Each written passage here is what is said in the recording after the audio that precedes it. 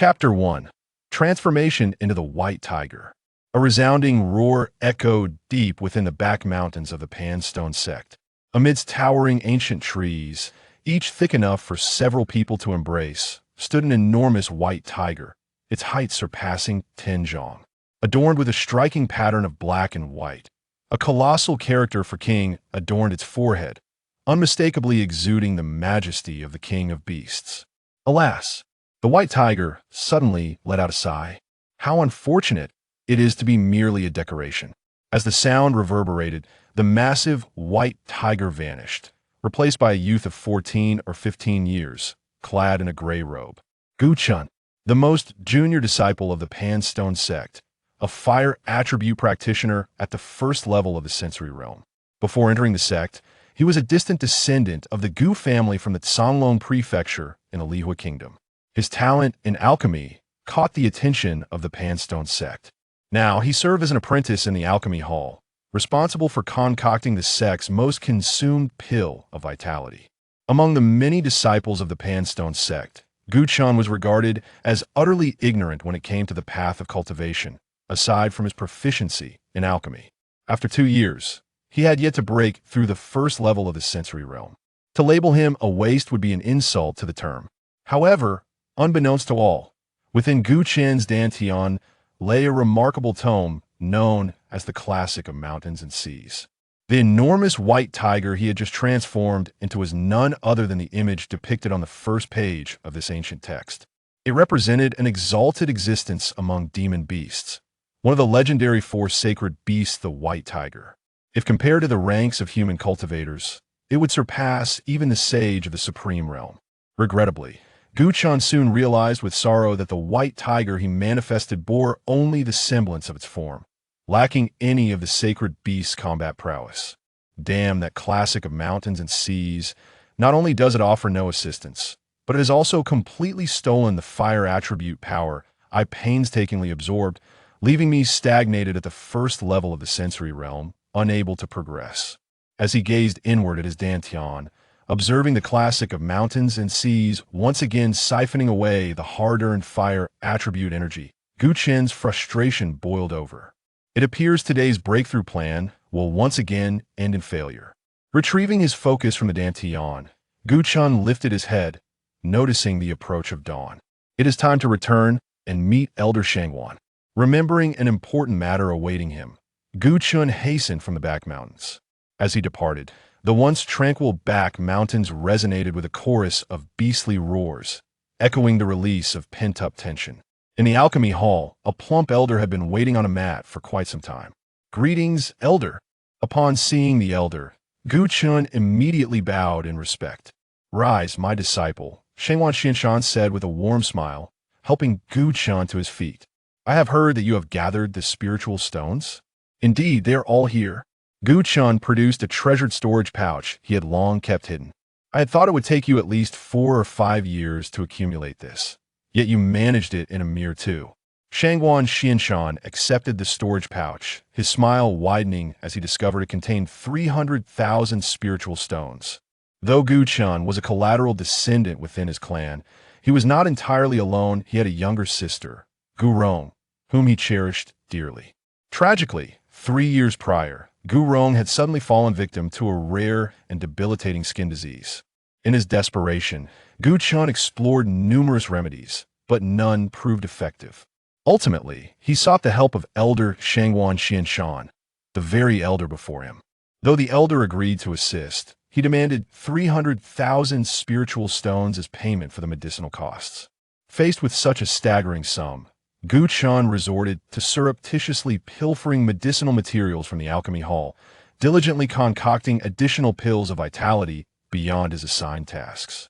He then sold these pills near the 90-yeared heavenly ladder, the trial ground for outer disciples aspiring to enter the inner sect. In my pursuit of these 300,000 spiritual stones, I have inadvertently offended more than half of the outer disciples in the sect. Recalling the predatory gazes of those disciples during his price hikes, a shiver ran down Gu Chen's spine. However, if it means curing my sister's ailment, I would not mind offending even more outer disciples. With a determined lift of his chin, Gu Chen declared, Elder, about the matter you previously promised me. Ah, almost forgot. Shangguan Xuanlong chuckled, shifting his gaze from the pouch filled with spiritual stones. Filled with anticipation, Gu Chan awaited the elder's words, only to witness a sudden shift in Shangguan Xuanlong's expression as a palpable malice flickered in his eyes. With a swift motion, a hand shot out, slicing through the air to grasp Gu Chen's throat with uncanny precision. In that brief moment, Gu Chen, a mere practitioner at the first level of the sensory realm, was utterly unprepared. My dear disciple, such an intelligent young man, surely you can perceive that this elder has merely been using you? With a slight exertion, Shangguan Xuanlong lifted Gu Chen off the ground. As a suffocating sensation enveloped him, Gu Chen struggled futilely, his legs thrashing in vain. You deceitful old man. Gu Chen gasped, his face flushed with anger as he glared at Shangguan Xuanlong. Indeed, Shangguan Xuanlong sneered in agreement. You, a mere disciple at the first level of the sensory realm, have been fortunate to be of use to this elder. However, what I did not anticipate was your ability to actually gather 300,000 spiritual stones. It genuinely surprises me. Shangguan Xuanlong erupted into laughter. With these spiritual stones, I shall forge the divine fire pill and elevate my cultivation further. You old scoundrel, I will kill you. Gu Chan seethed, fury igniting within him as he flailed his arms, attempting to strike Shangguan Xuanlong. Yet, his efforts were swiftly thwarted. Presumptuous fool, Shangguan Xuanlong scoffed coldly. To me, you have become utterly devoid of value. Prepare to meet your demise. With a forceful swing of his arm, Shangguan Xuanlong discarded Gu Chen like refuse, sending him crashing against the wall. The impact resonated with a jarring thud. Poof! As Gu Chen lay sprawled on the ground, he struggled to rise, but immediately coughed up a mouthful of blackened blood, collapsing heavily back down. How foolish I am to have believed the words of that old scoundrel, wasting precious time and losing 300,000 spiritual stones. Gu Chen lamented, his heart aching even more for his sister, Gu Rong. Rinjir, I am powerless. I cannot cure your illness. Even in death, you still have so much to say. Shangguan Xuanlong cast a disdainful glance at Gu Chen on the ground, speaking haughtily. Old scoundrel, even in death, I will drag you down with me. Dare to strike at a master of the earth realm? Prepara tu di. Shangguan Xuanlong spat coldly, raising his hand to cleave at the approaching Gu Chen. Transform. Suspended midair, Gu Chen bellowed.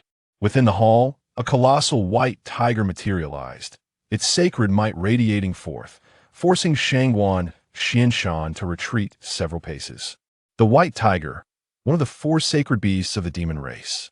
Shangguan Xuanlong's face paled as he beheld the sudden appearance of the white tiger, an instinctual fear gripping him, causing his hands to tremble uncontrollably. Chapter 2. The Chaos Pearl. Let us perish together. The white tiger roared, yet the voice was Gu Chen's. I fear you lack the ability.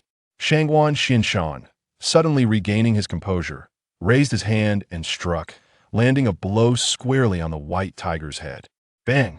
The white tiger wailed in agony as it disintegrated. In the next moment, Gu Chen found himself lying on the ground once more, blood spewing forth. You knew all along. Gu Chen realized the truth. Shangguan Xuanlong was fully aware of everything regarding him, including his transformation into the white tiger. Naturally, Shangguan Xuanlong crossed his arms, a smug expression on his face. Regrettably, your white tiger is but a mere fod, lacking any combat prowess otherwise. I would not have dared to employ you in gathering spiritual stones. A glimmer of malice flickered across Shangguan Xuanlong's visage as he glanced to the side. Yuner, do come in. With a beckoning gesture, a strikingly beautiful young woman emerged from the shadows of the alchemy hall. Huang Yun. Gu Chen recognized the girl. Like him, she was also an apprentice in the alchemy hall. Although she had entered the sect 6 months after him, her talent for alchemy was remarkable. With her innate cultivation aptitude, she had already attained the 9th level of the sensory realm as an inner disciple. Sister, you knew he was deceiving me all along. Gu Chen glared at Huang Yun, his voice rising in anger. Huang Yun nodded silently. Do not blame me. Senior brother, had I spoken the truth, You might have been unwilling to teach me alchemy." Upon hearing this, Gu Chen erupted into maniacal laughter. "How pitiful that I regarded you as an ally, only to discover you colluded with that old bastard Shangguan Xuanlong to deceive me. Watch your language, you insolent brat." Shangguan Xuanlong glared at Gu Chen, his tone icy. At this juncture, Gu Chen was unfazed. Struggling to rise, he pointed an accusatory finger at Huang Yun. "It seems your words of comfort about my temporary setback were merely a ruse to coax me into teaching you alchemy."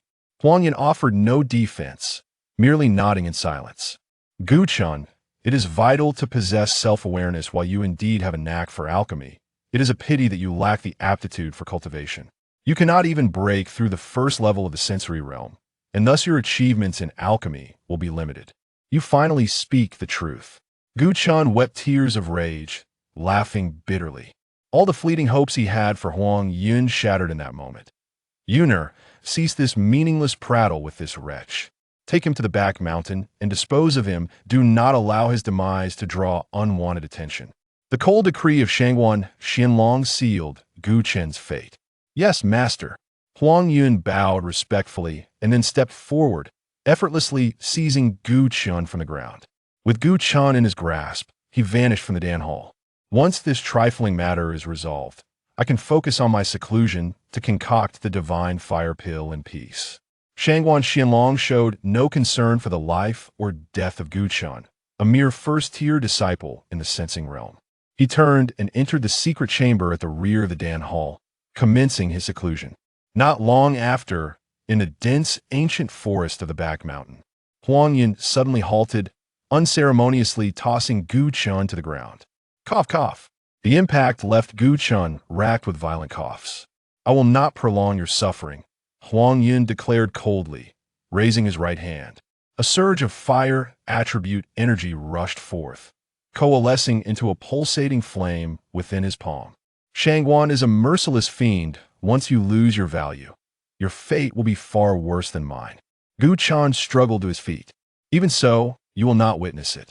Huang Yun resolutely swung his hand, aiming for Gu Chen's head. Despair enveloped Gu Chen as he shut his eyes. "Is this truly how I meet my end? No, I have yet to cure my sister's illness. I cannot perish like this." Suddenly, an explosive sound echoed from the depths of the back mountain, catching Huang Yun off guard. "Beast." As the words left his lips, a tremendous force struck him. Unprepared, Huang Yun was hurled several dozen feet away, crashing heavily to the ground. Yet being on the cusp of breaking through to the human realm, he quickly regained his footing. This is no ordinary beast. Could it be the legendary lord of the demon clan spoken of in the sect? Huang Yun's expression turned to one of terror. "This place is no longer safe. I must make my exit." Doubt began to creep into Huang Yun's mind. However, upon noticing Gu Chen still lying on the ground, he hesitated. He cannot be allowed to live. Huang Yun stepped forward, intent on killing Gu Chen before fleeing. But just as he moved, the thunderous noise erupted once more. "I cannot risk it should I eliminate him. I may not have time to escape." Huang Yun valued his life greatly. Besides, this boy is as good as finished. If that lord is indeed here, he is doomed regardless. There is no need for me to take such risks. Huang Yun reconsidered. Abandoning his intent to kill Gu Chen, he turned and fled.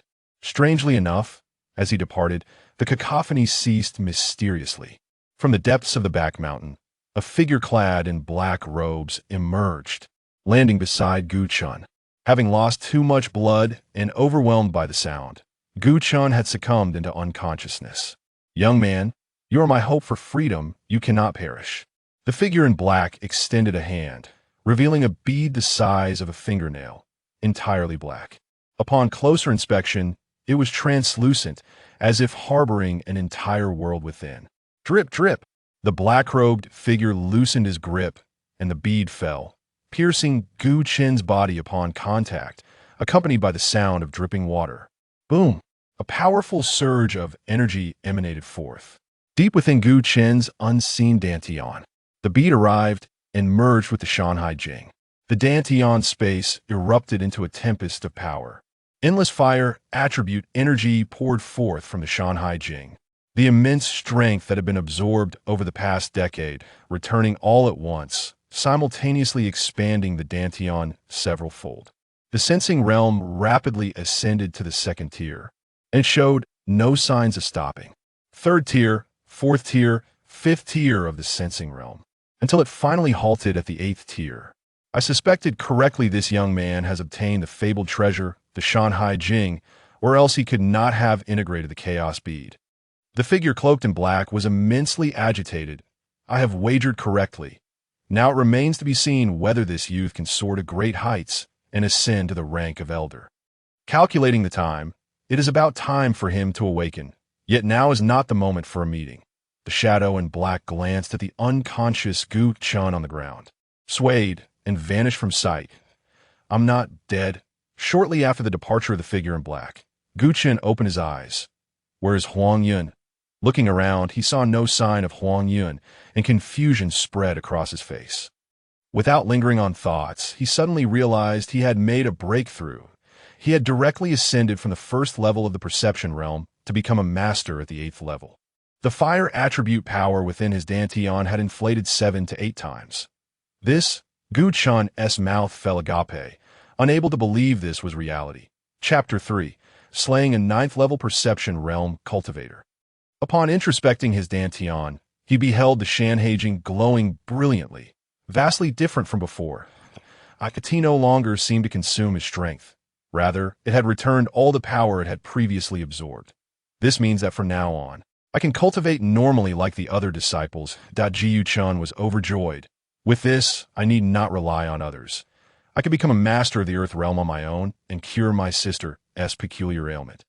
Above the perception realm lies the 3 great realms of humanity: human body, human breath, and human soul.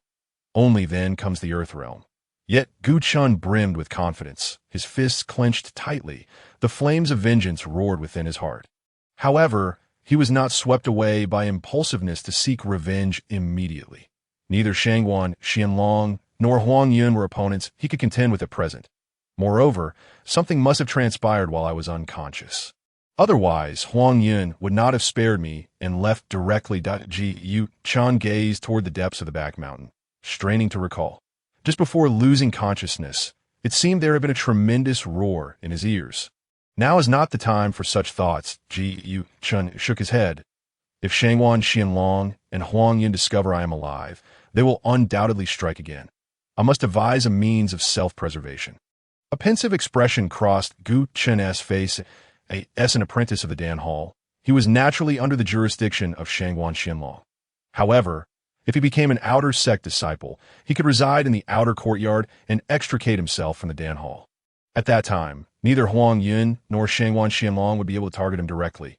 Yes, to become an outer sect disciple. Jiu Chen's expression firmed, unleashing his 8th level perception realm cultivation. Astonishing fire attribute power surged forth. Enveloping his body, he soared away from the back mountain. Once Gu Chen departed, the vanished lord of the demon race emerged. Such a clever lad. To deduce my presence so swiftly, he fixed his gaze in the direction Gu Chen had left. There is no rush. We shall meet again. The demon lord flickered and swiftly disappeared into the dense thicket. Having greatly increased in power, Gu Chen took less than a quarter of an hour to burst forth from the back mountain. In the distance before him stood the majestic Pan Stone Sect. You boy, you actually survived? Just as Gu Chen was about to move, a startled exclamation came from the side that a young man clad in the outer sect disciple robe of Pan Stone Sect stepped forth. His eyes wide in shock at the sight of the bloodied Gu Chen. Yang Zhong? Gu Chen recognized the approaching outer sect disciple at a glance. He was one of Huang Yun's suitors within the sect. They had crossed paths a few times in the Dan Hall, and he obediently followed Huang Yun's orders. Did Huang Yun send you to wait here? Gu Chen swiftly grasped the situation. You brat. Although you were a waste in cultivation, you were surprisingly clever, Yang Zhong sneered coldly. Surrounding him were dozens of pale blue wind blades, crackling as they sliced through the air. Huang Yun commanded that if you survived, I should assist you on your journey. Wind attribute. Gu Chen's expression shifted slightly as he observed Yang Zhong channeling his power in the fallen god continent. The 4 great elements are earth, fire, water, and wind. As long as a mortal senses any one of these elements, they can break through to the first level of the perception realm and become a cultivator. Each of the 4 elements possesses its own mysteries. He was a fire element cultivator, hence capable of becoming an alchemist. Though wind element cultivators cannot refine pills, they possess speed surpassing other cultivators. To perish beneath my wind blades would be a stroke of fortune for you. Yang Zhong did not regard Gu Chen as a threat. After a cold chuckle, he struck out a palm toward Gu Chen. Whoosh, whoosh, the wind blades swirling around him, accompanied by a piercing sound, surged toward Gu Chen. Am I still that waste at the first level of the perception realm? Gu Chen gazed at the approaching wind blades, and instead of evading, he charged forward. Yang Zhong's smile faltered for a moment. Brat, it seems you're not only a waste, but also a madman. Yang Zhong continued to sneer, anticipating the sight of Gu Chen being torn to shreds. Buzz! At that moment, a wave of heat surged forth. What? Yang Zhong screamed in horror as he witnessed his wind blades turn to ashes by a rain of fire descending from above. Following this, the supposedly doomed Gu Chen emerged from the flames. You! Yang Zhong pointed at Gu Chen, realizing something was amiss. The fire attribute power radiating from you is at least that of the 8th level of the perception realm. How could you? Yang Zhong stared at Gu Chen, his outstretched hand trembling. Are you wondering how a mere 1st level perception realm brat could suddenly possess the cultivation of the 8th level? Gu Chen approached Yang Zhong. Unfortunately, you will have no chance to find out. You wish to kill me? Yang Zhong detected the overwhelming intent to kill in Gu Chen's words. Ha! Yang Zhong laughed heartily. Even if you have stumbled upon good fortune and broken through to the 8th level of the perception realm, you cannot possibly be my opponent. Yang Zhong unleashed a presence nearing that of the human realm, intending to suppress Gu Chen. Go. Gu Chen did not even glance back, raising a hand and striking outward. The fiery palm strike surged forth like a raging torrent, effortlessly shattering Yang Zhong's aura and sending him sprawling, blood spewing forth. How could this be? Yang Zhong lay on the ground, murmuring in disbelief. Why are you stronger than me, a near-human realm expert? This is illogical. Those words are better left for the afterlife. Gu Chen raised his right hand, ready to end Yang Zhong's life. No, I'm a sect disciple. You cannot kill me, or you will die as well. Yang Zhong, now frightened, hastily invoked the sect's rules. However, Gu Chen paid no heed, resolutely swinging his right hand. Boom! The fire attribute power erupted. And before Yang Zhong could even let out a scream, he was reduced to ashes. Flee! After slaying Yang Zhong, Gu Chen surveyed his surroundings, ensuring no one was present before dashing toward the sect below. Headed for the palace where he could elevate his status from a registered disciple to an outer sect disciple. Meanwhile, within the Dan Hall, the voice of Shangguan Xuanlong resonated for the depths of his secluded area. Disciple, you have performed admirably. Once I complete the refining of the divine fire pill, I shall impart to you the essential techniques of alchemy and assist you in breaking through to the human realm. Then I shall not disturb you, Master. Huang Yun, understanding the situation, did not wait for Shangguan Xuanlong to speak and exited the Dan Hall. Upon reaching the outside, she gazed toward the back mountain, her heart suddenly racing. Why has Yang Zhong's aura suddenly vanished? Could something have gone awry? A shadow of worry crossed Huang Yun's face. This should not be. Yang Zhong possesses the strength of a 9th-level perception realm cultivator, and that brat should not have been able to escape from the back mountain alive. The thought of Gu Chen possibly surviving filled Huang Yun with dread. If Master were to discover that I had misled him and that brat survived, he would certainly not spare me afterward. Chapter 4. Becoming an Outer Sect Disciple. Upon returning to the sect, Gu Chen made a beeline for the palace where registered disciples could advance to Outer Sect disciples. The Pan Stone Sect had strict requirements for entry. One must at least be at the 4th level of the perception realm, and with that level, one would immediately qualify as an Outer Sect disciple. There were hardly any registered disciples below the 4th level of the perception realm throughout the entire sect. They could be counted on one hand. Thus, it had been a long time since anyone had come by. The 2 Outer Sect disciples on duty, Yang Du and Wang Shuheng, were seated on the ground. Before them lay exquisite roasted meat, fresh vegetables and fruits, and several empty wine jars. Brother Wang, feel free to drink. No one will come by. Yang Du's face was flushed as he guzzled from the wine jar. I do not understand what the elders are thinking. There are so few registered disciples in the sect. Why establish a separate place for their advancement? It seems entirely unnecessary. Brother, you are mistaken if it were to be abolished. How could we enjoy such leisurely days? Wang Shuheng took a hearty gulp, smacked his lips in satisfaction, and remarked, Indeed. Yang Du laughed heartily, nodding in agreement. Point two senior brothers. Before the laughter had subsided, a third voice echoed around them, startling both Yang Du and Wang Shuheng. They instinctively sprang to their feet, thinking an elder had arrived. With bleary eyes, they scanned their surroundings and spotted an individual clad in the attire of a registered disciple that I hope I haven't interrupted the refined amusement of the two senior brothers. Gu Chan said with a beaming smile. Upon seeing Gu Chen's attire, both men felt their intoxication diminish slightly. Where did you spring from, brat, without making a sound? Yang Du scolded, pointing an accusatory finger at Gu Chan. He must be here to advance to an outer disciple. Wang Shuheng muttered under his breath, That you're quite right. Senior brother, I have indeed come to advance, Gu Chen replied, grinning widely. Can't you see we are busy? Come back tomorrow. Yang Du waved his hand dismissively, returning to his seat and pouring himself another drink, muttering to himself as he did so that a mere registered disciple, dreaming of advancing to outer disciple. How laughable. This junior brother, come back when you reach the fourth level of the sensing realm, Wang Shuheng added, his demeanor slightly more cordial than Yang Du's, though still lacking belief in Gu Chen's potential for advancement. He gestured for Gu Chan to leave that I asked at the crystal stone for advancing to outer disciples. Gu Chen asked, disregarding their dismissal, his gaze drifting to a purple crystal situated at the back. The crystal towered over him, pulsating with a soft lavender glow. Indeed, Yang Du replied lazily, casting a fleeting glance at Gu Chan. This is the crystal used to test disciples of the sensing realm. If it shines with 4 beams of light, it means you possess the 4th level of the sensing realm. But you certainly cannot achieve that, so spare yourself the humiliation. With that, Yang Du resumed his drinking. Junior brother, don't waste any more of our time. Just leave. Wang Shuheng urged that Jiyu Chun remained silent. Moving confidently towards the purple crystal, he raised his right hand and placed it upon the surface of the stone. Buzz! Instantly, the entire palace trembled.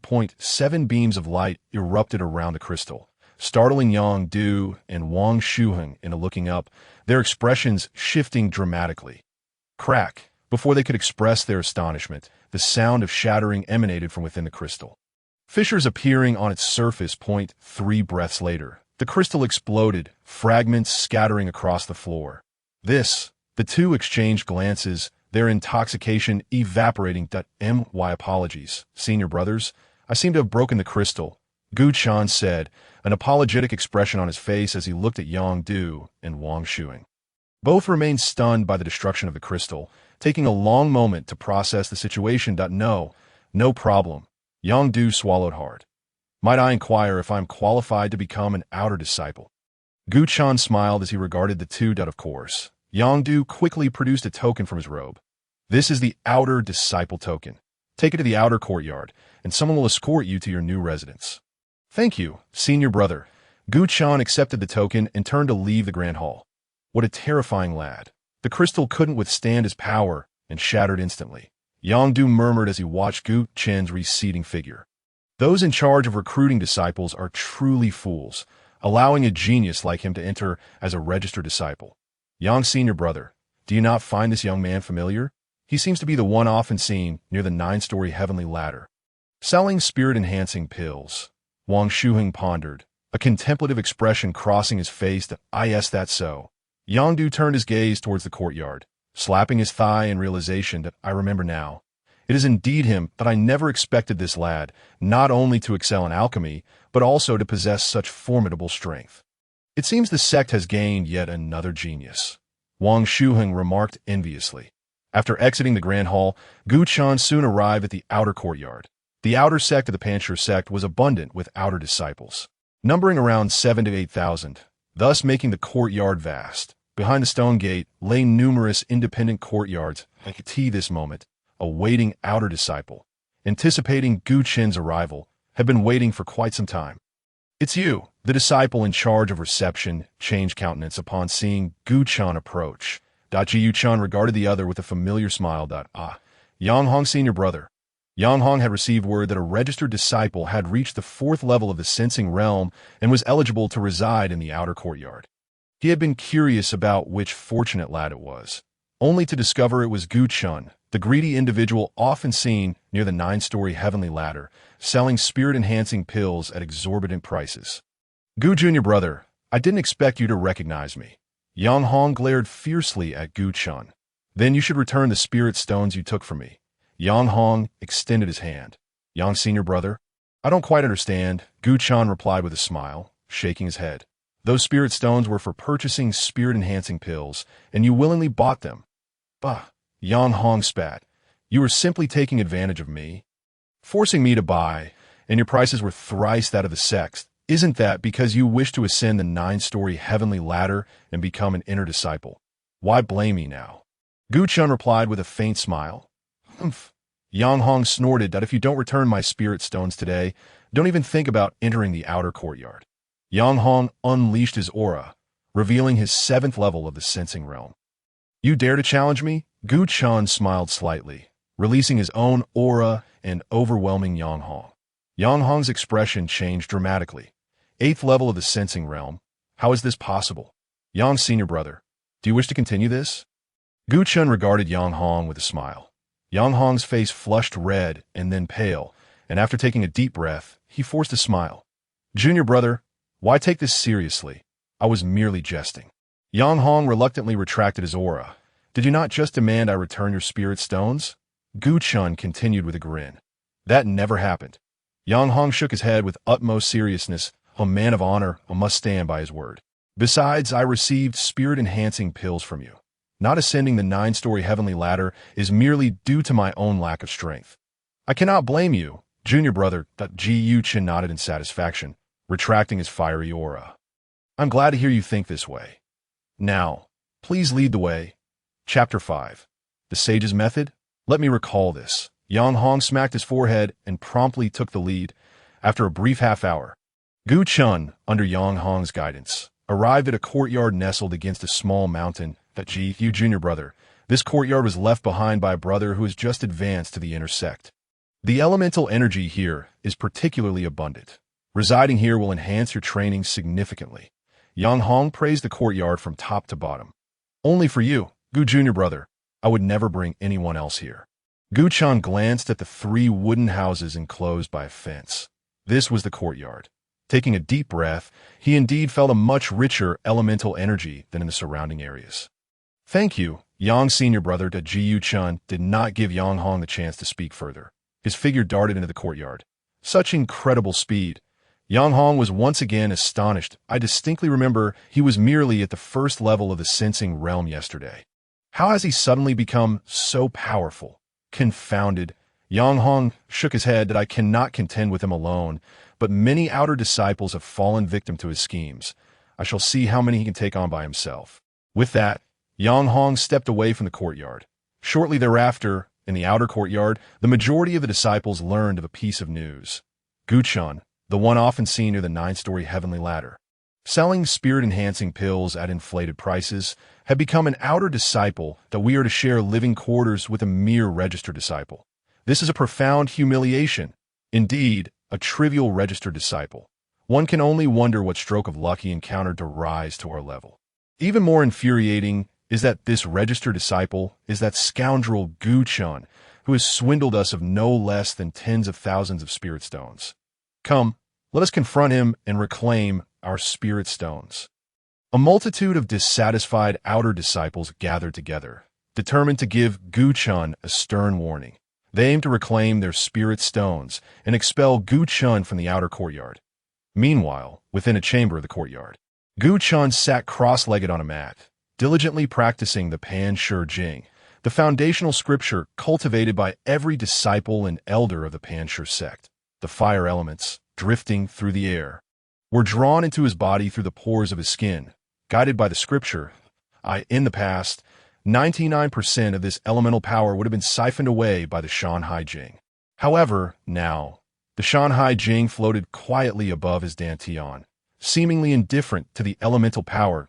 It was indeed true. Chen opened his eyes, a look of joy illuminating his face after returning from the back mountain. He had momentarily thought he was dreaming. Now, for the first time, he consciously absorbed the fire elemental power, which was entirely transformed into fire attribute energy. He was certain that the Shan Hai Jing no longer seized the power entering his body. Yet he pondered why the operation of the Pan Stone Jing felt different from before. With his greatest concern now alleviated, he recalled the peculiar sensation he had experienced while operating the Pan Stone Jing. Focusing his mind, he delved into his sea of consciousness. He beheld over 1,000 verses of the Pan Stone Jing, radiating golden light and continuously shifting, being replaced by an even more profound scripture. The Pan Stone Jing was the sect's most formidable technique, classified as Earth level. With methodical practice, one could break through to the Earth realm, yet now it was being overshadowed, watching the verses of the Pan Stone Jing vanish. He was caught off guard when an intense headache struck him. His sea of consciousness suddenly swelled with tens of thousands of verses. Each was far more intricate than the entire Pan Stone Jing. Moreover, the number of verses continued to increase. Ji Chun collapsed to the ground, cold sweat the size of mung beans beating on his forehead and face, his body curling up as he trembled violently. These verses were derived from the Shan Hai Jing. Enduring the pain, Gu Chan observed the Shan Hai Jing above his dantian trembling that a multitude of light points erupted forth, and upon entering his sea of consciousness, they transformed into verses. It was not until hundreds of thousands of verses obscured his sea of consciousness that the obliteration of the Pan Stone Jing ceased. He recalled hearing an elder of the sect remark that a technique's worth was determined by the number of verses it contained. The Pan Stone Jing boasted over 1,000 verses, making it an earth-level technique, while a scripture exceeding 10,000 verses would qualify as a heaven-level technique. Ji Chen rose from the ground, gazing at the hundreds of thousands of verses within his sea of consciousness. What level of technique could exceed 100,000 verses? Could it possibly be a sage-level scripture beyond the heaven level? Gu Chan was utterly astonished.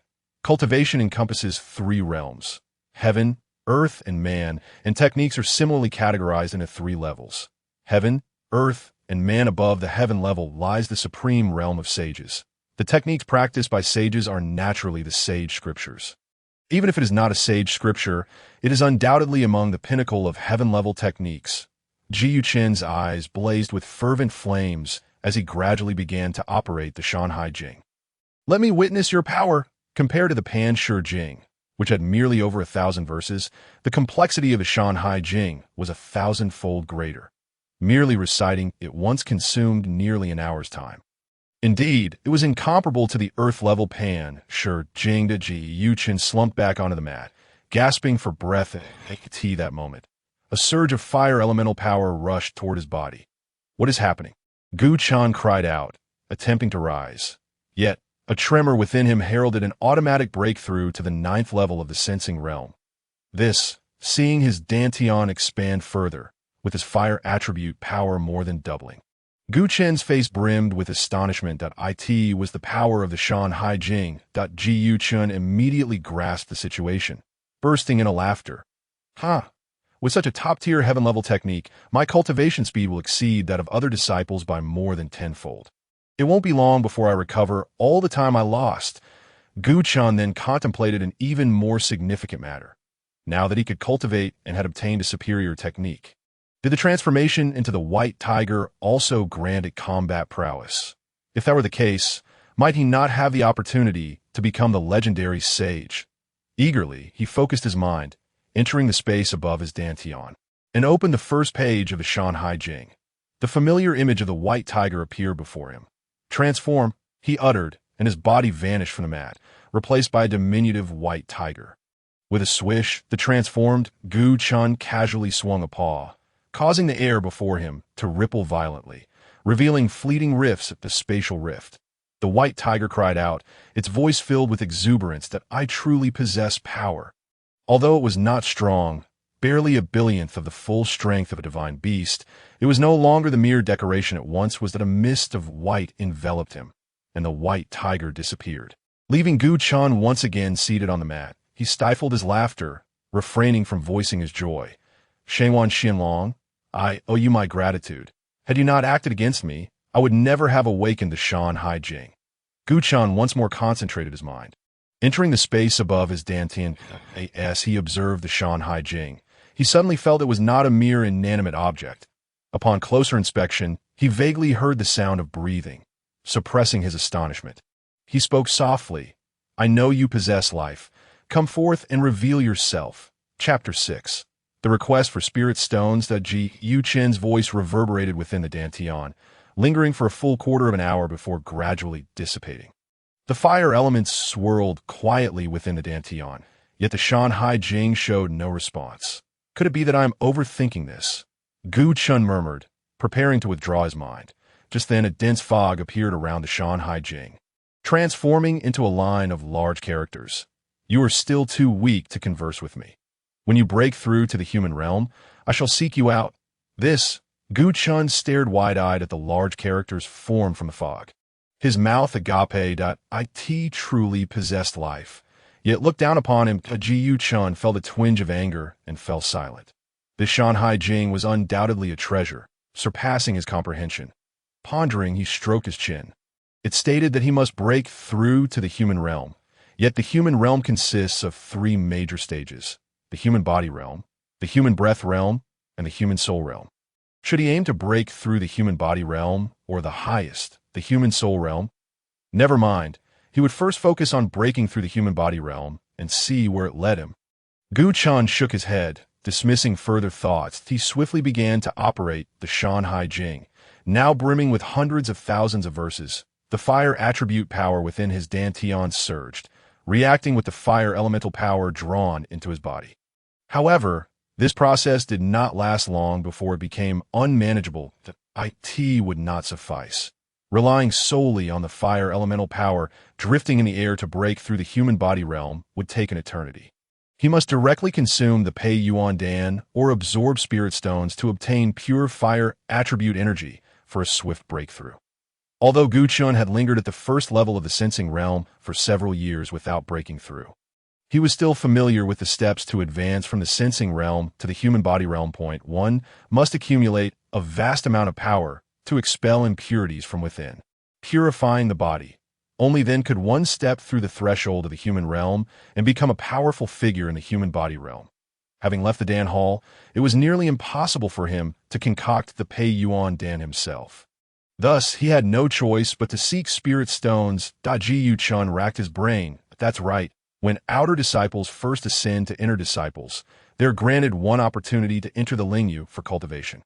The Lingyu is an exceptional cultivation ground formed by spirit stones and abundant elemental power. Cultivating there for a day is equivalent to 10 days outside. If I can enter the Lingyu for cultivation, I will surely break through to the human body realm. Elated, Gu Chen rose from the mat, ready to head towards the trial ground, the 9-tiered heavenly ladder, which outer disciples must conquer to challenge the inner disciples. However, at that moment, an anomaly occurred within the fire attribute power in his dantian. The crimson fire attribute power revealed a hint of gray deep within, threatening to spread throughout. Could this be a consequence of cultivating the Shan Hai Jing? Gu Chen felt a flicker of unease that on the continent of Fallen God, there are only 4 elemental types, each corresponding to a different color. The earth element is yellow, the fire element is red, the water element is black, and the wind element is green. There is no gray element among them. Could it be that my body cannot adapt to the powerful verses of the Shan Hai Jing, leading to this rotting tendency? Gu Chen found himself pondering the strange affliction that plagued his younger sister, Gu Rong. Sharing the same bloodline, it was likely that he too had succumbed to a similar bizarre illness. Just as these thoughts circled in his mind, a fervent knocking resounded from outside, accompanied by furious shouts. "Yu Chen, we know you're inside. Come out immediately, or we shall break down the door." "Come out." Gu Chen furrowed his brow, suppressing the unease within him as he reluctantly opened the door and stepped outside. In the courtyard stood no fewer than 50 outer disciples, each one radiating fury. Upon seeing Gu Chen emerge, their expressions twisted into menacing grimaces. "Esteemed brothers, have you come to congratulate me on my recent elevation to outer disciple?" Gu Chun greeted the throng of disciples with a smile and a bow. Among them was Brother Yang Hong, who had previously ushered him into the outer courtyard, thus illuminating the current predicament.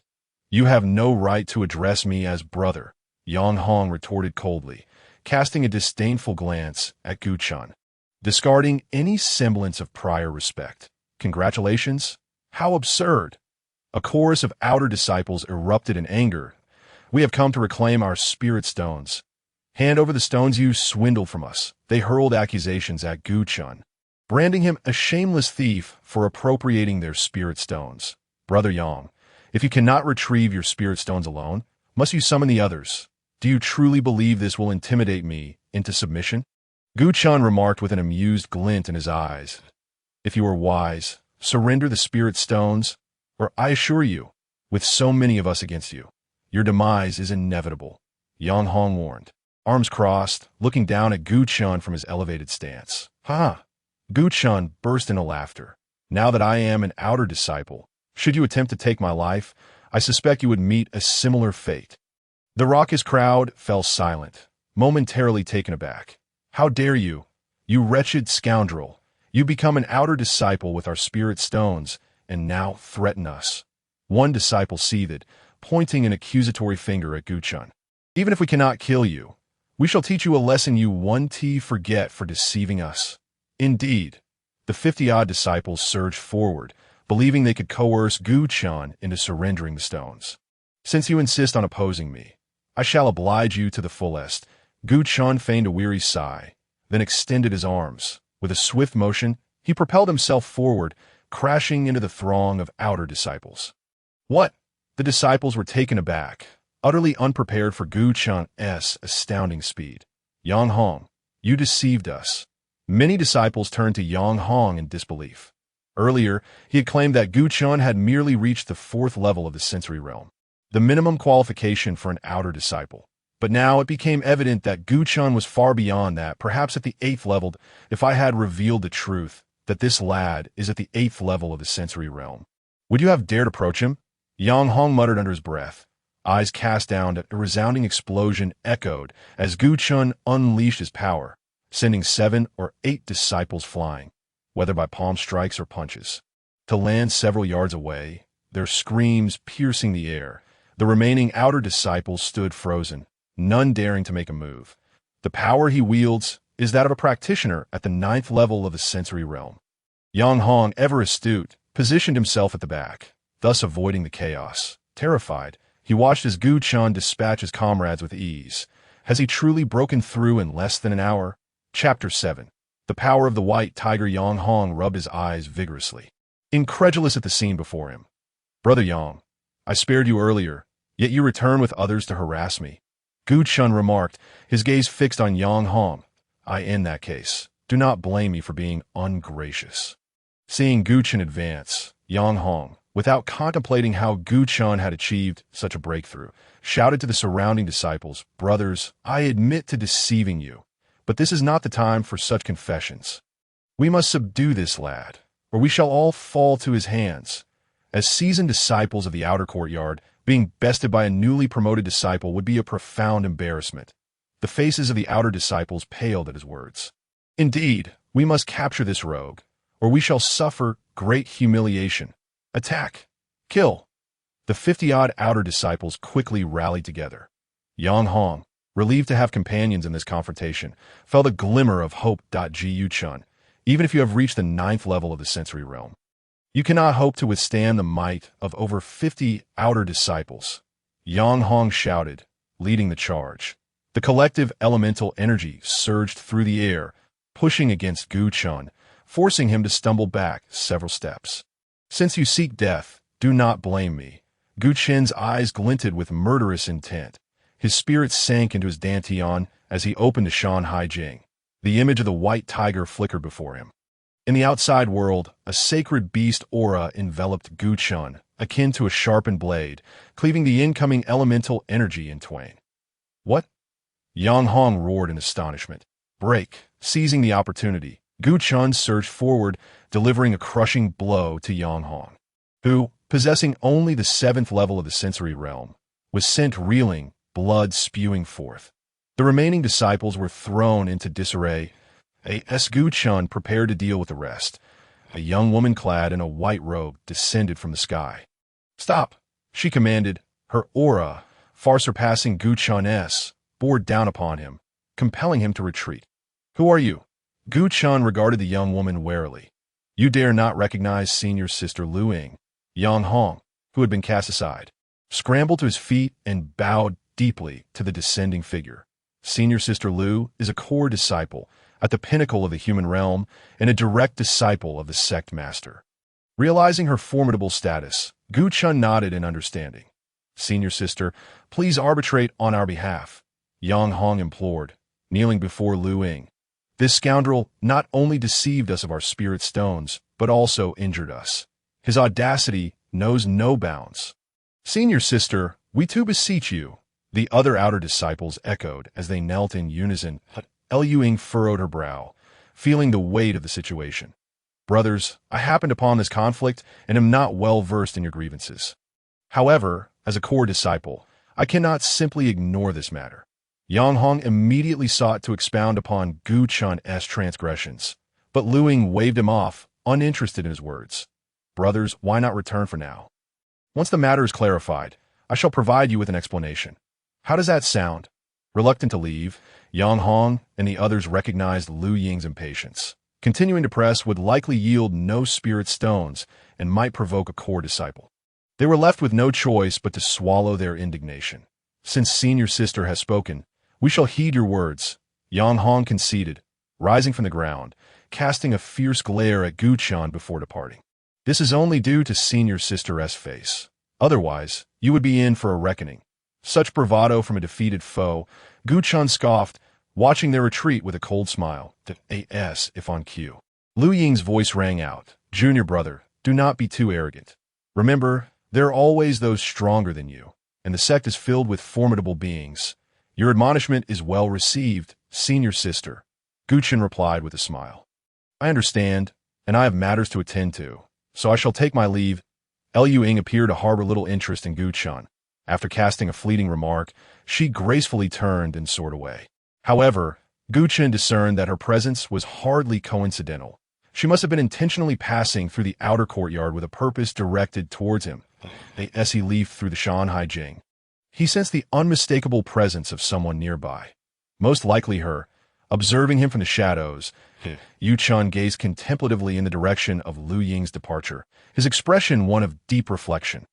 How could a mere outer disciple like himself attract the attention of a core disciple? Could it be that she noticed the aura of the white tiger that he had just invoked? An unsettling tension gripped Gu Chun.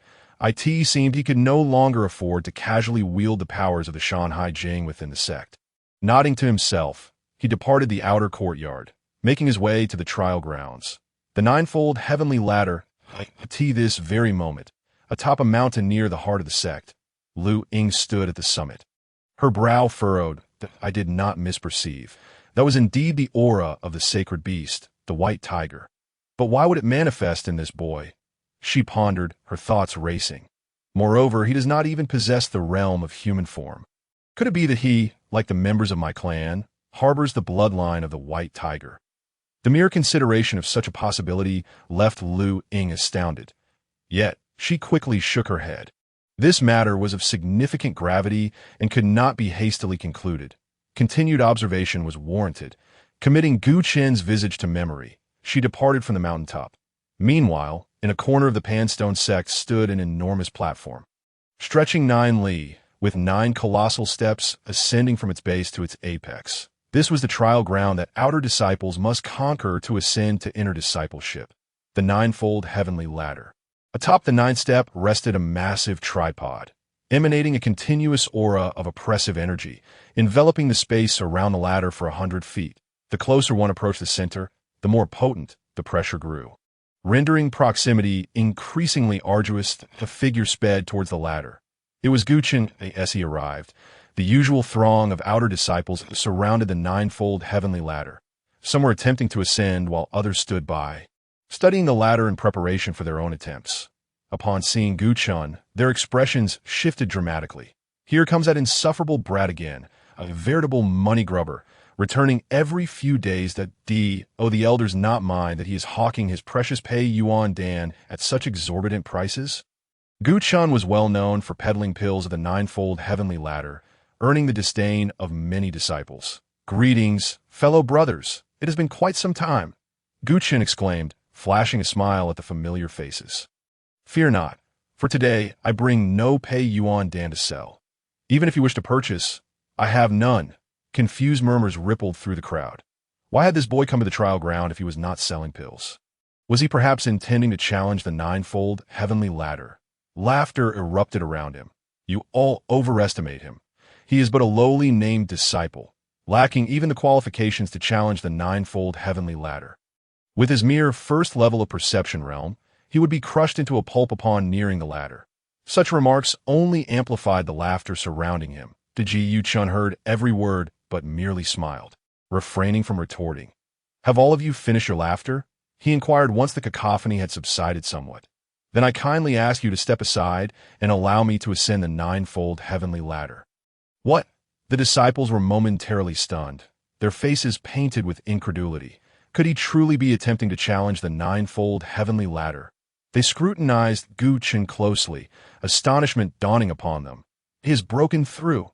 The disciples exchanged glances, some rubbing their eyes in disbelief.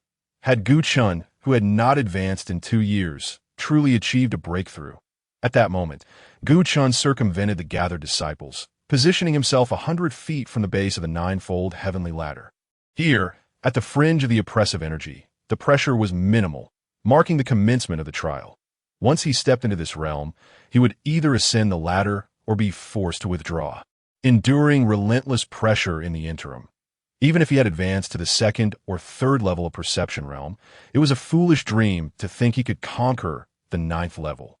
A feat even seasoned practitioners struggled to achieve. One disciple spat contemptuously upon the ground in disdain for Gu Chen. Others joined in laughter, eagerly anticipating his imminent expulsion from the pressure zone. Yet their anticipation soon turned to disappointment. As Gu Chen stepped into the region of oppressive energy, not only did he remain unscathed, but he strode purposefully towards the ninefold heavenly ladder with remarkable speed. The gathered disciples were left speechless. This was no mere power of the second or third level of perception realm.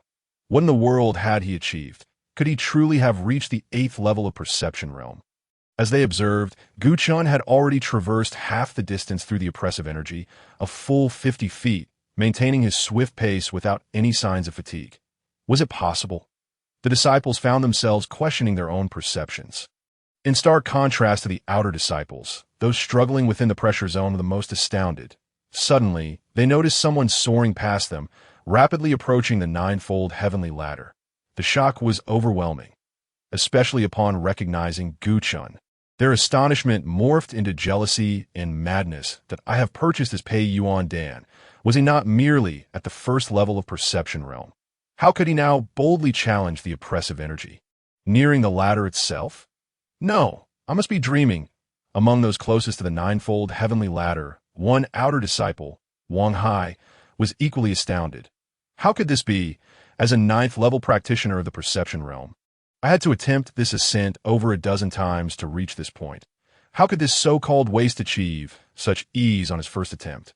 Wang Hai, a standout among the outer disciples and the one most likely to ascend the ladder, was now confronted with the prospect of being surpassed by none other than the infamous waste. At that moment, a voice from behind reached Wang Hai's ears. "This is far simpler than I imagined." Wang Hai's face flushed with embarrassment. Before he could turn around, he saw Gu Chen gliding past him. "You dare to insult me," Wang Hai accused, assuming Gu Chen had spoken deliberately to provoke him. Yet Gu Chen's focus remained fixated on the ladder ahead, entirely ignoring Wang Hai's words at, Wang Shixiao, I have matters to attend to, so I shall take my leave for now," Gu Chen called out, before swiftly taking flight. In mere steps, he covered the remaining 8 to 9 feet. Suddenly, the oppressive energy within 100 feet began to ripple, resonating with a sound akin to a roaring tide, as though celebrating Gu Chen's ascent to the ninefold heavenly ladder. He truly made it. Both the disciples attempting the ascent and those observing from afar were in disbelief. in O1 had expected Gu Chun to succeed. Yet here, he stood atop the ninefold heavenly ladder, bewildering all. The ladder itself bore no oppressive energy, allowing Gu Chun to quickly ascend to the ninth step. Standing before the massive tripod, I felt as though my body had undergone a transformation through the Shan Hai Jing, absorbing the oppressive energy directly into my dantian. Gu Chun reflected on his experience of traversing the 100 feet of pressure. He had encountered little resistance along the way. However, he noted that half of his fire attribute energy had already ashen. Gazing inwardly at his dantian, he observed the red fire attribute energy now displaying a blend of red and gray hues. Could this be yet another manifestation of the Shan Hai Jing's transformative powers? As the ancient thoughts swirled within him, Gu Chun suddenly felt a sharp pain in his lower abdomen. The fire attribute energy in his dantian surged violently, relentlessly crashing against the walls of his dantian, as if attempting to tear it apart from within. Indeed, the changes were brought on by the Shan Hai Jing. Without a moment to ponder, Gu Chun swiftly activated his body and descended the 9-tiered heavenly ladder, eager to return to his residence in the outer courtyard and suppress the tumultuous fire attribute energy. "Hey you, stop right there!" Wang Hai, irritated by Gu Chun's disregard for him, bellowed upon seeing him descend. Yet this time, Gu Chun was oblivious to the shout. How infuriating! "Gu Chun, how dare you ignore me time and again?" Wang Hai exclaimed angrily, glaring at Gu Chun's rapidly disappearing figure. The other outer disciples were still in shock over Gu Chun's ascent to the 9-tiered heavenly ladder, qualifying him for inner sect membership. Suddenly witnessing his swift departure left them all bewildered, unsure of what had transpired. "I bet that kid must have used some secret technique that burns his essence and consumes his life force to ascend the 9-tiered heavenly ladder. And now he simply can't hold on," they speculated. They found it hard to believe that Gu Chun, a mere waste, had suddenly broken through to the 8th level of the perception realm and ascended the 9-tiered heavenly ladder. At that moment, Gu Chun returned to his room in the outer courtyard. Before he could even take a seat, he began to circulate the countless scriptures of the Shan Hai Jing. Waves of terrifying fire surged around him. Chapter 9. Huang Yun approaches. What on earth is happening? Gu Chun gasped in shock. Lowering his head, he discovered that the meditation cushion he had sat upon had turned to ashes, and the tiled floor beneath him was beginning to melt. Could it be that my cultivation has advanced too rapidly, leading to a potential explosion of my body? Panic gripped Gu Chun as he quickly turned his attention inward to examine his dantian. He found that 2/3 of the crimson fire attribute energy had already turned gray.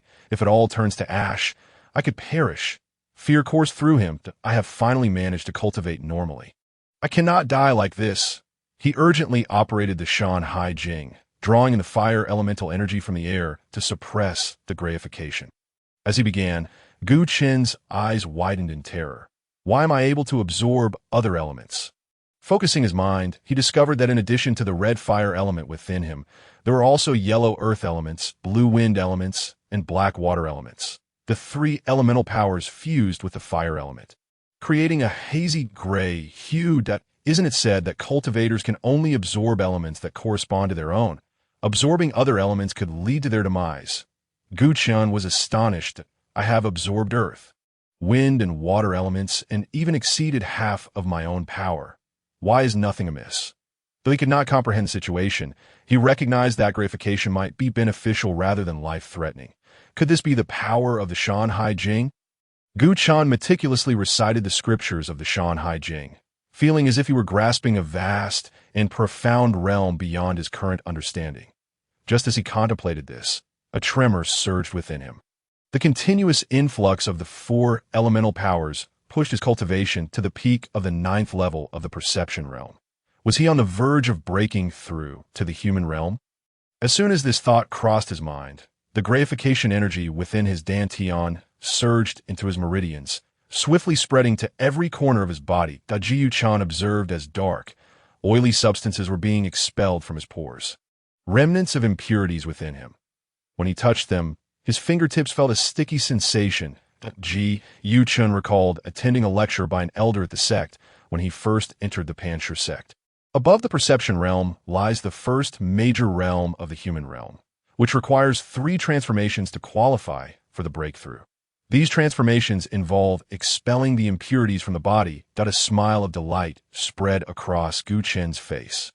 I never expected to complete the first transformation without any effort. He rose from the ground, shaking his body to release the power of grayification. Turning the impurities on his surface into ashes, he felt significantly lighter, even gaining a bit of strength. Satisfied, he looked inward and outward, though he remained puzzled about the nature of this grayification energy and why he could absorb elements beyond the fire attribute.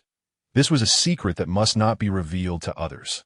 Otherwise, he would surely be captured and studied as a lab. Our AT.IT is an ironclad rule in the cultivation world of the fallen god continent that cultivators can only absorb one type of element.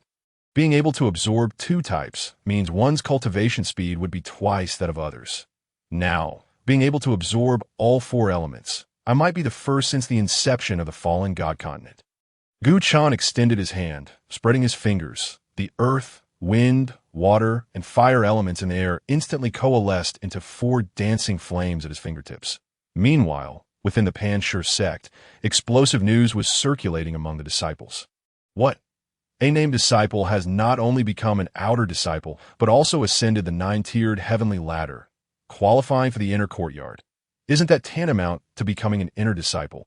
Both outer and inner disciples, upon hearing this news, were initially incredulous. However, they soon realized it was true, igniting a deep curiosity to discover the identity of this named disciple. Could it be Gu Chun, in a corner of the outer courtyard?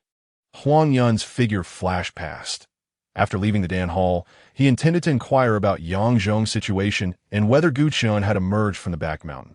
After searching in vain, he could not find Yang Zhong, which left him increasingly unsettled.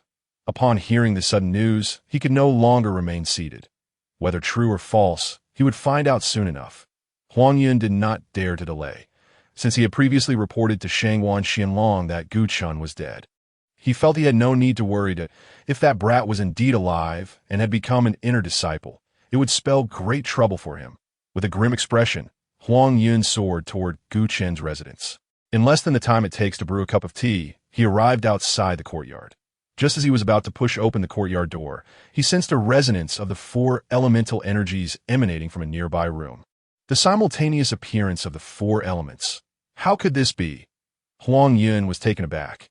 Not even his master could achieve this. How could it manifest in the dwelling of an outer disciple?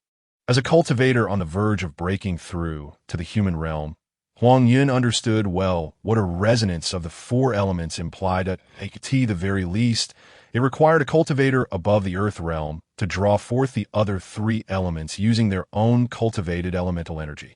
As Huang Yun's excitement hadn't yet subsided, he heard the door open ahead. "Sister Huang, I didn't expect to see you so soon. You, Brad, it really is you," Huang Yun exclaimed in shock upon seeing the familiar figure stepping out.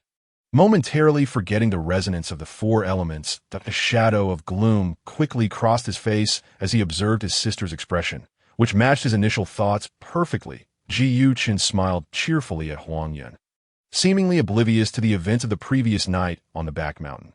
Yet Huang Yun could not forget, his face darkening as he glared at Gu Chun. "Your life really is resilient. How did you manage to survive that?" This led Huang Yun to suspect that Yang Zhong's disappearance was somehow related to Gu Chun.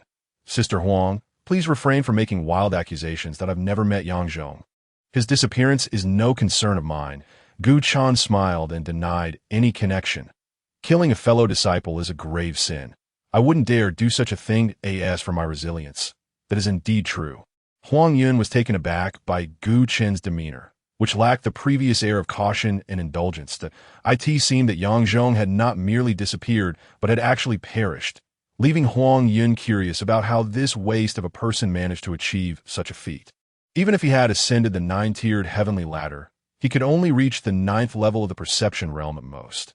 Yang Zhong held the same cultivation level. It shouldn't have led to his demise.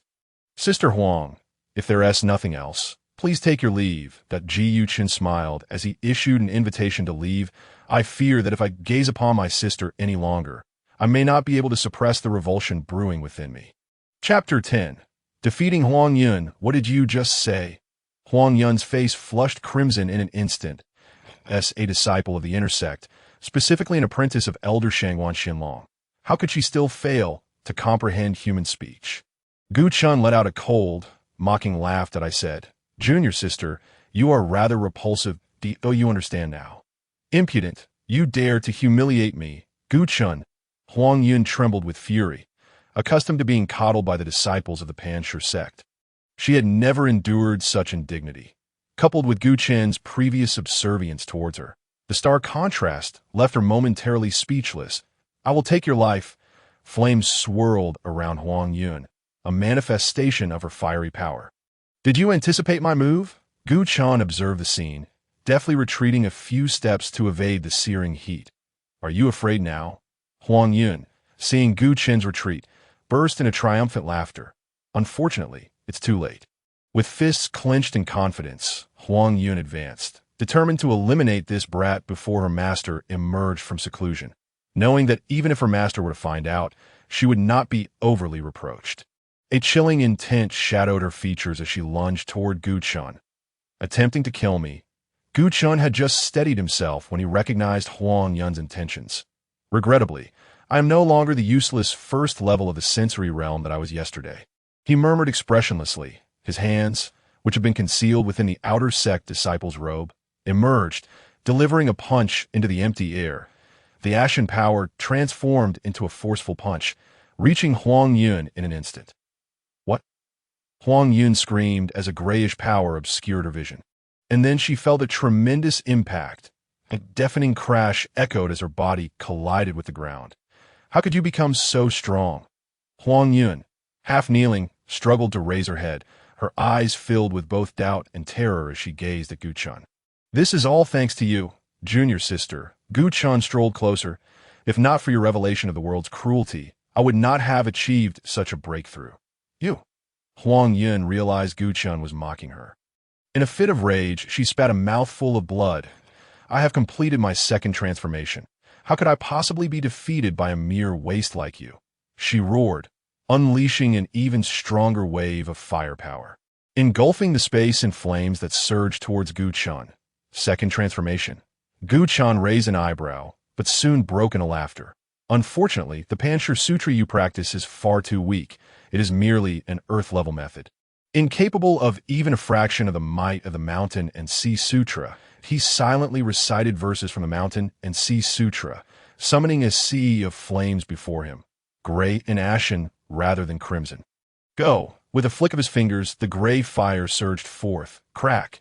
Upon contact with Huang Yun's fiery ocean, it shattered her flames. Before Huang Yun could process the shock, her body was struck again, forcing her to cough up another mouthful of blood. This time, she was utterly devoid of the strength to fight back. "Disperse." Gu Chen had no intention of killing Huang Yun. He waved his hand, dissipating all his power. He stepped forward, approaching her. "Junior sister, although you sought to kill me, I will not retaliate." "Humph." Huang Yun scoffed coldly. "You think I would be grateful? Your restraint is merely due to the sect's presence. You fear the consequences." "Huh." Gu Chen laughed heartily at her words, then leaned down and whispered, "Indeed, you are quite astute, junior sister." A glint of malice flickered across Gu Chen's face. "I will not forget what you and Elder Shangguan Xuanlong have done to me. That I spare your life, so you can return and inform him that I will seek vengeance." Huang Yun's heart sank as she sensed the formidable threat emanating from Gu Chen. Words that had been on the tip of her tongue remained unspoken. "You may come out now." After standing, Gu Chen beckoned to the outside of the courtyard. Moments later, an outer sect disciple of the 7th level of the sensory realm emerged. "Greetings, senior brother Gu Chen." The disciple approached with small, respectful steps. Bowing deeply, "I am Hu Yin from the Elemental Hall, here to invite you to participate in the Intersect Disciple Identification. So, there are others vying for Intersect status." Gu Chen mused, nodding. Discovering Hu Yin during his confrontation with Huang Yun had also contributed to his decision not to kill her. "Junior sister, let us meet in the inner courtyard." Ji Yu Chen glanced back at Huang Yun, who had just risen from the ground, then seized Hu Yin and swiftly departed the courtyard. As Huang Yun watched Gu Chen's retreating figure, her heart brimmed with hatred. "Brat, you must first survive to reach the inner courtyard." After silently cursing, she realized she could not thwart Gu Chen's ascent to intersect status. Why Master is still some time away from emerging. I still have a chance, Huang Yun reassured herself. I refuse to believe I cannot deal with a waste. The cunning plan began to form in her mind as she smiled. This shall be my course of action. With a leap, she exited the courtyard. At this moment, outside the elemental hall, two figures flashed by, Gu Chun and Hu Yin. During their journey from the outer courtyard, Gu Chun had already grasped the procedures for becoming an inner sect disciple. Do not worry, senior brother. Ascending the 9-tiered ladder makes you an inner sect disciple. Visiting the elemental hall is merely for the elders to assess who possesses greater potential for focus cultivation. Afterward, you will gain access to the spirit domain for training. Admiration flickered in Hu Yan's gaze. Based on past experiences, those who emerge from the spirit domain would typically have completed at least their first transformation, with some exceptional individuals even achieving a second transformation. Senior brother, considering your remarkable rise from an outer disciple to an inner disciple, I believe you will at least achieve your first transformation. Ji Yuchen smiled, but chose not to disclose that he had already completed one transformation. Let us proceed.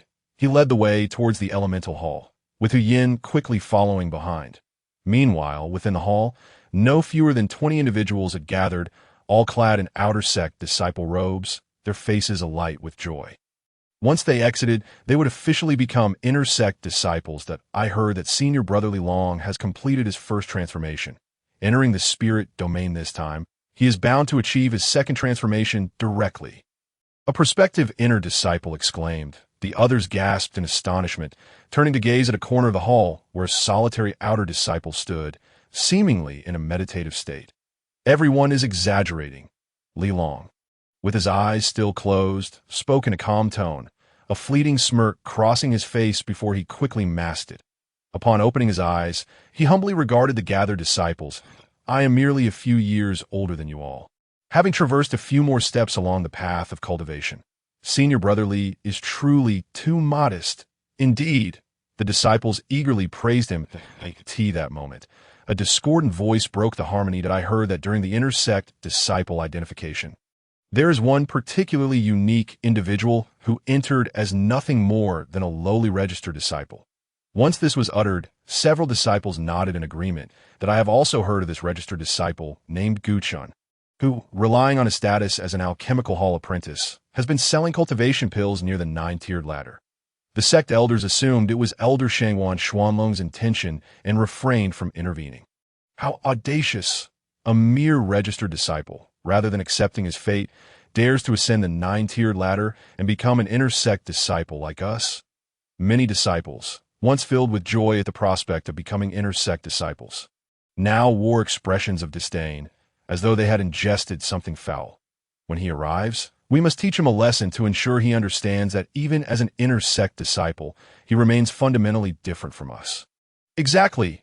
The multitude of disciples nodded in agreement, expressing their concurrence. What do you think, Senior Brotherly? Their eyes darted towards Li Long. Having already regarded him as their leader, Li Long had heard of the illustrious name of Gu Chun and was quite astonished to learn he had become an inner sect disciple. However, he dismissed it as inconsequential, a waste who had failed to break through for 2 years. Even if he could cultivate now and had achieved the status of an inner sect disciple, he was not worthy of Li Long's attention. A cold snort echoed in Li Long's heart, yet his face remained adorned with a smile.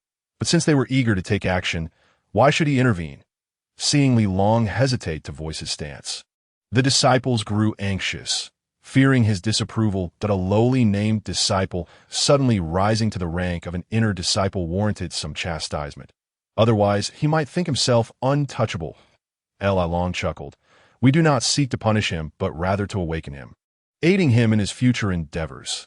Exactly.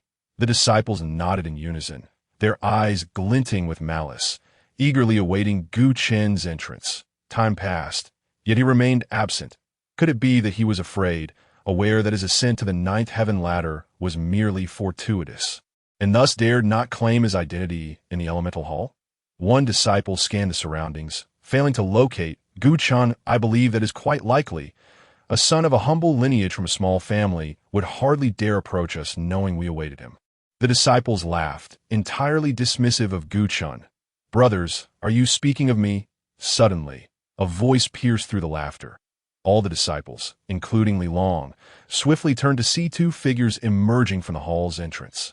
Among them was Gu Chun, the very subject of their discussion, once an inconsequential, named disciple. Upon entering the elemental hall, Gu Chun overheard the disciples plotting to reprimand him, but he remained unfazed that Hu Yan, who had accompanied Gu Chun, was taken aback. Senior brother, are you truly that named disciple? Indeed, Gu Chun replied with a smile that Hu Yan felt a wave of regret wash over him. He had thought it merely a coincidence of names, not realizing it was, in fact, true. Hu Yan wished he could strike himself. Previously, he had witnessed Gu Chun defeat Huang Yun in the outer courtyard.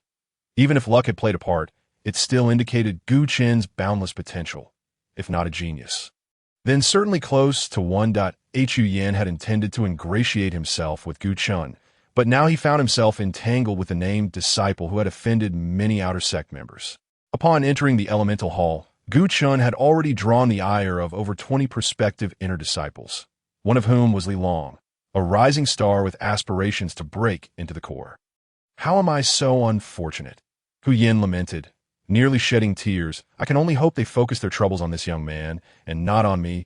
He cautiously stepped back, attempting to distance himself from Li Long and the others. Gu Chun, the disciples glared at him, their astonishment palpable. How could they have sensed nothing upon his entrance?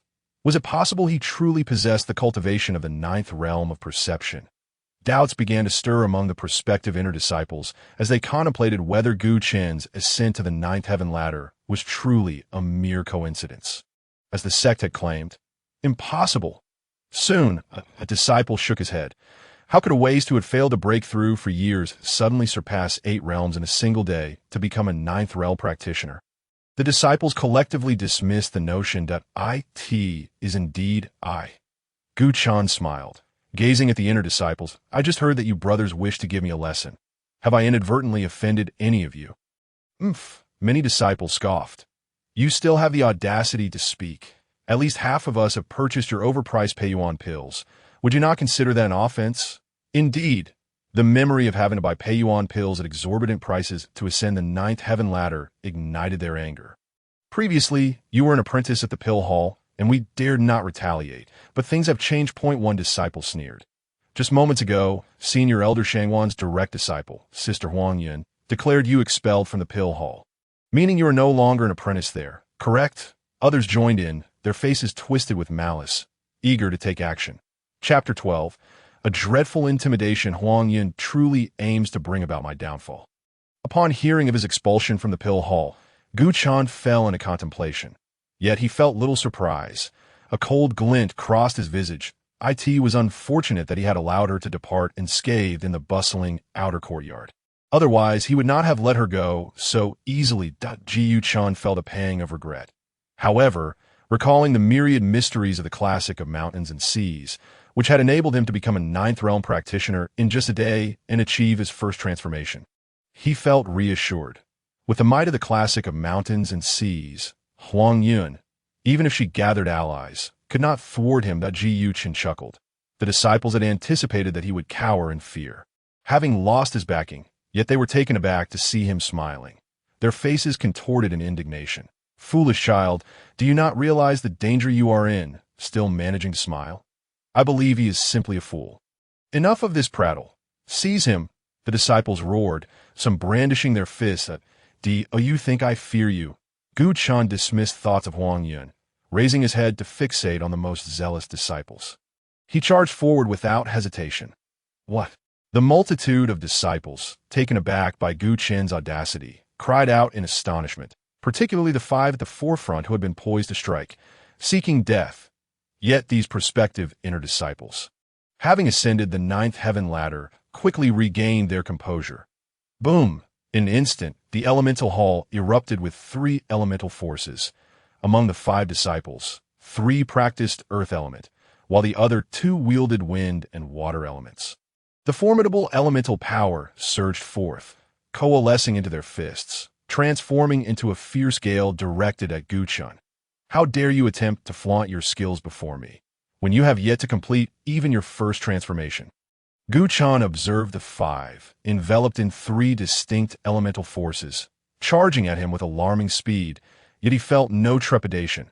With a flourish of his hands, the attribute power, having undergone ashen transformation, erupted from his palms, morphing into a grayish flame. Its appearance and pulsating rhythm mirrored that of the fire element, though its hue was an eerie gray, not the typical crimson. This child cultivates the fire element. Yet what is this peculiar manifestation?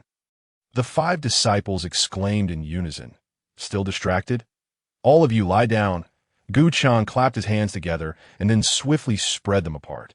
The grayish flames contracted abruptly, shattering the elemental forces summoned by the five. Before expanding rapidly, they violently struck the disciples' chests, displacing their organs and inducing intense discomfort. In a short while, the five collapsed, writhing on the ground. What? The remaining disciples, who had yet to act, stood frozen in disbelief. How could this youth be so formidable? He had defeated 5 prospective inner disciples in a single move, 3 of whom had just achieved the 9th realm of perception. The remaining disciples, paralyzed by Gu Chan's terrifying display, began to whisper among themselves, none daring to make a move. Gu Chan observed their reactions, confirming his suspicions.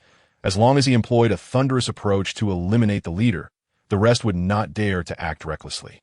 With a sigh of relief, Gu Chan thought to himself, fortunately, my foresight prevailed.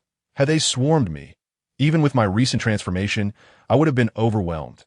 Despite his confidence, Gu Chan was acutely aware that one person could not withstand the combined might of over 20 prospective inner disciples at the 8th and 9th realms of perception. Only one adversary remained. Gu Chen's gaze fell upon Li Long. The remaining disciples turned their attention to him as well, their intention clear.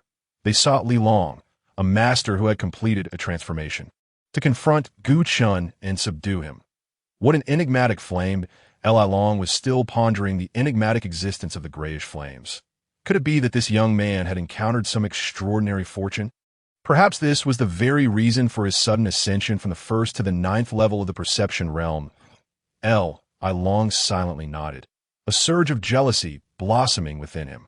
If such a fortuitous encounter were bestowed upon me, I would have undoubtedly transcended to the human body realm long ago. He cast a disdainful glance at Gu Chan, his face a mask of contempt. Bestowing this young man with such a gift is nothing short of a monumental waste. Senior brotherly, this Gu Chan is far too arrogant. He came in and immediately resorted to violence. If we do not teach him a lesson, he will remain blissfully unaware of the existence of others. A chorus of disciples chimed in, jolting Li Long from his thoughts. He regarded Gu Chan with a smirk. After all, he was merely a lowly named disciple. Even if he obtained some stroke of luck and became an inner disciple, it could not change his humble origins. Li Long effortlessly smiled at the gathered disciples. Watch closely. With that, Li Long advanced to within 10 paces of Gu Chan. Young man, do not accuse me of bullying you without offering you a chance. Kneel down and apologize to my fellow brothers, and I may spare your life. Indeed, kneel. The presence of Li Long emboldened the disciples, who all began to shout at Gu Chan at a pack of cowards. They only dared to cower behind and bark. Gu Chan cast a scornful glance at the group of disciples, inciting further frustration among them. Yet they dared not retaliate. It seems you truly fear not death, Li Long remarked, his gaze sharpening to a line. His sinister stare traced that line until it landed on Gu Chan. Senior brother, you speak too harshly. Who is not afraid of death? Gu Chan appeared oblivious to the murderous intent woven through Li Long's words, responding with a smile. However, the sect has rules that prohibit private duels. If you were to kill me, you would likely face dire consequences yourself. That my life is of little worth, but you, senior brother Li, have yet to break through the human body realm. Perish alongside me would indeed be a tragic fate. Li Long was momentarily taken aback, a sense of foreboding creeping in. How does he know I am on the verge of a breakthrough? Chapter 13. Privileges of Core Disciples. Could he possibly see through my cultivation and know that I have undergone a transformation? Li Long steeled himself, his gaze fixed warily on Gu Chan. Yet not long after, he scoffed. Impossible! There is no such person in this world. The more he pondered, the more convinced he became of the absurdity of the notion. How ridiculous that I would think a mere waste could see through my cultivation. Li Long couldn't help but laugh heartily. Young man, your words might intimidate an ordinary inner disciple, but they hold no power over me. You are correct. I am indeed on the brink of breaking through to the human body realm. And I might as well inform you that I will soon participate in the imminent selection for core disciples. Yu Chen showed no reaction, but the other disciples were not so indifferent. Following Li Long's declaration, they collectively gasped in astonishment. Core disciples must possess the cultivation of the human body realm. How could senior brother Li, who had only recently become an inner disciple, be on the verge of such advancement? Do you not understand?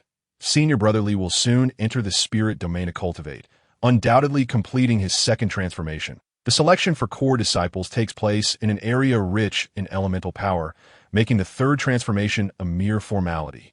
If this were the case, breaking through to the human body realm and becoming a core disciple would be an effortless endeavor.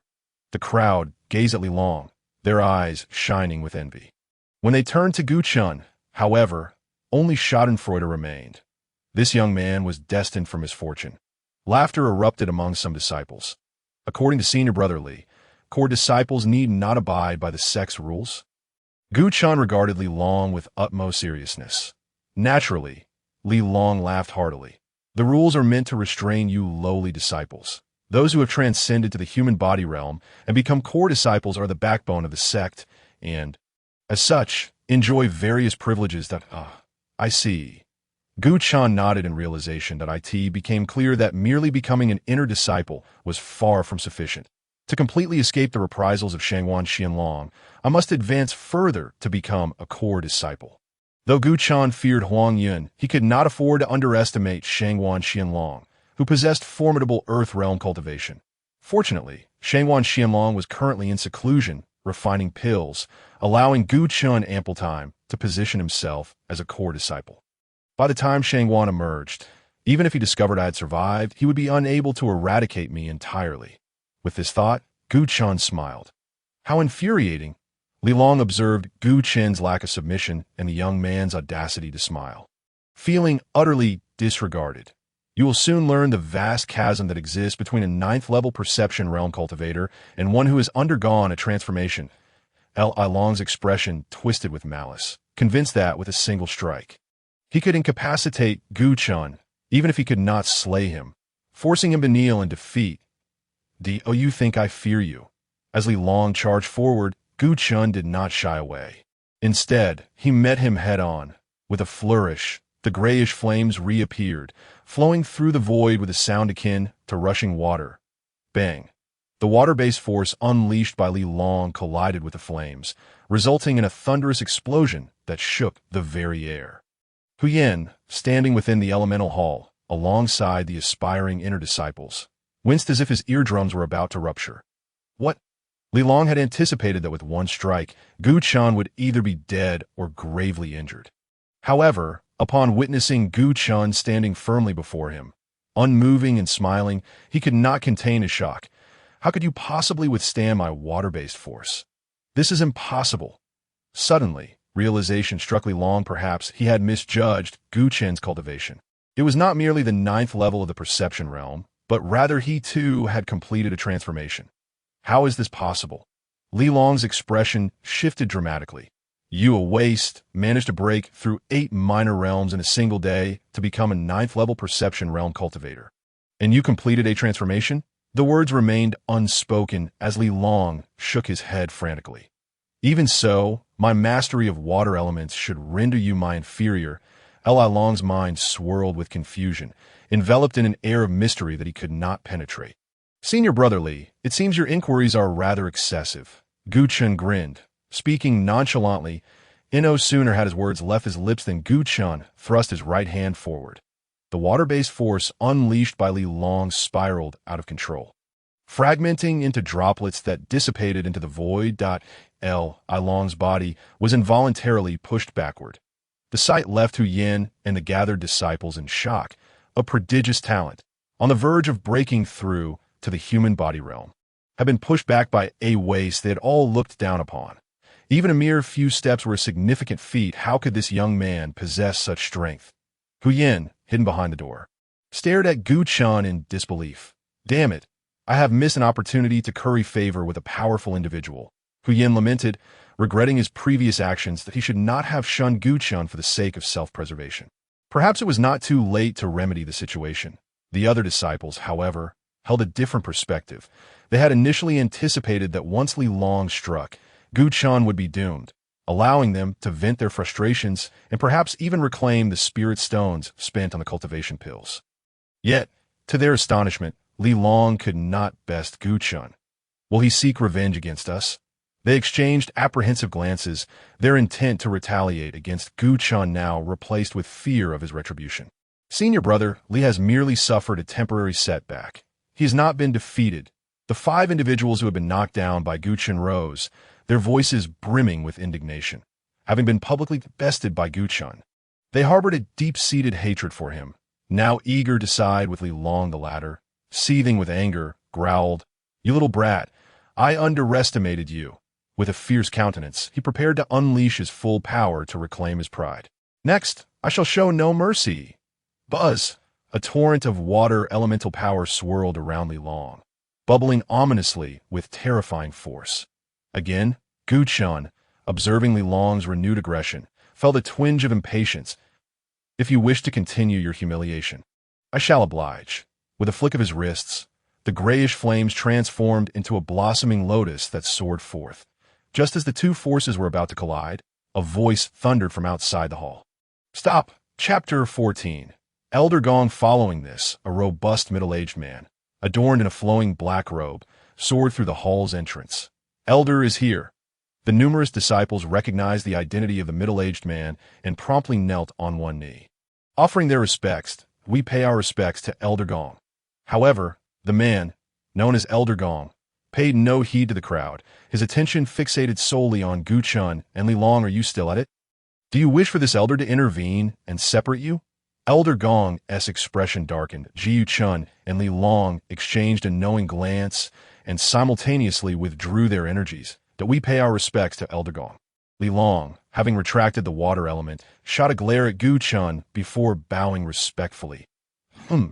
Elder Gong coldly nodded, though his demeanor had softened considerably. "We pay our respects to the elder." At this moment, Gu Chen also clasped his hands in salute.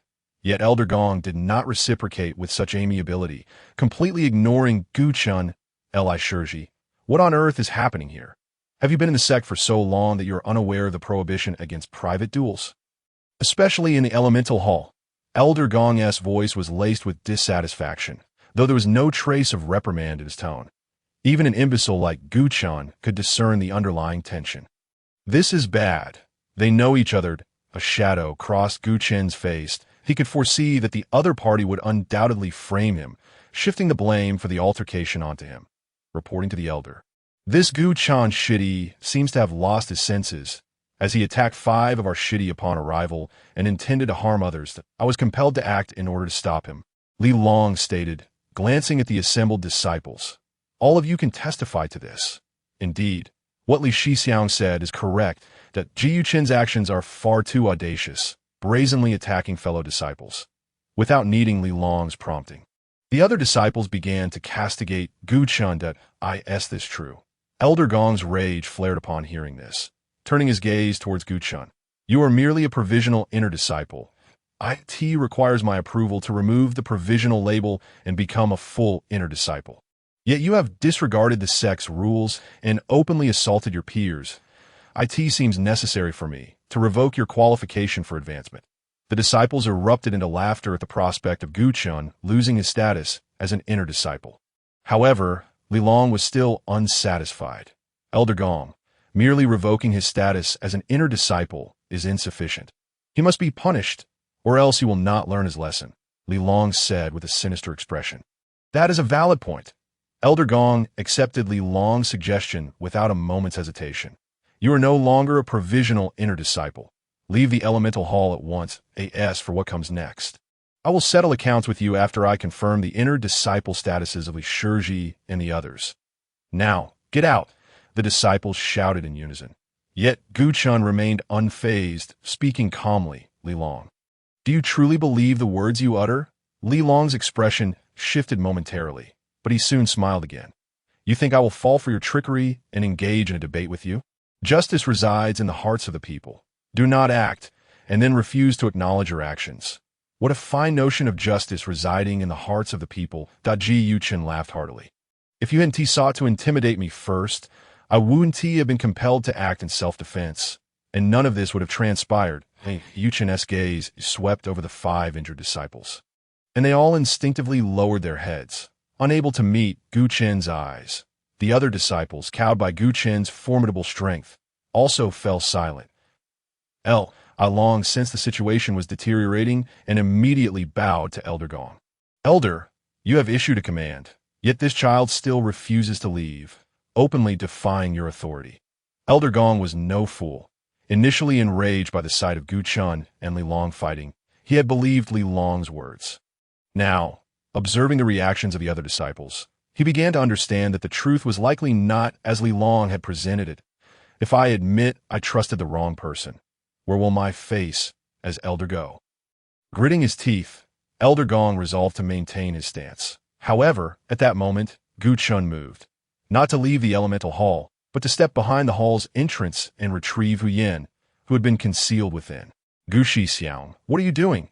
Huyen exclaimed, visibly alarmed as he gazed at Chen, his voice trembling. Oh no! How could I forget there was another person? Upon seeing Huyen, Li Long realized Chen's intentions. The expressions of the many disciples shifted dramatically.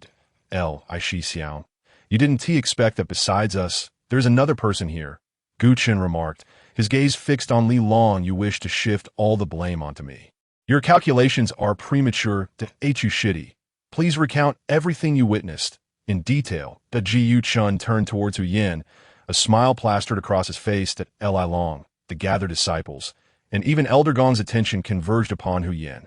The atmosphere was thick with intimidation, threats, and cold indifference, causing Huyen to swallow hard, too frightened to speak. You are forcing me into a corner. Huyen realized the peril of speaking the truth, knowing it would offend over 20 inner disciples led by Li Long, alongside a realm elder. Yet if he chose silence, Chen's earlier treatment of the 5 disciples suggested he would not let Huyen off lightly. Casting a cautious glance at Chen, Huyen hesitated, not daring to offend him. I intended to curry favor with you, but I do not wish to risk my life, he thought. Resolute, Huyen decided to side with Li Long. I cannot offend a multitude of inner disciples and an elder for just one person. However, just as he was about to speak, he noticed a pair of ominous eyes fixed upon him, belonging to none other than Chen. Standing right beside him, thought he shuddered involuntarily. If I side with Li Long, it would be akin to pushing Chen to the brink, and he would undoubtedly disregard sect rules and kill me out of vengeance. Beads of sweat formed on Huyen's brow. It was Li Xiang and the others who provoked first. Xiang was forced to defend himself. As soon as Huyen spoke, he hid behind Chen, not daring to meet the terrifying gazes of Li Long and the others. Chapter 15. The 4 Great Halls. Huyen, how dare you openly defend this child? What ulterior motives do you harbor? Li Long bellowed, pointing an accusatory finger at Huyen, who was cowering behind Chen. Indeed, what are your intentions? The other disciples echoed in outrage. I am merely speaking the truth, Huyen muttered under his breath. You dare to defy the truth. With a thunderous crash, the power of the water element surged, and Li Long advanced, intent on seizing Huyen. Xiao, are you truly cornered like a dog? Chen stepped forward, unleashing his ashen power to block Li Long's advance. You dare to insinuate that I am a dog? Li Long's fury escalated, his hands clenched into fists, the sound of cracking bones echoing ominously. Whoever is anxious is the one who is guilty, Chen shrugged, raising his hands in mock innocence. Despicable! Li Long could no longer contain himself. You have successfully provoked my ire. Chen, he roared, disregarding all else as he swung his fists toward Chen, intent on delivering a fatal blow. Enough? A cold voice interjected, emanating from Elder Gong, who stood at the side. Elder, Li Long turned to Elder Gong with a reluctant expression, filled with resentment. That's enough. Elder Gong's face was grim. Li Long shot Chen a venomous glare, but under the pressure of the elder, he had no choice but to retract his water element. His animosity towards Gu Chen intensified significantly. "Damn you. Child, you will pay for this," Li Long muttered through clenched teeth. "Elder, the truth is now clear. May I inquire if your previous decision still stands?" Gu Chen beamed at Elder Gong. Elder Gong, fully aware of Gu Chen's intentions, could only declare with a dark expression, "Since the disciple is innocent, he shall naturally continue to participate in the inner disciple qualification assessment." "Thank you." Elder Gu Chen bowed with gratitude. "As for the accusations made against me by Li Shixiang and the others, I shall not hold it against them, for I am a magnanimous person in the spirit of unity among the sect's brothers. Enduring a little grievance is but a trivial matter." Upon hearing this, Elder Gong's face darkened, silently cursing Gu Chen for his shamelessness. The disciples, including Li Long, were infuriated to the point of stomping their feet. "Jiyu senior brother, I have offended over 20 inner disciples and an elder just to save you. If I encounter trouble in the future, you must not turn a blind eye." Hu Yin grasped Gu Chen's robe, and Gu Chen replied nonchalantly, "Rest assured, junior brother, I am not the kind of person who burns bridges after crossing rivers." A faint smile graced Gu Chen's lips. "That's comforting," Hu Yin exhaled in relief. "However, junior brother, your recent act of hiding seems rather dishonorable." Jiyu Chen regarded Hu Yin with a smile. Feeling guilty, Hu Yin hesitated, unsure of how to respond. "Ah." Gu Chen laughed heartily. "Junior brother, do not overthink. I merely remembered something suddenly, and certainly did not take it to heart. After all, I just stated that I am a magnanimous person." Indeed, I am well aware of your character, senior brother." Hu Yin nodded, wiping the cold sweat that had surfaced from his fright. "You have been in the sect for many years, so you must know Elder Gong." Gu Chen pointed to the elder, who was whispering with Li Long not far away. "You do not recognize him, Gu senior brother?" Hu Yin was taken aback that I feel like I've heard that name somewhere. Gu Chen nodded, sensing a familiarity he could not quite place. Seeing Gu Chen's puzzled expression, Hu Yin began to explain softly. "Elder Gong Feiyu is no ordinary sect elder. He belongs to the battle hall and is well versed in the art of combat, far surpassing the typical Earth Realm elders in strength. He is a master from the battle hall." Gu Chen nodded understandingly, having some knowledge of the battle hall.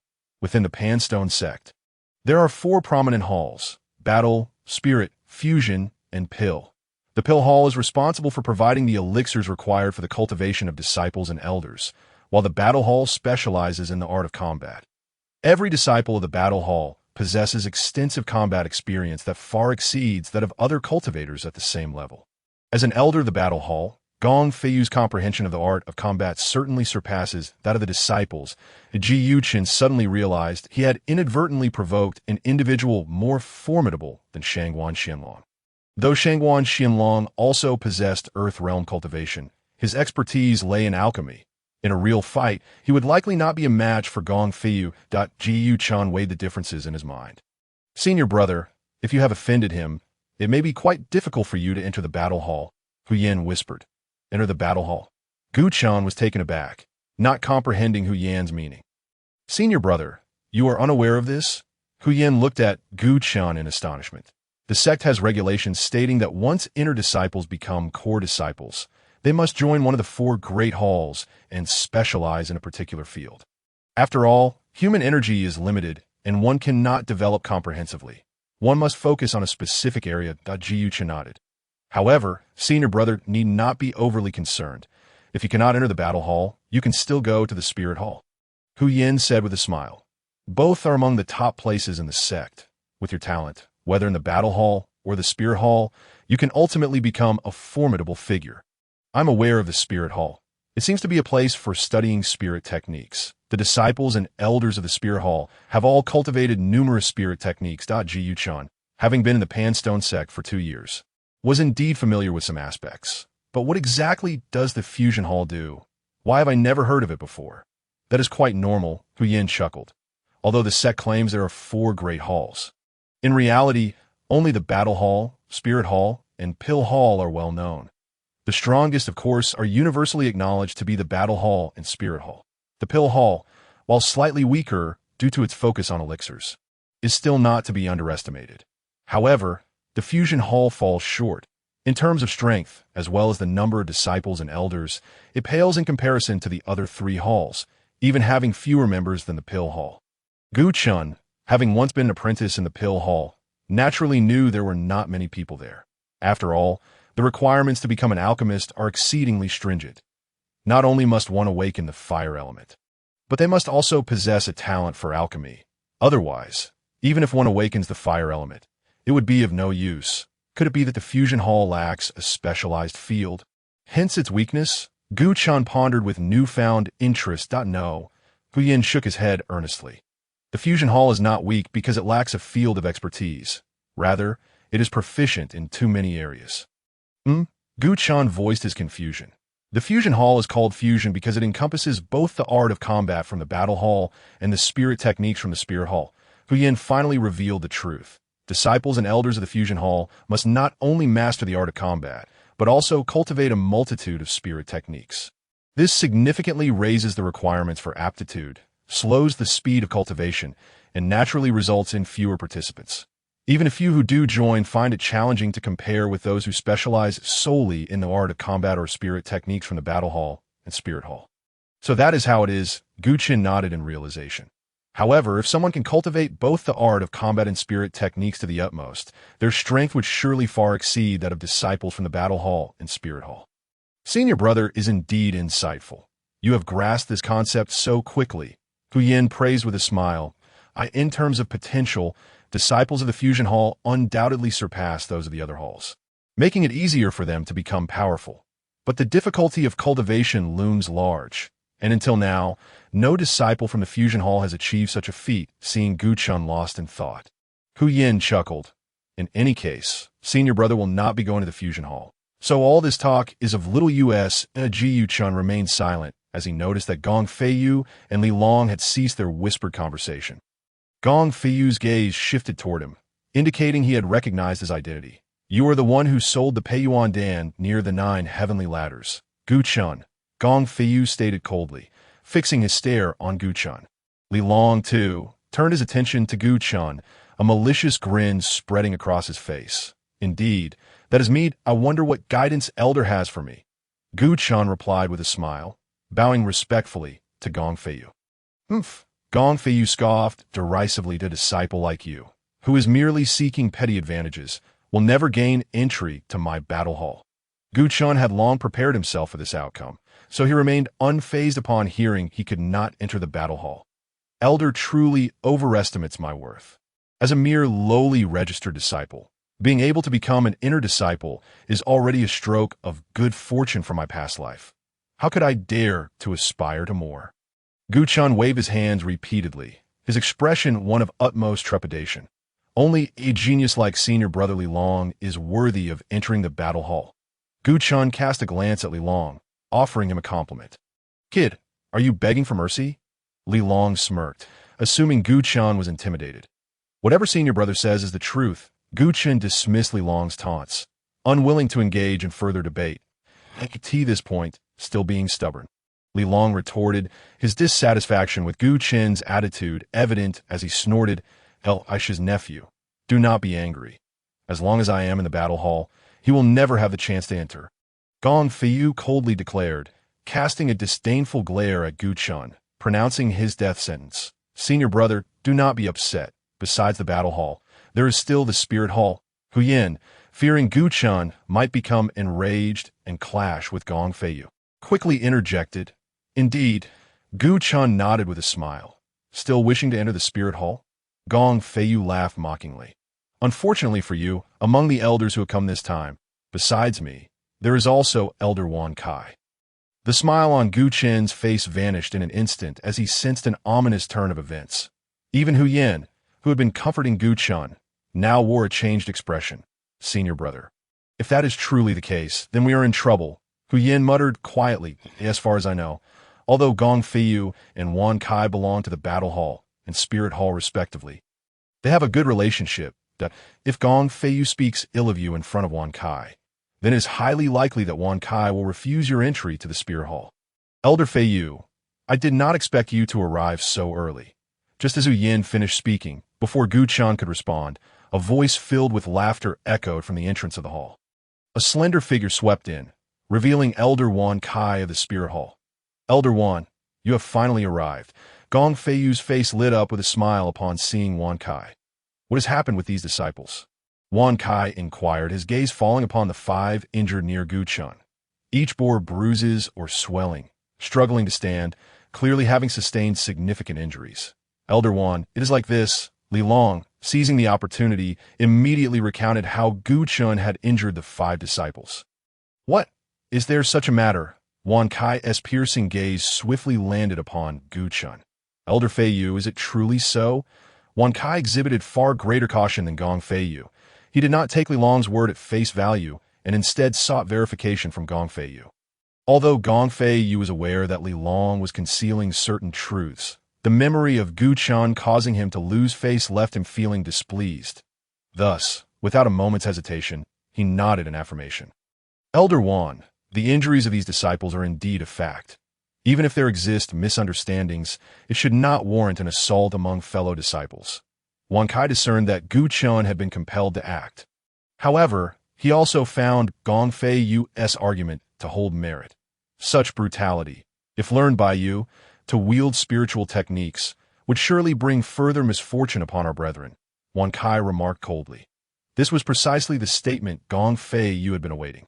Thus, he seized the opportunity to reveal his recently made decision. Elder Wan shares my sentiments, and I have resolved that once this youth becomes a core disciple, I shall refuse him entry into my battle hall. Count me among them.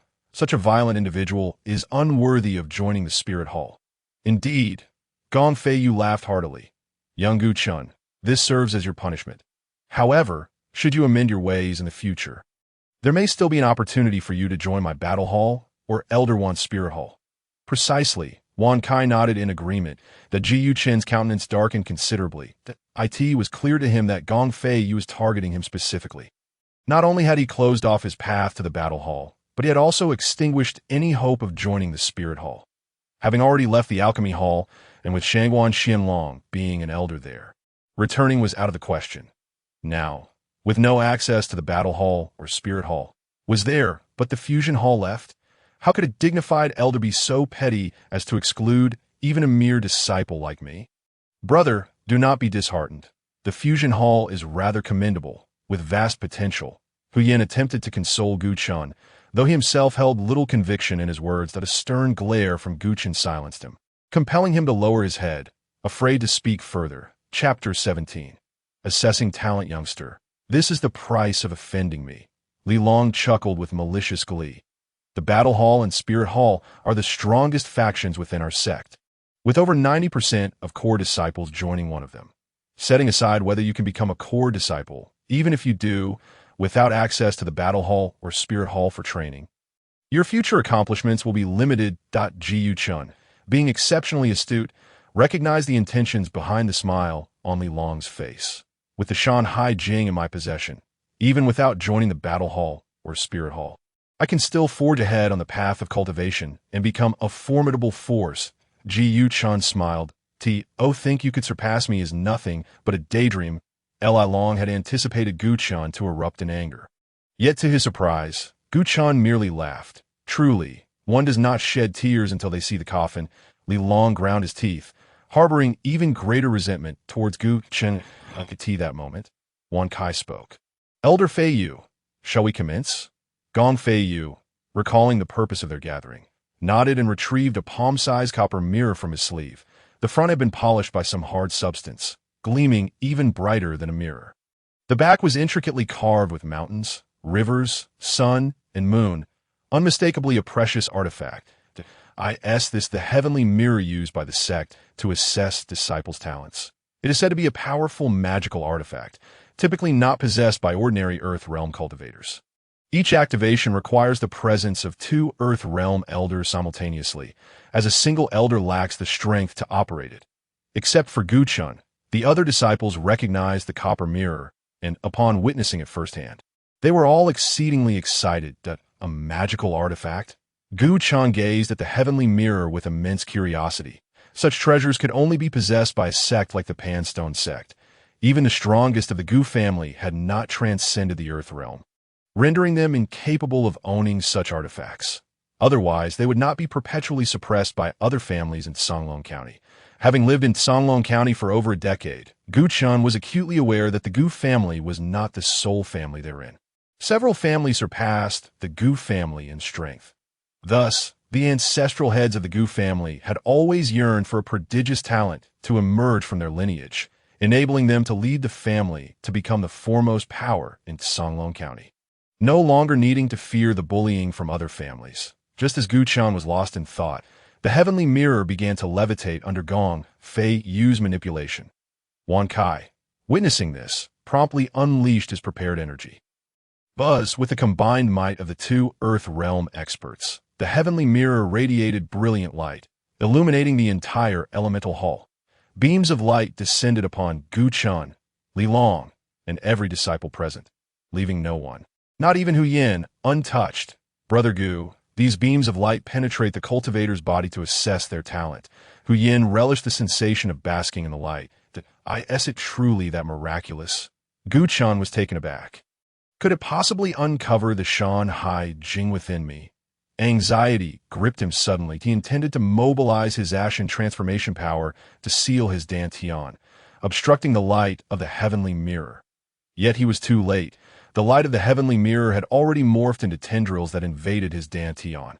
Swiftly approaching the Shan Hai Jing, boom! Before Gu Chun could panic, a deep rumbling erupted within his dantian. The tendrils formed from the heavenly mirror's light were repelled by the Shan Hai Jing. How formidable! Gu Chun witnessed the entire process firsthand.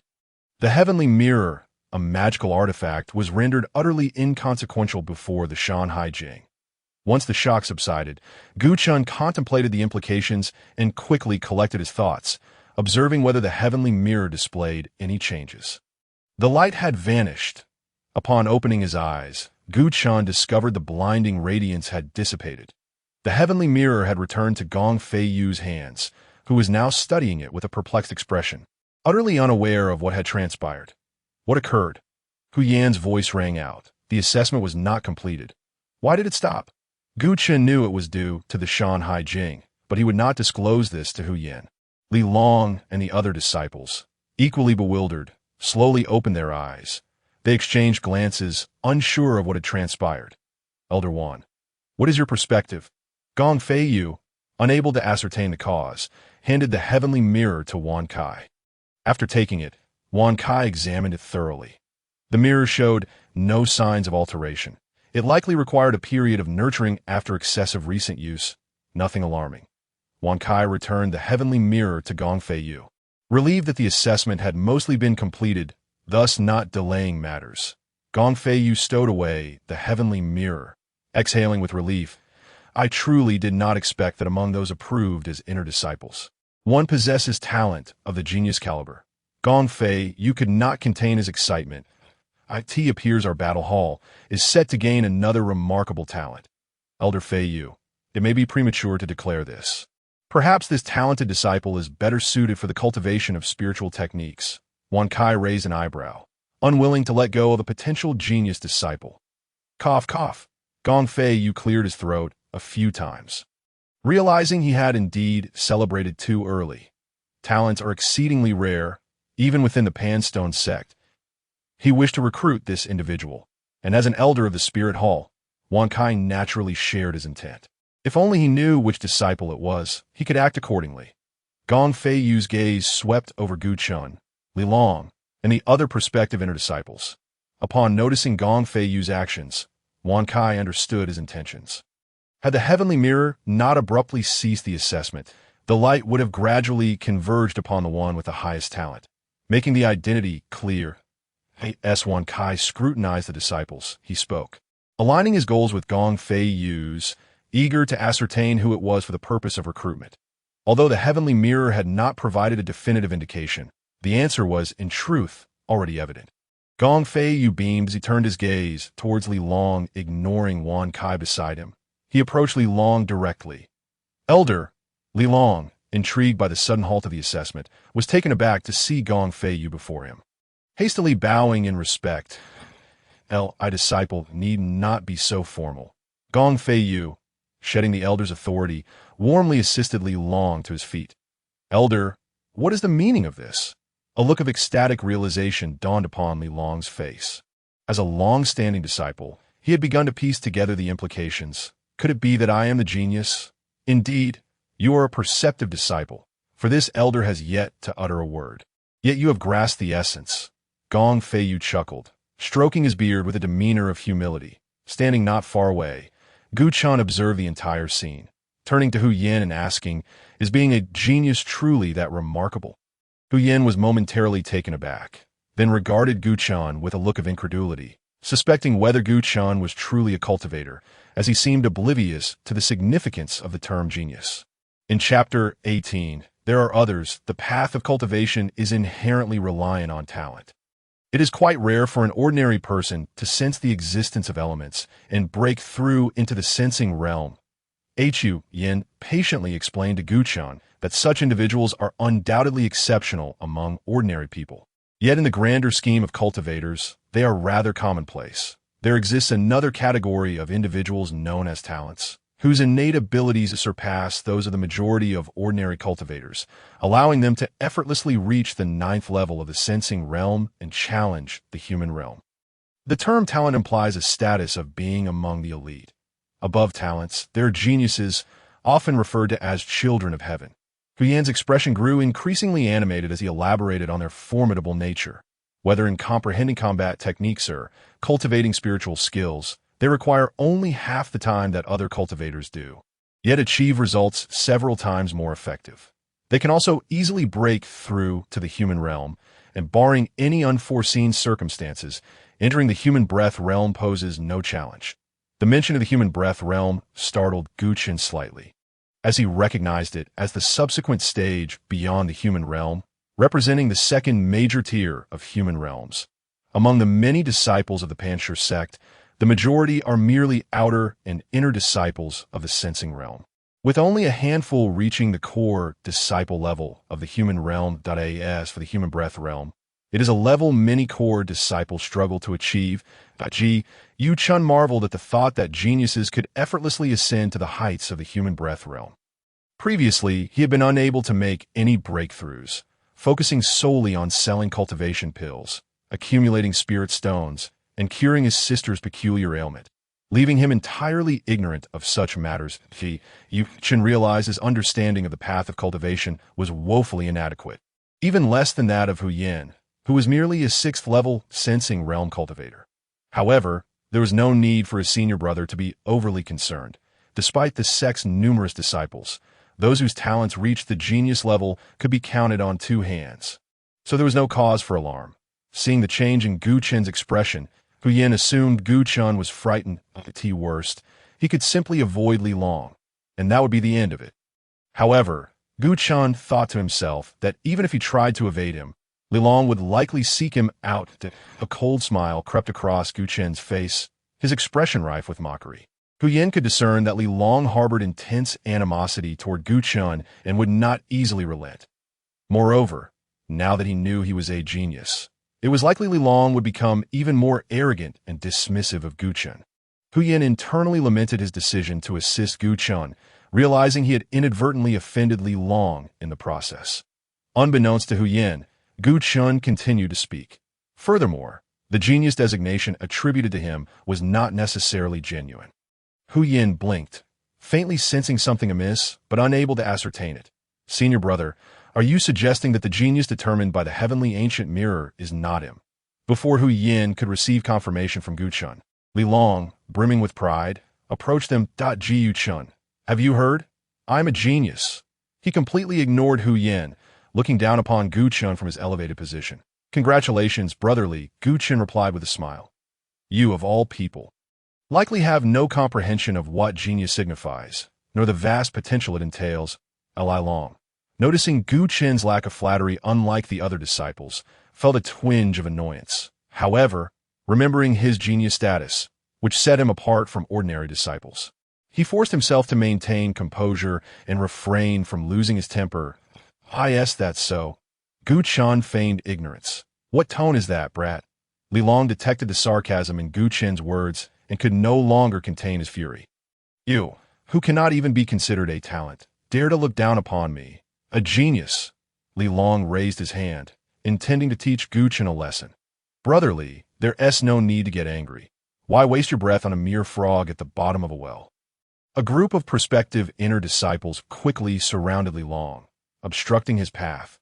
Coming from a humble family, he had never encountered a genius before. Indeed, brother, do not allow yourself to be provoked by him. The most pressing matter is not to create trouble for this boy, but to enter the spirit realm and achieve a breakthrough into the human realm. Initially infuriated, Li Long's mood shifted upon hearing the words of the disciples, particularly the mention of breaking through to the human realm, and he began to smile. Casting a disdainful glance at Gu Chen, he thought, "What is my status? There is no need to stoop to the level of an ant like you." Li Long smiled and lowered his hand, turning to bow to the elders Gong Feiyu and Wan Kai. "Esteemed elders, may we proceed to the spirit realm." Gong Feiyu and Wan Kai were engaged in a heated debate over whether Li Long should join the battle hall or the spirit hall, each unwilling to relinquish their claim on such a promising disciple. "I have long been acquainted with Li Long, and I am well aware of his strengths.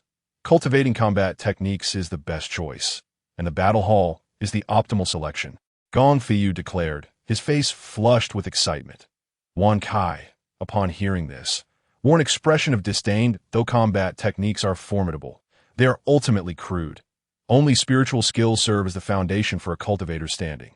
With Li Long's genius talent, neglecting to cultivate spiritual skills would be a grave waste. He should join the battle hall. Gong Feiyu, having lost interest in further reasoning, shouted out loudly, "Join the spirit hall." Wan Kai echoed his shout with equal fervor. Gong Feiyu and Wan Kai engaged in their debate. Li Long moved closer, his face alight with joy upon overhearing their conversation. The two most prestigious halls, the battle hall and the spirit hall, were vying for his allegiance. It seemed his status within the sect would soon rise significantly. "I refuse to debate with you. We are heading to the spirit realm first." Wan Kai interrupted the passionate exchange with a wave of his hand. "Humph." Gong Feiyu huffed in dissatisfaction, raising his leg to stride toward the entrance of the elemental hall. Wan Kai followed closely behind, followed by Li Long and a throng of prospective inner disciples. Gu Chen and Hu Yin were left trailing behind. I wonder what expression Li Long will wear when he realizes he is not a genius. Gu Chen chuckled as he observed Li Long's retreating figure. "Senior brother, could it be that the genius refers to another?" Hu Yin looked at Gu Chen, increasingly convinced that he must know something. Indeed, Gu Chen did not conceal his thoughts and nodded affirmatively. "If it is not Li Long, then who could it be?" Hu Yin was astonished. Among the prospective inner disciples, Li Long was the strongest in both cultivation and potential. If the heavenly ancient mirror did not designate him as a genius, then who else could it be? Hu Yin began to count on his fingers, recalling the other disciples to consider who might be the genius. However, after a thorough assessment, he shook his head repeatedly. Beyond Li Long, the chances for the others were exceedingly slim.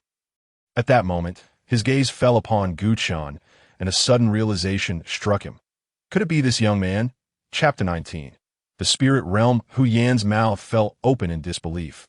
Yet upon closer reflection, ever since Li Long had been declared a genius, all had been astonished, himself included. Only Gu Chen remained unfazed, seemingly unconcerned. It appeared increasingly likely that Hu Chen was indeed correct. Hu Yin nodded, now half convinced. However, the true identity of the genius would soon be revealed upon entering the spirit realm. The spirit realm was a cultivation sanctuary constructed collaboratively by the sect leader and the elders of the Pan Stone Sect. It was infused with the powers of the four elemental forces, and upon entering, cultivators would find that even without actively absorbing them, the abundant elemental energies would naturally penetrate their bodies, and a slight exertion of their cultivation techniques would result in being inundated by elemental forces.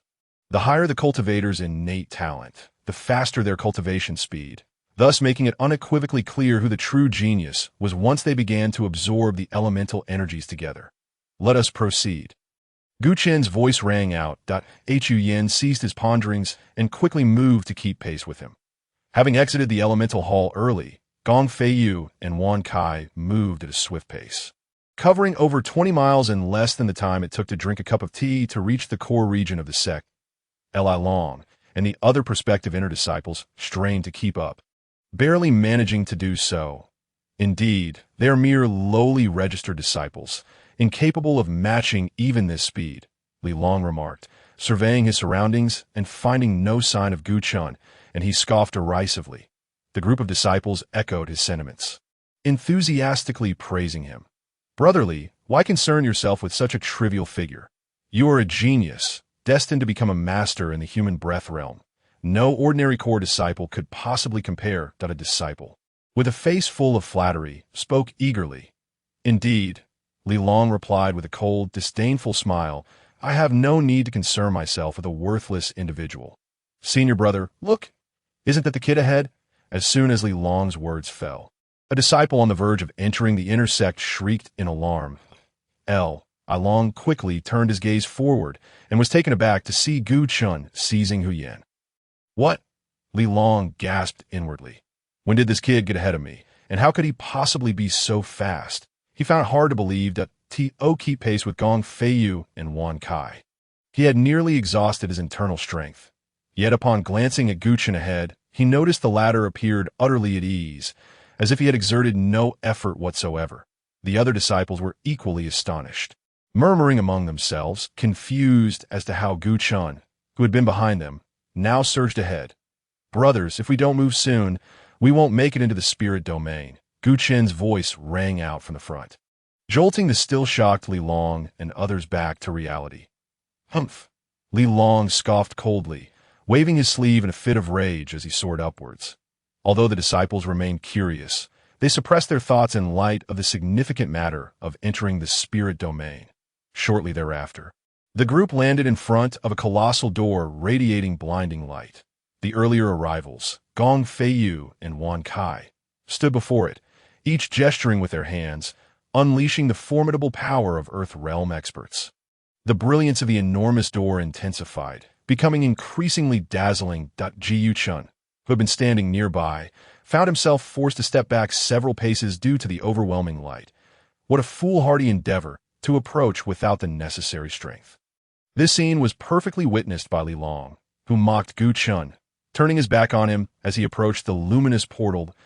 In less than 3 steps, Li Long felt an overwhelming pressure crashing upon him. Like a tidal wave surging forward, his legs trembled uncontrollably. How can this be? Li Long bellowed, retreating more than 10 steps under the pressure of the light.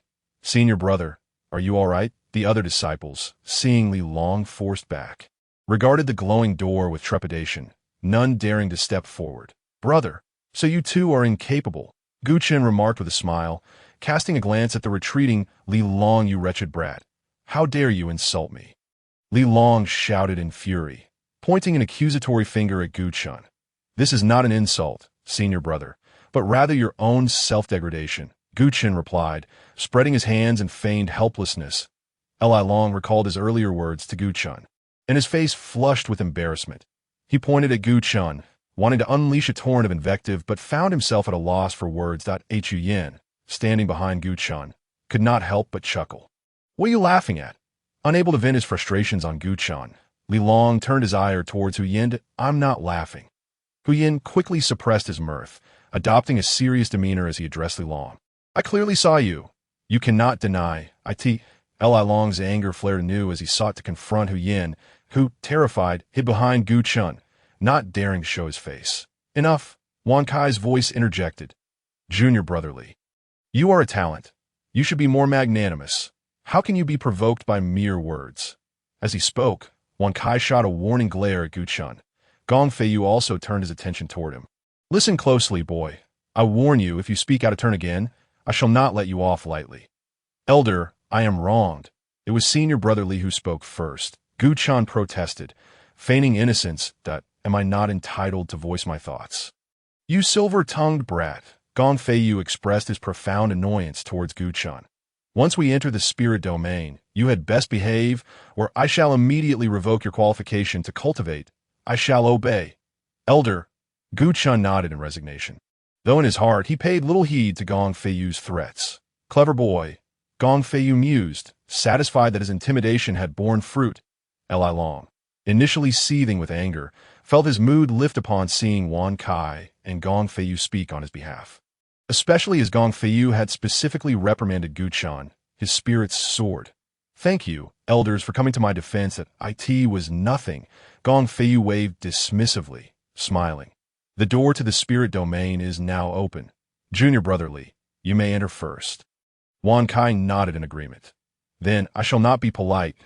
Li Long, clearly considering himself the foremost among the gathered disciples, smiled and nodded before striding toward the radiant portal. With a few strides, he reached the entrance. Just as he pondered what lay beyond the door, his form was engulfed by the blinding light. "You all may enter as well." Gong Feiyu gestured to the remaining disciples on the verge of entering the inner sect, his earlier enthusiasm towards Li Long entirely absent. The many disciples, acutely aware that they were not geniuses and thus held no favor with the Earth Realm elders, approached the portal without complaint. The Ji Yuchen too intended to enter, but was halted by Gong Feiyu. "You go last." Chapter 20.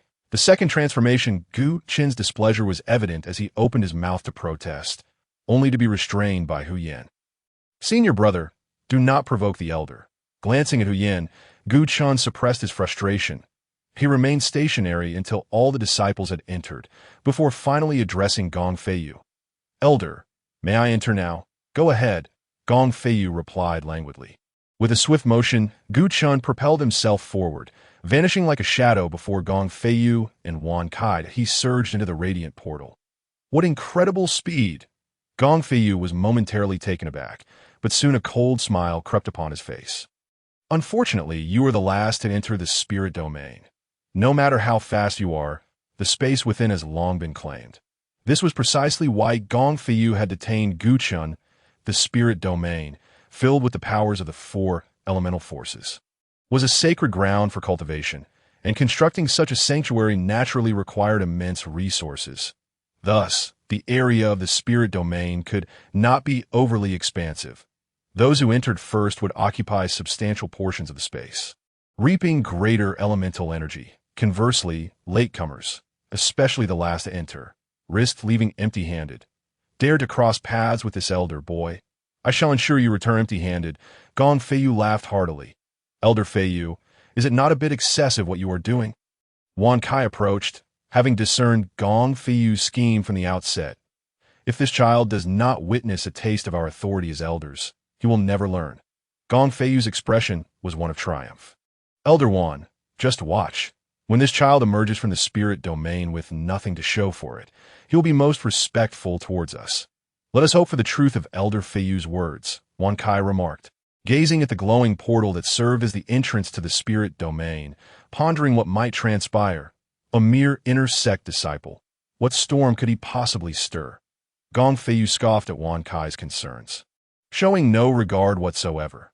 Meanwhile, within the spirit domain, the thick fog comprised of the four elements, earth, fire, water, and wind, rose and swirled, visible to the naked eye. Upon entering, Gu Chen first glanced at the ground, noticing lines resembling formation patterns illuminating the surface. They crisscrossed and covered the entirety of the spirit domain. Looking ahead, he saw Li Long and the other early entrants had already claimed their territories, with Li Long monopolizing the largest area. 1/4 of the spirit domain all to himself. The remaining 20+ disciples had divided the other 3/4 among themselves. "They have left no space for me." Gu Chen chuckled, fully aware of Li Long and the others' intentions. "You may have entered the spirit domain, but do not expect to carry away a single scrap of elemental energy." Li Long, sitting deep within the spirit domain, opened his eyes and smiled at Gu Chen.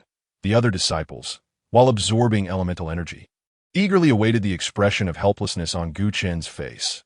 "You all are celebrating far too early." Gu Chen smiled slightly and settled down cross-legged. He began to channel the Shan Hai Jing. Boom! As the text circulated within him, the entire spirit domain trembled. The fog composed of the four elements swirled as if startled, moving rapidly. "What is happening?" The waiting disciples, taken aback by the sudden disturbance, all stood up from their seated positions. "It is this kid." Soon, a disciple pointed at Gu Chen, who was meditating with his eyes closed on the ground, and shouted. Just as Li Long was about to question Gu Chen, another disciple cried out, "Look, the fire element is flying towards this boy." The disciples were horrified to see the fire elements within the spiritual domain converge, transforming into a vividly animated fire dragon. It actively flew towards Gu Chen's body, merging with him. How could such a thing happen? Li Long's expression darkened considerably. I am a genius. My speed of absorbing elements should surpass that of this boy, yet I cannot make the elements enter my body automatically. The hearts of the other disciples echoed the same doubts. I cultivate a top-tier heavenly-level technique, while you all practice the Stone Sutra, which is merely of earthly rank. Oh, you really think you can compete with me for elemental power? If I were not worried about attracting the suspicions of Gong Feiyu and Wan Kai outside, I would not be limited to just absorbing fire elements. Jiu Chan took a deep breath, focusing all his energy on the second metamorphosis. Seizing this opportunity, he aimed to complete the transformation. Buzz! As the metamorphosis commenced, Li Long and the other disciples immediately noticed. What? This boy is expelling impurities from his body to prepare for the breakthrough to the human realm.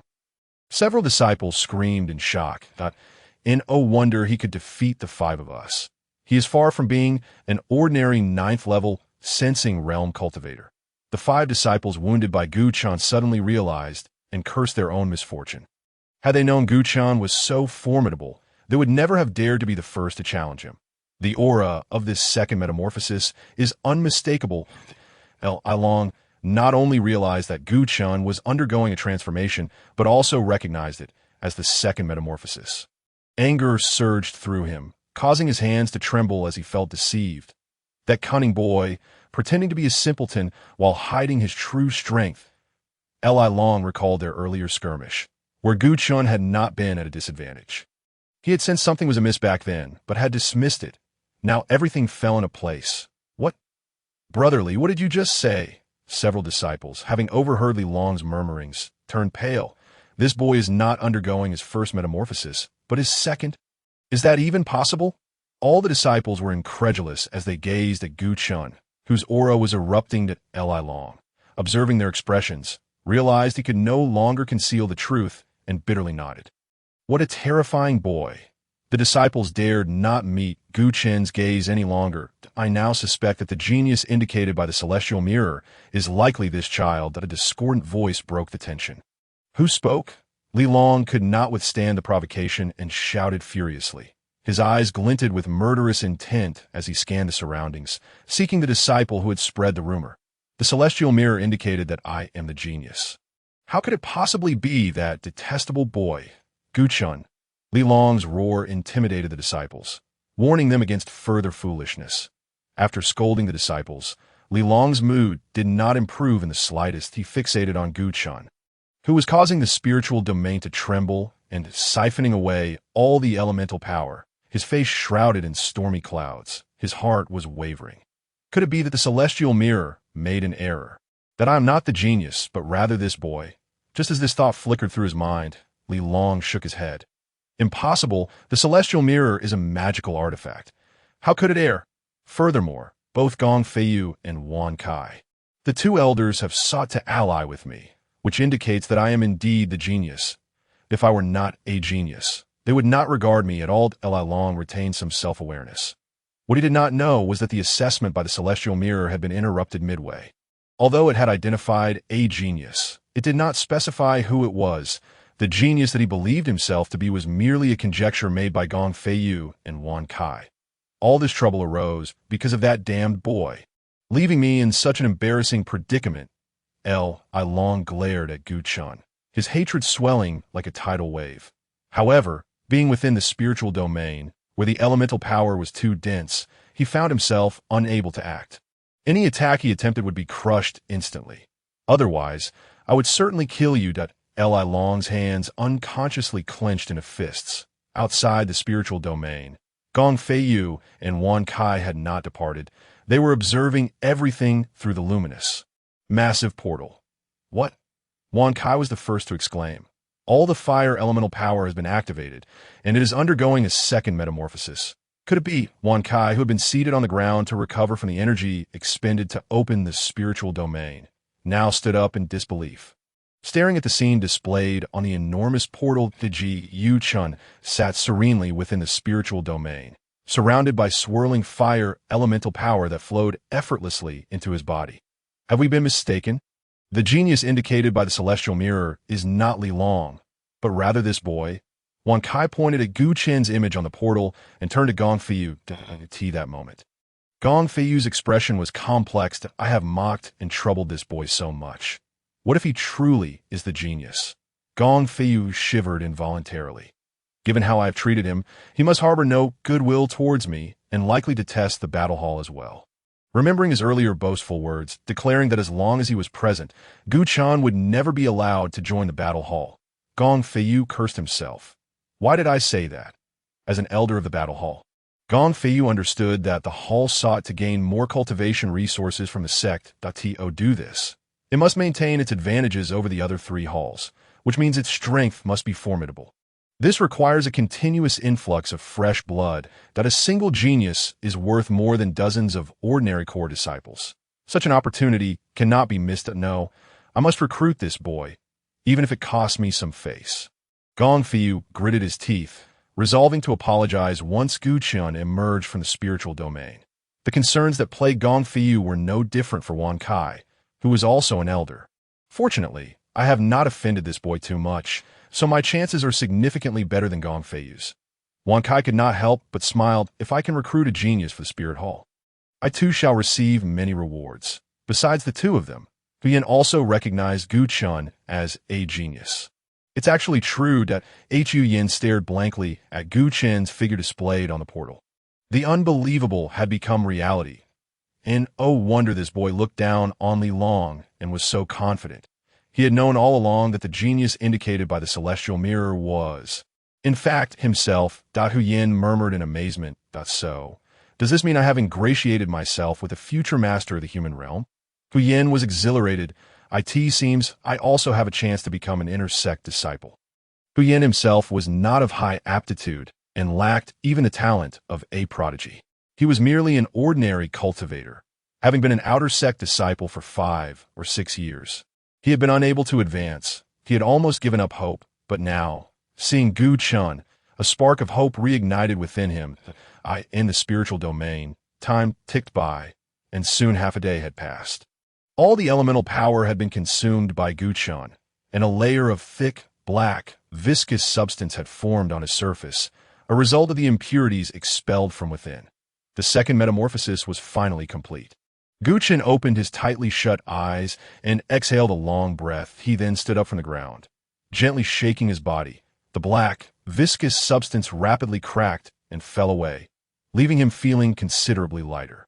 As he felt the surging power coursing through his meridians, Gu Chen's spirits soared. It was only when he noticed the expressions of Li Long and the others that he restrained his smile. Brothers, what is with those looks? Gu Chen beamed at the gathered disciples. The others internally cursed Gu Chen for his shamelessness. That detestable boy, he has consumed all the elemental power in the spiritual domain. What are we to cultivate with now? One disciple, unable to contain his anger, pointed at Gu Chen and shouted. Before Gu Chen could respond, another disciple nervously interjected, "Are you out of your mind? This boy is a genius. If you offend him, do you think you can still survive in the sect?" The disciples of Gu Chen were furiously cursing when they heard the news, their expressions shifting dramatically as they silently berated themselves for having overlooked such a crucial matter. They hastily fell silent. The other disciples, too, felt a surge of indignation but dared not voice it. Gu Chen, I shall certainly lodge a complaint against you with Elder Gong and Elder Wan. Li Long glared menacingly at Gu Chen. Because of you alone, so many of us are unable to cultivate. You must compensate us for our losses. Oh, Gu Chen replied with a bemused smile.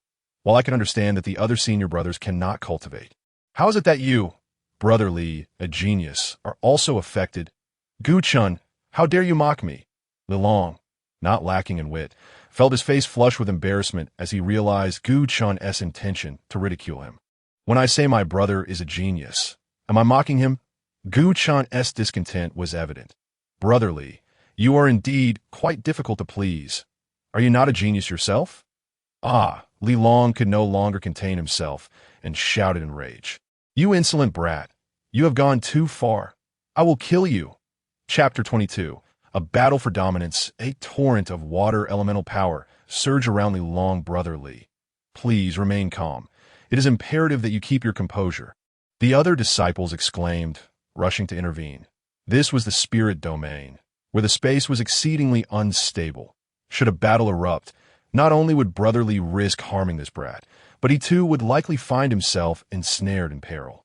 Upon hearing this, Li Long hesitated, his actions stalling as he refrained from striking. The other disciples breathed a sigh of relief. After all, if Gu Chun and Li Long were to clash, they would inevitably face the consequences. Throughout the ordeal, Gu Chun maintained a smile, showing no fear of Li Long's aggression. You may rest assured, I will inform Elder Gong and Elder One of the events that transpired here. Prepare for your misfortunes. Li Long begrudgingly retracted his water elemental power and stormed out of the spirit domain. Observing this, many disciples felt inclined to leave as well. After all, Gu Chun had consumed all the elemental power within the spirit domain, rendering their continued presence pointless.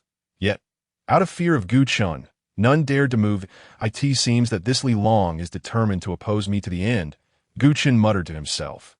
Narrowing his eyes, he then swept his gaze around, without lingering, and swiftly departed the spirit domain. Once Gu Chun was gone, the disciples collectively exhaled, as if a heavy weight had been lifted from their chests. This brat is truly arrogant. He holds us in utter disregard. One of the injured disciples voiced his dissatisfaction. This remark drew the attention of others. If you are a genius, you may act with such arrogance. Someone murmured from the crowd. Fuming, the speaking disciple turned crimson, nearly choking on his own indignation. Let us not waste time standing here, another disciple suggested, prompting the group to exit the spirit domain. Outside, Li Long, having emerged first, approached Gong Feiyu and Wan Kai with a look of grievance, accusing Gu Chun of causing chaos within the spirit domain and monopolizing all the elemental power, thus disrupting their cultivation. Elders, this brat is deliberately causing trouble that if he is not punished, not only will I refuse to accept it, but all my junior brothers will as well. I long sought to rally support from the other intersect disciples, applying pressure on Gong Feiyu and Wan Kai. However, amidst his fervent complaints against Gu Chun, Li Long remained oblivious to the dispassionate expressions of the two elders, devoid of the previous eagerness to align themselves with him. Elders, Li Long sensed something amiss. Just then, Gu Chun emerged from the spirit domain. Gong Feiyu and Wan Kai's expressions brightened, their faces adorned with smiles as they approached Gu Chun. Oh no, Li Long thought to himself, realizing the gravity of the situation. Congratulations, Junior Master Gu, on completing your second transformation. I estimate that within a month, you will be able to undergo your third transformation, at which point you shall be a practitioner of the quasi-human realm. Gong Feiyu beamed as he approached Gu Chun. Gu Chun was momentarily taken aback. Elder Gong, he began, but was interrupted by Gong Feiyu. Junior Master, I understand what you wish to say. It was my mistake before, and I misunderstood you. I apologize sincerely. Gong Feiyu bowed respectfully. The multitude of disciples emerging from the spirit domain were left astounded by this scene. An elder of the earth realm apologizing to an intersect disciple. They exchanged incredulous glances. Had they not witnessed it with their own eyes, they would have found it hard to believe. It appears our speculation was indeed correct. The genius predicted by the celestial mirror is not Li Long, but rather this Gu Chun, the disciples thought, casting fearful glances at Gu Chun while nodding in agreement. Elder Gong, you are truly too gracious, Gu Chun replied with a smile, fully aware that the elder had realized his error in judgment. Now that it was clear who the true genius was, the change in attitude was understandable. As long as Junior Master Gu does not hold a grudge against me, my apologies are of little consequence. Gong Feiyu thought, concealing his displeasure behind a facade of smiles. I have a matter I wish to discuss with Junior Master, Gong Feiyu eagerly stated, revealing his intention to recruit Gu Chun into the battle hall. Wait a moment. Gu Chun had yet to respond when Wan Kai stepped forward, waving his hand to interrupt Gong Feiyu. Junior Master, I too have something to discuss with you. Elder Wan, what do you mean by this? There should be a proper order to things. Gong Feiyu glared at Wan Kai, visibly displeased. I approached Junior Master first. How can you disregard your status as an elder and cut in line? Elder Feiyu, This is not simply a matter of who approached first. Wan Kai retorted with a cold snort. Junior Master Gu is a genius, whether for his own considerations or for the future of our sect. I must speak. Wan Kai regarded Gu Chen with utmost seriousness. Junior Master, given your talents, the only path for you to truly flourish lies in joining my spirit hall, where you may strive to become a formidable force. I spit. Gong Feiyu spat in disdain. Wan Kai, you truly overestimate yourself. By your reasoning, if Junior Master Gu does not join the Spirit Hall, he would not become a strong practitioner. Not necessarily. Wan Kai nodded earnestly. Junior Master, do not listen to him. Gong Feiyu interjected, weary of engaging in a futile argument with Wan Kai. What is the Spirit Hall compared to the Battle Hall? The latter is the foremost hall within our sect. Nonsense. My Spirit Hall is the true leader. Wan Kai retorted angrily, launching into a vehement rebuttal. The two elders engaged in a fierce exchange, disregarding any notions of camaraderie or sect loyalty. The disciples, witnessing this familiar spectacle, naturally turned their gazes towards Li Long not long ago. Gong Feiyu and Wan Kai had engaged in a similar contest against one another. Damn it! Li Long clenched his fists in rage as he observed the unfolding scene. At this juncture, he could no longer deny the truth. The celestial mirror had erred, and the genuine genius was Gu Chen, not him. This brat, possessing such fortuitous luck and talent that surpasses my own. Li Long glowered at Gu Chen, his teeth grinding in frustration. I could see that moment. Gu Chen spoke up with a smile. Elders, may I have a word? Of course. The previously boisterous Gong Feiyu and Wan Kai fell silent at Gu Chen's request, their faces alight with warm smiles as they turned their attention to him. I seem to recall that the two of you previously stated that you would never allow me to join the Battle Hall or the Spear Hall. Gu Chen did not finish his sentence. Gong Feiyu and Wan Kai's faces flushed with embarrassment, their discomfort palpable. However, considering the potential advantages of aligning with Gu Chen, they quickly brushed aside their unease. Junior Master, it was he who said that. I certainly did not. Wan Kai pointed accusingly at Gong Feiyu. Chapter 23. The sect's renowned Wan Kai. You, Gong Feiyu seethed, pointing at Wan Kai, his face contorted with fury. Indeed, I said that. Did you not say the same? Li Long retorted, revealing the truth. Yet he quickly adopted a smile that I merely followed Elder Feiyu's lead. But if we are to discuss resoluteness, it pales in comparison to Elder Feiyu's. Gong Feiyu seethed with indignation. Unable to articulate a response, I understand your good intentions, but I have just become an intersect disciple. Make such a decision now is beyond my capabilities. Gu Chen waved his hand dismissively. True. Wan Kai nodded in agreement. The doors of my spirit hall will always be open for you, and the battle hall as well. Gong Feiyu interjected, unwilling to be outdone. Then I must thank both elders. Gu Chen smiled and clasped his hands together, his heart as clear as a mirror. Their attempts to win me over stem from nothing more than their perception of me as a genius. Believing there is profit to be gained, Gu Chen first glanced at Wan Kai, then turned his gaze to Gong Feiyu. Wan Kai was inconsequential, but Gong Feiyu must still harbor resentment towards me for having embarrassed him in front of others. Gu Chen did not let his guard down simply because of Gong Feiyu's apology. These thoughts crossed his mind. Li Long approached with a gloomy expression. Elder Gong, Elder Wan, I wonder if you too heard what I just mentioned? Li Long's gaze, filled with murderous intent, swept over Gu Chen. This brat has caused chaos in the spirit domain, preventing me and my fellow disciples from completing our cultivation. Before Li Long could finish his statement, he was impatiently interrupted by Gong Feiyu. Not completing your cultivation is a reflection of your own inadequacies. It has nothing to do with others. Elder, how can you say such a thing? You are openly favoring this boy. Li Long's expression darkened. What? Are you questioning this elder? Gong Feiyu shot Li Long a cold glare. The formidable aura of a master in the earth realm and the authority of an elder erupted suddenly, causing Li Long to stagger back several steps, cold sweat pouring down his face. I dare not. Li Long could only bow repeatedly, as long as you understand.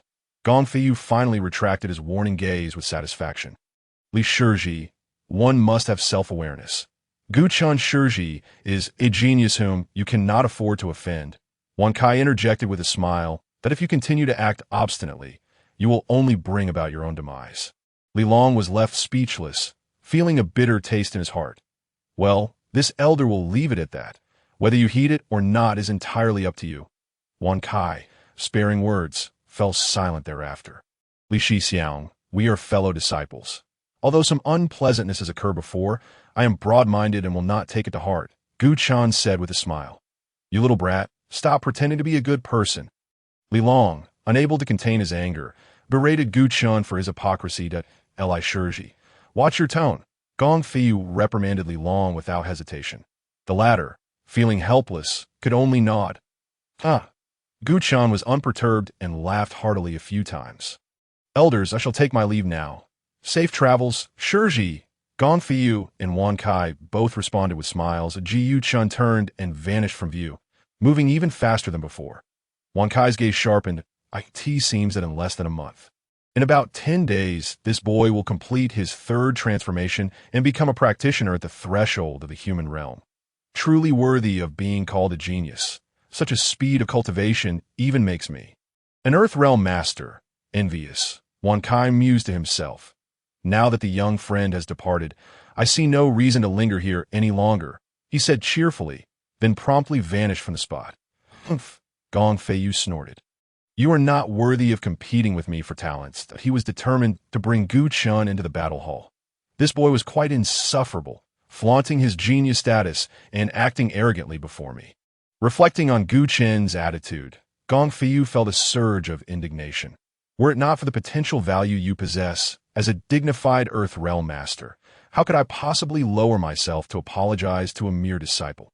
Gong Feiyu vowed silently that one day he would make Gu Chan regret it, kneeling respectfully before him and exclaiming, "Long live the elder!" Of course, first he needed to lure this boy into the battle hall, thus securing the reward for recruiting a genius. Gong Feiyu could not help but chuckle. Casting a glance at Li Long and the other disciples, he said nothing and left directly to Li Shixiao. We shall take our leave first. A group of disciples said to Li Long before departing. However, Li Long was too consumed by anger, fixated solely on how to kill Gu Chun, and did not even hear them. The others were indifferent, each departing in their own manner. It was not until the last disciple had left that Li Long realized he was alone. You bunch of sycophants, seeing that I am not a genius. You all ignore my existence. Li Long began to reminisce about the moments when he had been flattered by the crowd. It is all that little brat Gu Chen's fault. Were it not for him, I wouldn't have to endure such humiliation. The mere thought of Gu Chun ignited a fire of hatred within Li Long, clenching his fists. The bones ground together with a chilling crack. He caused me to lose face in front of so many disciples and miss the opportunity to complete my second transformation. The more he pondered, the angrier he became. That I will remember all these grievances. And when the time comes for the core disciple selection, I will surely kill you. Li Long, filled with indignation, soared away in a fit of rage. Not long after, many disciples became aware of the happenings in the elemental hall and the spirit domain. Gu Chen's name became well known among every disciple, a lowly named disciple. A waste who could not break through to the first level of the induction realm for 2 years, was actually a hidden genius. Many disciples were initially incredulous upon hearing this, that it was not until they noticed their peers discussing the matter that they realized it was true. The protagonist, Gu Chun, remained oblivious to the fact that the entire sect was gossiping about him. Upon returning to the outer courtyard, he secluded himself within a wooden house in the courtyard, and I wonder if anyone noticed that I secretly captured the other 3 major elements. Sitting on the futon, Gu Chun turned his focus inward, gathering the ashification power coalescing in his dantian, alongside 3 floating light orbs. They were, in order, the yellow earth element, the black water element, and the green wind element. Chapter 24. The Threshold of the Human Realm. In order to swiftly break through to the human realm, I cannot afford to be overly cautious. Ji Yu Chen recognized that this course of action was somewhat reckless. Yet, recalling that the Shan Hai Jing is a living entity, he felt an overwhelming urge to enter the human realm. That the Shan Hai Jing implies that only by becoming a master of the human realm would it be willing to converse with me.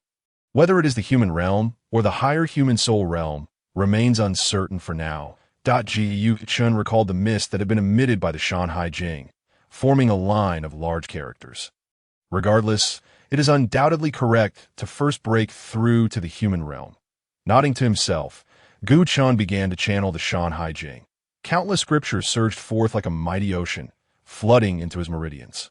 The three light orbs, representing the earth element, water element, and wind element, rapidly shattered and dissolved upon being washed by the scriptures. They transformed into pure power, flowing into his meridians and dantian. The ashification power thus grew significantly.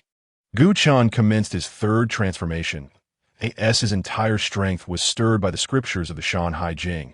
It continuously provoked his body's potential, expelling more impurities, rendering his body as pure as a gemstone. During this process, the Shan Hai Jing, floating above his dantian, underwent certain changes that automatically flipped open, revealing the image of the white tiger on the first page. The lifelike white tiger, though motionless, emanated an aura of formidable majesty. Buzz! The Shan Hai Jing trembled as the image of the white tiger began to stir. It seemed as though the first page was about to turn. Yu Chen's entire focus was on the transformation. Otherwise, witnessing the Shan Hai Jing about to unveil its second page would have undoubtedly astonished him. Just as Gu Chen expelled more and more impurities, drawing closer to the human realm, an event was unfolding outside. An Earth Realm elder responsible for reclaiming the spirit domain was astonished to discover that all four major elements had been entirely consumed. This should not be. The slender, elder-clad figure exclaimed in disbelief. How could there be not even a trace of elemental power remaining? The spirit domain was a temporarily constructed sanctuary for cultivation, and each activation required a substantial infusion of the four major elements. Yet, after so many uses, such a situation of elemental power being completely swept clean had never occurred before. It was said that this time was different from the past. One disciple had absorbed all the fire elements. The elder was well informed and aware of the events occurring within the spirit domain. Naturally, he was also aware of Gu Chen's existence. Yet even so, where had the earth element, water element, and wind element vanished to? The elder furrowed his brow, unable to fathom the answer. Could it be? Suddenly, the elder recalled a legend. Could it be that this person not only has the ability to absorb fire elements, but can also draw in the other three elements? This is the chaos. The elder's mouth fell open, his expression turning fearful. No, it's impossible. Chaos is merely a legend, and no practitioner has ever managed to cultivate all four elements simultaneously. The elderly man shook his head repeatedly, unable to believe such a thing could exist. Even if it were not chaos, it indicated that this youth was unlike ordinary disciples and cultivators. It seemed I must seek an audience with him. The old man waved his grand sleeves, and a multitude of air currents instantly surged around him, enveloping the entire spiritual domain and drawing it into his sleeve. Then his body appeared out of thin air in a corner of the sect, and with a gentle movement, he vanished into the half. If any disciples or elders of the sect were to witness this, they would immediately recognize it. The old man's departure left behind shadows of the combat techniques from the battle hall and the spiritual skills from the spirit hall. Such methods were exclusive to the elders of the fusion hall among the four great halls that in the outer courtyard. After an hour of reciting scriptures, the earth, water, and wind elements drawn from the spiritual domain have been thoroughly refined. Gu Chen's body surface, just like the previous two times, was coated with a thick, viscous substance. Success! Gu Chen exclaimed with excitement. As he opened his eyes, dusky flames erupted from his pores, merging together to envelop his body. The impurities clinging to his surface were burned away by the flames, transforming into wisps of azure smoke that evaporated. His outer disciple's robe also vanished in the process. However, Gu Chen had anticipated this and promptly retrieved a new robe from his storage bag. With 3 transformations completed, I am now a master at the threshold of the human body realm. Yu Chen stood up from the meditation mat, examining his hands and feeling the power rapidly circulating within him. Thoroughly satisfied, yet he pondered how his half-step human body realm, cultivated through a top-tier celestial technique, compared in combat prowess with other half-step human body realm disciples practicing the Stone Sutra. Curiosity stirred within Gu Chen as he sought a fellow disciple of the same realm for a battle. Perhaps I need not search far, for someone may come to fulfill this desire. With this thought, Gu Chun recalled Huang Yun. After his last failed attempt, he was certain Huang Yun would return seeking assistance. A cold smile crept upon Gu Chen's face. Unfortunately, your actions are too slow. I've already become a half-step human body realm cultivator.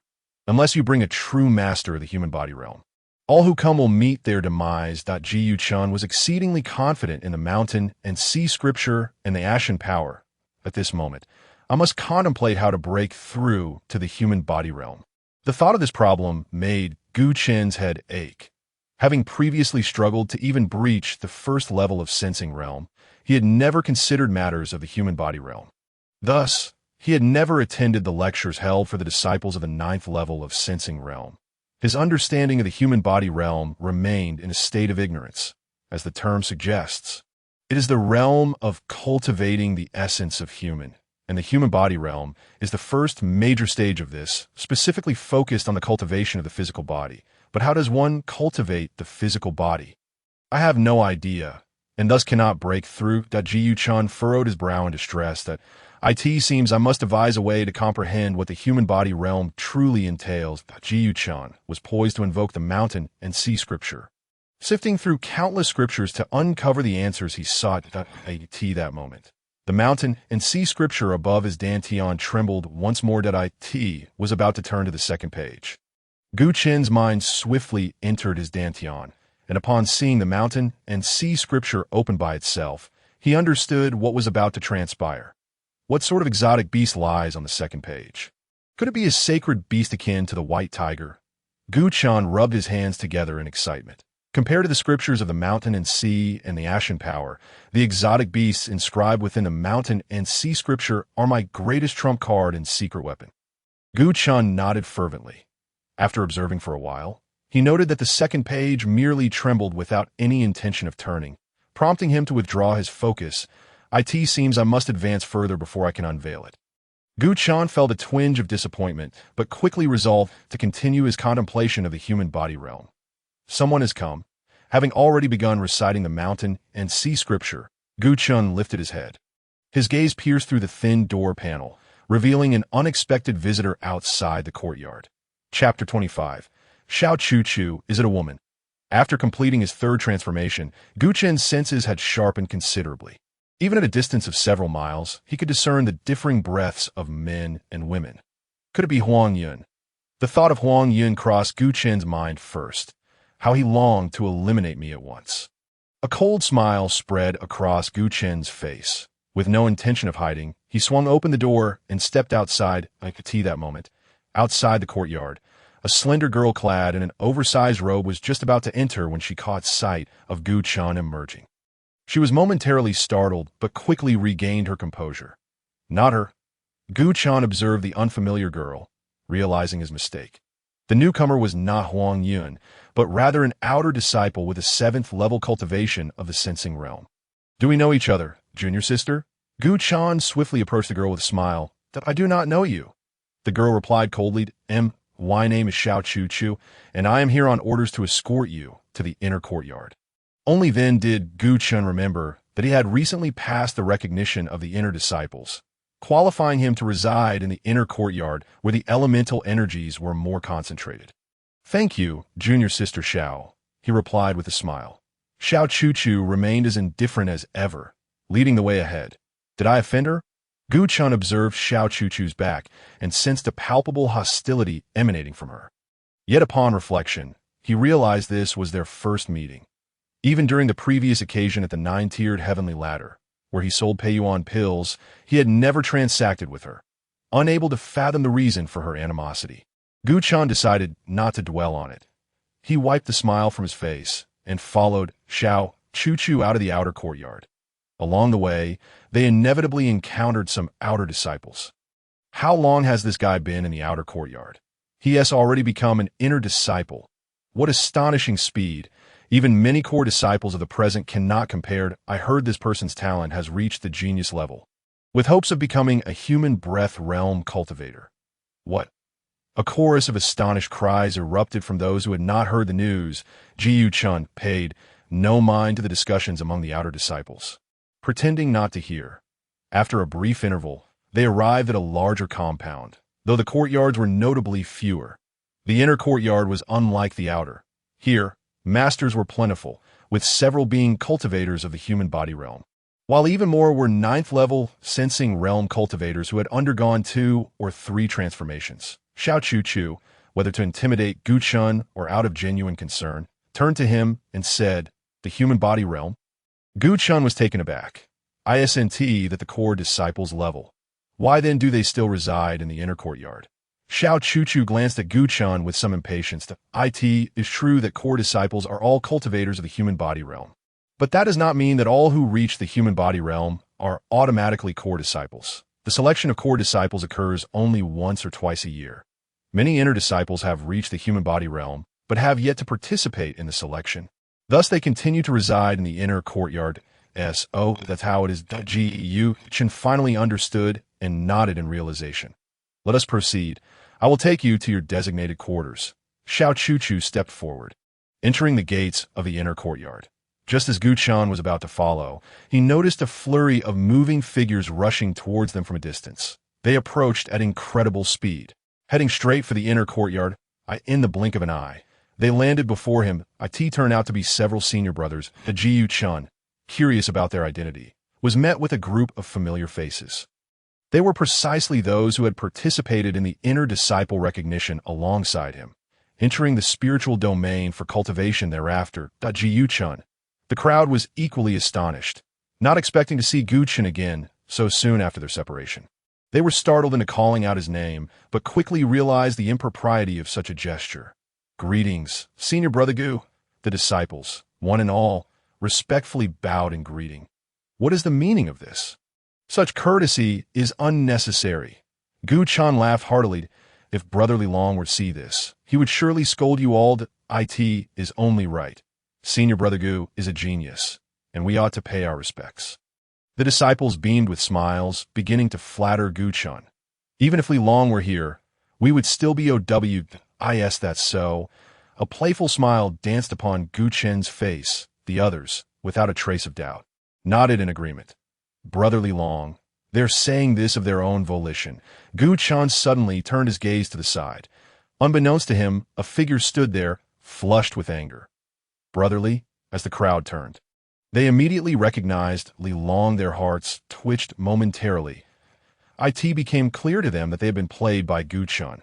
The latter had long since noticed Li Long's arrival, yet chose to remain silent about it. That damned rascal was clearly relishing their predicament. "Senior brothers, you have wronged me gravely." Gu Chun, with his extraordinary hearing, laughed as he defended himself. "I haven't done anything at all." "Humph." Just as the others were about to voice their own defense, a cold snort interrupted them. Li Long approached. "Senior Li Long, please do not be angry. It was not our intention. It was all that rascal's doing." The group hastily explained, fearing Li Long's wrath. However, they dared not speak ill of Gu Chun. Feeling caught in a dilemma between the two, some disciples were already breaking into a cold sweat. "Fellow disciples, I bear no grudge against you," Li Long said, casting a glance at the crowd. Though he was quite upset, he still had to maintain an air of magnanimity. "It is this scoundrel who has been sowing discord and inciting us against one another, hoping to reap the benefits." Upon hearing Li Long's words, everyone sighed in relief, smiles returning to their faces. "As long as Senior Li thinks this way, we need not worry." The disciples began to lavish praise upon Li Long's intelligence. "Jiu Chun, I will settle our matters one by one." Li Long turned to face Gu Chun, with a tone that only intensified his murderous intent and hatred. "Just wait. I will make you regret opposing me." With that, Li Long let out a cold snort and strode into the inner courtyard.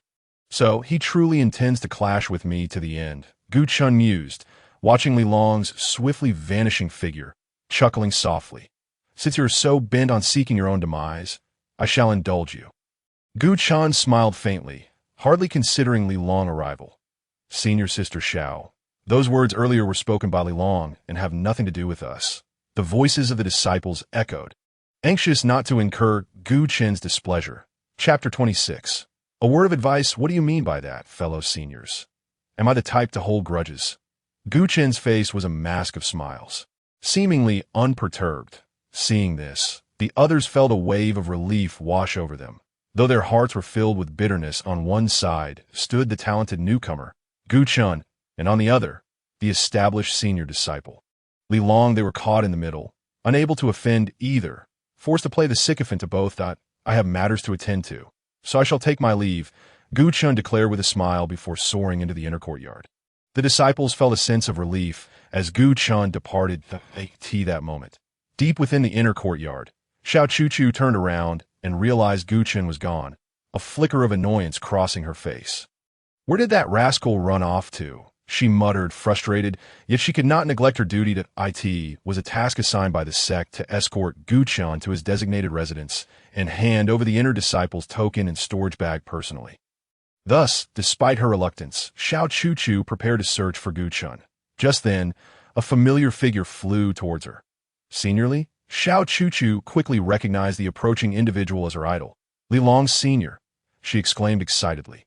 However, Li Long, in a foul mood, ignored her and flew past without a word. What is going on? Why is he ignoring me? Xiao Chuchu gazed at Li Long's retreating figure, her expression turning somber that moment. Gu Chun caught up with her. Junior sister Xiao. Shall we go? Gu Chun spoke without noticing her disappointed expression. You little brat. Is that you? Xiao Chuchu glared at Gu Chun, furious that Gu Chun, utterly confused, wore a puzzled expression. Still pretending? Xiao Chuchu snapped. Back at the elemental hall and the spirit domain, you certainly had your fair share of conflicts with Senior Li. Didn't you just offend him again? So that's what this is about. Gu Chun chuckled, realizing Xiao Chuchu was acquainted with Li Long, and apparently quite well. Of course. Xiao Chuchu crossed her arms proudly. Senior Li is my idol, the goal I aspire to in my cultivation. If you oppose Senior Li, you are opposing me. She glared at Gu Chun as if she could swallow him whole. Then, why doesn't T Junior sister take action to avenge her Senior Li? Gu Chun asked, unfazed. Humph, Xiao Chuchu scoffed. Do you think I haven't thought about it? Just as she finished speaking, Xiao Chuchu realized something was amiss and quickly covered her mouth. But Gu Chun had already heard everything. It seems Junior sister is still self-aware. He laughed heartily. Xiao Chuchu puffed up her cheeks, expressing her displeasure with a huff. Junior sister, your Senior Li has already gone far. For now, let us focus on taking me to my residence. Follow me, Xiao Chuchu replied with a blank expression. She first walked in front of Gu Chun, then turned into a seldom trodden path that, upon closer inspection, was almost invisible. As soon as they entered, their figures were obscured by the dense foliage on either side. Gu Chun said nothing and followed her in. Although the path was narrow, it was certainly not short. They walked for nearly half an hour before the vegetation finally thinned out, revealing several courtyards at the end. Compared to the residences of the outer disciples, these were significantly larger, yet they were still nearly half the size of the inner disciples' courtyards that Gu Chun had seen upon entering. Yu Chen quickly realized that Xiao Chuchu had done this intentionally. That courtyard is yours. Xiao Chuchu pointed to the central courtyard. Thank you, Junior sister. Gu Chun said nothing more, nor did he protest, simply nodding with a smile. This time, it was Xiao Chuchu's turn to be astonished. She had prepared herself for Gu Chen's fury, yet he accepted everything with grace. By the way, Junior sister, may I have the items that you owe me? Gu Chun took a few steps toward the courtyard before quickly turning back. I haven't forgotten, Xiao Chuchu replied indignantly, tossing a gray storage bag to him. The inner disciple token and your first offering are all inside. Thank you. Gu Chun expressed his gratitude once more. Seeing that she could not provoke Gu Chun, Xiao Chuchu prepared to leave in disappointment. That moment, Gu Chun's laughter rang out. Junior sister, considering you brought me into the inner courtyard, I offer you a word of advice. Steer clear of Li Long. What do you mean by that? Xiao Chuchu retorted angrily, turning to glare at Gu Chun. He is a man-eater. If you do not wish to regret it, heed my advice and keep your distance. Gu Chun did not elaborate further, quickening his pace to enter the distant courtyard. Xiao Chuchu watched his retreating figure, fuming as she stomped her foot. That damned brat, not only opposing Senior Li, but also sowing discord between us. He is truly despicable, but I will not fall for your tricks. She muttered a few curses under her breath before departing in the courtyard. Gu Chun casually grabbed a cushion and sat down. With a wave of his hand, he opened the storage bag, revealing a metallic token marked with the insignia of the inner disciples of the Pan Stone Sect, along with the freshly inscribed name Chen. Chen showed little interest and tossed it aside. Pill of cultivation, his gaze shifted back to the storage bag, where he discovered 10 white porcelain vials. Upon opening them, he found each contained 10 thumb-sized pills of cultivation, totaling 100, given that each pill was worth approximately 30 spirit stones. This amounted to 3,000 spirit stones. After a brief calculation, Gu Chen's astonishment was evident. No wonder everyone aspires to be an inner disciple. This was just the first month's supply. Henceforth, he would receive 100 pills of cultivation each month, making his cultivation speed incomparable to that of outer disciples. However, his joy was short-lived as he pondered the higher status of core disciples. If inner disciples received around 3,000 spirit stones per month, how much more would core disciples receive? It seemed that even without considering the privileges of core disciples, the richer resources for cultivation warranted his swift ascension to core disciple status. The Jiu Chen was acutely aware that mastering the Shan Hai Jing required an immense amount of elemental power. Relying solely on his own abilities would undoubtedly prove insufficient to acquire the vast strength he sought, and thus he could only obtain it from his sect. Chapter 27. Destinies Intertwined. Present. He was merely in the sensing realm, yet his demand for elemental power was already exceedingly daunting. Had he not become an inner sect disciple and secured an opportunity to cultivate within the spirit domain, it would have been utterly impossible for him to successfully undergo the second and third metamorphoses and break through to the half-step human realm. Gu Chen began to calculate in his mind. Once he transcended to the human realm, the required elemental power would inevitably increase significantly. Therefore, regardless of the circumstances, he was determined to become a core disciple, thus gaining the qualifications to access greater cultivation resources. Clenching his fists, Gu Chen immediately began to circulate the texts of the Shan Hai Jing, embarking on his comprehension of the human realm. This was a corporeal domain, necessitating the refinement of the body to its utmost strength. The body encompassed skin, bones, organs, and meridians. Jiu Chen gritted his teeth against a throbbing headache, searching through the texts of the Shan Hai Jing for descriptions pertaining to the human realm. Alas, the concepts were too esoteric for him to grasp fully. He could only glean a general understanding. It was clear he would need the guidance of a master or engage in combat with practitioners of the human realm to understand the mysteries of the corporeal form through battle. After much contemplation, Gu Chen managed to identify 2 methods for swiftly comprehending the human realm. However, he currently lacked the necessary conditions to pursue them. Sigh. With a deep exhale, Gu Chen decided to conclude his cultivation session. He intended to consume 100 yuan cultivation pills to solidify his quasi-human realm cultivation. Yet at that moment, his dantian trembled and the Shan Hai Jing quivered for a third time. Could it be that the second page was about to turn? Gu Chen, sensing urgency, promptly released his consciousness and plunged into his dantian. Observing the intensity of the quaking, he noted it was far greater than before, yet the second page showed no signs of opening. It seemed he would need to break through to the human realm to turn the second page. Disappointed, Gu Chen shook his head and was about to withdraw his consciousness. However, before he could do so, numerous transparent tendrils suddenly emerged from the Shan Hai Jing. They struck various points within his dantian and extended to his meridians, organs, bones, and skin. Not a single part of his body was spared. Every nook and cranny was intertwined with the Shan Hai Jing through these transparent tendrils. What on earth is happening? Gu Chen was taken aback, his expression shifting dramatically, utterly bewildered by the unfolding events.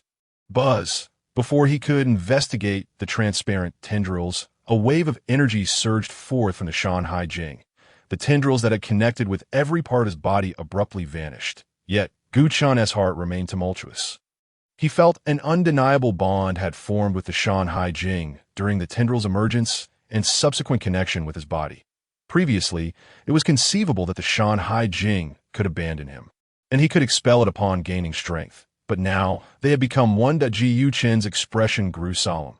They were now truly intertwined, sharing both glory and suffering. His fate was becoming enmeshed with that of the Shan Hai Jing. Was this the balance of the universe?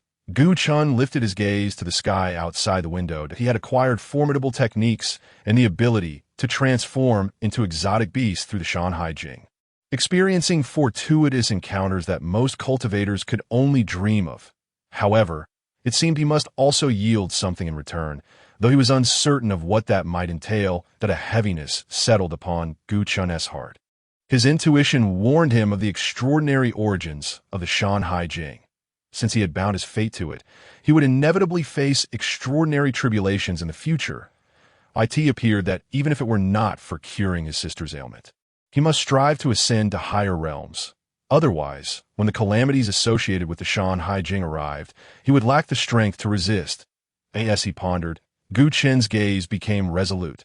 Just then, a series of rapid footsteps, reminiscent of knocking, echoed from outside the door. Jiu Chun was jolted from his thoughts, his focus diverted from the Shan Hai Jing.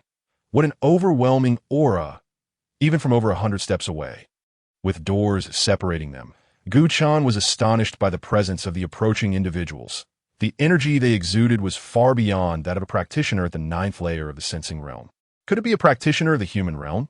Gu Chun quickly deduced their cultivation level, his brow furrowing in concern. He did not know any practitioners of the human realm. Why would someone of that caliber visit him now? With curiosity, Gu Chun opened the door. Outside the courtyard stood 6 men and 1 woman, a total of 7 individuals. Each was clad in the long robes of inner sect disciples. The only woman positioned at the forefront was none other than Huang Yun, a familiar face to Gu Chun. Could this brat truly be the same person from before? Huang Yun, head bowed, harbored a swirling mix of murderous intent and confusion. After his defeat at the hands of Gu Chun in the outer courtyard, he had swiftly contacted several inner sect disciples to devise a plan to eliminate Gu Chun.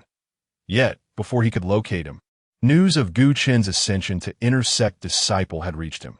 Furthermore, he had been deemed a genius by the Heavenly Mirror, while Huang Yun was merely classified as talented, separated by a thin line from being considered a genius. He found it hard to believe that Gu Chun had achieved such status. There must be some trickery involved. Otherwise, if Gu Chun were truly a genius, he would not have remained stagnant at the 1st layer of the sensing realm for over 2 years. Huang Yun nodded in agreement with his own thoughts, confident in his assessment. Turning to the 6 inner sect disciples behind him, Huang Yun smiled with unshakable confidence. Jiu Chun, regardless of whether you are a genuine genius or merely masquerading as one, your fate is sealed this time. Huang Yun was acutely aware of the strength of the 6 individuals. 3 were half-step human realm practitioners who had undergone 3 metamorphoses, while the other 3 were even stronger. Having already broken through to the 1st layer of the human realm, they were poised to participate in the upcoming selection of core disciples. Once they succeeded, they would attain the highest status among the disciples. Junior Sister Huang, when that brat emerges, you need not lift a finger. We shall handle him for you. A half-step human realm inner disciple chuckled. I am most grateful, Brother Wang. Huang Yun replied respectfully to the speaking inner disciple. A trivial matter. Brother Wang waved his hand nonchalantly. He is merely a practitioner at the 9th layer of the sensing realm who has undergone 2 metamorphoses. Any one of us here could easily handle him. The 2 other half-step human realm inner disciples standing beside Brother Wang echoed his sentiments with laughter. Indeed, Huang Yun chimed in. I am well aware of the prowess of my esteemed seniors.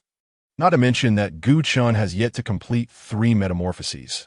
Even if he did, he would be no match for you. Their laughter rang out, filled with mockery. He is coming out, spoke one of the 3 human realm disciples who had remained silent until now. The 3 of them, with 6 eyes, fixed their gaze on Gu Chun as he stepped out of the door. Their disdain erupted simultaneously. As expected, he has only undergone 2 metamorphoses, one of the human realm disciples remarked. I have no interest in intervening. This is your domain, my junior brothers, he declared, stepping back. Rest assured, Brother Huang Pu, this is but a small matter. We 3 will manage just fine without troubling you, replied the half-step human realm disciple named Wang, grinning confidently. Yes, we need not trouble Brother Huang Pu. We are more than capable. The other 2 half-step human realm inner disciples seized the opportunity to flatter Huang Pu Ming. Huang Pu Ming nodded indifferently before closing his eyes, too disinterested to even glance at the unfolding scene. Seeing this, Huang Yun refrained from commenting. The invitation of human realm experts was merely a precaution, and he never expected them to engage. Moreover, Huang Yun did not believe Gu Chen had reached a level that warranted the intervention of human realm disciples. "Brother Wang, I place this in your capable hands," Huang Yun said to the three half-step human realm inner disciples, a trivial matter. Wang and his companions laughed heartily. They stepped forward, positioning themselves to block Gu Chen's path. "Brat, you are Gu Chen?" Wang and his companions looked down upon Gu Chen from their elevated stance, their eyes filled with contempt. They regarded him not as a fellow inner disciple, but as a mere nominal disciple unworthy of respect. Naturally, Gu Chen felt a surge of indignation, but merely cast a glance at the three without uttering a word, his focus and attention fixated on Huang Yun, who led them. It is Junior's sister, Huang Yun. I wondered who it might be. "You insolent wretch. We are speaking to you. Did you not hear?" Wang Zhong, disregarding his own presence, was engaged in conversation with Huang Yun when he was suddenly consumed by fury. The two other disciples also began to hurl insults at Gu Chen. "How dare a mere novice disregard us?" They immediately unleashed their aura, intending to intimidate Gu Chen, a mere half-step into the human realm after 3 transformations. Gu Chen, with a smile, gazed ahead, completely unfazed by the approaching pressure. He effortlessly sidestepped their advance. "What?" The two disciples were taken aback, a sense of foreboding creeping into their hearts. Such speed. Wang Zhong, observing from the rear, was increasingly astonished. Could this boy have completed 3 transformations as well? Wang Zhong murmured to himself, yet he quickly shook his head in disbelief that it was impossible. Just a day or two prior, this boy had only reached the first level of the sensing realm. Even with some fortuitous encounter, he could not have leapt to the half-step human realm. Wang Zhong, himself a half-step human realm practitioner, understood the immense struggles required to reach this stage and could not bring himself to believe that Gu Chen could achieve it so swiftly. Evading was futile. Wang Zhong doubted Gu Chen's true cultivation level. The two disciples who had failed to land their blows screamed in unison. They attacked simultaneously, flanking Gu Chen to force him to his knees. "You won't succeed," Gu Chen scoffed at the approaching duo. Then, as if evaporating from his spot, he vanished. The two disciples lunged at empty air. Before they could even lift their heads, Gu Chen appeared behind them. "This is bad," they thought, attempting to flee. But it was too late.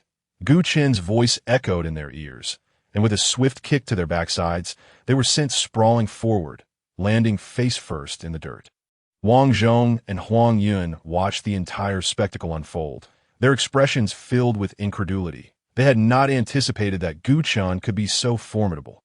The two half-step human realm practitioners, transformed 3 times, were utterly outmaneuvered. Gu Chen, you dare to humiliate us. The two disciples spat, choking on a mud in their mouths while muttering curses. With your current appearance, do you even need me to humiliate you? Gu Chen laughed openly, revealing no hint of restraint. The two disciples finally noticed that, apart from the mud on their lips, their robes were also caked in dust. Their hairpins had fallen out, leaving half their long hair flying in the wind while the other half clung to their faces. Particularly evident was the clear footprint left on their backsides. This disheveled state made them resemble beggars, unfit even compared to commoners without any cultivation. Their faces flushed with embarrassment, the two were enraged and leapt up, cursing Gu Chen fervently.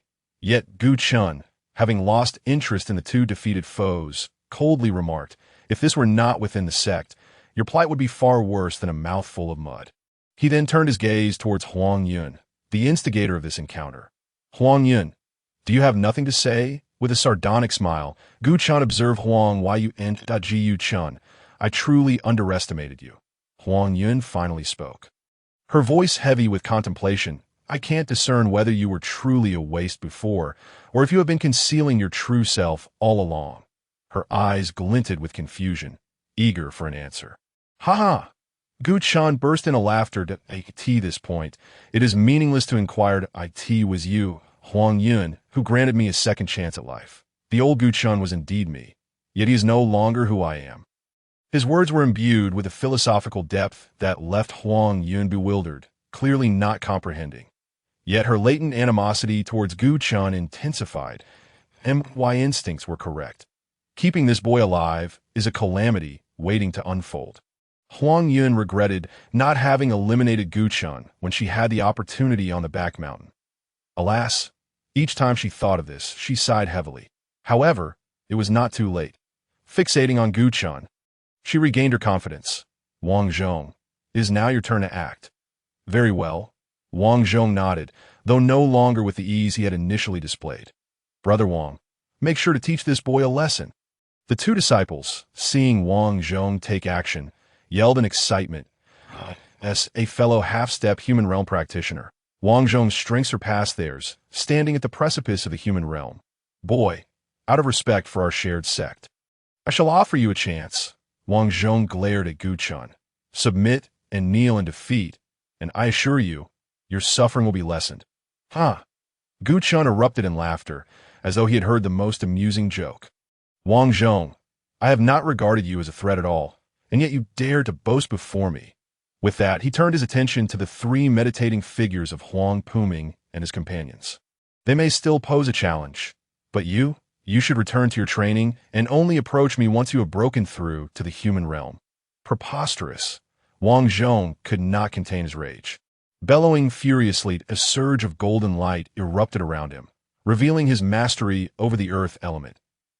And a wonder his aura was stronger than that of the two disciples. Upon witnessing the golden light, Gu Chun instantly recognized it as the earth element.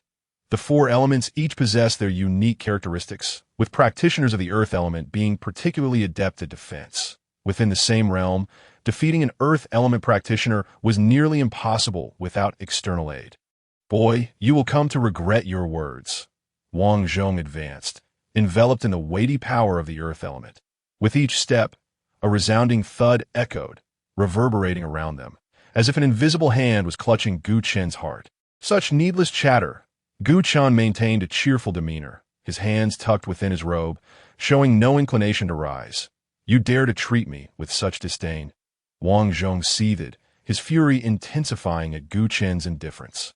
I shall ensure you experience the terror of being at the mercy of the earth element. As his roar echoed, the earth element power around him swirled violently, coalescing into palm-sized yellow bricks that rapidly formed into a towering wall over 5 zhang in height.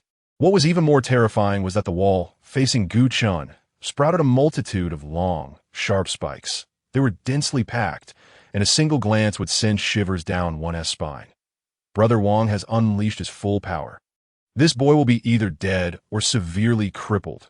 The two disciples cheered excitedly, fully aware of the formidable might of Wang Zhong's technique. Huang Yun let out a sigh of relief, a weight lifting from her heart. Finally, before her master emerged from seclusion, this boy would be dealt with now. She needed to consider the ensuing investigation by the sect. Ji Chun had become an inner disciple, and should he perish in his quarters on his very first day in the inner court, it would not be a trivial matter. Though it would be troublesome, she felt secure with her core senior brothers backing her, believing that nothing serious would arise. Huang Yun reflected on a few core disciples she was familiar with, a confident smile spreading across her face. Fortunately, I acted swiftly. Had this boy become a core disciple, it would have been truly problematic, as she contemplated the potential chaos that would ensue if Gu Chun had indeed ascended to core disciple status. She felt a wave of relief wash over her, berating herself for having overestimated Gu Chun. Now, she eagerly anticipated witnessing Gu Chun's demise at the hands of Wang Zhong. Do you truly think you can kill me? Gu Chun smiled coldly as the spiked wall hurtled toward him. A grayish flame enveloped him, and a staggering wave of heat radiated outward, effortlessly halting Wang Zhong's advance. What? Wang Zhong's mind blanked as he beheld the gray flames. How can such a color of flame exist? He muttered in disbelief, only to see the wall begin to crack under the scorching flames, its spikes breaking off at their bases. This is impossible. This cannot be happening. Wang Zhong roared in denial, unable to accept the reality before him. Even if you have undergone 3 transformations, you are still merely a half-step human realm practitioner. There is no way you could withstand my earth element power. He glared at Gu Chun, his voice rising in fury. You must be employing some sort of sorcery. Speak. What is your secret? Your words are excessively verbose. Ji Chun scoffed disdainfully, stepping forward with both hands sweeping across his chest. The grayish flames surrounding him suddenly converged at his chest and surged toward Wang Zhong. Block it! It must be blocked! Wang Zhong, gripped by fear, summoned all his strength for defense. Alas, it proved utterly futile. As the flames approached, the walls forged from the earth's attributes crumbled to dust amidst a deafening roar. The flames pressed onward, igniting the inner sect disciple's robe. Ah! Wang Zhong screamed in terror, flailing his arms in a desperate attempt to extinguish the flames. Yet his efforts only exacerbated the inferno. His hair was instantaneously incinerated, and the fine hairs on his body vanished without a trace. After undergoing 3 transformations, his physique, far superior to that of an ordinary 9th-level cultivator, began to redden and bleed under the searing flames. Brother Wang, the 2 disciples, and Huang Yun's faces paled as they witnessed this calamity. They wished to rescue Wang Zhong, but upon seeing the ominous gray flames, they recoiled in fear. Brother Huang Pu, save me, I do not wish to die. Wang Zhong cried out desperately, rushing to the 3 disciples standing behind him. In unison, they opened their eyes, but instead of looking at Wang Zhong, their gaze was fixated on the forward Gu Chun. Such a young age, yet so malicious, seeking to take lives at the first strike. Huang Pu, the apparent leader, remarked coldly. Raising his hand, he struck toward Wang Zhong. Suddenly, a tempest swept through the surroundings, extinguishing the flames engulfing Wang Zhong. However, he was left barely clinging to life, lying on the ground, unable even to express his gratitude to Huang Pu. Hiss! The 2 disciples approached. Witnessing Wang Zhong, nearly charred, and they gasped in horror, realizing their luck in merely receiving a kick. In stark contrast to Wang Zhong, they were practically unscathed. Huang Yun glanced once, and nearly retched in disgust. How tragic! The methods of this individual are truly terrifying. Huang Yun looked at Gu Chun, a shadow of dread creeping into his heart, cursing himself for celebrating too soon. Without a clear resolution, he had presumed the problem was settled and that he could relax. The 3 half-step human realm disciples had barely survived 3 moves at the hands of this individual. Huang Yun recalled the recent battle, noting that Gu Chun appeared to have not exerted his full strength. What on earth had transpired with him, causing such a drastic change? Just as Huang Yun grappled with his confusion, Huang Pu approached him. Brother Huang Pu. Huang Yun hastily composed himself, bowing respectfully that I did not anticipate that this individual would be so formidable. It seems only you can handle this matter, of course. A faint smile graced Huang Pu's handsome face. Having promised my junior sister, I shall see this through to the end. Indeed, the 2 disciples accompanying Huang Pu nodded in agreement with smiles. Then I shall trouble you 3 brothers. Huang Yun once more clasped his hands in gratitude. The trio turned, grinning as they regarded Gu Chun. Young man, as a disciple of our sect, you employ such ruthless tactics against your seniors, rendering yourself unworthy of being a disciple of the Pan Stone Sect. Huang Pu stood atop the moral high ground, reproaching Gu Chun. To Ji Chun, with a nonchalant smile, replied lazily, You come to take my life. And now you speak of brotherly affection. Huang Pu, do you not find your words utterly absurd? Gu Chun, your arrogance is intolerable. How dare you speak to brother Huang Pu in such a manner? Huang Yun seethed, pointing an accusatory finger at Gu Chun. Quickly apologize to your senior brother, junior sister Huang Yun. Do not fret.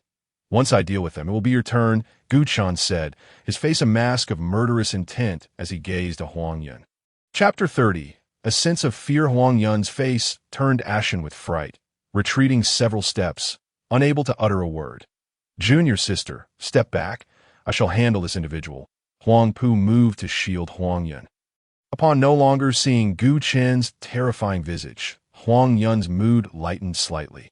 Recalling Gu Chen's earlier words, a surge of resentment bubbled within him. Young man, when did you acquire the audacity to threaten me? Huang Yun clenched his fists in anger, yet he had to concede that Gu Chun had indeed been frightening. Otherwise, he would not have been rendered speechless. You are merely half a step into the human realm. Yet you exhibit such arrogance. Should you break through to the human realm, would you not dismiss even the core disciples? Huang Pu fixed his gaze on Gu Chun, slowly inching closer, awaiting an opportunity to strike. The human realm? Gu Chen chuckled. Huang Pu, that is your goal, but not mine.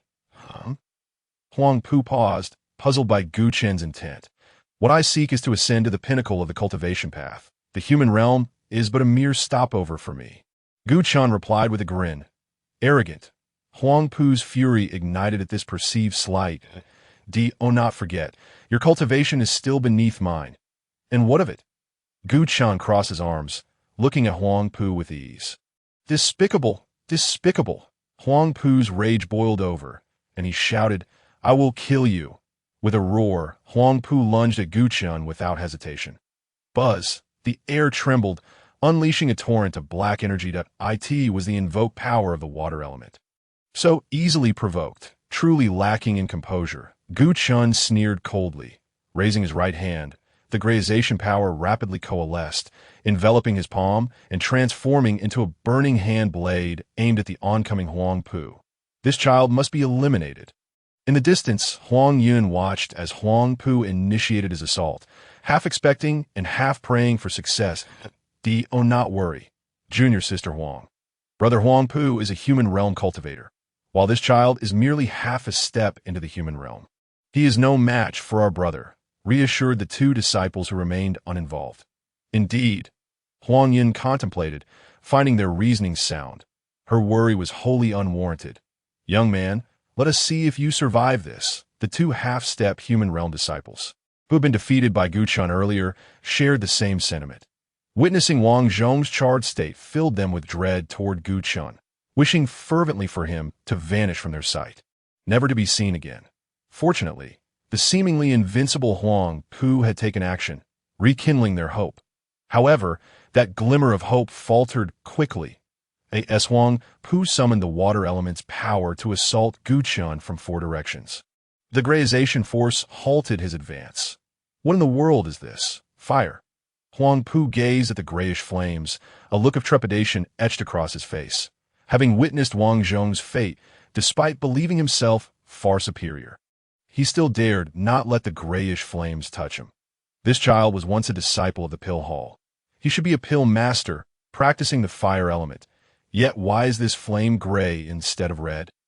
Huang Pu was thoroughly perplexed, still able to lose focus. Before he could ponder further, Gu Chen's laughter echoed. Not good.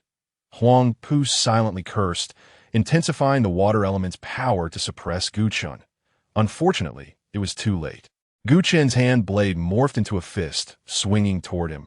The grayish flames erupted, engulfing Huang Pu's body. Damn it! Huang Pu cursed Gu Chen for his treachery. You dare to ambush me! As he cursed, he unleashed even greater power to fend off the flames. Brother Huang Pu, you wish to kill me. I must, of course, give it my all. Gu Chen replied with a smile. I find it quite surprising that you would say such a thing. Could it be you cannot bear to lose? Lose? Huang Pu roared in indignation. The power of the human realm surged forth, extinguishing the flames that surrounded him. The battle begins now. Then let me witness the true strength of Brother Huang Pu. Gu Chen replied with a smile, though internally he was astonished, as expected of a human realm cultivator, truly powerful. My flames, which can easily dispatch half-step human realm cultivators like Wang Zhong, are now being thwarted. Gu Chen became cautious. However, this was also beneficial, as it allowed him to discern some profound truths about the human body realm through combat, thereby accelerating his comprehension of the essence of the flesh. Contemplating this, Gu Chen couldn't help but feel a surge of anticipation for the impending battle. Meanwhile, Huang Yun and the others observed with rigid expressions as Huang Pu personally engaged but failed to subdue Gu Chen. They were unwilling to accept that Gu Chen's strength had nearly reached the human body realm. What on earth had transpired with this young man that rendered him so formidable? Huang Yun's teeth clenched in frustration. Despite not having broken through to the human body realm, he possessed the capability to contend with its disciples, which was more terrifying than a mere breakthrough. Huang Yun was filled with dread at the thought that Gu Chen wielded an overwhelming power that transcended his cultivation level. Could it be that the calculations of the heavenly ancient mirror were not erroneous, and this lad, truly, was a genius? Huang Yun had long harbored doubts about this reality. Yet, the mere thought that the heavenly ancient mirror was a potent artifact ranked among the top in their sect compelled him to believe. If that were indeed the case, he could not afford to let Gu Chen live. Huang Yun was desperate to resolve the matter with Gu Chen. "Brother Huang Puming, we cannot engage here. We must move to the back mountain." Huang Puming had also come to the same conclusion. The ensuing battle would undoubtedly require their utmost efforts and would create significant commotion. Being in the inner courtyard, with numerous inner disciples present, it wouldn't be long before someone arrived. "Young man, shall we find another location? Are you brave enough?" Huang Puming provocatively challenged Gu Chen. "Since my senior brother has said so, I naturally shall oblige," Gu Chen replied without a moment's hesitation. "However, I have one condition. Young lad, you aren't afraid to go, are you?" Huang Puming laughed. "Are you trying to provoke me?" Gu Chen chuckled in return. "State your condition."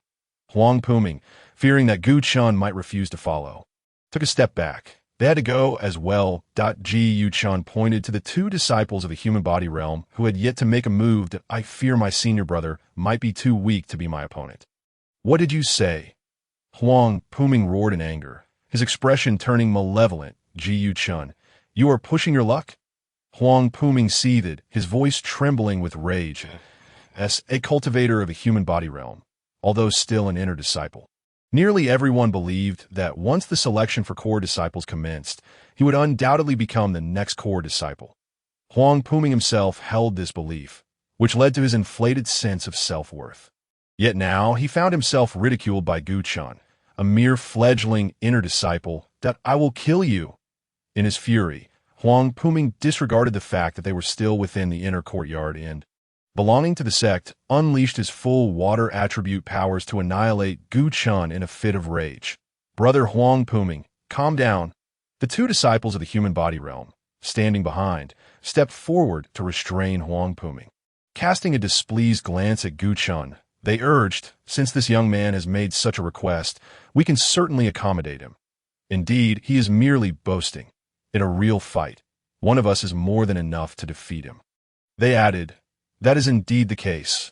Huang Puming's fury diminished somewhat. After taking a deep breath, he turned his gaze to Gu Chen. "Young man, since you seek death, I shall grant it to you. Brothers, come with me." Huang Puming glanced at the two inner disciples beside him. Then, with a push of his toes against the ground, he soared into the air. "Young man, let's go." The two disciples did not follow immediately, but instead watched Gu Chen. "Are you afraid I won't go?" Gu Chen laughed heartily, seeing through their intentions. Without further ado, he activated his movement technique and sped after Huang Puming.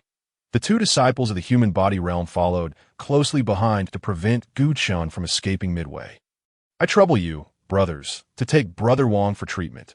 Huang Yun bowed to the remaining two half-step human body realm disciples before following Huang Puming and Gu Chen as they dashed out. "This time, I must witness this young man's demise with my own eyes before I can leave." Having learned from past experiences, Huang Yun would not leave prematurely again.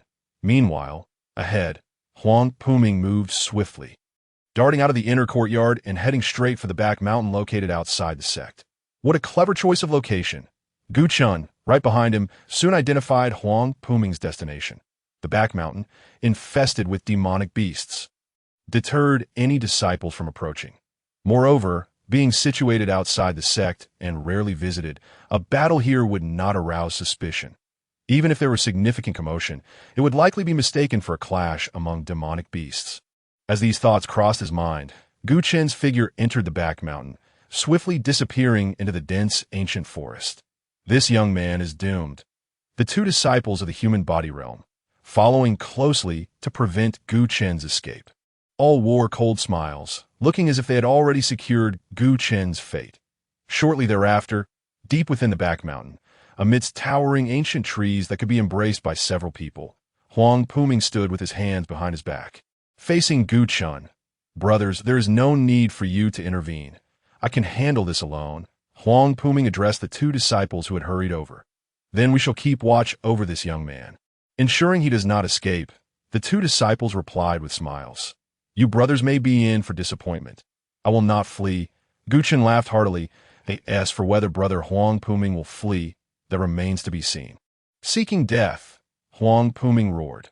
Arriving at the back mountain, he felt less restrained. Raising his right hand, he struck towards Gu Chen. The water attribute power erupted, manifesting as a terrifying wave that loomed over Gu Chen. With a force akin to a 1,000-pound weight, it bore down upon him, intending to flatten Gu Chen into a mere pancake. Die. Huang Puming's other hand also rose, simultaneously pressing downwards. The air filled with a series of explosive sounds as the terrifying wave unleashed a cacophony of destruction. Gu Chen's body was rapidly engulfed by the water attribute power. Just then, Huang Yun arrived. It resolved. Huang Yun's face lit up with joy upon witnessing Gu Chen being consumed by the overwhelming elemental force. I told you, how could this young man possibly withstand a cultivator of the human body realm? Huang Yun sighed in relief, silently cursing himself for his earlier anxieties. He was about to commend Huang Puming when a louder explosion erupted from ahead. Huang Puming, is this all you've got? Gu Chen emerged enveloped in swirling gray flames from the overwhelming water attribute power. What? Huang Puming exclaimed in shock. Huang Yun and the two accompanying disciples also exhibited drastic changes in their expressions. I have unleashed 80% of my strength. Why is it still unable to eliminate this young man? Huang Puming's astonishment was profound. It was said that the human body realm was the stage of flesh cultivation. So let me see just how strong Brother Huang's flesh truly is. Gu Chen waved his hand, dispersing the attacking force before him. Like a ghostly apparition, he suddenly appeared in front of Huang Puming. Young man, why are you so surprised? Just as Huang Puming was about to question Gu Chen's swiftness, Gu Chen's fist had already arrived. Bang! Caught off guard, Huang Puming was struck in the abdomen, sending him flying. He collided with a towering ancient tree behind him. Boom! The ancient tree, capable of being embraced by several people, split apart from the center, crashing down amidst a thunderous roar and sending dust billowing into the air. Brother Huang Puming. Huang Yun and the others cried out in both fear and concern. I'm fine. Amidst the swirling dust, Huang Puming stood, though the blood seeping from the corner of his mouth indicated he was gravely injured, far from the nonchalance he claimed. Young man, you have won. You have successfully enraged me. Huang Puming glared at Gu Chen, his tone steady yet laced with murderous intent. I have decided to let you perish under the essence of the flesh of the human body realm. Indeed, Huang Puming had yet to unleash his essence of the flesh. Gu Chen nodded to himself, excitement coursing through him. Then I shall thank Brother Huang Puming. Gu Chen said with a smile. You sharp-tongued brat, soon you will have no time to weep. Huang Puming's voice resonated with murderous intent. The elemental power erupted, and his robes were torn to shreds, revealing a muscular torso. What is that? Gu Chen initially dismissed the situation. However, he soon detected an anomaly. Huang Puming's bare upper body was adorned with silver patches, resembling exquisite glass. The sizes varied. Some were merely the size of a fingertip, while others were as large as a baby's fist, approximately a dozen in total. Could this be the essence of the body in the realm of human form? Gu Chen realized instantly that this might be the profound mystery he sought within the realm of human form. Observing the change in Gu Chen's expression, Huang Puming erupted in a laughter that you've never seen this before. Have you? These are fragments of glassy essence that only practitioners of the human form possess. You are merely half a step into the human form realm, so it's only natural you are unaware. But soon, you will experience the might of a body transformed into glass. Chapter 32. Slaying Huang Yun. This was indeed the essence of the body in the realm of human form, as Gu Chen beheld the glassy fragments on Huang Puming. Enlightenment washed over him. He was, however, uncertain of their power. Eagerly, Gu Chen rubbed his fists together, yearning to engage Huang Puming in combat, to witness the terrifying prowess of a practitioner whose body had undergone the glassification process. Just as he was contemplating this, he clasped his hands together, preparing for battle. With death looming, Huang Puming was enraged by Gu Chen's apparent lack of fear. Die, he growled, then lunged at Gu Chen. Boom! His fists, transformed into weapons, struck the air with thunderous sounds. Gu Chen barely evaded the blow, narrowly escaping. Indeed, he was formidable. Gu Chen's expression shifted slightly as he sensed that Huang Puming had not employed any water attribute power. The force emanating from him was purely that of his physical body. Clearly, A body transformed into glass was vastly different from one in the sensing realm. Nodding in acknowledgement, Gu Chen swiftly delivered a palm strike directly to Huang Puming's chest, striking precisely where the glassy fragments resided. Consequently, Huang Puming was only pushed back without sustaining any injury. With that level of power, you think you can shake my glassified body? Huang Puming boasted with pride, quickly returning to his original position. Relying on the solidity of his body, he launched a frenzied assault without defense. Just as I had surmised, glassification is a process of fortifying the body. While deftly dodging, Gu Chen pondered. Huang Puming possessed only a handful of glassy fragments, indicating he was far from fully glassified. It seemed he had recently broken through to the human form realm. As for those at the pinnacle of the human form realm, they had surely achieved complete glassification, rendering their bodies solid enough to withstand elemental forces head-on. Jiu Chun could not help but feel a sense of yearning. That moment, in his frustration at failing to land a hit on Gu Chen, Huang Puming began to roar in exasperation. You wretched boy, if you have the capability, stop hiding. Ha! Gu Chen laughed heartily. Huang Puming, do you not consider yourself superior to me, now that you have tapped into a portion of your glassified body? Do you truly believe you can do anything to me? Nonsense, Huang Puming retorted in anger. With but a single hand, I could slay you. Then come, Gu Chen continued to laugh. Do not act just yet. The more anxious Huang Puming became, the more elusive Gu Chen seemed. He could scarcely grasp the hem of his garment. Very well. I shall grant you an opportunity. Jiu Chen suddenly stood his ground. Motionless. Die. Huang Puming, filled with joy, summoned his water attribute power and aimed a punch directly at Gu Chen's heart. Come on. Gu Chen laughed, remaining stationary. His spirit, long submerged in his dantian, erupted suddenly, flipping open the first page of the Shan Hai Jing. The image of the white tiger flashed momentarily. Behind Gu Chen, a faint ethereal projection of the white tiger materialized. In an instant, the overwhelming killing intent of the white tiger enveloped the entire rear mountain. Huang Yun and the two disciples accompanying him felt as if they had been struck with a heavy blow, uncontrollably retreating. What? Huang Puming gazed in shock at the immense white tiger apparition behind Gu Chen. Seizing the opportunity, Gu Chen advanced and unleashed a palm strike. The ashen power combined with the killing intent of the white tiger easily sent Huang Puming reeling, blood gushing from his mouth. The glassy fragments upon his body could no longer sustain themselves, retreating beneath his skin and vanishing from sight. Bang! Huang Puming was forcefully kicked to the ground by Gu Chen, producing a resounding crash. Senior brother Huang, defeated? Huang Yun and the others watched in disbelief as Huang Puming lay incapacitated, unable to rise. Senior brother, we are here. The two disciples quickly reacted, rushing to assist the fallen Huang Puming. Forget about me. Kill this boy. Huang Puming pointed at Gu Chen, blood still spilling from his mouth as he spoke. Yes, the two disciples handed Huang Puming over to Huang Yun, while simultaneously glaring at Gu Chen. You dare to injure senior brother Huang. Today, you shall surely die. No sooner had the words left their mouths than the two charged forward. One to the left, one to the right. They surrounded Gu Chen. Another pair of fools walking to their demise. Jiu Chen cast a disdainful glance at the two disciples. Jiu Chen, you are audacious, the disciples yelled furiously.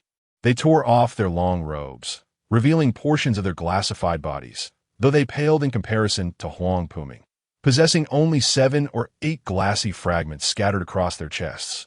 Yet even so, their aura and momentum surged 2- or 3-fold as the glassy fragments emerged. Kill him. Their eyes locked, the two launched their attacks simultaneously. Go.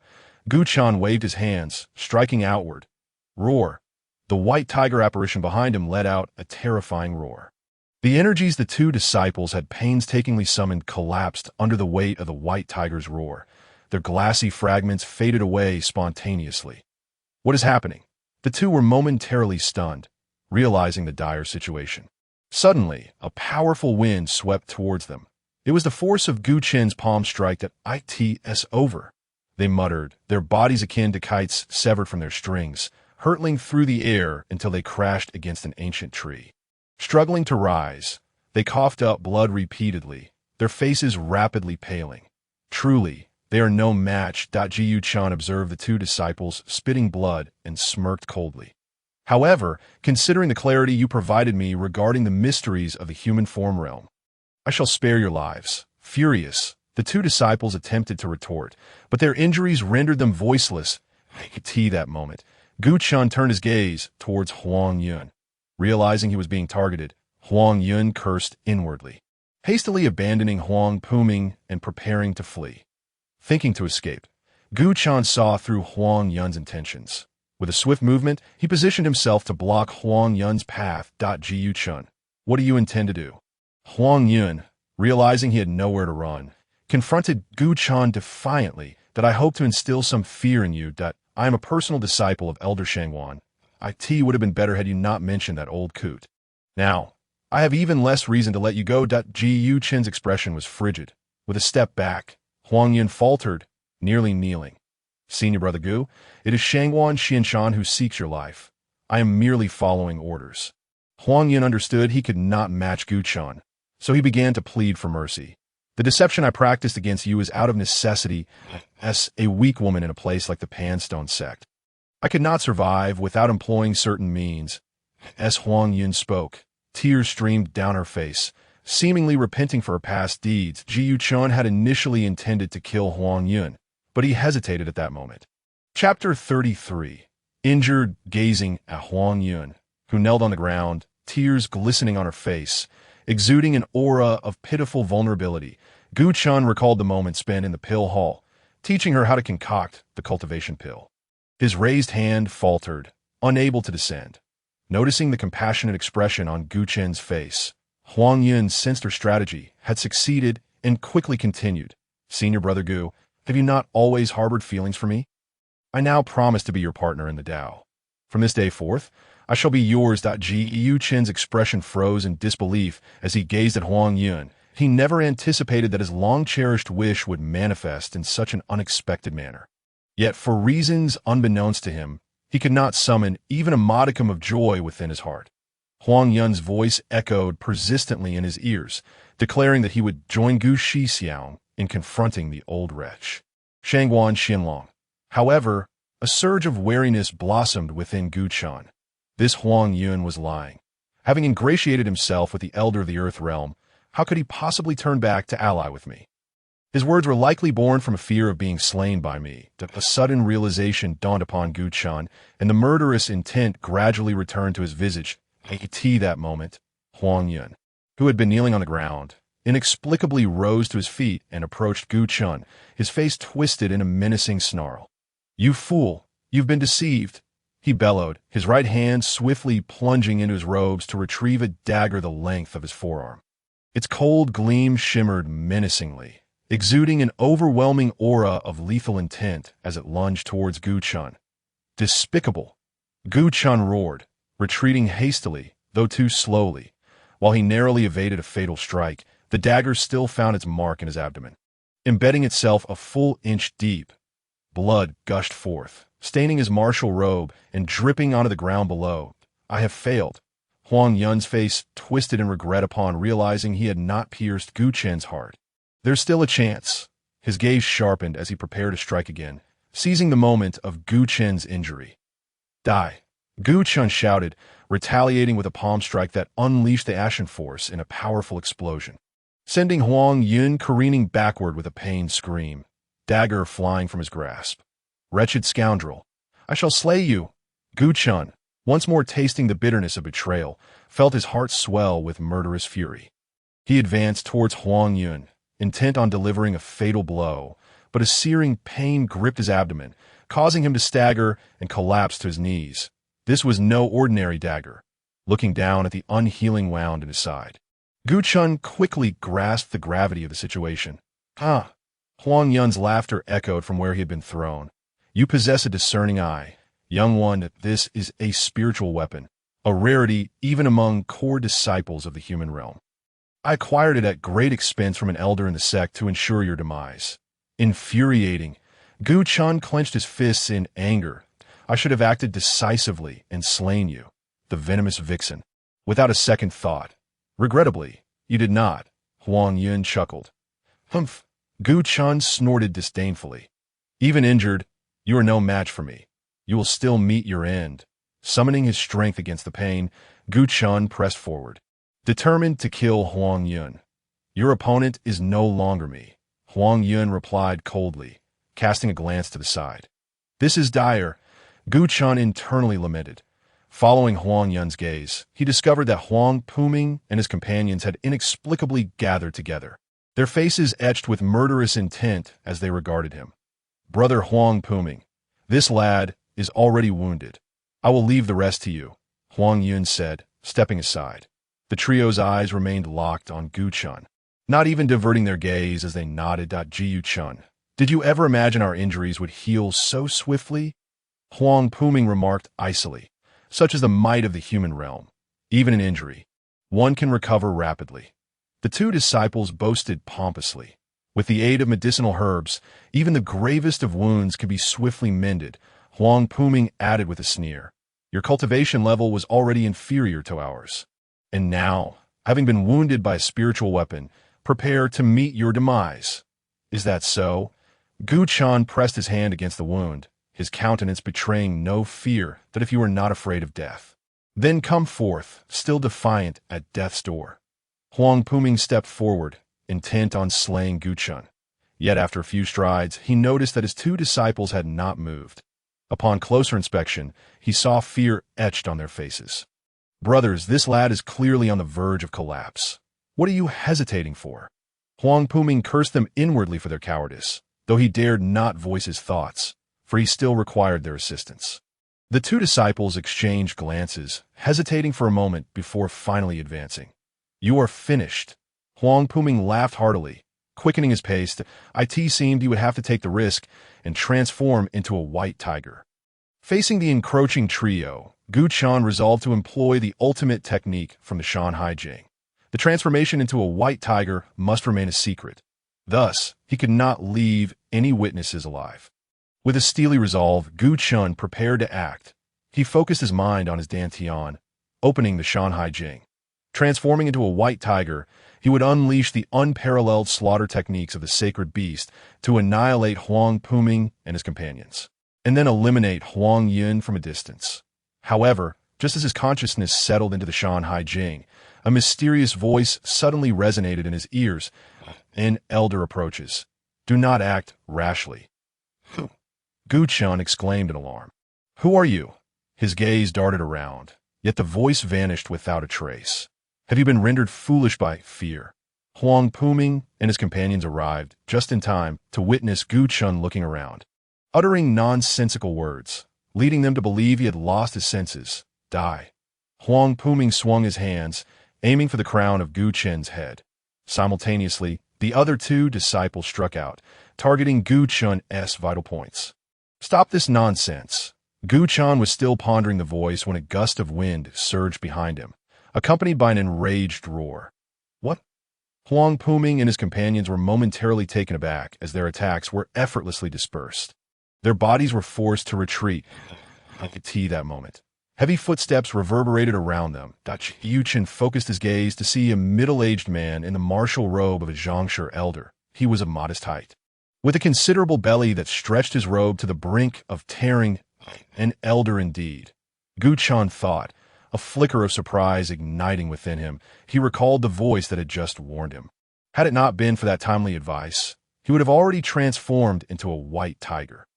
Even if he had slain Huang Puming and the others, he would still be unable to contend with the approaching elder of the Earth realm, inevitably landing himself in a precarious and perilous situation. That was close. Gu Chun exhaled deeply, now more curious than ever about the identity of the voice's owner. Chapter 34. This elder does not believe you. Elder Yujigu? Huang Puming and his companions recognized the stout middle-aged man as they regained their composure. Humph. Yujigu scoffed, his tone laced with irritation. It is surprising you still recognize me as your elder. Huang Puming and his companions were taken aback, hastily bowing their heads. That we greet elder you.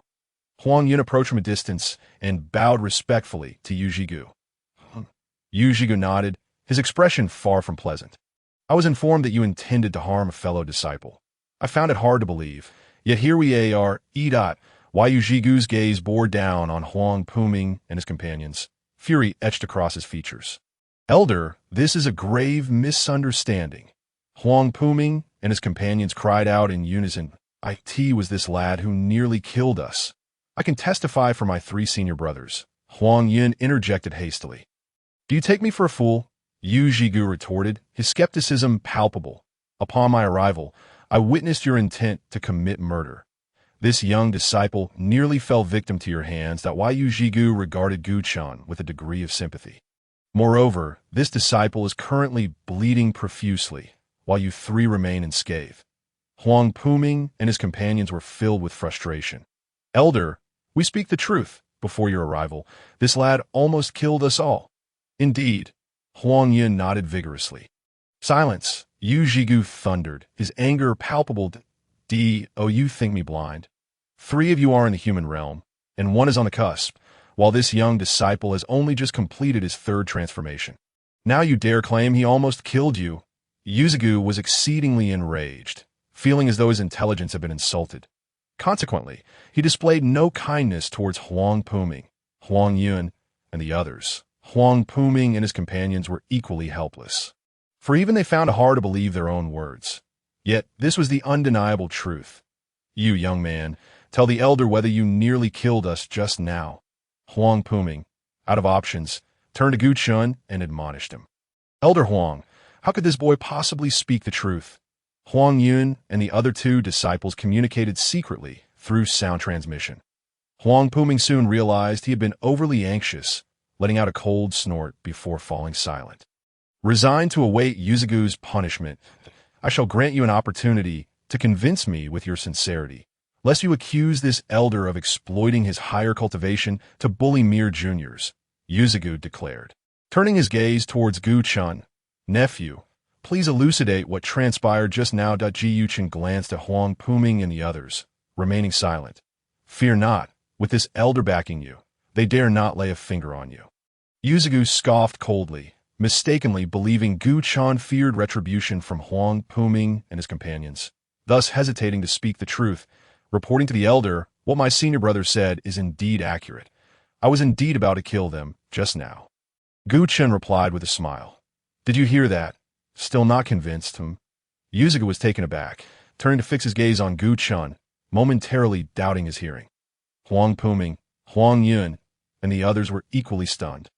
Having anticipated Gu Chan would seize this rare opportunity to malign them, thus avoiding punishment, they could hardly fathom that Gu Chan would actually speak candidly.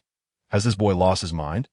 Huang Puming and his companions exchanged incredulous glances, unable to believe Gu Chan had uttered such words. Perhaps he has had a change of heart. Huang Yun remarked coldly, and the 3 nodded in agreement. Elder, did you hear? Even he admits it. Huang Puming suddenly regained his confidence. Humph. Yu Zhigu huffed dismissively. Striving to soften his expression, he turned to Gu Chun. Nephew, you need not fear. This elder has already pledged to support you. Upon hearing this, Huang Puming and the others' faces darkened, realizing Yu Zhigu did not genuinely believe Gu Chen's words. Elder, you! Just as Huang Puming attempted to speak, he was silenced by Yu Zhigu's fearsome glare. I do not wish to hear you speak. I want to hear from this nephew, Yu Zhigu commanded, pointing at Gu Chun. Elder, I am indeed speaking the unvarnished truth, Gu Chun reiterated with a smile. Impossible. This elder does not believe you, Yu Zhigu declared, waving his hand. How could a mere half-step human realm cultivator nearly kill 3 human realm practitioners? It is simply inconceivable.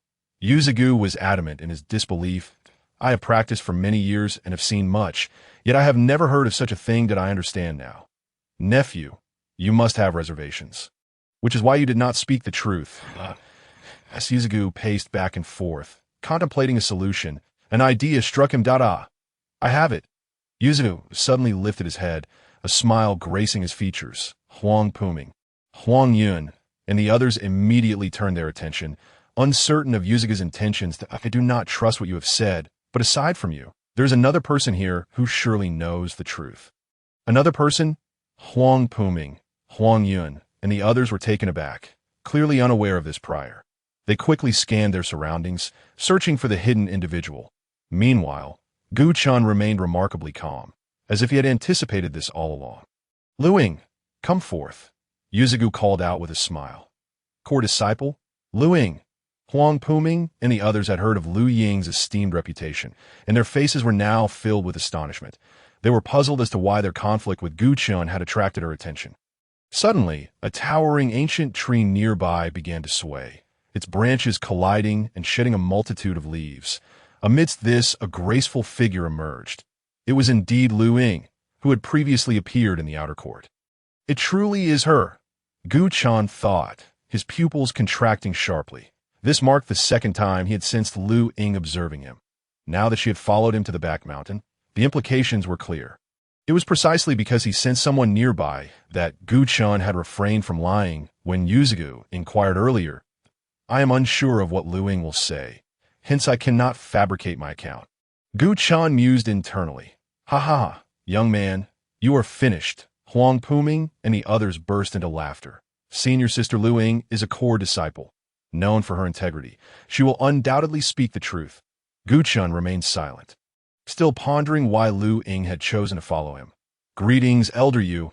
Lu Ying disregarded Huang Puming and the others' loud outbursts, stepping forward to bow respectfully before Yuzugu. Enough with the formalities. Yuzugu waved his hand dismissively. Lu Ying, please explain what transpired just now. Was it this nephew attempting to kill them, or were they the ones attempting to kill him? Indeed. Lu Ying nodded. First, she glanced at Huang Puming and the others, then turned her gaze to Gu Chun. Chapter 35. A public slap in the face. Huang Puming, Huang Yun, and the four others wore expressions of eager anticipation, while Gu Chun remained impassive. The situation is quite simple. Even if I do not speak, Elder Yu has likely already deduced it. Lu Ying smiled and began. Junior brother Gu has only just broken through to half-step human realm. How could he possibly kill 3 practitioners of the human realm? This aligns with what Elder Yu surmised. Yuzuga nodded in agreement. As for junior brother Gu's earlier admission, it is likely due to fear of retribution from Elder Huang's disciples, which compelled him to say as much. Lu Ying continued. That must be the case, Yuzugu affirmed without a trace of doubt. These individuals are utterly dishonest. They dared to threaten fellow disciples before me, which is simply detestable. Yuzugu's expression turned one of disgust as he glared at Huang Puming and his companions. If they are not punished severely, the sect will descend into chaos. Elder, we are wronged. Huang Puming and the others, filled with fury and indignation, vociferously expressed their grievances that it was indeed this boy who sought to kill us. Enough! Yuzugu, uninterested in their explanations, coldly interrupted with a wave of his hand. Lu Ying has already spoken. Why do you still refuse to admit it? What are your intentions? Senior sister Lu Ying, you are biased towards this boy. Huang Puming and the others glared at Lu Ying, their voices tinged with dissatisfaction, that I merely speak the truth. Lu Ying responded without even glancing at them, her expression impassive. If you are dissatisfied, you can certainly threaten me, just as you did junior brother Gu. Huang Puming and the others were not foolish. They understood Lu Ying was different from Gu Chun. The former was a core disciple and a personal disciple of the sect leader, holding a position of great esteem within the Pan Stone Sect. The Lu family was also among the foremost families in the Lihua kingdom, far surpassing their own. Naturally, they did not dare to threaten Lu Ying. The disciples of the sect often spoke of Lu Ying's integrity. And now, witnessing her demeanor, they realized she was no different from the rest. Huang Yun, unable to contain his anger, scoffed derisively. Junior sister, do not. Huang Puming and the others' expressions changed drastically as they hurried to restrain Huang Yun. Unfortunately, it was too late. Lu Ying had already turned her gaze towards him. Compared to Huang Junior's sister, my actions are inconsequential, Lu Ying retorted mockingly. Such a talent as junior brother Gu, and yet you fail to recognize him. Turning him into your enemy. It is indeed a rare occurrence. Lu Ying, you have gone too far. Huang Yun, having been struck at his vulnerability, pointed a trembling finger at Lu Ying in outrage. I have no desire to converse with those of limited vision. Lu Ying replied, turning away, completely dismissing Huang Yun. Ignored, Huang Yun's fury surged, and he was ready to confront Lu Ying. Junior sister, are you mad? She is a core disciple. Huang Puming grasped Huang Yun, preventing him from taking a single step closer. The other two disciples also held Huang Yun back, fearful that should he offend Lu Ying, they too would face her wrath. "Elder Huang, let me go," Huang Yun shouted, determined to settle the score with Lu Ying. Slap! A resounding slap echoed through the air as Huang Puming struck Huang Yun across the face, a vivid red mark instantly appearing on his fair skin. "Huang, junior sister, cease this commotion." Huang Puming's tone was exceedingly stern. Huang Yun's face was awash with grievance, yet she had regained her composure. Lu Ying was not someone she could afford to offend, and neither was Huang Puming, who stood beside her. "Senior brother, I was wrong." Huang Yun could only concede. Not only did she dare not harshly reprimand Huang Puming, but she also had to admit her own fault. "That's good to hear." Huang Puming showed no inclination for an apology. Responding coldly, Huang Yun covered her face, her gaze lowered, filled with murderous intent. "Jiyu Chun, this is all your fault. Otherwise, I would not have suffered such humiliation." She placed the blame entirely on Gu Chun, forgetting entirely that the true cause of all this turmoil was not Gu Chun, but herself. "Junior disciple, you need not fear any longer. Shortly, I shall have Lu Shiji personally escort you back to the inner courtyard." Yu Jigu consoled Gu Chun with a smile. "Thank you for your concern, Elder," Gu Chun replied with utmost respect. As for the others, Yu Jigu's expression shifted as he turned to Huang Puming and the others, his demeanor devoid of warmth. "Having conspired to harm your fellow disciples and attempted to deceive this elder, you shall reflect upon your actions at the Thought Reflection Cliff." The mention of Thought Reflection Cliff caused Huang Puming and his companions to change their expressions dramatically, as they had been prepared to accept their fate. "Elder, that punishment is far too severe. We are not willing." Yu Jigu snorted coldly. "If you refuse to go to the Thought Reflection Cliff, then I shall report to the sect leader and revoke your qualification for the core disciple selection 3 days hence." This revelation left Huang Puming and the others visibly hesitant. They understood that missing the core disciple selection in 3 days would mean waiting at least another 6 months, a prospect they could not bear. "It seems you have made your decision." Yu Jigu did not grant them more time for contemplation. With a wave of his hand, he commanded, "Come, follow me to the Thought Reflection Cliff." "Yes," Huang Puming and his companions nodded. Though their reluctance was palpable, before departing, they cast a fierce glare at Gu Chun. "You just wait, kid," they threatened him in unison through their thoughts. Yet Gu Chun paid them no mind, maintaining his smile. Only after they had left did he regain his composure and turn to the nearby Lu Ying. "Senior sister, why do you wish to help me?" Gu Chun inquired directly, voicing his curiosity that I simply cannot stand by and watch them bully others due to their numbers. Lu Ying replied with a smile. "Was it the same last time?" Gu Chun pressed on to. Lu Ying was taken aback, surprised that Gu Chun remembered the previous incident. "That was merely a coincidence," she explained. "Senior sister, do you think I would believe that?" Gu Chun responded with a mysterious smile. Lu Ying was well aware that Gu Chun would not be convinced, yet she had to maintain this facade to avoid prematurely revealing her intentions. "Junior brother, I harbor no ill will," Lu Ying stated earnestly. "Otherwise, I could have easily told the truth just now, and it would have been you, not Huang Puming and the others, who went to the Thought Reflection Cliff." Gu Chun had to concede that Lu Ying had indeed assisted him. The Thought Reflection Cliff was a place dreaded by core disciples, notorious for its biting winds that could chill even seasoned practitioners. Having been at the Pan Stone Sect for 2 years, Gu Chun was well aware of the fears all disciples held regarding the Thought Reflection Cliff. "Since you understand the dangers of the Thought Reflection Cliff, you should also recognize that I mean no harm," Lu Ying said with a smile. "Moreover, I can aid you in gaining a deeper understanding of the human realm, such as how to achieve the crystallization of the physical body." Gu Chun was taken aback, curious as to how Lu Ying knew of his current aspirations. She had witnessed the entire battle, evidently discerning his interest in the human realm from his confrontation with Huang Puming and the others.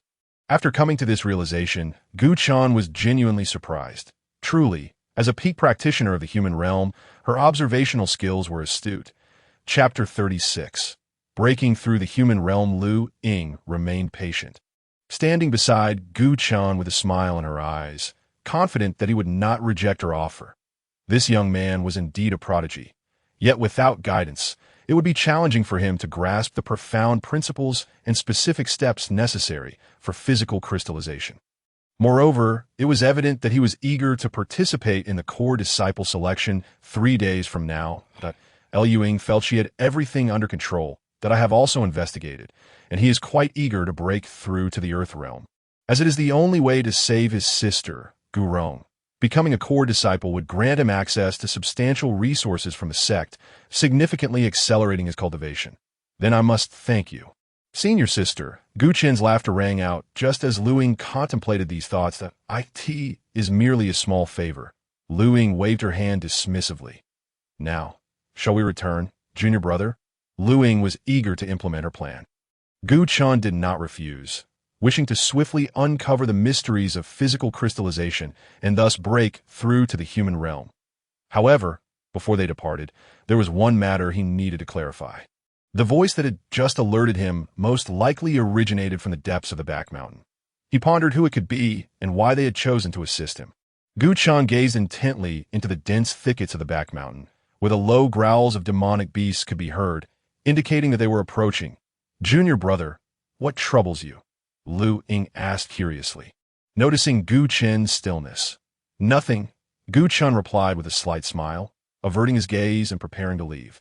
Just then, the familiar voice echoed, once more, I am waiting for you here. Who are you? Gu Chen instinctively shouted. But the voice vanished swiftly, leaving no trace. Lu Ying, startled by Gu Chen's sudden outburst, regarded him with an expression of confusion.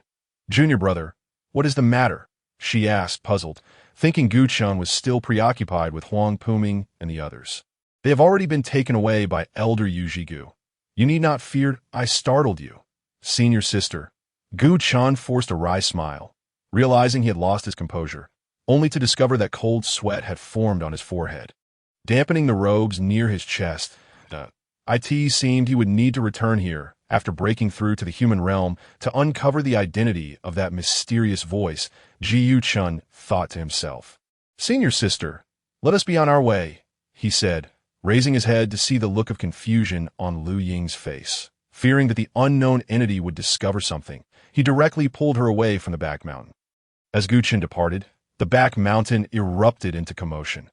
Countless demonic beasts, previously subdued by the phantom of the white tiger, lifted their heads, their growls transforming from suppressed murmurs into resounding roars that echoed throughout the area, accompanied by discontented mutterings. This kid is being too audacious. Now he's even ventured into the inner sanctum. Who told him to know Lord White Tiger? There's nothing we can do but endure. Lucky brat. The demonic beasts gathered, vociferously berating Gu Chen as shameless. Why doesn't the Lord intervene to stop this child? Suddenly, one of the beasts pointed toward the deepest part of the back mountain, murmuring quietly. The other beasts, upon hearing this, raised their heads in curiosity. However, before they could continue their discussion, a thunderous roar erupted from the depths of the back mountain. The ancient trees surrounding them trembled as if they might burst forth from the earth. Not good. The whispering demonic beasts turned pale with fear. The Lord has heard our conversation. Without hesitation, the beasts dropped to their knees, bowing repeatedly. Lord, spare us. We spoke without malice. We meant no disrespect. After a long silence, the roar transformed into a warning that reverberated through the surroundings. Yes, yes, yes. The demonic beasts nodded fervently before scattering in haste, fearful that uttering another word would incite the Lord's wrath. If that were the case, the next response would not be a warning, but rather an immediate execution. As the demonic beasts dispersed, in the very depths of the back mountain, an elder clad in a black robe sat regally upon a moss-covered stone slab. He was the mysterious lord who had previously intervened to scare off Huang Yun and save Gu Chen. I was right about this child. In just a day or two, he has broken through to half a step into the human realm. It seems he shall soon enter the human realm itself. The esteemed lord of the demon clan was brimming with excitement, as if he had achieved a personal breakthrough. Pan Stone Sect, you have confined me for far too long. It is time for this to come to an end. Gazing into the distance of Pan Stone Sect, an intense and frenzied, murderous intent flickered in his icy eyes. The day I regain my freedom will mark your doom. Meanwhile, within the inner sanctum of Pan Stone Sect, in the chamber of Gu Chen, he addressed his senior sister, Please do not disdain the simplicity of my abode." He retrieved a mat from the corner and handed it to Lu Ying. "You have been deliberately targeted for revenge. Junior brother, it is quite unfortunate for a prodigy like you to find yourself in such a place," Lu Ying remarked with a smile as she accepted the mat. As a former inner sect disciple herself, she understood that Gu Chen's living conditions were far inferior compared to those of the typical inner disciples, let alone those who had reached the realm of the human body. "It's merely a place of residence. There is no need to be overly concerned." Gu Chen chuckled heartily before taking a seat. "Now, my esteemed sister, could you enlighten me on how to achieve the transformation of my physical form into crystal?" Gu Chen inquired, his gaze fixed on Lu Ying with a cheerful demeanor. "Truth be told, the process is rather straightforward. Even if I were to remain silent, your cleverness would surely lead you to enlightenment," Lu Ying replied, rolling up her right sleeve to reveal her pristine arm. "That I shall demonstrate the process of crystallization. Do pay close attention." Without needing further prompting, Gu Chen's focus was already riveted on her arm. Suddenly, a hum resonated as elemental energy surged forth, erupting along Lu Ying's arm. Her once immaculate skin shimmered with ethereal light, as a vast amount of elemental power coalesced upon its surface before swiftly sinking beneath her skin. Throughout this process, the color of her skin deepened, her arm appearing increasingly solidified, resembling crystal more and more. So is achieved in this manner.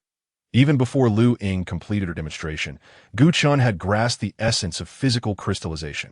He immediately began to channel the Shan Hai Jing, summoning the ashen power from his dantian while absorbing elemental energy from the air, gathering it at his chest, and forcefully infusing it into his pores and the minutest of cells.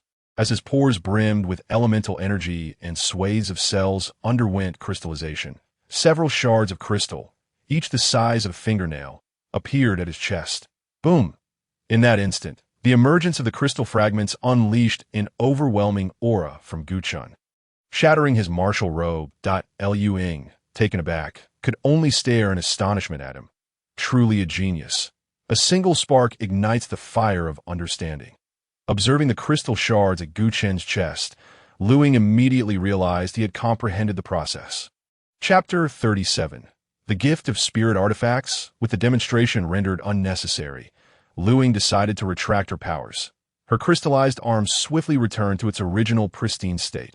However, when she looked back at Gu Chen, she was struck with horror as she noticed that the previously fingernail-sized crystal shards had now grown to the size of an infant's fist, threatening to cover his entire chest. Peak of the first realm of human body?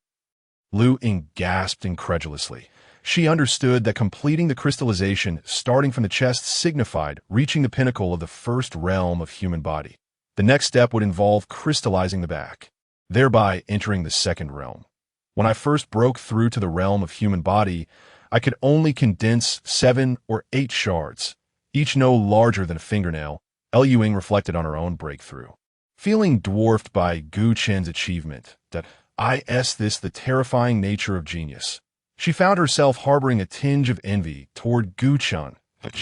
Yu Chen gradually ceased his operation of the Shan Hai Jing, not due to encountering a bottleneck, but because the elemental energy he had drawn from the spirit domain had been entirely devoted to the crystallization of his chest. He found himself devoid of any remaining strength to pursue the crystallization of his back. To think I would break through to the realm of human body so effortlessly, Gu Chen mused, a smile gracing his face as he reveled in the formidable strength of his physical form. It is a pity that condensing the crystal shards and subsequently crystallizing a part of the body is exceedingly taxing. Merely relying on the ambient elemental energy, it would likely take 4 or 5 years to achieve full crystallization of my physical form. After a moment of calculation, Gu Chen shook his head. I do not possess that much time. I must devise an alternative method. Congratulations, junior brother Gu, on your breakthrough to the realm of human body. In reaching the peak of the first realm at that, Lu Ying's voice of congratulations broke through his thoughts. Yu Chen temporarily set aside his musings and donned a long robe from his storage bag. I owe much gratitude to you, senior sister, for demonstrating the condensation of the crystal shards. Without your guidance, I would not have achieved this breakthrough so smoothly. Ultimately, it is your extraordinary talent that has led to this achievement. My assistance has only played a minor role. Lu Ying praised Gu Chen fervently. However, Gu Chen remained unperturbed by her flattery. The day of the core disciple selection is but 3 days away, and it is fortuitous that you have just broken through to the realm of human body. Lu Ying smiled. According to customary practice, inter-sect disciples at the realm of human body who participate in the selection typically pass with ease. I extend my early congratulations on your imminent ascension to core disciple. Thank you for your kind words. Senior sister to Jiyu Chun had long set his sights on becoming a core disciple. Whether for the privileges that came with it to counteract Shangguan Xuanlong or the generous provisions that would accelerate the crystallization of his physical form. He was resolute in his ambition. Moreover, Gu Chun had another motive for aspiring to become a core disciple. Should the elders of the Gu family learn of his ascension to core disciple of Pan Stone Sect, they would undoubtedly be taken aback, affording his sister Gu Rong greater attention. Having not returned home for 2 years since entering Pan Stone Sect, Gu Chen's greatest concern was for his younger sister, Gu Rong. Once the core disciple selection concluded, he resolved to return home.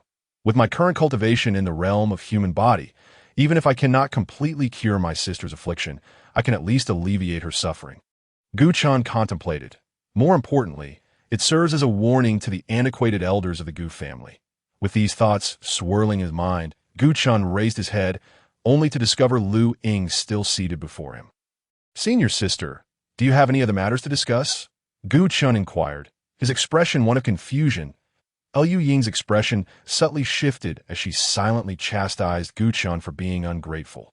Having just broken through to the realm of human body, he was now effectively sending her away to, I do have a matter that requires your assistance, junior brother, but I am uncertain how to articulate it. Lu Ying hesitated before finally speaking up that, I see. Gu Chen nodded knowingly. He had suspected from their earlier encounter on the back mountain that Lu Ying harbored some ulterior motive. Otherwise, she would not have paid such attention to a mere inner disciple like him, nor gone out of her way to clarify matters and demonstrate the crystallization process. Since you are not ready to articulate your thoughts, there is no need to rush. Whenever you are prepared, feel free to inform me. Gu Chen offered, standing up from the mat, indicating his intent to personally escort Lu Ying out. Having spent many years in Pan Stone Sect, Lu Ying had encountered numerous disciples, arrogant, clever, cold-hearted, and all-manner personalities, including some prodigies. Yet, none had ever struck her as Gu Chen did. Having brought the topic this far, he still feigns ignorance, she thought, dismissing the notion that Gu Chen might not understand, believing instead that he was being deliberately obtuse. Nevertheless, she was resolute in her intention. This matter had to be settled today. It appears that there is more you wish to say, senior sister. Gu Chen noted as Lu Ying remained silent. Realizing he could not evade the conversation, he returned to the mat and declared, Please, senior sister, proceed. I am all ears. Then I shall impose upon you. Lu Ying replied, her expression one of apology that in truth, the matter is quite simple. I wish to invite you to visit my Lu family at an appropriate time. Gu Chen's expression shifted slightly at this revelation. He recognized that Lu Ying sought something from him, but had not anticipated the request to visit her family. And what follows? Gu Chen pressed, suspecting that it could not be as simple as merely visiting her family. Nothing more. Lu Ying responded earnestly, shaking her head. Simply a visit? Gu Chen sought confirmation once more. Indeed, Lu Ying nodded sincerely. You need not overthink it. I merely invite you to tour my family estate. Jiyu Chen stroked his chin, contemplating her words. His expression bore a hint of skepticism, clearly doubting the simplicity of her request. Lu Ying seemed to sense his hesitation and grew anxious at the prospect of rejection. If you agree, I can provide you with a spirit artifact to serve as your weapon for the core disciple selection in 3 days. Lu Ying gritted her teeth and made a grand promise. Gu Chen, still pondering Lu Ying's intentions, was suddenly taken aback by the mention of acquiring a spiritual weapon. His immediate reaction was, of course, one of joy. After all, many practitioners in the human realm lacked spiritual weapons.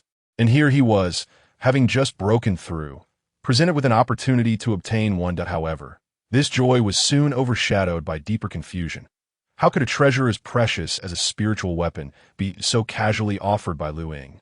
solely to entice me into joining the Liu family? Gu Chen's thoughts raced. It seemed my suspicions were correct. This was not merely a visit to the Liu family, but rather an intricate scheme involving ulterior motives. Junior brother, Huang Puming, and others would also participate in the core disciple selection 3 days hence, and they would undoubtedly seize the chance to retaliate against you. Allure Gu Chen. Liu Ying had invoked the names of Huang Puming and his associates. If junior brother could possess a spiritual weapon, combined with his peak cultivation at the first level of the human realm, then what fear would he have of them? Chapter 38. They must die. Huang Puming. Gu Chen suddenly chuckled coldly. They will not participate in the core disciple selection. Liu Ying was momentarily taken aback. She did not grasp Gu Chen's meaning, but sensed a profound murderous intent emanating from him.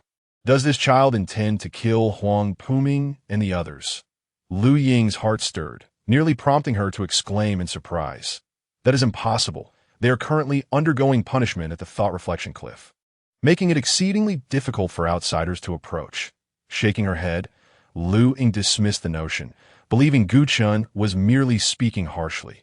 Even if they do not partake in the selection, possessing a spiritual weapon nearby is still a noteworthy advantage. Gu Chen smiled amiably. Liu Ying was elated. Junior brother, have you agreed?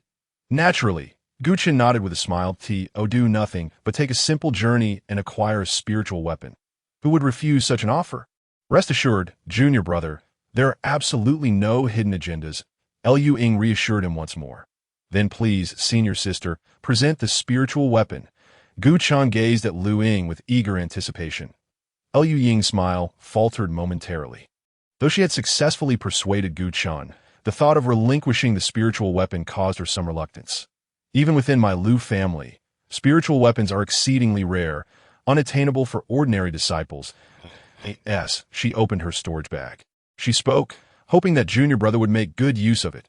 No sooner had she finished speaking than a flash of azure light shot forth from the open storage bag, swirling around the room before landing at Liu Ying's feet.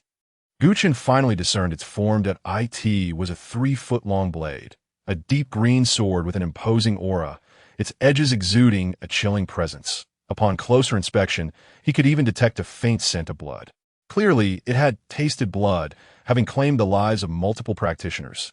This is the Qingxue sword, containing a spiritual inscription, classifying it as a low-tier spiritual weapon. After Liu Ying's introduction, she reluctantly pushed the Qingxue sword towards Gu Chen, resolutely avoiding a glance back, fearful that her heart might waver and compel her to reclaim it. Thank you, senior sister. Upon seeing the Qingxue sword, Gu Chen was immediately enamored, grasping it firmly in his hand. The Ashenization power surged through his arm and into the Qingxue sword.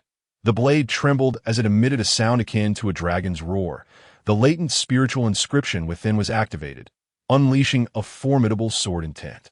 With a flick of his wrist, Gu Chen made the Qingxue sword twirl effortlessly before him, tracing intricate arcs in the air, accompanied by an even more resonant dragon's roar. A fine sword. A fine sword. Gu Chen exclaimed in admiration, unable to tear his gaze away from the Qingxue sword. With a spiritual weapon in hand, coupled with his transformed physique, even practitioners at the 2nd or 3rd level of the human realm would pose no threat to him. Gu Chen's confidence surged as he continued to caress the blade's surface. After a considerable time, he finally turned his attention back to Liu Ying. Senior sister, you truly embody the legacy of a prestigious family. To so casually gift away such a treasure, Liu Ying felt her heart bleed at the thought, regretting her decision to part with the Qingxue sword. Yet, gazing at the spiritual sword now in Gu Chen's possession, she realized that regret was futile. It was too late to turn back. She could only nod resolutely, knowing that once junior brother entered the family, he would gain deeper insights into the Liu clan. Liu Ying casually remarked, then rose to her feet. I shall not disturb you further, junior brother. Her objective having been fulfilled, Liu Ying prepared to take her leave. Gu Chen understood her intent and did not press her stay.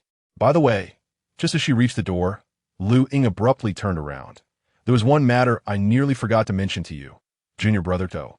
Gu Chen's brow furrowed in curiosity. Among those participating in the core disciple selection, there exists one individual who may pose a threat to you.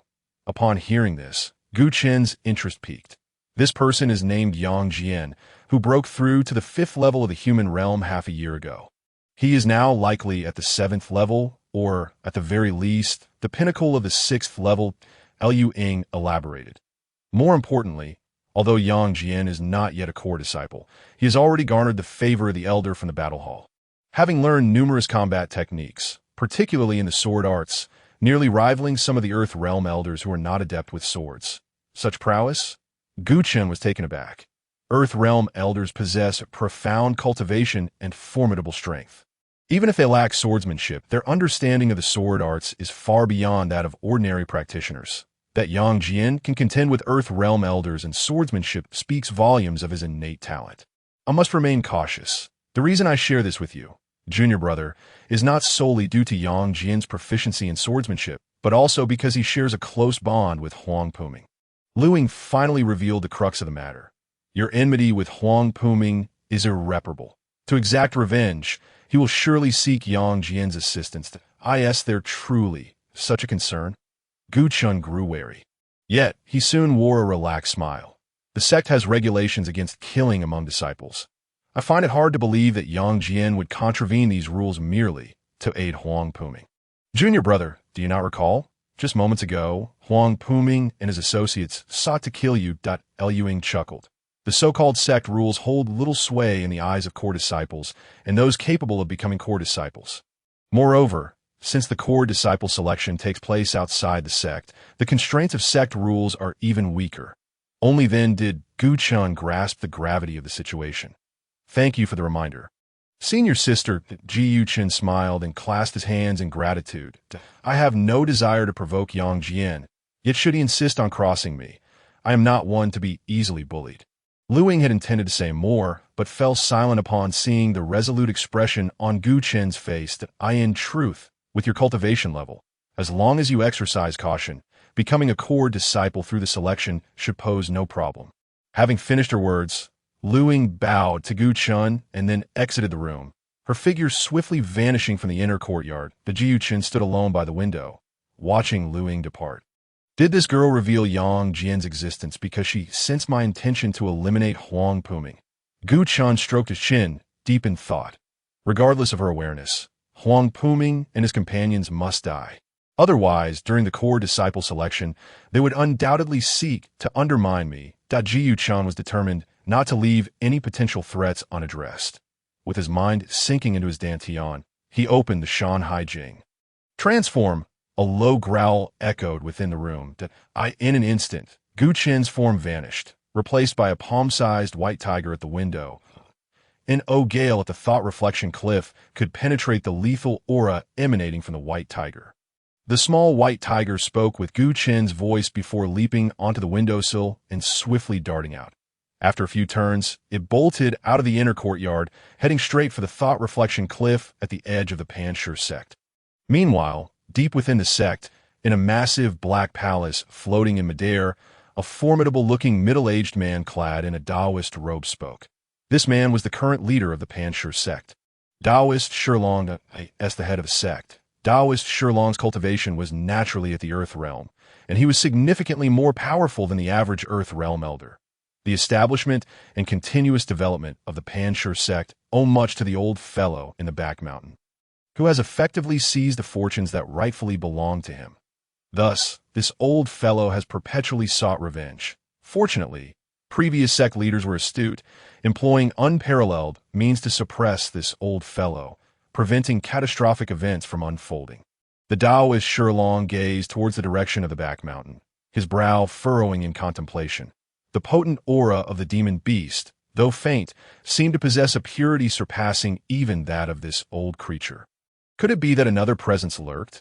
This fleeting thought flitted through Xuanlong's mind before dissipating. It was improbable. My Pan Stone Sect is not a major power, nor is it situated in a strategically perilous location. There should be no formidable demon clan warriors casting covetous glances. Xuanlong exhaled, reassured it must still be that old entity from the back mountain. He mused, nodding in agreement, on the safe side. I ought to inspect the seal for any signs of loosening. I cannot afford to grant this old creature even the slightest chance of escape. Xuanlong displayed utmost caution. with a swift movement. He vanished from within the Black Palace, reappearing in a secret chamber beneath the Pan Stone Sect. Upon entry, the chamber appeared small enough to accommodate only a few individuals. However, as he ventured deeper and pushed open a small door, his vision expanded dramatically. Before him lay a natural underground cavern, vast enough to rival the palace-filled expanse above. Within the immense cavern, the ground was dotted with small peaks, eroded by the flowing water. The tallest not exceeding 100 feet, while the shorter ones barely reached 10, they could hardly be termed mountains. The vaulted ceiling was not smooth or flat, with numerous inverted spikes scattered throughout. In the dim light, they glimmered with a cold radiance, akin to sharp spiritual weapons. Xuanlong, evidently familiar with this place, skillfully navigated around the menacing spikes and peaks, swiftly arriving at the center of the cavern. Here, an elaborate offensive formation had been inscribed, imprisoning a colossal creature within. Its skin was black, formidable four limbs supported its weight, and its back was adorned with hard scales, testifying to its formidable strength even in confinement. Attacking with magical artifacts would scarcely dislodge a single scale from its back. The seal remained intact. It seemed my worries were unfounded. Xuanlong circled the formation, searching for any vulnerabilities, and upon finding none, he let out a sigh of relief. He was about to depart when, all of a sudden, the formation blazed with light. The immense demon beast trapped within stirred.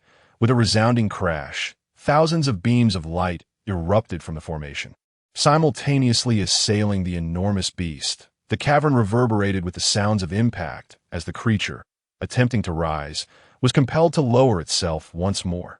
Xuanlong brat, you cannot contain me for long. The demon beast, though momentarily subdued, emitted a chilling growl.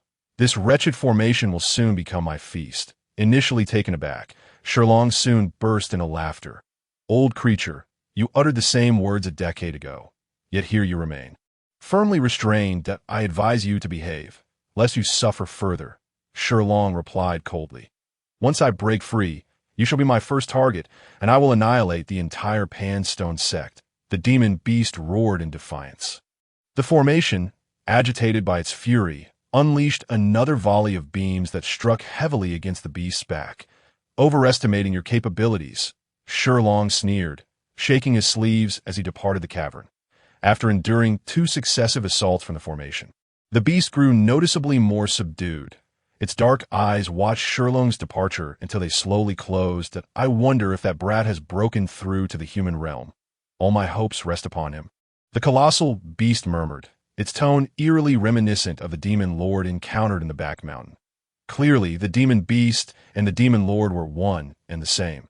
The former was its true form, while the latter was a manifestation conjured by some arcane skill. At this moment, Chen remained unaware that his transformation into a white tiger had attracted the attention of his sect master.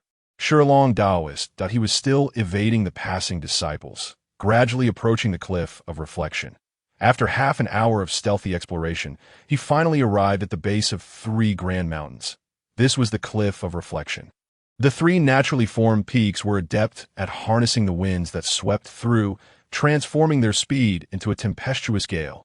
Upon discovering this phenomenon, an elder of the Pan Stone Sect had set up a restriction, infusing the gale with elemental power, thereby granting it offensive capabilities. That it was designed specifically to punish disciples who flouted sect regulations. The swift-moving gale, coupled with the elemental force, posed a formidable challenge even for disciples of the human realm. At this moment, Chen lay hidden among the grass surrounding the 3 mountains. Raising his head, he beheld the rapidly flowing gale, sharp as blades. It was no wonder that Huang Puming and his companions had turned pale at the mere mention of the cliff of reflection. Nearly begging for mercy, Chen nodded repeatedly, then began to search for the figures of his peers. Just as he was about to delve deeper into his search, he was met with the anguished cries of Huang Puming and his companions. All of his suffering is due to that little brat, Chen. Otherwise, I wouldn't be enduring this torment. Huang Puming bellowed from atop one of the mountains, his martial robe having been shredded by the gale, exposing his partially crystallized flesh beneath. Fortunately, shards of crystal on his chest provided some degree of protection against the winds. Otherwise, he would have been left a bloody mess. Once we escape, I will ensure that this child pays for his transgressions." Two disciples seated nearby echoed, equally incensed. "Where has Sister Huang Yun gone? I haven't seen her." Huang Puming scanned the area, puzzled by Huang Yun's absence. "Brother Huang, you are unaware that Sister Huang was taken away by a core disciple early on." The two disciples replied, their tone tinged with resentment. "How fortunate it is to have the backing of a core disciple, even sparing one from the punishment of the cliff of reflection." Huang Puming couldn't help but feel envious. If only Brother Yang Jian were a core disciple as well. I wouldn't he be suffering here. Nonetheless, he ultimately directed his ire towards Gu Chun. That little brat is the root of all our troubles. Without him, we would have faced none of this. Indeed, the two disciples joined in the chorus of condemnation. Point three of you. Do you truly miss me so? At that moment, Gu Chen's voice echoed through the air. The faces of Huang Puming and his companions paled in unison, their exclamations reverberating. "Brother Huang, it seems to be the voice of that little brat Gu Chun," the two disciples discerned. "What?" Huang Puming gasped in shock, quickly scanning the surroundings, yet failing to locate Gu Chen's figure. "He must be in the grass," the two disciples concluded, swiftly honing in on the rustling foliage. "You brat, come out," Huang Puming commanded, pointing at the grass. "We have already spotted you." With a low, resonant growl, a small white tiger leaped forth from the underbrush. A demon beast? Huang Puming and his companions stared at the white tiger, failing to immediately recognize it as the revered sacred beast of the demon clan, the white tiger. They assumed it was merely an ordinary tiger-shaped demon beast. "Have you all gone mad?" Huang Puming shot a disgruntled glance at the two disciples, suspecting they'd been frightened into delusion by Gu Chun. "This cannot be." The two disciples scratched their heads in confusion. They had distinctly heard Gu Chen's voice moments ago. How could it have transformed into that of a demon beast? "Brother Huang, do you no longer recognize me?" The small white tiger spoke, gracefully approaching the trio. "You brat, it truly is you." Huang Puming stared at the small white tiger in disbelief, his expression one of terror. He even slapped himself to confirm he wasn't dreaming, only to feel the sting of reality. "How could you possibly be a demon beast?" The two disciples shouted at Gu Chun, bewildered. "I understand now." Before Gu Chun could speak, Huang Puming suddenly nodded. "Brothers, have you forgotten our previous battle in the back mountain?" The two disciples closed their eyes in contemplation and immediately recalled the enormous white tiger phantom that had appeared behind Gu Chun during their fight. The resemblance to the small white tiger before them was uncanny. The two disciples gasped in astonishment. That white tiger was indeed real, not an illusion. That it seems that's the case, Huang Puming said, his face darkening as he nodded. "You three are indeed clever. You grasped the situation without my prompting." Gu Chun remarked with a smile. "Gu Chun." Huang Puming suddenly bellowed. "Dare you consort with demonic beasts and practice their arcane arts? You are betraying the sect and the human race." "Indeed." The two disciples echoed his outcry fervently. "I shall report this to the elders and have you executed as a traitor." Huang Puming made a motion to rise, but the forceful gale swept through, causing him to half kneel instead. The two disciples fared no better, collapsing to their knees. "Ha!" Gu Chun laughed heartily upon witnessing the scene. "In your current state, you wish to notify the elders?" With a nonchalant flick of his paw, the air before him split open, revealing a gaping chasm. Huang Puming and the two disciples were immediately struck with terror. What a formidable power! The two disciples murmured in fear, struggling to shift their gaze toward Huang Puming. "Brother, this does not appear to be an ordinary tiger-shaped beast." Huang Puming, too, began to grasp the gravity of the situation. Could it be the supreme holy beast of the demon clan, the white tiger? Astute. Gu Chun chuckled. Perish beneath the claws of a holy beast is indeed a stroke of fortune for you. You dare to kill us, Gu Chun. Huang Puming glared at him, attempting to intimidate. "We are promising inner disciples with aspirations of becoming core members. If you take our lives, the elders will not let you off easily." The two disciples joined in, warning Gu Chun against acting recklessly. "Quite right.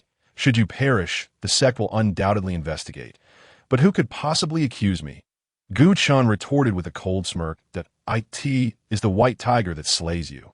Not I. Huang Puming and his companions felt a chilling dread as they beheld the small white tiger before them. Moreover, I have only just broken through to the human body realm. How could I possess the strength to slay 3 practitioners of the same realm? Gu Chen continued, especially in a place as tumultuous as the thoughtful cliff. Who will believe it? Brothers, do you not agree?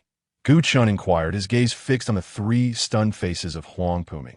Infuriating, Huang Puming muttered under his breath. You have accounted for everything. It seems you plan to kill us since the back mountain. Brother, the 2 disciples suddenly recalled something. This lad just mentioned he has broken through to the human body realm. Huang Puming was taken aback. Lost in thoughts of self-preservation, he had not paid close attention to Gu Chen's words. Now that he reflected, it seemed indeed plausible. Impossible. How could you achieve such a breakthrough so swiftly? Huang Puming stared at Gu Chen in disbelief, shaking his head intermittently. He distinctly remembered that not long ago, during the fierce battle at the back mountain, Gu Chen had just completed his 3rd transformation and barely crossed into half a step of the human body realm. How could you grasp the essence of the physical body and advance to the 1st level of the human body realm so quickly? It must be Lu Ying. She must have revealed to you the secret of crystallizing the physical body. Huang Puming hastily deduced, his thoughts racing to the core disciple. Yet he still felt it was implausible. That shouldn't be. Even if you comprehended the crystallization of the physical body, actualizing it would require at least a month or 2. Huang Puming felt his mind swirling in confusion, unable to make sense of it all. Brother Huang, it is time to depart, Gu Chen remarked lazily, raising his right paw and gesturing forward. The murderous aura of the white tiger erupted suddenly. Huang Puming and the others were unable to withstand it, being forcefully pushed backward, almost instantaneously reaching the edge of the mountain. The 2 disciples glanced back, only to see the abyss hundreds of feet below. The gale raging mercilessly. Should they fall, they would either be crushed or consumed by the tempest. Brother Huang, we must devise a plan. The 2 disciples placed their hopes in Huang Puming, yet he himself was at a loss. This lad had resolved to kill them and would not relent easily. Indeed, Huang Puming murmured darkly to by the way, Brother Yang Jian. In that critical moment, he thought of his ally Gu Chen. You are about to partake in the core disciple selection. You must know who Brother Yang Jian is. I assure you, Brother Yang and I share a close bond. Should you kill me, even if the elders lack evidence, he will seek vengeance on your behalf. I anticipated you would say such, Gu Chen sneered. Alas, you have glimpsed my trump card. You must die today. Cursed be you. Huang Puming cursed vehemently, realizing the dire straits they faced, likely to perish on the thoughtful cliff. We regret ever heeding that wretched Huang Yun's instigation to oppose this lad. The 2 disciples lamented, cursing Huang Yun for leading them astray, and then they turned to Gu Chen, pleading for mercy. Junior Brother Gu, Brother Gu, you are magnanimous. Spare us, and we shall serve as your vanguard in the core disciple selection, assisting you in eliminating any threats that I am hardly deserving of such an honor to be addressed as brother by you 2. Gu Chen replied coldly, a smile devoid of warmth gracing his lips. Moreover, I cannot dare to call you brother. Who knows if you would turn against me later? I am, by nature, a rather timid individual. It is far more reassuring to eliminate both of you. You little beast, you are openly violating sect rules. You shall meet a grim fate. The 2 disciples realized begging for mercy was futile, and they resolved to say whatever came to mind. Feel free to scold us. Brother, Gu Chen, smiling, waved his paw. The chilling aura of slaughter surged forth, swiftly enveloping the 2 disciples. One disciple screamed in agony as he witnessed part of his crystallized flesh torn open, blood gushing uncontrollably. The other disciple, not spared from the horror, found deep gashes appearing on his chest, revealing bone beneath. It seemed they were indeed destined to perish here. The 2 disciples exchanged glances, regret saturating the air around them. Almost palpable, as the echo of Gu Chen's low growl resonated, he commanded, "Go!" A plume of grayish flame erupted from the small white tiger's mouth. The 2 disciples had no time to react. Their bodies ignited in flames. Gu Chen, you shall not escape your fate, they shouted defiantly, but their voices faded quickly into silence, their forms reduced to ashes by the consuming flames born of grayification. Huang Puming witnessed the gruesome demise of the 2 disciples. His expression frozen in shock. Were it not for his resolve to maintain composure, he would have already knelt in terror, begging for mercy. "Brother Huang, it is now your turn." Gu Chen's voice, reminiscent of a devil, echoed ominously. Huang Puming shuddered at the sound. "You little brat, Yang Jian will avenge me." Huang Puming's words trailed off as he was struck violently. A white claw emerged from his chest. "Enough of your prattling." Gu Chen scoffed, withdrawing his claw. Blood gushed forth in several jets from Huang Puming's pierced chest. His eyes widened in horror as he toppled forward, collapsing upon a mountaintop. "Who goes there?" Just as Gu Chen struck down Huang Puming, a voice called out from a distance. "Faster than I anticipated," Gu Chen mused, glancing in the direction of the voice before swiftly departing the mountaintop. By the time several disciples from the Pan Stone Sect arrived, they found Huang Puming's lifeless body, while Gu Chen had vanished without a trace. "Brother Huang," a disciple cried out, rushing to aid Huang Puming. Yet upon contact, he realized Huang Puming had already succumbed. Dead, the other disciples quickly gathered, gazing in horror at the gaping wound in Huang Puming's chest, blood saturating his upper body, a chill creeping into their hearts. Such a brutal method. It must have been the beast from the back mountain. It can only be that. The first disciple to discover Huang Puming's death nodded vigorously. And the two other brothers are also missing. They likely fell victim to the beasts as well. 3 disciples of the human body realm dead in succession. We must report this to the elders. You all stay here and secure the scene. I will go, the first disciple declared before soaring away from the mountaintop. Meanwhile, Gu Chen had already returned to his quarters in the inner courtyard, transforming back to his original form, clutching 3 storage bags of varying colors. Not a wasted trip, he concluded. Gazing into the direction of the regret cliff, Gu Chen wore a faint smile. It was evident that the storage bags had been acquired from the deceased Huang Puming and his companions. Upon opening them, each bag contained 1 to 200 Pei Yuan Dan, along with a substantial quantity of spirit stones. These must have been the offerings for the month, which they had yet to utilize. Gu Chen looked at the nearly 600 Pei Yuan Dan, feeling an overwhelming joy. With these Pei Yuan Dan, coupled with the spirit stones, I should be able to break through to the second level of the human body realm. Gu Chen seized a handful of Pei Yuan Dan and placed them directly into his mouth. The Pei Yuan Dan dissolved instantly, releasing a torrent of spiritual energy that flowed down his throat and into his body, transforming into pure attribute power. Indeed, they were remarkable treasures. With his eyes closed, Gu Chen carefully savored the medicinal potency of the Pei Yuan Dan despite having consumed Pei Yuan Dan numerous times before. He was still captivated by this extraordinary sensation. Unable to extricate himself, he began to break through to the second level of the human body realm. Murmuring a few words, Gu Chen commenced the mass consumption of Pei Yuan Dan. Simultaneously, he activated his mind, concentrating the ashification power derived from the elixirs into the pores and even smaller cells of his back. As the first shard of glaze emerged on his back, his aura surged. He had successfully broken through to the second level of the human body realm, and this was merely the beginning. More shards of glaze began to appear on his back, growing larger and spreading outward, aiming to glaze his entire back. During this process, the Shan Hai Jing, floating in his lower dantian, trembled, and the second page stirred, having flipped open by more than half. A plump golden bird could be faintly seen flapping its tiny wings, soaring amidst the fluffy white clouds. Meanwhile, within the Pan Stone Sect, the news of Huang Puming and his companion's tragic demise at the hands of the beast had spread like wildfire. The arriving Earth Realm Elder was filled with rage. The murderous beast that killed 3 of our promising inner disciples must be dealt with.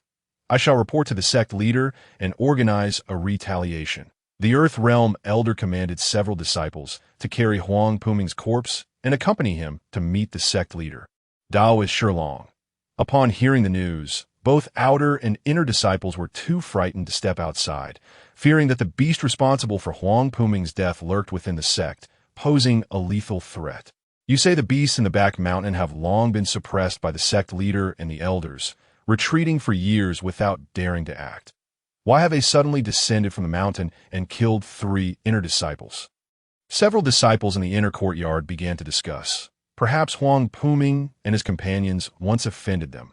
Otherwise, they would not have brought such calamity upon themselves, speculated one inner disciple. The others nodded in agreement. Believing this theory to be the most plausible, it is absolutely not a beast. It must be Gu Chun. He is undoubtedly behind this. In one of the inner courtyards, Huang Yun's expression turned pale, and he roared in fury, his face filled with dread. Thank goodness senior brother Wang used his privileges as a core disciple to rescue me from Regret Cliff. Otherwise, I would have met the same fate as Huang Puming and the others. The more Huang Yun thought about it, the more terrified he became, acutely aware of the danger to his life. I cannot allow this boy to continue living. I must find the sect leader and expose him as the murderer. Without even pausing to tend to his injuries, Huang Yun dashed out of the courtyard, seeking Daoist Shilin.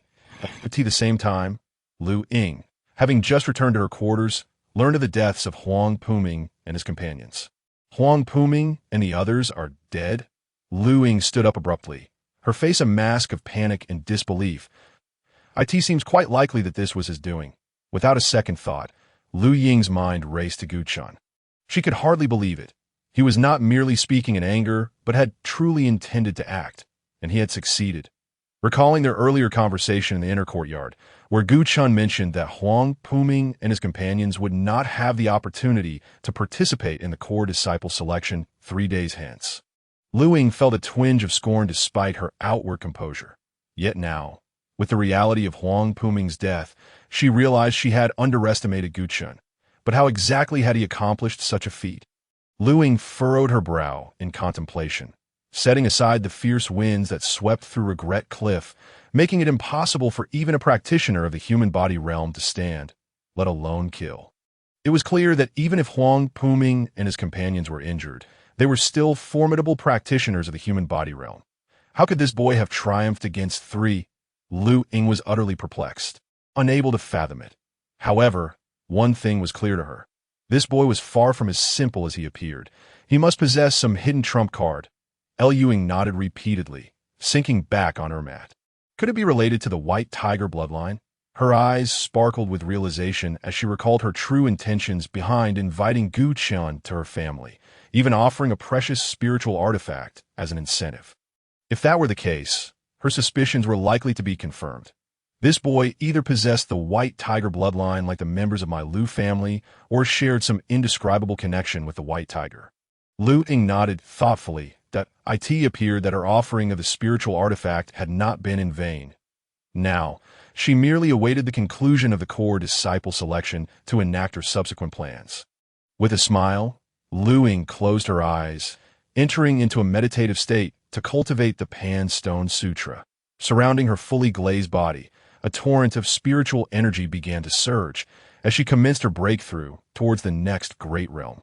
The human breath realm, the center of the Pan Stone Sect. Huang Yun stood before the sect leader's grand hall, not even catching a glimpse of Daoist Xuanlong before being rebuffed by the elders stationed there. This is a sacred ground of the sect. You, a mere inner disciple, have no right to enter. Return at once. The elders guarding the hall did not reveal themselves, their reprimands echoing from all directions. Huang Yun stood frozen in shock for a long moment before finally regaining his composure. The disciple acknowledges my error. He bowed repeatedly, reluctantly retreating. Once he had distanced himself from the sect leader's hall. A flicker of malice crossed his face. Damn that boy. Count yourself fortunate this time, but I shall not give up. Huang Yun's eyes gleamed with murderous intent. I cannot inform the sect leader, but I must find a way to inform one of the elders. I refuse to believe that once the sect learns of this boy being the prime suspect in the murders of Huang Puming and the others, they will let him go. Huang Yun felt a deep-seated resentment, not only for failing to meet Daoist Xuanlong, but also for the derision he received from the guarding elders. They dare to mock me as just an inner disciple. Just wait. I will soon pass the selection and become a core disciple. Then, let us see what excuses you have to prevent me from meeting the sect leader. Enraged, Huang Yun waved his sleeve and returned to the inner courtyard that very moment. The grand doors of the hall swung open, revealing a gaunt old was the elder who had first learned of the deaths of Huang Puming and his companions at Regret Cliff. He was also the elder who had recently been tasked with recovering the spirit domain, discovering that the four elemental forces had been entirely absorbed. Piecing all this together, it was easy to deduce his identity. He was indeed the elder from the Fusion Hall, the least prominent among the four halls of the Pan Stone Sect, well-versed in combat techniques and spiritual arts, his strength far surpassing that of ordinary Earth Realm elders. Elder Xian, have you found the murderer? The voices of several guarding elders echoed in the air, their tone markedly different from the earlier reprimands, now imbued with kindness and even a hint of flattery. Not yet. Elder Xian shook his head. The traces left on the body suggest that it was the work of beasts from the back mountain, but I sensed something amiss. The implication from Elder Xian was clear. Was it an internal matter within the sect? The guarding elders gasped in astonishment that To instantaneously kill 3 inner disciples of the human body realm. Only a core disciple could accomplish such a feat, right? Could it truly be a core disciple? We have no evidence yet. We cannot jump to conclusions. Elder Xian interjected, cutting off the speculations of the guarding elders. I have matters to attend to. I shall take my leave. Without lingering, Elder Xian vanished from the Grand Hall. Why do I have this nagging feeling that the deaths of Huang Puming and his companions are somehow connected to the recent disappearance of elemental forces from the spirit domain? Moments later, atop a towering mountain, the vanished Elder Xian stood at the summit, gazing intently at a secluded courtyard within the inner sanctum. This courtyard belonged to none other than Gu Chun, who had recently risen to prominence. Exuding an air of intrigue. Could it be related to him? Xian Shang harbored suspicions about Gu Chun, yet lacking any evidence, refrained from taking hasty actions. After all, Gu Chun had transformed remarkably and was now a prodigious talent with a significant chance of becoming a core disciple. He was no longer the lowly, nominal disciple whom anyone could bully. It was prudent to observe for a while and discern what made this young man so exceptional. Xian Shang murmured softly to himself before departing from the vicinity of the inner courtyard. Meanwhile, within the confines of his chamber, Gu Chun remained oblivious to the fact that he had caught the attention of the elder from the Earth Realm. He was fully engrossed in merging the shards of glass-like material on his back. Just a step away from completion, the frenzied expression crossed Gu Chen's face as he thought. Once my back is completely fused into this glass-like state, I shall ascend to the pinnacle of the second level of the human realm. No sooner had this thought crossed his mind than the shards on his back suddenly coalesced into a single entity. Not only that, but they also connected seamlessly with the already transformed glass-like surface of his chest, resulting in a complete fusion of his front and back into a unified, glass-like form. I did it, Gu Chun exclaimed, rising to his feet in exhilaration.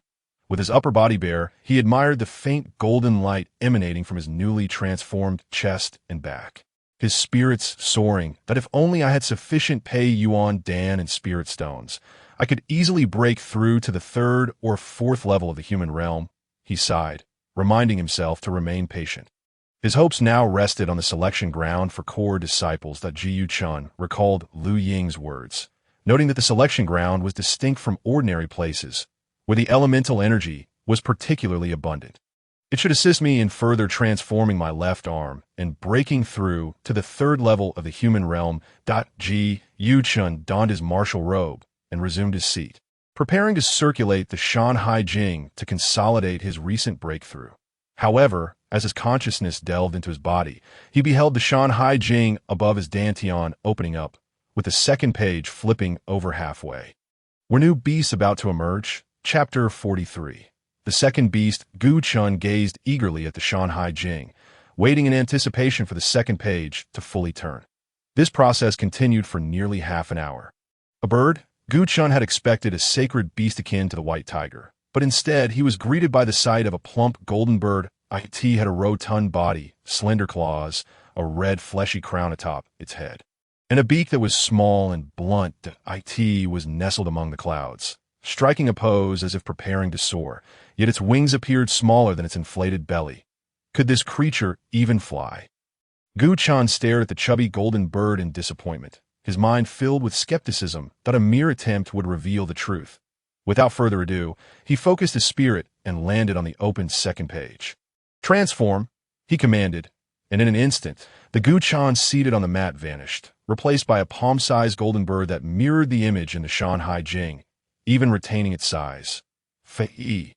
He mused, realizing this peculiar name for the plump bird. The golden bird spoke in a childlike voice that bore a striking resemblance to Gu Chen's own. Would this tiny winged creature be capable of propelling its hefty body? Gu Chen tentatively spread its short, sparsely feathered wings, giving them a casual flap to gauge the sensation. His astonishment. As soon as the wings moved, a whirlwind erupted around the plump body, propelling it from the mat into midair. What? Gu Chen gasped in surprise, realizing he had underestimated the situation. The golden bird, while undeniably plump, was indeed capable of flight, and remarkably swift at that. Once more, Gu Chen determinedly flapped his wings with intention. Whoosh! A streak of golden light shot forth, bursting through the room and ascending to the heights above the inner courtyard. Such incredible speed! Hovering in midair, Gu Chen looked down upon the courtyards below, bursting into laughter. Only those who reach the breath-consuming human realm can tread the skies, and yet here I am, mastering flight with such velocity. An exceptional means of self-preservation. The Jiu Chen was acutely aware that he had offended many disciples of the Pan Stone Sect, obstructing numerous paths. These disciples harbored deep-seated resentment towards him and would seize any opportunity to retaliate. With the ability to fly, even if I cannot best you in combat during the core disciple selection, I can retreat with ease, while you cannot lay a finger on me. Jiu Chen flapped his wings again, first navigating outside the inner courtyard, then swiftly returning to his chamber. He reverted to his original form and resumed his seat on the mat. To his surprise, this brief endeavor had drained over a third of his energy. Jiu Chen intended to further examine the Fei Yi in the Shan Hai Jing, only to notice that a third of the gray power within his dantian had diminished. Startling him greatly, it appeared that transforming into a beast from the Shan Hai Jing and utilizing its abilities was not without limitations. Jiu Chen nodded, partially understanding. Truly, there are no free lunches in this world. After a moment of reflection, Gu Chen withdrew his consciousness. The Shan Hai Jing had previously indicated that once he achieved a breakthrough in the human realm, it would converse with him. Now that he stood at the pinnacle of the second level of the human realm, why was there no sign of communication? Gu Chen felt a twinge of anxiety. Could it be that the human realm referred to by the Shan Hai Jing was not the human realm he had attained, but rather a higher state of the breath-consuming realm? Weary, Gu Chen shook his head. There was nothing he could do but wait for it to reach out to him. Clang, clang. Just as he pondered this, the sound of knocking echoed from the courtyard door. Someone was visiting. Hu Yin. Gu Chen's gaze pierced through the door, spotting an outer disciple outside, the very same Hu Yin who had previously escorted him to the elemental array, confirming his status as an inner disciple. What could have prompted his visit? Gu Chen was puzzled but nonetheless rose to exit his chamber. Outside the courtyard, Hu Yin was contemplating whether Gu Chen would allow him inside. To his surprise, Gu Chen emerged personally to greet him, causing tears of joy to well up in Hu Yan's eyes as he rushed forward, bowing deeply to brother, Gu personally welcomed me. What an honor, Hu Yan exclaimed, overwhelmed with emotion, wiping his tears and snot on Gu Chen's sleeves, leaving Gu Chen in a state of stunned disbelief. He wanted to shake him off, but feared adding more snot to his attire. Hu Shidi, if you have something to discuss, let's step inside, Gu Chen suggested, exasperated. Should any nearby disciples witness this, they might misconstrue the situation. Realizing his overly affectionate actions, Hu Yin quickly released Gu Chen's hand. Right. Brother Gu is indeed considerate. Let us speak inside. Hu Yin nodded vigorously, following Gu Chen into the room. As soon as they sat down, Gu Chen inquired, Hu Shidi, why have you come here instead of diligently cultivating in the outer courtyard? Hu Yin hesitated, his expression awkward, clearly harboring a request, yet unsure how to articulate it. I know brother is about to participate in the core disciple selection, and with your talents, you will undoubtedly succeed and become a core disciple. Thus, I thought it best to meet you now, lest you move away from the inner courtyard after becoming a core disciple. For someone like me, a mere outer disciple, entering the inner courtyard is already a daunting challenge, let alone approaching the residence of a core disciple. Hu Yan's words were laced with both admiration for Gu Chen and a yearning for the status afforded to core disciples within the sect. Tinged with a hint of sorrow, it was evident he recognized his own limitations and the improbability of breaking into the human realm. let alone aspiring to become a core disciple. How can you speak of yourself in such a manner? Shitty, Chen reproached, his expression serious, reflecting on how just a day or two prior, his own status had been even lower than Hu Yan's, merely a nominal disciple. Now he resided in the inner courtyard. I firmly believe that with your dedication, you too can enter the inner courtyard, and even becoming a core disciple is not entirely out of reach. That truly so, brother? Hu Yan's eyes lit up, excitement radiating from his gaze as he looked at Chen, clearly having never received such encouragement before. Indeed, Chen affirmed with a serious nod. Shitty, you must have confidence in yourself. Yes, I must have confidence. Hu Yan echoed, nodding in agreement. Meanwhile, Chen was already contemplating how to politely send Hu Yan on his way. With just 2 days remaining until the core disciple selection, he needed to visit the back mountain to investigate the mysterious voice. Time was too precious to waste on Hu Yan. As Chen's eyes shifted, he was about to speak and urge Hu Yan to leave. However, before he had the chance to utter a word, Hu Yan spoke up first. Senior Brother Gu, are you aware? Huang Puming and his companions have perished. The 3 individuals were indeed slain by Chen, and he was fully aware of this fact, though he could not allow it to show that so. Chen feigned surprise in his response. Senior Brother is unaware. Hu Yan expressed his astonishment. This is common knowledge throughout the entire Pan Stone Sect. Yet he didn't dwell on it for long, quickly adding with a smile. These 3 had previously made things difficult for you, so their demise is quite fitting, a form of retribution. You are aware of this, Junior Brother Hu? Chen inquired with a grin. Naturally, Hu Yan replied proudly. In fact, I visited the inner courtyard not long ago, and, quite unfortunately, witnessed Huang Puming and his group causing trouble for you. Chen was taken aback, not realizing that Hu Yan had been nearby at that time. Forgive me, Senior Brother. It was not out of cowardice that I did not intervene, but rather due to my humble status and limited strength. I dared not offend the disciples of the human realm. Hu Yan hastily explained, believing Chen was upset. Moreover, I did not remain idle. It was I who notified Elder Yuji Valley. That's so. Chen said, suddenly enlightened.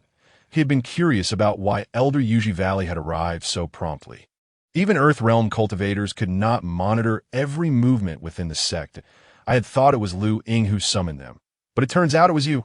Hu Yan, Chen murmured to himself. Realizing Hu Yan's intention was to elicit gratitude from him, it seemed that unless he articulated his request, Hu Yan would not take his leave. With a smile in his eyes, Chen understood that it would not be easy to dismiss Hu Yan. He decided to address him directly. Junior Brother Hu, what is it that you wish to say? Please, speak plainly. Hu Yan had been waiting for Chen to say this, and his face lit up with excitement as he rubbed his hands together. Since Senior Brother has said so, I shall not hold back. I would like to request your assistance in refining a batch of dragon origin pills. Chen's gaze sharpened, shock evident as he looked at Hu Yan. He had not anticipated that Hu Yan had come seeking his aid in alchemy. Junior Brother Hu, the dragon origin pill is a first-grade spiritual medicine, and the difficulty of its refinement far exceeds that of the ungraded Peiyuan pill. Furthermore, the materials required for crafting dragon origin pills are exceedingly rare. Even most disciples of the human realm would struggle to gather them. Chen expounded at length, hoping to dissuade Hu Yan from this notion. However, Hu Yan had come prepared, promptly retrieving 3 identical rare spiritual materials from his storage pouch. These are all the materials needed for refining the dragon origin pill. I have specifically prepared 3 sets. Hu Yan said, looking at Chen with anticipation, that I am aware that you were once an apprentice in the alchemy hall and possess considerable talent in refining pills, likely as strong as your aptitude in cultivation. Moreover, now that you have broken through to the human realm, refining the dragon origin pill should be a trivial task for you. Upon seeing the 3 sets of materials for the dragon origin pill, Chen's mind began to shift. If he could use 1 set to refine a dragon origin pill for Hu Yan, the remaining 2 sets would belong to him. He calculated in his mind that if he could consume a dragon origin pill, he could potentially break through another small realm before the selection of core disciples, becoming a triple-layered human realm cultivator. Hu Yan, anxious, watched Chen, who appeared to be deep in thought, and remained silent, his heart racing, fearing that Chen might refuse. Senior Brother, You previously promised in the elemental hall that you would assist me, Hu Yin implored, nearly on the verge of kneeling. Moreover, I have offendedly Long and several other inner disciples, as well as Elder Gong Fei Yu. For your sake, I have not forgotten your assistance. Junior brother, Gu Chen replied, lifting his head with a smile directed at Hu Yin, and I have not said that I refuse. Does this mean you are willing to help me refine the dragon origin pill? Hu Yin asked, uncertainty evident in his gaze. Of course, Gu Chen affirmed with a nod. Thank you, senior brother, thank you, senior brother. Hu Yin expressed his gratitude, bowing repeatedly in excitement. However, there are risks involved in refining pills, especially with a first-grade spiritual medicine like the dragon origin pill. It is likely that from these 3 sets of materials, only one may succeed, Gu Chun remarked, gazing at the 3 sets of materials with a sense of resignation. Hu Yin initially believed Gu Chun was having second thoughts until he realized the reason behind his words. And he quickly replied with a smile, I understand that perfectly well, which is why I prepared 3 sets of materials. As long as one succeeds, it would be a great favor to me from senior brother. Since that is the case, I feel no pressure, Gu Chan said with a smile. Gathering the 3 sets of materials, I shall not disturb your meditation any longer. Hu Yin bowed to Gu Chan and left the room. Thoroughly satisfied, 1 set of materials could typically yield 3 to 4 dragon origin pills, so 3 sets could produce at least 10. After watching Hu Yin depart, Gu Chan began to calculate. Hu Yin sought the dragon origin pill solely to break through to the 9th layer of the sensing realm and ascend the 9-layer heaven ladder to become an inner disciple. Therefore, 1 dragon origin pill would suffice, leaving the remaining 9 for himself. Perhaps he could not only break through to the 3rd layer of the human realm, but also completely transform his left arm. Reaching the peak of the 3rd layer, Gu Chun couldn't help but laugh heartily. I'll first pay a visit to the back mountain, and then I'll refine the dragon origin pill. There is ample time. Glancing out the window, Gu Chun noticed that night had fallen. This was perfect for avoiding detection as he made his way to the back mountain. He shed his inner disciple-esque robe and donned a set of night clothing. With a powerful push, he leapt from the window instead of using the door, his figure swiftly merging into the darkness as he departed the inner courtyard, racing toward the back mountain. Unbeknownst to Gu Chun, despite his stealthy attire and light movements, he was spotted as soon as he left the inner courtyard. It was Xian Shang, an elder of the Earth Realm, who had suspected Gu Chen's intentions. My suspicions were correct. This youth is indeed up to something. Xian Shang emerged from a hidden spot near the inner courtyard, his gaze fixed on the direction Gu Chan had vanished. The back mountain. His destination is the back mountain. Xian Shang's brow furrowed. The deaths of Huang Puming and his companions appeared to be the work of beasts from the back mountain, and now the youth was heading there. Clearly, there was more to this than met the eye. Nodding to himself, Xian Shang followed after Gu Chun, soaring into the a powerful expert of the Earth Realm. He held a distinct advantage, gliding through the air without leaving a trace. Gu Chun had no inkling that he was being followed.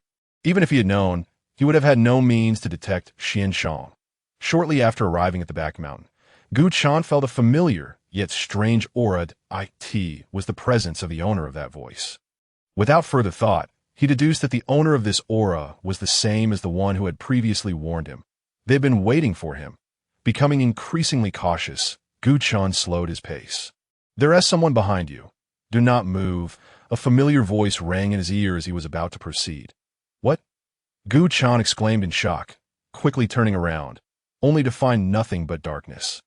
The one approaching is a practitioner of the Earth Realm. You won't be able to detect them, the voice continued. Allow me to handle this. Gu Chen nodded, standing still. Meanwhile, Xian Shang hovered above the back mountain. Increasingly feeling that the entire situation was shrouded in mystery, he observed the ancient trees below, connected in a dense grove, hesitating to descend. How can a dignified elder of the Earth Realm be deterred by a mere inner disciple? Xian Shang shook his head, a resolute expression forming on his face. He gathered his resolve and began to descend. However, before he could reach the ground, a sharp aura suddenly shot out from the depths of the back mountain. This aura sliced through the dark night sky like a razor-sharp sword, cleaving the void in two, colorless and formless, yet reeking of a strong scent of blood. What is that? Xuanlong immediately recognized the aura and shouted in alarm, for it was aimed directly at him, the Earth Realm Elder. Despite his confidence in his strength, he dared not allow an unknown entity to strike him, swiftly evading the attack. Listening to the chilling sound of the breath swiftly rushing past his ears, Xuanlong turned back to confirm that the breath had flown far away, and he let out a slight sigh of relief. However, he did not dare to continue descending to it was that old demon clan figure warning him. Xuanlong furrowed his brow that if he proceeded further down, what would emerge would no longer be the formless breath, but a genuine lethal strike. Xuanlong hesitated, unwilling to sacrifice his precious life as an elder of the earthly realm for a mere inner sect disciple like Gu Chen. During this moment of indecision, Gu Chen vanished below, mysteriously disappearing. Where did he go? Xuanlong's expression shifted slightly upon discovering Gu Chen's absence. After searching for a while, he soon understood. It appeared he had been taken by that old figure. Xuanlong muttered to himself, "Since you do not allow me to enter, then I shall not enter." However, this disciple is ultimately a member of the sect, and he cannot remain inside forever. Xuanlong smiled. "I shall wait right here. As soon as I see this disciple, I will know everything." He swayed his form and landed on a clearing outside the back mountain, sitting cross-legged that moment on the back mountain.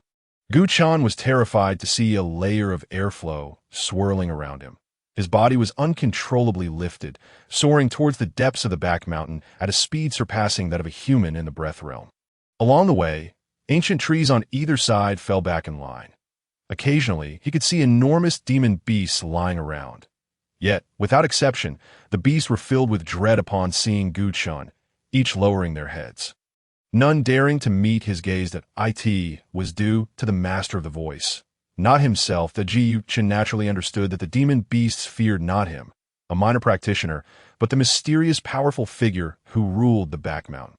Just as he thought this, the speed of his flight began to slow, and the surrounding ancient trees became scarce, with no trace of the demon beasts to be seen. When the airflow around him dissipated, Gu Chen landed on a patch of soft grass. The surroundings were empty, not a single figure in sight. Above him stretched a brilliant starry sky, countless stars twinkling, resembling an enigmatic ink-wash painting. "Young friend, we finally meet." Suddenly, a figure in a black robe flickered into view, seated calmly on the grass. Gu Chen gazed at the old man, his expression changing dramatically. What kind of sorcery is this? To appear out of thin air? He couldn't help but become cautious. "Young friend, there is no need to worry. I harbor no ill intentions." The black-robed elder discerned Gu Chen's wariness and spoke with a smile. "I pay my respects to the elder." Gu Chen cautiously bowed. "That I must also thank you, elder, for your timely warning. Otherwise, I might have encountered great trouble." The matter Gu Chen referred to was naturally the recent conflict with Huang Puming and others in the back mountain. The elder had alerted him to the arrival of Yu Zhigu, or else the incident of transforming into a beast would have been exposed, leading to endless complications that a trivial matter. The elder waved his hand dismissively. "Moreover, this is not the first time I have assisted you, young friend." Indeed, Gu Chen's expression shifted slightly. "When Huang Yin did not kill me that time, I suspected there was something amiss. Now, it has become quite evident." Gu Chen stared intently at the elder's figure. "Did you, elder, intimidate Huang Yin and save me? Who else could it be if not me?" The elder nodded. Gu Chen did not express gratitude to the elder, but instead regarded him with even greater caution. "Elder, although we have met by chance, you have repeatedly intervened to aid me. Now you have specially brought me here. I guess there's something you require me to do." The elder seemed taken aback by Gu Chen's straightforwardness. "Since young friend has stated it so plainly, I shall not beat around the bush." The elder stood up from the grass, and only then did Gu Chen notice that the elder's body hovered 3 inches above the ground, floating above the surface. This is indeed a realm elder of the sect. It seems I cannot achieve such a feat. That Gu Chen was greatly alarmed, that he believed that a realm elder could float 3 inches above the ground. But it was absolutely impossible to maintain this state indefinitely. That it required not only exquisite control, but also formidable strength to support it. That I need you, young friend, to help me lift the seal and restore my freedom. As the elder spoke, a hint of madness seeped into his words. clearly indicating he had awaited this day for an interminable time. Chen stared at the elder, his expression filled with trepidation. "It seems you have already guessed my identity." The elder appeared entirely unperturbed. He reached out to remove his cloak, revealing a face lined with wrinkles, somewhat grotesque. "Elder, are you truly the demon lord spoken of in the legends of the sect?" Chen inhaled deeply and spoke slowly. "Before coming here, I had already investigated. Besides the demon beasts in the back mountain, there is also a mysterious figure who governs them. Almost every disciple of the Pan Stone Sect has heard tales of this individual." "Correct." The elder did not deny it. "I am indeed the old thing of the demon clan that you speak of." Chen swallowed hard, rendered speechless. Every human practitioner on the fallen god continent understood one fundamental truth. There is a clear distinction between humans and demons. Humans and demons are sworn enemies, and when practitioners encounter demon beasts, one must inevitably face life or death. The blood feud between them has accumulated over countless millennia. "Elder, I am a human practitioner, while you are of the demon clan. You asked me to help you lift the seal. I dare not refuse directly," Chen admitted, fearing that the elder might strike him down in anger. "Young friend, do you not wish to know why, as a powerful figure of the demon clan, I do not reside in the territory of the demon beasts, but instead remain trapped in this small back mountain?" The elder surprisingly showed no anger, instead speaking with great patience. Chapter 46. The origins of the Pan Stone Sect. Chen was curious as to why there was a back mountain occupied by demon beasts near the Pan Stone Sect, particularly with the existence of this powerful demon elder. However, he could not ask directly. Now that the elder took the initiative to speak, he naturally listened intently. "My name is Shan Hai Jing, once a genius of the demon clan. Destined for a boundless future, bound to become a peak-level powerhouse." Shan Hai Jing? Chen nodded upon hearing the name. Indeed, he was no ordinary demon. Even his name differed greatly from that of human practitioners. "In order to break through my realm more swiftly, I left my territory and ventured into human lands, arriving at the Li Hua Kingdom." The elder's face bore a nostalgic expression. Of course, at that time, there was no Li Hua Kingdom. It was merely a desolate land inhabited by fewer than 10,000 humans, and there were only a handful of practitioners, with the highest cultivation not even reaching the human realm. Yet in such a barren place, I discovered the tomb of a peak-level practitioner of the earthly realm, the Pan Stone Sect.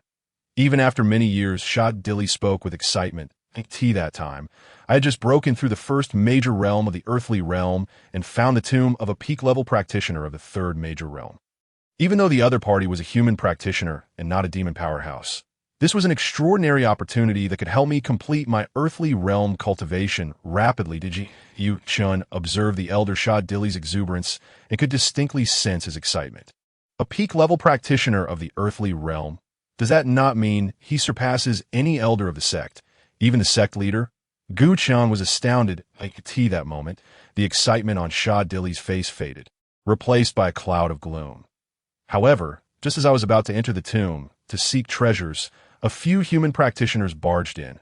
They too recognized this as the tomb of a peak-level practitioner of the earthly realm. And without a word, they directly attacked me. Shan Hai Jing's body radiated intense fury. In terms of cultivation, I was already far above them at that time. Yet they resorted to despicable means, using the traps within the tomb to join forces against me. Ultimately, I was outnumbered and injured by them. They even sought to kill me to monopolize the treasures within the tomb. However, my demon beast body was exceptionally sturdy, not something they could easily damage. So they had no choice but to imprison me. Afterward, they obtained the treasures within the tomb, each making rapid progress in their cultivation, establishing their own sect, and transforming into the ancestors of a sect. Shan Hai Jing's hatred was palpable. A group of despicable scoundrels. Yet they are worshipped by people. It is nothing short of a joke. Upon hearing Shan Hai Jing's account, Chen's expression shifted repeatedly. He had already surmised that the despicable individuals Shan Hai Jing referred to, who established their own sect, were indeed the ancestors who founded the Pan Stone Sect. Thus, the Pan Stone Sect was built upon the legacy of the Pan Stone Sect, rather than the extraordinary capabilities of those ancestors. Chen nodded to himself, yet he found it utterly inconceivable. How could this be? The Pan Stone Sect had existed for over 2 millennia, Its founding ancestors had long since passed into the afterlife. How could this Shadi Li still be alive? Doubt flickered in Gu Chen's eyes as he suspected that Shadi Li was deceiving him. Shadi Li, perceiving Gu Chen's skepticism, smiled and said, "I am of the beast race, possessing a lifespan many times longer than that of human cultivators. Thus, I shall not perish da-da." So that is the case. Gu Chen nodded in understanding. "Young friend, you have grasped the essence of the matter. Would you be willing to assist me in escaping this predicament?" Shadi Li fixed his gaze upon Gu Chen, his eagerness palpable. However, Gu Chen's expression still betrayed hesitation. Initially uncertain, the revelation of the deep-seated enmity between Shadi Li and the founders of the Pan Stone Sect only compounded his indecision.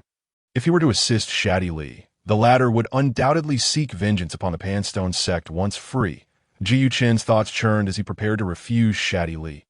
Not only that, he resolved to return and inform his master, Stone Dragon Taoist, to strengthen the seal on Shadi Li. He could not allow this formidable beast to escape. "Young friend, I can sense your apprehensions.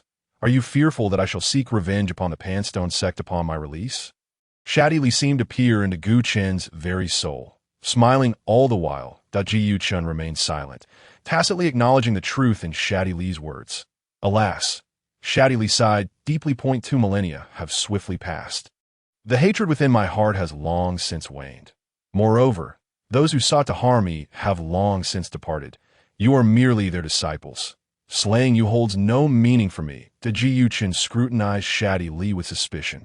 Clearly unconvinced, upon my escape, as long as I acquire the scriptures left by Taoist Stone, I shall have no interest in anything else. Shadi Li professed earnestly. It seemed that after 2 millennia of confinement, he had become devoid of desires. Scriptures? Gu Chen was taken aback, immediately recalling the Pan Stone scriptures. Thus so, the Pan Stone scriptures were also left by Taoist Pangu. This implied that they were far more complex than he had initially perceived. Gu Chen did not believe that a mere ordinary Earth-level skill could enable Taoist Stone to reach the peak of the third great realm of Earth-level cultivation. Why time is limited. I have said all that I needed to say. Whether you choose to assist me or not, young friend, please provide me with a definitive answer. Shadi Li appeared to have lost his patience. Gu Chen weighed his options repeatedly, preparing to decline. However, before he could articulate his refusal, he noticed a shift in Shadi Li's expression, that a glimmer of murderous intent surfaced upon the wrinkled visage. Ji Chen trembled in fear. Recalling Shadi Li's terrifying methods used to drive away Xin Shang, it finally dawned on him that he had no alternative choice. Should he refuse, he might not leave the back mountain alive today. This Shadi Li was indeed no benevolent figure. How audacious! Gu Chen cursed inwardly. Realizing that he could not be swayed by persuasion, Shadi Li intended to use sheer force to compel his submission. "Very well. I shall initially acquiesce. I will consider my options once I have left the back mountain." Ji Chen swiftly devised an escape plan, as long as he was outside the back mountain. Shadi Li would have no power over him. With a smile replacing his earlier reluctance, Gu Chen addressed Shadi Li. "You have assisted me, so it is only right that I extend my help to you. Does this mean you agree to assist me?" "Young friend?" Shadi Li beamed with unexpected delight. "Naturally." Gu Chen nodded with a smile. "That I thank you in advance." "Young friend," Shadi Li exclaimed jubilantly, producing a glowing talisman from his robe. "What is this item, senior?" Gu Chen instinctively took several steps back upon seeing the talisman, sensing something amiss. "Do not be alarmed, young friend. This object will facilitate our communication," Shadi Li explained with a grin. "Once you leave the back mountain, I will be able to maintain close contact with you through this. More importantly, should you encounter any danger, I will be able to sense that Ji Chen was not Navi." Despite Shadi Li's attempt at reassurance, he could not bring himself to trust that the talisman was as simple as it appeared. This old fellow intended to control him. Ji Chen cursed inwardly, filled with regret for having ventured into the back mountain, effectively walking into a trap. Chapter 47.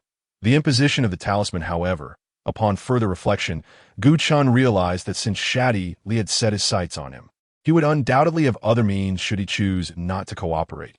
Ultimately, there was no escaping this fate. Ji Chen sighed deeply. No wonder this old fellow had assisted him multiple times. It was all to facilitate his own escape. In pursuit of that goal, he now sought to use the talisman to control him. Chen eyed the talisman warily, silently vowing that he must not allow it to enter his body. If the talisman were to be implanted within him, he could very well become Shadi Li's puppet.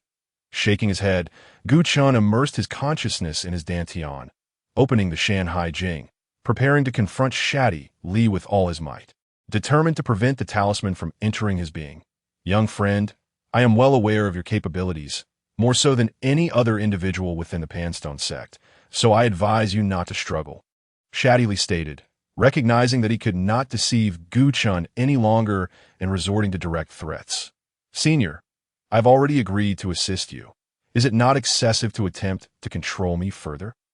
Chen retorted angrily, my intentions are solely to ensure a smooth process, so that no unforeseen complications arise. I hope you can understand. Shadi Li replied with a smile as he approached Chen. You old wretch, if you continue to force my hand, I shall fight you to the death. Chen roared defiantly, preparing to transform into a white tiger to battle Shadi Li.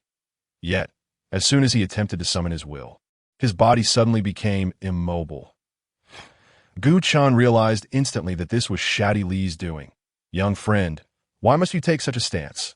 Shadi Li's expression remained unfazed by Chen's ire, his wrinkled face adorned with a smile. Though my true form is sealed, I have not remained stagnant all these years. I have made some progress. Against a typical Earth-level cultivator, I am more than sufficient, let alone one at the second level of human form like yourself. As Shadi Li spoke, he lifted the talisman, moving it toward Chen's head. How despicable! Chen gritted his teeth, cursing vehemently. Fear not. I have no intention of killing you. Shadi Li chuckled as he pressed his palm downwards. The talisman radiated with brilliant light, piercing through Chen's scalp and skull, entering his consciousness sea. Success! Shadi Li's satisfaction was evident as he withdrew his hand.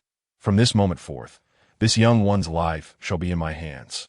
He must obey my every command, or face certain death. Although Chen could now move freely, he refrained from charging at Shadi Li. Instead, he focused inwardly on his consciousness sea, immediately spotting the talisman, which had now dimmed and was quietly hovering above his consciousness sea, causing him no discomfort or threatening pressure. Yet, Chen did not allow himself to relax. The absence of an immediate reaction did not guarantee future safety. He understood that this was due to Shadi Li's current lack of intention to activate the talisman. Should he disobey, Shadi Li would undoubtedly employ the talisman's power to issue a warning. Observing Chen's silence, Shadi Li chuckled with delight. My young friend, it appears you have come to terms with the situation and ceased your resistance. I even have a choice left. Chen replied coldly, his tone laced with bitterness. Ha! Shadi Li laughed heartily. In truth, this presents a significant opportunity for you, young friend. With my assistance as a powerful beast, you shall undoubtedly surpass the core disciples of the Pan Stone Sect and become the foremost cultivator. At that point, even beyond the Pan Stone Sect, you will be capable of contending with the younger generations of other sects and academies. That not a swifter path than remaining confined within the small Pan Stone Sect. From Shadi Li's words, Chen discerned the vast expanse of the cultivation world, far grander than he had ever imagined in the fallen god continent. With your talent, coupled with my guidance, the Pan Stone Sect, this humble abode cannot contain your greatness. Whether Shadi Li spoke out of genuine belief or mere temptation remained unclear. He continued to expound. One day, you shall emerge from the Pan Stone Sect, leave the Lihua Kingdom, and enter the Bei Huang region. Shining brightly upon the grand stage of humanity, Chen had heard of the Bei Huang region. Both the Pan Stone Sect and Lihua Kingdom, along with several ancient nations bordering them, were part of this vast territory. Compared to the entire Bei Huang region, the Lihua Kingdom was but a solitary leaf adrift on the ocean, insignificant and scaled out of course. This is contingent upon your willingness to heed my counsel. The Kshatriya never forgets to admonish Chen. Senior, even though I have agreed to assist you, I am merely a lowly inner sect disciple at present, and I fear I may not have access to the seal. Chen remarked with an expressionless demeanor. If I am not mistaken, Such confidential matters regarding the seal can only be approached by elders of the Earth realm. He continued, I have long contemplated this. The Kshatriya replied nonchalantly, I intend to cultivate you into the youngest elder in the history of the Pan Stone Sect. That Ji Chun was taken aback. His own aspiration was to reach the Earth realm, for only then could he cure his sister's peculiar affliction. Even if I am a genius, traversing from the human breath realm to the human soul realm and then breaking through to the Earth realm will require a decade or more. Gu Chun stated candidly. Not at all. The Kshatriya chuckled mysteriously. Your time in the Pan Stone Sect has been too brief for you to grasp the elder promotion mechanism. Besides breaking through to the Earth realm, every decade the sect selects the most outstanding core disciple who has reached the human soul realm, elevating them to elder status ahead of schedule. Such a practice exists? Gu Chun exclaimed in astonishment. The current sect leader, Xuanlong, became an elder by this very method. The Kshatriya elaborated. Senior has accounted for everything, if I am not mistaken. The next promotion of core disciples to elders is imminent. Gu Chun thought, inwardly cursing the Kshatriya for his cunning, that I knew I made the right choice in selecting you. You are indeed astute. The Kshatriya smiled. In 10 months, it will be the next decade. 10 months? Gu Chun's expression turned incredulous. That I am currently at the second level of the human body realm, and there remains an entire realm separating me from the human soul realm. Senior, do you overestimate my capabilities, expecting me to breach the human soul realm in just 10 months? If it were just you alone, that would indeed be impossible. However, with my assistance, hope is not lost. The Kshatriya replied, his face alight with joy, that I bestow upon you an opportunity. As the words fell, the Kshatriya flipped his right hand, revealing a fist-sized red stone in his palm, emanating an intensely scorching aura that formed a circle of crimson energy around them. A fire attribute spirit stone? Gu Chun exclaimed. Indeed, the Kshatriya nodded with a smile. Moreover, this is a mid-grade spirit stone of the fire attribute, sufficient for you to break through to the pinnacle of the third level of the human body realm. Chapter 48. Breaking through to the third level of the human body realm, Gu Chun's eyes sparkled as he took the fire attribute spirit stone, feeling its warmth without any burning sensation. Spirit stones are already exceedingly precious, and those with attributes are even rarer. Practitioners of the human body realm can hardly touch such a level of existence that Ji Chen focused on the fire attribute spirit stone, eagerly activating the Shan Hai Jing. With a hum, the spirit stone vibrated, and the swirling spiritual energy within was drawn towards him, coursing through his palms, permeating his skin, and entering his body. After transformation, it flowed into his dantian and ultimately reached his left arm, morphing into delicate tendrils of power that seeped into his pores and even smaller cells. As the first shard of glass appeared on his left arm, Gu Chun successfully broke through to the third level of the human body realm. Truly a mid-grade fire attribute spirit stone. I have barely absorbed a fraction, and my cultivation has already advanced.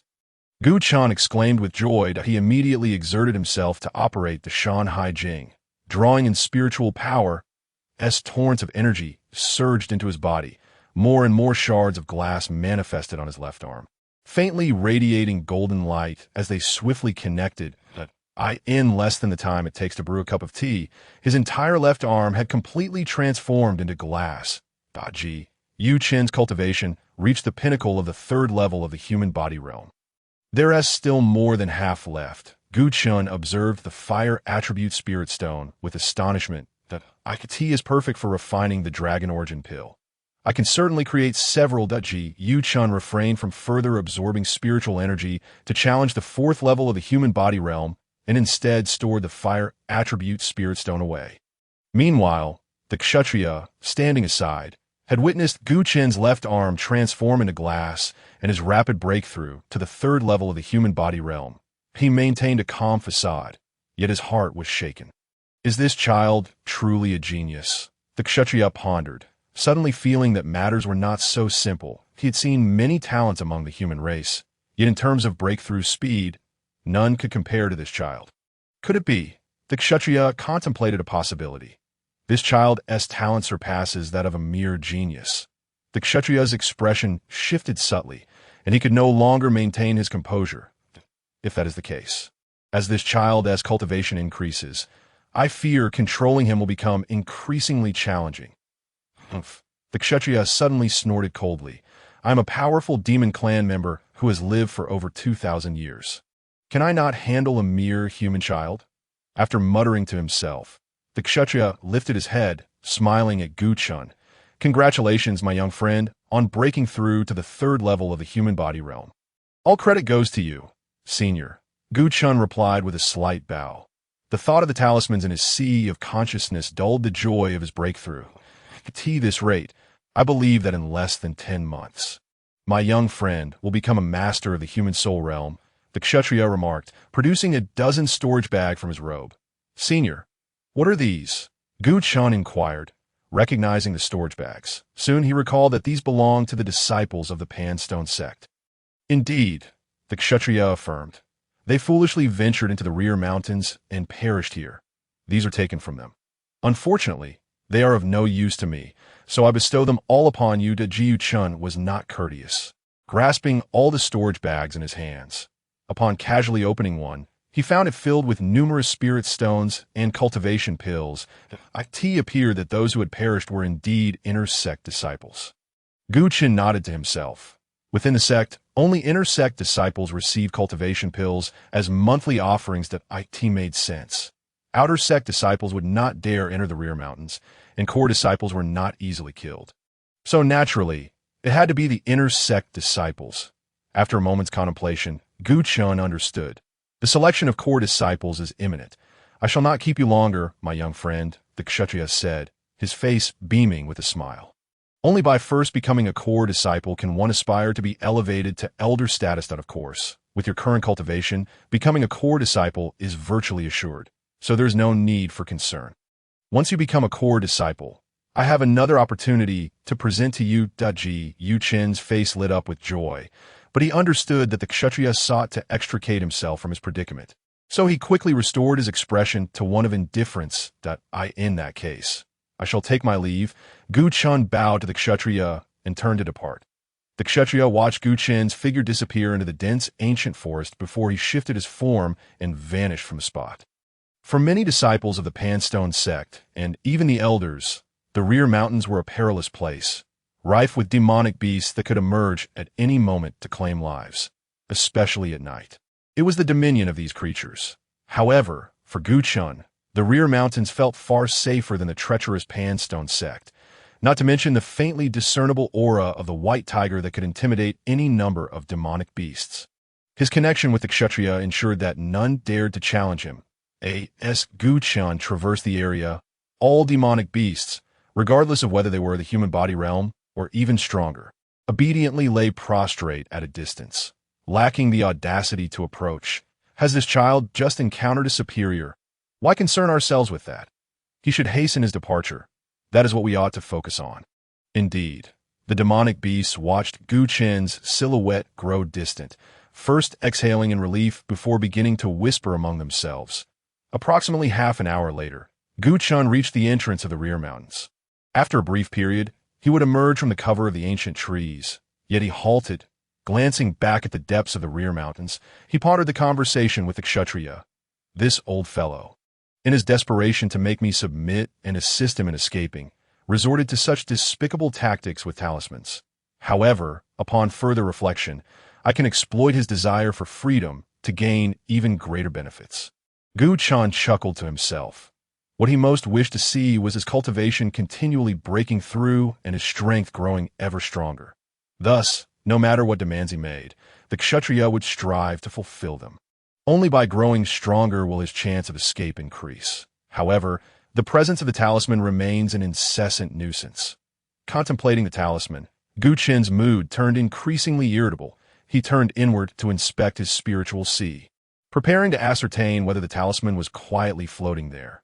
Yet, the moment his consciousness entered the spiritual sea, he was met with an unexpected sight. Has it shrunk? Gu-chun observed the talisman, sensing a difference from before. It shouldn't be possible. How could it suddenly diminish in size?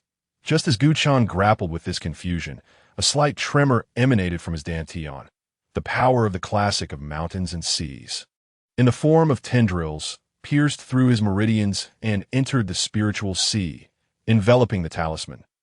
Buzz, the talisman began to struggle, resisting the onslaught of the classic's power.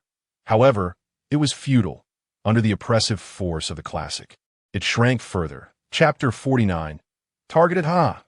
Gu Chan erupted into laughter, finally understanding what had transpired. It seems I've been overly concerned, fearing that the talisman might pose a threat to my life. Completely forgetting the existence of the classic, a trace of disdain flickered across Gu Chen's face. Although Shadi Li is a formidable demon with over 2,000 years of life in comparison to the classic, he is but an ant to an elephant. The talisman he conjured could scarcely withstand an attack from the classic. The Ji Yuchun continued to fixate on the talisman at this rate within a month. The talisman would be absorbed by the classic. By then, Shadi Li, you will no longer be able to threaten me. Conversely, I shall exploit you to acquire greater resources for cultivation. The power of the classic continued to assault the talisman. While Gu Chan withdrew his consciousness, it was time to return to the inner courtyard. With a swift motion, he prepared to head back to the Pan Stone Sect. That moment, an elderly figure soared towards him from a short distance ahead. It was Elder Xian Shang, stationed outside the back mountain. Wasn't he the Earth Realm elder from before? Gu Chan quickly recognized Xian Shang and halted his steps. I pay my respects to the elder. He greeted reverently, clasping his hands in salute. This disciple, it is quite late. Why are you not resting in the courtyard but instead found here? Xian Shang scrutinized Gu Chan, attempting to glean some clues from him. However, he was soon disappointed. Aside from the aura of the human realm, there was nothing else about Gu Chan. There should be no trace of that old fellow, Xian Shang mused. Could it be that I have overthought this? Perhaps this lad did not meet that old man. Xian Shang began to doubt his instincts. Yet he quickly shook his head. Impossible, this lad must have met that old man. Otherwise, he would not have been able to impede my entrance to the back mountain just now. Elder, may I not come here? Gu Chan inquired, a look of confusion on his face. Upon hearing Gu Chen's response, Xian Shang nearly burst into curses but restrained himself to uncover what Gu Chan had been doing in the back mountain. He donned a smile. The back mountain is not a forbidden area of the sect. Of course, you may come, if that is the case. I have matters to attend to, so I shall take my leave. Gu Chan bowed and prepared to depart. Wait, Xian Shang called out, halting Gu Chan immediately. Disciple, why the haste to leave? I still have questions to ask you. Please, Elder, Gu Chan replied respectfully, eager to comply, as long as it is within my knowledge. I shall speak without reservation. Good, Xian Shang said, a satisfied smile gracing his face. You ventured into the back mountain late at night and stayed for a whole hour. What were you doing? Gu Chan hesitated. Elder, this is a personal matter. May I refrain from disclosing it? If it were any other matter, I would not pry, but the back mountain conceals a dangerous enemy, harboring resentment against the sect. Thus, I must know what you're doing there. Xian Shang's tone turned assertive. Very well. Gu Chan appeared quite helpless. Upon entering the back mountain, I stumbled upon a storage bag left behind by a deceased inner disciple. It contained numerous spirit stones and cultivation pills that I thought there might be more, so I came to search during the night when there were fewer people around. Ji Yuchun produced one of the several storage bags given to him by Shadi Li and presented it to Xian Shang. Is that all? Xian Shang scrutinized the storage bag, his gaze filled with skepticism, clearly unconvinced, yet he could not find any apparent inconsistencies. Elder, I would not dare deceive you, even if I possessed immense audacity, Gu Chan exclaimed. Half kneeling in fear, Xian Shang's suspicion lessened somewhat, though it did not entirely dissipate. Disciple acknowledges his error and is willing to surrender the storage bag to the sect. Ji Yuchun appeared exceedingly anxious. Disciple, you are overthinking. No one desires your storage bag, Xian Shang dismissed, unimpressed by the meager spirit stones and cultivation pills within, tossing the bag back to Gu Chan. Enough. You may return now. Do not come to the back mountains so late again. You were fortunate this time to avoid any beasts. Next time, luck may not be on your side. Yes, thank you, Elder. Gu Chan grasped the storage bag, bowed to Xian Shang, and swiftly fled. Yes, Xian Shang watched Gu Chan vanish. Realization dawned upon him. I have been deceived. That lad has tricked me. He slapped his thigh in frustration, intending to chase after Guchun. Yet after a moment's contemplation, he abandoned the thought.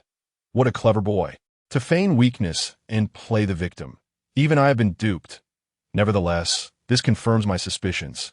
That lad must have met with that old man. Xianshang cast a wary glance towards the depths of the back mountain.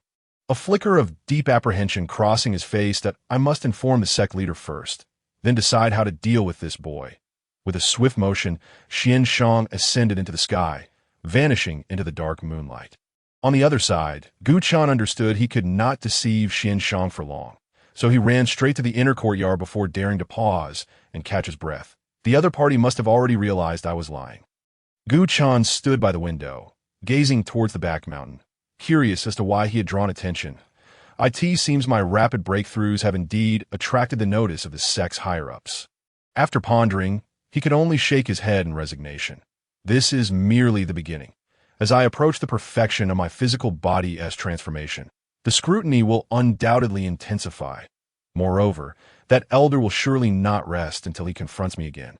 Guchun felt overwhelmed. Being targeted by an Earth Realm elder was certainly no trivial matter. Alas, for now, there's little I can do in response. It would be best to set aside my worries and focus on completing the transformation of my physical body. Guchun returned to his meditation cushion and sat down again. However, instead of retrieving the storage bag to absorb the spirit stones and cultivation pills to break through to the 4th level of the human realm, he took out the 3 sets of Dragon Origin Dan refining materials given by Huyen, with my current P cultivation at the 3rd level of the human realm, combined with half a piece of mid-grade fire attribute spirit stone. I can ensure the successful refinement of the Dragon Origin Dan and even produce 2 to 3 additional pills each time. After a brief calculation, Guchun's face lit up with joy. This approach is far more advantageous than simply absorbing fire attribute spirit stones. Even if I were to consume the remaining half of the fire attribute spirit stone, I could not guarantee the completion of the transformation of my right arm. Achieving the peak of the 4th level of the human realm. Begin! Guchun wasted no time, calling out. The materials for the Dragon Origin Dan in front of him suddenly scattered, floating up under the influence of the ash-gray energy. Transform! As Guchun raised his right hand, the power of ash transformed into a grayish flame. All the materials were engulfed by the flames, morphing into fiery spheres of varying sizes. Chapter 50, An Assassination Attempt. This marks the first step in alchemy. Refining the materials to eliminate impurities within. It requires immense focus and strength from the alchemist to achieve this feat. The Long Yuan pill, classified as a first-tier spirit pill, necessitates more than 30 different materials. Typically, an alchemist would refine these materials sequentially, one after another, until all impurities were eradicated. However, Guchun was not bound by such limitations. His innate formidable mental strength allowed him to simultaneously control the extraction of impurities from over 30 different materials. The grayish flames appeared to possess little heat, yet their potency was tremendous. Above the 30-plus materials enveloped in flames, gray or black mist continually billowed forth, as the impurities within were incinerated into ashes by the intense heat. Most materials were manageable, yet the Long Yuan Jiao proved exceedingly resilient. Yu Chen's gaze swept across the area until it landed on a red fruit the size of a finger. This was the primary ingredient of the Long Yuan pill, Long Yuan Jiao, a highly precious spiritual material that only grows deep within dark, humid jungles. That it is incredibly difficult to find, and once harvested, it must be nurtured with spiritual stones, or it will wither away and lose its medicinal properties. Yet this seemingly fragile Long Yuan Jiao possesses a remarkable trait. It is highly heat-resistant. Typically, an alchemist would require up to half a month, or at least 8 to 9 days, to melt it down and remove the impurities within. Yu Chen clearly did not have such an abundance of time. The mountains and seas remain unscathed. The heavens are boundless. The power of Scripture is unparalleled through the ages. Yu Chen's lips moved slightly as he began to recite the verses from the classic of mountains and seas. Buzz! The grayish flames suddenly surged in intensity, and the once stable Long Yuan Jiao could no longer withstand the heat, melting at a visibly accelerated pace. That I was right. The verses from the classic of mountains and seas can indeed enhance the flame's potency. Seeing the effectiveness of his recitation, Gu Chen's face lit up with joy, prompting him to hasten his chanting. Moments later, the impurities within the Longyuan Jiao were eradicated, transforming into a pool of red liquid. Merge! Gu Chun waved his hands, directing the other melted materials to sequentially integrate with the Longyuan Jiao according to the harmonious order of the five elements. This process tested the alchemist's control. A moment's inattention could lead to failure. Yet for Gu Chun, endowed with powerful mental prowess, it posed no challenge. Within the span of a tea's brewing time, all the materials coalesced into a fist-sized embryonic form of the pill. It is nearly complete. Gu Chun gazed at the embryonic form of the Longyuan pill, his heart swelling with delight. However, he dared not relax, for the journey to completion was not yet over. Any moment of complacency now could transform the hard-won embryonic pill into a worthless concoction. Possessing only 1/8 or 1/9 of the potency of a complete pill, that in the worst-case scenario, it could even develop toxicity, rendering it utterly unconsumable. Someone approaching. Just as Gu Chun was about to concentrate fully on completing the Longyuan pill, he suddenly sensed movement outside the room. The intruder moved stealthily, and with his attention focused on the pill-making process, he only now became aware of it. Could it be Huang Yin? Gu Chun furrowed his brow. That shouldn't be the case. Considering the timeline, her injury should still be unhealed, and the deaths of Huang Puming and his companions would serve as a deterrent, likely keeping her from appearing before me anytime soon. Before he could ponder further, the door was suddenly shattered by an overwhelming force that a girl dressed in the martial robe of an outer sect disciple burst and died. The girl screamed, brandishing a sharp sword, directing it straight at Gu Chun, who sat motionless on the mat. Xiao, Chu. Gu Chun was taken aback at the sight of the rushing girl, surprised to find her as the assailant, with a tearing sound. The gust from the sword sliced through Gu Chen's robe, revealing his bronze-toned physique beneath. Clang! The sword struck Gu Chen's chest, producing a metallic clash. What? Xiao Chu stared incredulously at the sword's tip. Blocked? How was that possible? Xiao Chu could hardly believe her eyes. Junior sister Xiao, I forgot to mention that I am now a practitioner at the 3rd level of the human body realm. Gu Chen smiled. His chest, back, and left arm rapidly crystallized, radiating a faint golden light. How can it be so fast? Xiao Chu's eyes widened as she watched Gu Chen's upper body nearly completely crystallize. Crack! At that moment, Gu Chen's crystallized body shattered, the sword pressed against his chest. Bang! The severed pieces of the sword clattered to the ground, producing a piercing sound. Junior sister Xiao, you truly underestimate me, coming to assassinate me with merely a common weapon.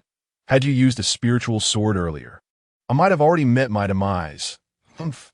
Xiao Chu huffed. Did you think I hadn't considered that? But spiritual artifacts are exceedingly precious. Most practitioners of the human body realm do not possess one. So how could I acquire it? None. Gu Chun chuckled. That I should have mentioned earlier. I have one. Whoosh! A sharp beam of sword light sliced through the air as the Qingxue sword flew from his storage pouch. Hovering beside Gu Chun, a spiritual artifact. Xiao Chu recognized the Qingxue sword at a glance, recoiling several steps in fright. Kid, do you intend to kill me? Xiao Chu realized her assassination had failed and that she would soon face Gu Chen's retribution. Before coming here, she had contemplated this scenario. For the sake of senior brotherly Long, even if I die, it would be worth it.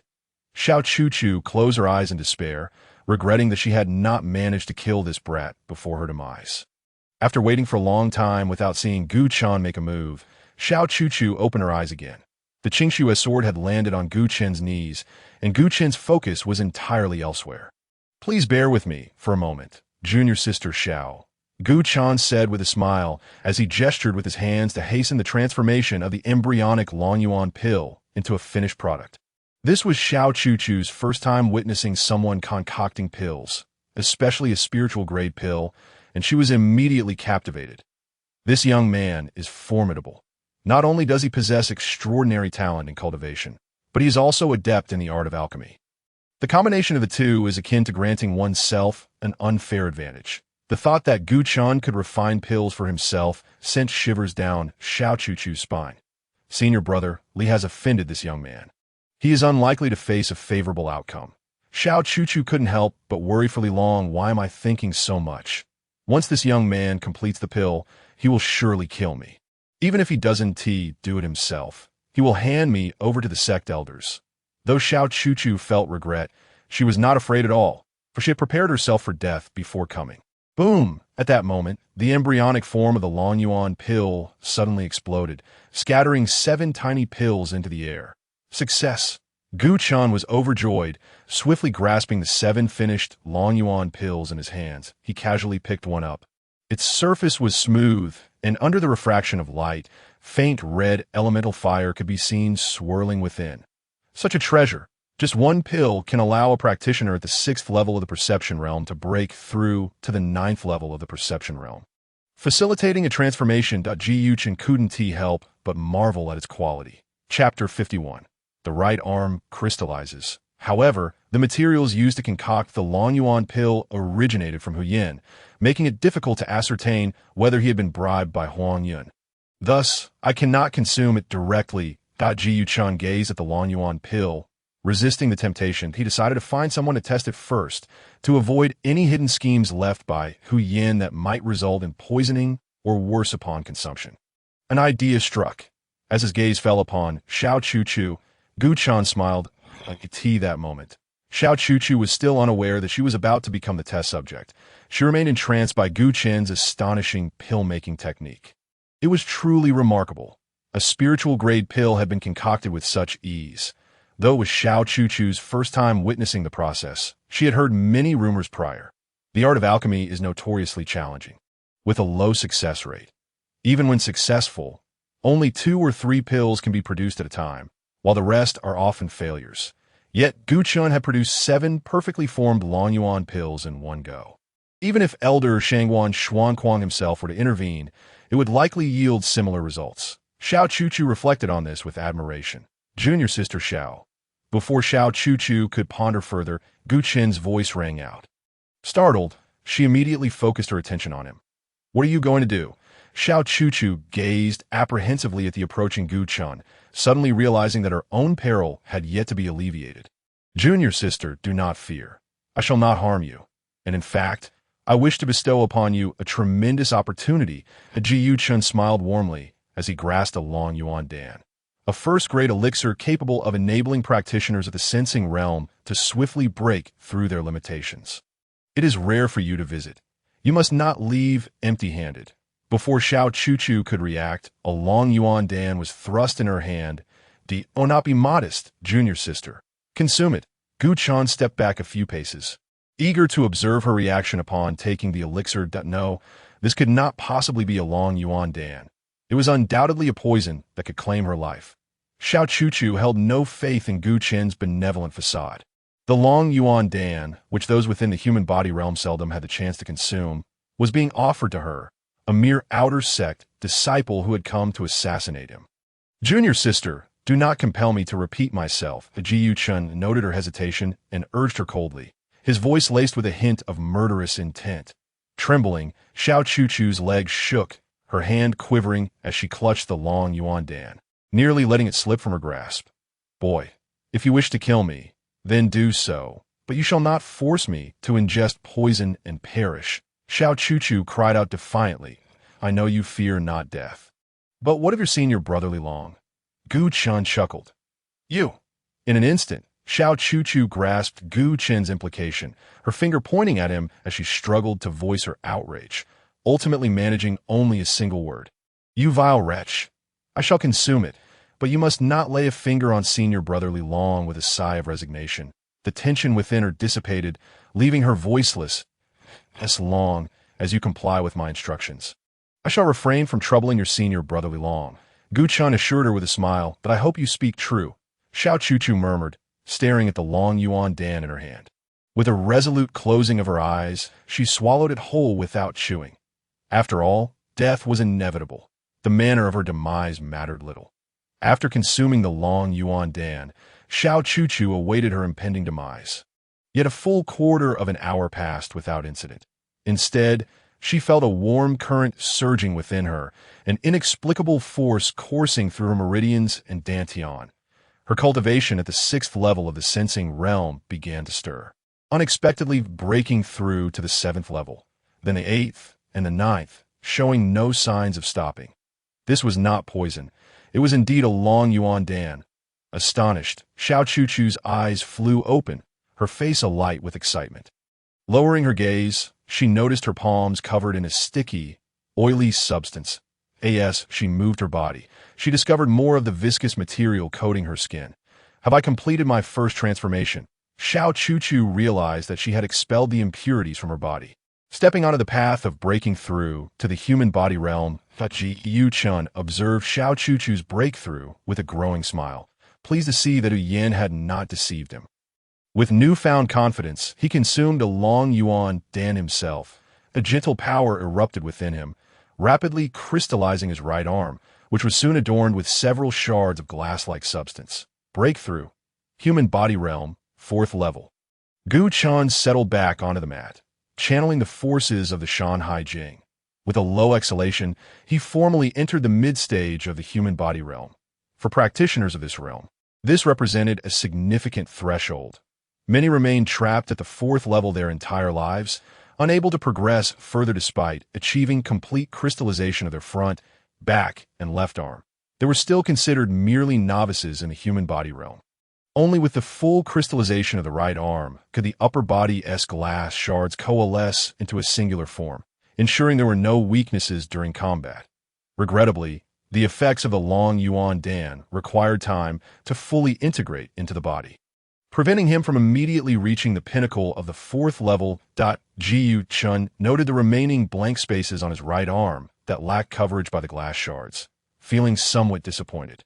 However, he remained optimistic that, given time, complete crystallization would be achieved without issue. Soon, a smile returned to his face as he retrieved the remaining 2 materials, intent on refining them all into Long Yuan Dan, including the ones he was about to produce, along with the numerous spiritual stones and cultivation pills stored in the bags provided by Shadi Li.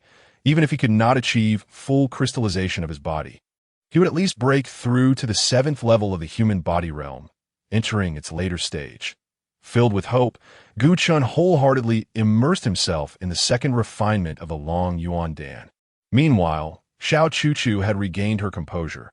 Having recovered from the initial shock of her breakthrough, she understood that Gu Chan did not wish to kill her, but merely wanted her to test the elixir. Although this was perilous, many outer sect disciples would have eagerly sought such an opportunity. Despite her newfound strength, she found Gu Chen utterly detestable for compelling her to test the drug. As Gu Chen continued his alchemical work, an idea began to form in her mind. Perhaps this was her chance to escape. However, as she observed Gu Chen's complete focus on refining the Long Yuan Dan, she hesitated, weighing her options. No, with his capabilities, even if I manage to flee, I still cannot evade his retribution within the sect. Ultimately, she halted her steps, concerned that if she left, he might take out his wrath on senior brother Li. While she cared little for her own safety, the potential danger to Li Long weighed heavily on her mind. Thus, she chose to remain where she was, waiting for Gu Chan to finish refining the Long Yuan Dan. Having made this decision, a sigh of relief escaped her lips, and she failed to notice the flicker of delight within her heart. Chapter 52. A dialogue with the Shan Hai Jing time slipped by, and soon 2 or 3 hours had passed. Ji Yu-chun successfully refined the remaining 2 materials into Long Yuan Dan, yielding 1 extra compared to the first batch. 16 in total. Gu Chen beamed at the 16 Long Yuan Dan hovering before him, each the size of a fingertip. With a swift gesture, he sent them all into his storage bag to avoid exposing them to the air for too long, which could diminish their potency and affect the final outcome. After securing the Long Yuan Dan, Gu Chan noticed Xiao Chuchu still standing before him. Why have you not departed? Upon hearing this, Xiao Chuchu was momentarily taken aback, but swiftly grasped the situation. She realized her earlier concerns were unfounded. Gu Chan had no intention of retaliating against her. Yet, she felt a lingering uncertainty, as she had just attempted to assassinate him with a dagger. You do not wish to kill me? Xiao Chuchu tentatively inquired. Kill you? Gu Chan chuckled. Junior sister, you are not even at the human body realm. Why would I wish to harm you? A sigh of relief escaped Xiao Chu as she recognized the sincerity in his words. Though annoyance bubbled within her, the tone of his words dripped with disdain. Damn this boy. He does not regard me at all. Clenching her small fist, she glared at Gu Chun, but ultimately found herself powerless to act. She knew he spoke the truth. Even in her current state, she was far from being his match. Very well, Xiao Jr.'s sister. I have matters to attend to, so I shall not keep you any longer. Gu Chun gestured toward the shattered door, signaling that she was free to leave. Humph. Xiao Chu huffed in dissatisfaction before turning to exit. Wait. Just as she took a few steps, Gu Chun suddenly called out. Boy, are you still intent on killing me? Xiao Chu turned back to face him. No. Gu Chun shook his head with a smile. I merely wish to inform you that the potency of the Long Yuan Dan is quite strong. Upon your return, it would be wise to refrain from wandering and to enter seclusion for cultivation. This way, you might achieve your second and third transformations. You need not remind me. Xiao Chu huffed again as she stepped out of the room. Gu Chun watched her retreating figure, sensing a hint of disappointment in her demeanor at his restraint. What a perplexing individual, he mused, shaking his head and dismissing thoughts of Xiao Chu with a mental shift. He delved into his dantian, landing upon the Shan Hai Jing. Come forth. I know you have been observing me all along, Gu Chun murmured. Yet the Shan Hai Jing remained unresponsive. Ignoring him entirely, Ji Chun had anticipated this reaction and continued. Back on the rear mountain, when shoddily attacked me, you unleashed your power, only to retract it upon realizing I was unharmed. Furthermore, when I departed the rear mountain, you intervened to trap the talisman and sever Shoddy Lee's threat against me. Most importantly, I have now entered the realm of humanity. Buzz, an astonishing disturbance suddenly emanated from the classic of mountains and seas. The pages trembled, and a swirling mist erupted, hovering above the text, where a vague humanoid figure could be discerned. Young one, have you been watching me all along? The indistinct form spoke, its voice ancient and hoarse, reminiscent of a living corpse whose lifespan is nearly spent, half buried in the earth.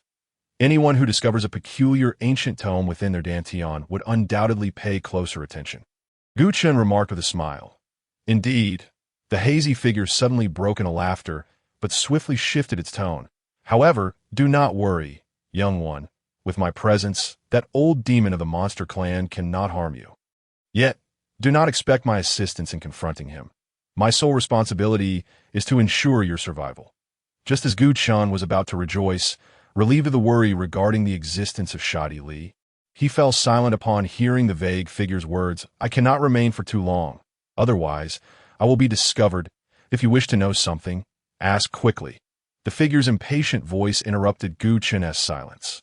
Astonished by the figure's statement, Gu Chun's face reflected his surprise. Discovered?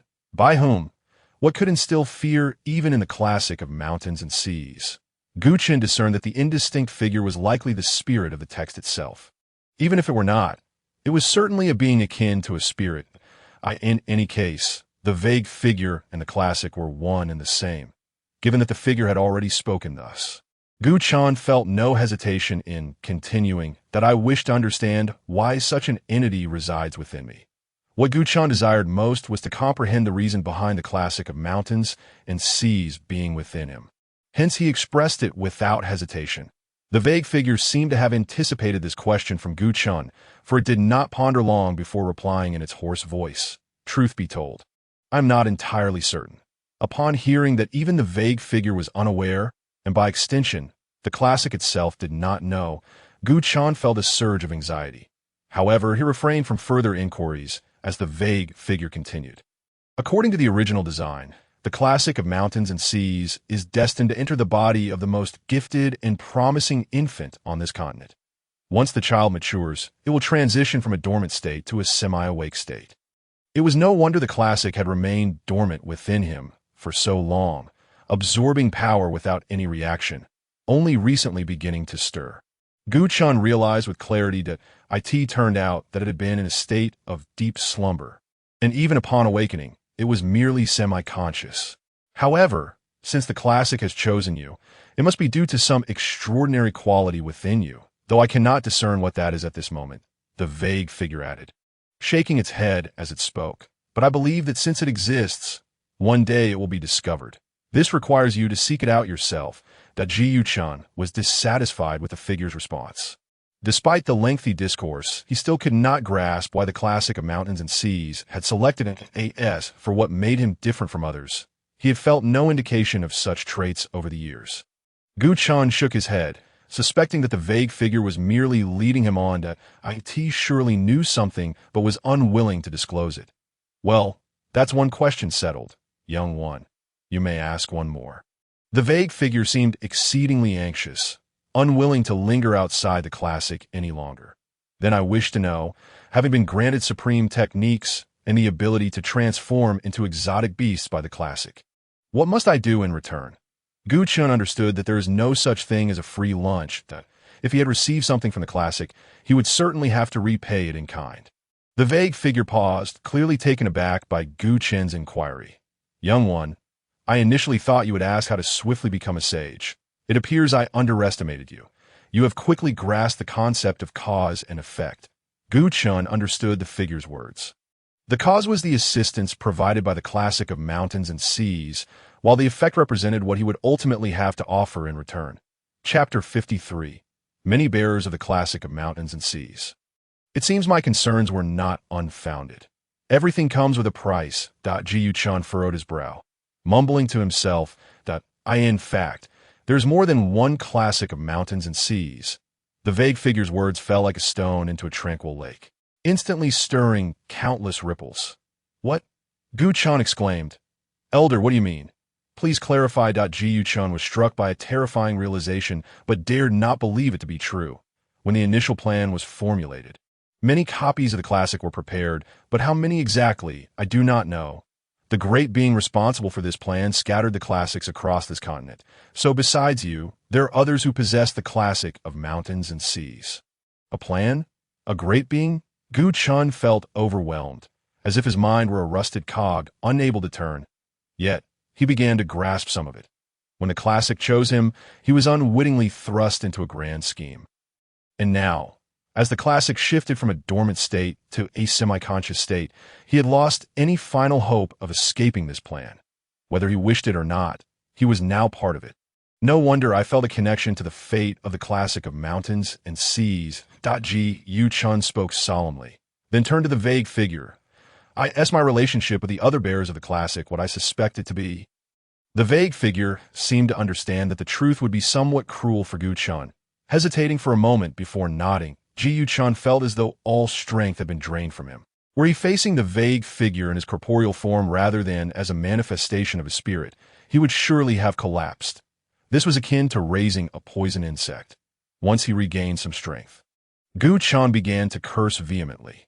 Even though he still did not know the purpose of this grand plan, one thing was abundantly clear. All who possess the classic of mountains and seas must engage in a brutal struggle. With only one person ultimately surviving, my classic has only just entered the semi-conscious state, and I am merely at the human realm, while others may have already reached the human breath or human soul realms. Or even higher, their classics may be fully awakened, granting them far greater powers. Merely contemplating this sent a shiver down Gu Chen's spine. If they were to discover that I possessed the classic, they would traverse thousands of miles to eliminate me, reducing the number of future adversaries. Who devised such a plan? Who is this great being, and why would they orchestrate this? Gu Chen cursed aloud. Young one, be cautious with your words. The vague figure warned. The great being is not one you can criticize. Be wary of unforeseen consequences. Ji Yuchun paid no heed, continuing to voice his disdain for the great being, though his voice had diminished considerably. In truth, this presents an opportunity for you. The vague figure unexpectedly offered consolation. It seemed quite concerned that Gu Chen might succumb to despair, doing nothing in the face of future peril. If you can triumph over the others who have obtained the classic, you will grow stronger yourself. In the future, not only will becoming a sage be within your reach, but surpassing even sages will not be an insurmountable feat. Ji Yuchun recognized that the vague figure was attempting to comfort him. Yet he could not deny the truth in its words. Regardless of the existence of this plan, the fact remained that the classic of mountains and seas was an unparalleled treasure. He believed that any practitioner aware of the classics would still choose to bind themselves to it, even knowing they might fall into a perilous scheme, potentially facing utter ruin. Gu Chun could only console himself thus. Moreover, the vast expanse of the fallen god continent poses the question of whether he would even encounter other bearers of the classic. The vague figure seized the opportunity to speak. Even if you do encounter them, it remains uncertain when that will be. By that time, you may have already become a master at the Earth realm or even higher, fully capable of self-preservation. Perhaps you might even turn the tables and acquire additional unique abilities. Gu Chun, initially burdened with a heavy heart, began to smile slowly upon hearing the vague figure's words. Unique abilities? What does that entail? Gu Chun gazed at the vague figure. I nearly forgot to mention. The vague figure chuckled. Each classic of mountains and seas possesses a unique ability, and yours is the power to transform into exotic beasts. Other bearers of the classic also possess their own special abilities. What exactly those are, I cannot say. You will need to encounter them to find out. That is the case. Gu Chun let out a slight sigh of relief. Having initially feared that every possessor of the classic of mountains and seas could transform into a myriad of bizarre beasts. If that were the case, he would possess no advantage at all. A smile spread across Gu Chen's face. Naturally, the indistinct figure chuckled in return. While it may seem that your sole ability lies in transforming into exotic creatures, once you do, you temporarily acquire their unique powers, which is tantamount to possessing limitless special abilities. Indeed, Gu Chen nodded in agreement, having come to the same realization. Time is up. I must take my leave. The indistinct figure suddenly became even more nebulous. Gu Chun still had many questions unasked and quickly interjected. When will I be able to see you again, senior? When your physical body has completely crystallized, the indistinct figure replied, leaving behind those words before vanishing from sight. All the mist retreated into the classic of mountains and seas, which ceased its trembling and quietly hovered above Gu Chen's dantian, as if the indistinct figure had never existed at all. Gu Chun stared at the classic for a moment, confirming that the figure truly would not reappear, before retracting his thoughts and returning to the external world. He must be concealing something from me. Gu Chun mused, harboring doubts about the indistinct figure. For instance, if another possessor of the classic were to kill him, then as a part of the classic, the figure's fate would surely be no better. Yet he chose not to disclose this, clearly wishing to prevent me from discovering any weakness that could be used to threaten him. Chen chose not to dwell on this matter further. The intricacies surrounding the classic of mountains and seas were far too complex. At present, with only the cultivation of the fourth level of the human body realm, he was insufficiently equipped to unravel them. Even if he were to acquire some knowledge, lacking the requisite strength to support, it could prove disadvantageous. Shaking his head, Gu Chun rose from the mat. The foremost priority now was to successfully navigate the core disciple selection and become a core disciple. This way, when Shangguan Xuanlong emerged from seclusion, he would know that Gu Chun was alive and would be unable to do anything to him. However, before that, he needed to deliver the Dragon Essence Pill to Huyan. Gu Chun calculated the time. It was merely a day until the core disciple selection commenced. Without delay, he exited the room and hurried towards the outer courtyard where Huyan resided. Chapter 54. Xiao Chuchu's courtyard. The distance between the outer and inner courtyards was not great. And now that Gu Chun had reached the fourth level of the human body realm, it did not take long for him to enter the outer courtyard. The outer disciples around him looked at Gu Chun in astonishment, rubbing their eyes in disbelief, thinking they must have seen incorrectly. Before they could take a second glance, Gu Chun had already vanished from sight. That Gu Chun? One wondered, shouldn't he have become an inner disciple? How has he returned to the outer courtyard? Perhaps he was deemed insufficiently strong and was sent back. A crowd of outer disciples, envious of Gu Chen's rapid advancement, seized the opportunity to belittle him. Little did they know, Gu Chen's current strength ranked among the top within the entire inner courtyard, making him one of the most promising candidates to pass the selection and become a core disciple. As the outer disciples consoled themselves, Gu Chun silently arrived at the entrance of Huyan's room. This seemed to be Xiao Chuchu's residence. Just as he was about to enter, Gu Chun caught a glimpse of the courtyard to the side. Activating his keen perception, He detected Xiao Chuchu's presence. To his surprise, Hu Yin and Xiao Chuchu's courtyard were situated next to each other. Jiu Chan found this coincidence rather striking, but he did not dwell on it and pushed open the door to enter the room. Who is it? Hu Yin, who was struggling to break through to the 7th level of the perception realm, shouted angrily, his face reflecting the irritation of having his cultivation interrupted. He stood up furiously from a mat. Whoever you are, you must give me a reasonable explanation, or you shall not leave. As Hu Yin cursed, he quickly advanced. Upon recognizing that the visitor was Gu Chun, he was so startled that he swallowed the rest of his unfinished words. Brother Gu, what brings you here? Hu Yan's body trembled, and he instinctively bent at the waist. I didn't mean to interrupt. Hu Yan quickly began to explain himself. Hu Jr., I didn't expect your temper to be so fierce. It seems my arrival was ill-timed, Gu Chun replied with a smile.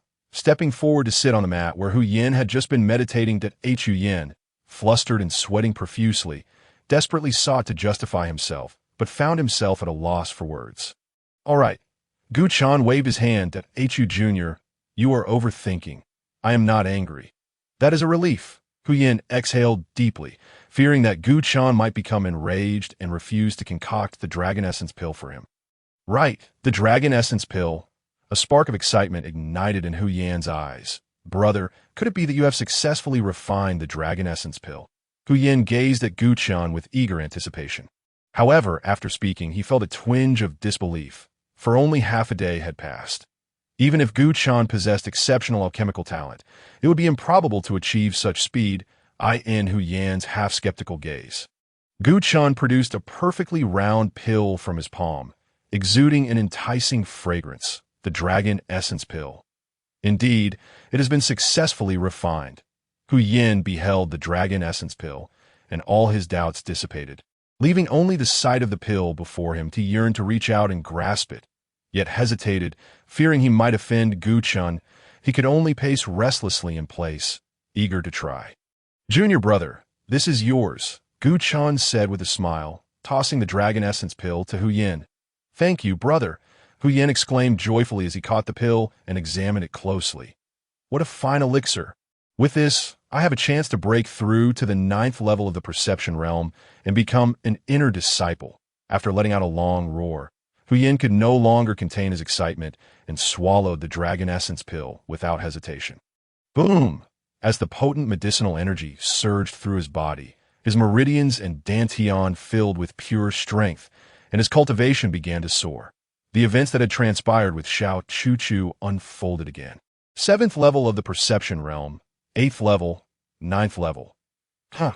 Upon discovering he had broken through to the 9th level of the perception realm, Hu Yin erupted into jubilant laughter. Although both he and Xiao Chuchu had been at the 6th level of the perception realm.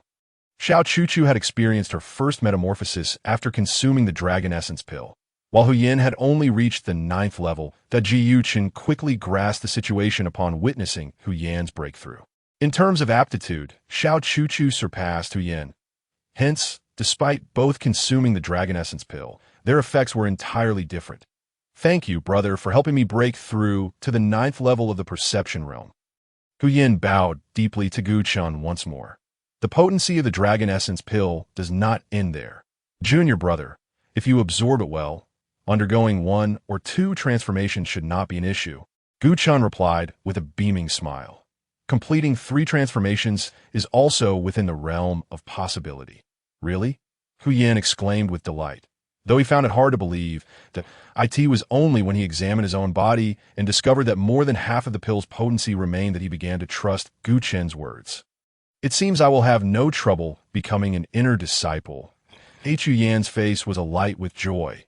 Initially concerned that his 9th level of the perception realm might not be sufficient to ascend the 9-level heavenly ladder, he now felt no such trepidation upon realizing he could undergo 1 or 2 transformations. Following his exhilaration, Hu Yin increasingly regarded Gu Chun as terrifying. In just half a day's time, he had successfully refined the dragon essence pill, surpassing even the greatest alchemists in the history of the sect. That Hu Yin firmly believed that as Gu Chen's cultivation continued to rise, his achievements in alchemy would be unparalleled in the history of the Pan Stone Sect. Speaking of cultivation, Hu Yin sensed that Gu Chen's aura seemed even stronger than before. Observing Gu Chen, he noticed some differences. Ji Yu Chen, aware that Hu Yin was scrutinizing him, decided to intentionally release his aura at the 4th level of the human body realm. Buzz, a formidable physical strength rapidly enveloped the entire room. Hu Yan's expression changed dramatically, feeling as though he'd been struck by a massive hammer on both his chest and back simultaneously. A sweetness filled his throat, and he felt an impulse to spit blood. The 4th level of the human body realm. This is undoubtedly the 4th level. Hu Yin internally exclaimed in shock. In just half a day's time, Gu Chen had ascended 2 minor realms, a rate of advancement unparalleled even among core disciples. Moreover, he had also refined the dragon essence pill. Hu Yin calculated in his mind.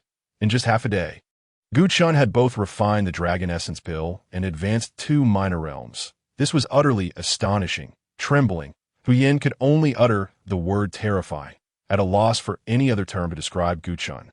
Hu Jr., is this the residence of Sister Xiao Chu? Gu Chen gradually retracted his aura and turned to face Hu Yin. Hu Yin was taken aback, glancing towards the nearby courtyard through the window before nodding. Brother, you are correct. That is indeed Xiao Chu's courtyard.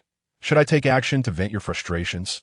Hu Yin was aware of the difficulties Xiao Chu had previously imposed on Gu Chen, and now that he had successfully broken through to the 9th level of the perception realm, he felt confident in dealing with Xiao Chu without any issue. Seizing this opportunity, he intended to flatter Gu Chen. No need, someone has already gone. Gu Chen replied with a mysterious smile. How did I not notice? Hu Yin asked, perplexed, glancing towards Xiao Chu's courtyard. When did someone enter? That individual is a master of the 9th level of the perception realm who has undergone 2 transformations. Naturally, Hu Yu, having just broken through to the 9th level, would not be able to detect him. Gu Chen explained with a grin. Chapter 55. The Li family's secret technique. Isn't he an inner sect disciple? Hu Yin exclaimed in surprise. Upon seeing Gu Chen's expression, he began to vaguely understand who it was. Shi Xiang, could it be Li Long? Hu Yin ventured cautiously. Who else could it be? Gu Chen replied with a smile. Tomorrow marks the beginning of the core disciple selection. So why is Li Long not preparing in the inner courtyard but instead here in the outer courtyard? Hu Yin inquired, greatly intrigued. And he even entered Xiao Chu's residence. It certainly cannot be for the sake of nurturing feelings. There must be some ulterior motive, Gu Chen remarked as he moved out of the room. Seeing this, Hu Yin hurriedly followed. Shi Xiang, if we get too close, won't we be discovered? Hu Yin expressed his concern. Although he had just broken through to the 9th level of the perception realm, he still felt somewhat inferior to the twice-transformed Li Long. He's merely a worthless individual who hasn't even broken through to the human realm. Even if I stood right in front of him, he wouldn't notice. Gu Chen scoffed with disdain. Hu Yin nodded repeatedly, mentally chastising himself for forgetting that such a formidable expert as Gu Chen was at his side. Li Long is truly unfortunate to have caught the attention of this fellow. He is surely in for a rough time, Hu Yin mumbled before turning his gaze back to Xiao Chu's room. Inside the room at that moment, although Xiao Chu harbored a dislike for Gu Chen, she still heeded his advice. Sitting quietly on a mat, she was diligently cultivating the Pan Stone Sutra, absorbing the residual medicinal effects of the dragon essence pill in an attempt to break through to her 2nd transformation. Just as she was on the verge of success, Li Long unexpectedly arrived, startled and delighted. Xiao Chu quickly stood up. Li Shi Xiang, what brings you here? Why didn't you notify me in advance? She gazed at Li Long, her cheeks flushing. Li Long, showing no restraint, sat down on her mat. Shimmy, I am about to participate in the core disciple selection tomorrow, he said casually, lifting his gaze to meet hers. With Shi Xiang's strength, you will undoubtedly pass the selection and become a core disciple. Xiao Chu asserted confidently, full of faith in him. Alas, Li Long sighed. I once thought so too, but upon learning more, I discovered that many inner sect disciples participating in the selection possess human realm cultivation. Meanwhile, I have only just completed my 2nd transformation. Is there anything I could do to help you, Shi Xiang? Xiao Chu asked anxiously, as if the inability to break through to the human realm weighed heavily on her. I was initially reluctant to come, but I knew Shimmy was very concerned about me. If I fail to become a core disciple, Shimmy will surely be heartbroken, Li Long said, standing up and kindly patting Xiao Chuchu's shoulder. Her face flushed even deeper. My family possesses a secret technique that can allow a cultivator's strength to soar within a short period, but it requires the presence of an untouched woman. Before Li Long could finish, Xiao Chuchu understood. Shi Xiang, isn't that a bit inappropriate? She hesitated. Although she had feelings for Li Long, she was not yet ready. Shimmy, do you not like me? Are you now unwilling to become my Dao partner? Li Long retorted, a hint of anger in his voice. Shi Xiang, that's not what I meant. Xiao Chuchu shook her head. If it were any other matter, I would unhesitatingly assist you, but I truly cannot comply with this request. Moreover, Xiao Chuchu glanced at Li Long and refrained from continuing her statement. Shimmy, if you have something to say, just say it, Li Long replied expressionlessly as he returned to the mat. And Shi Xiang, your sudden visit with such a request. Do you truly care for me, or is it simply to ensure your own breakthrough to the human realm in order to pass the core disciple selection? Xiao Chuchu could no longer hold back her doubts. You dare! Li Long roared in rage upon hearing her words. Xiao Chuchu, I hold you in high regard, which is why I want you to cultivate with me and aid me in breaking through to the human realm. I did not expect you to be so ungrateful and bold as to criticize me. Xiao Chuchu was taken aback by the furious expression on Li Long's face, feeling as if she was confronting a stranger. He was no longer the elegant and gentle Shi Xiang she once admired. I am an inner sect disciple who has undergone 2 transformations and will soon be a core disciple, while you're merely a lowly outer sect disciple at the 6th level of the perception realm.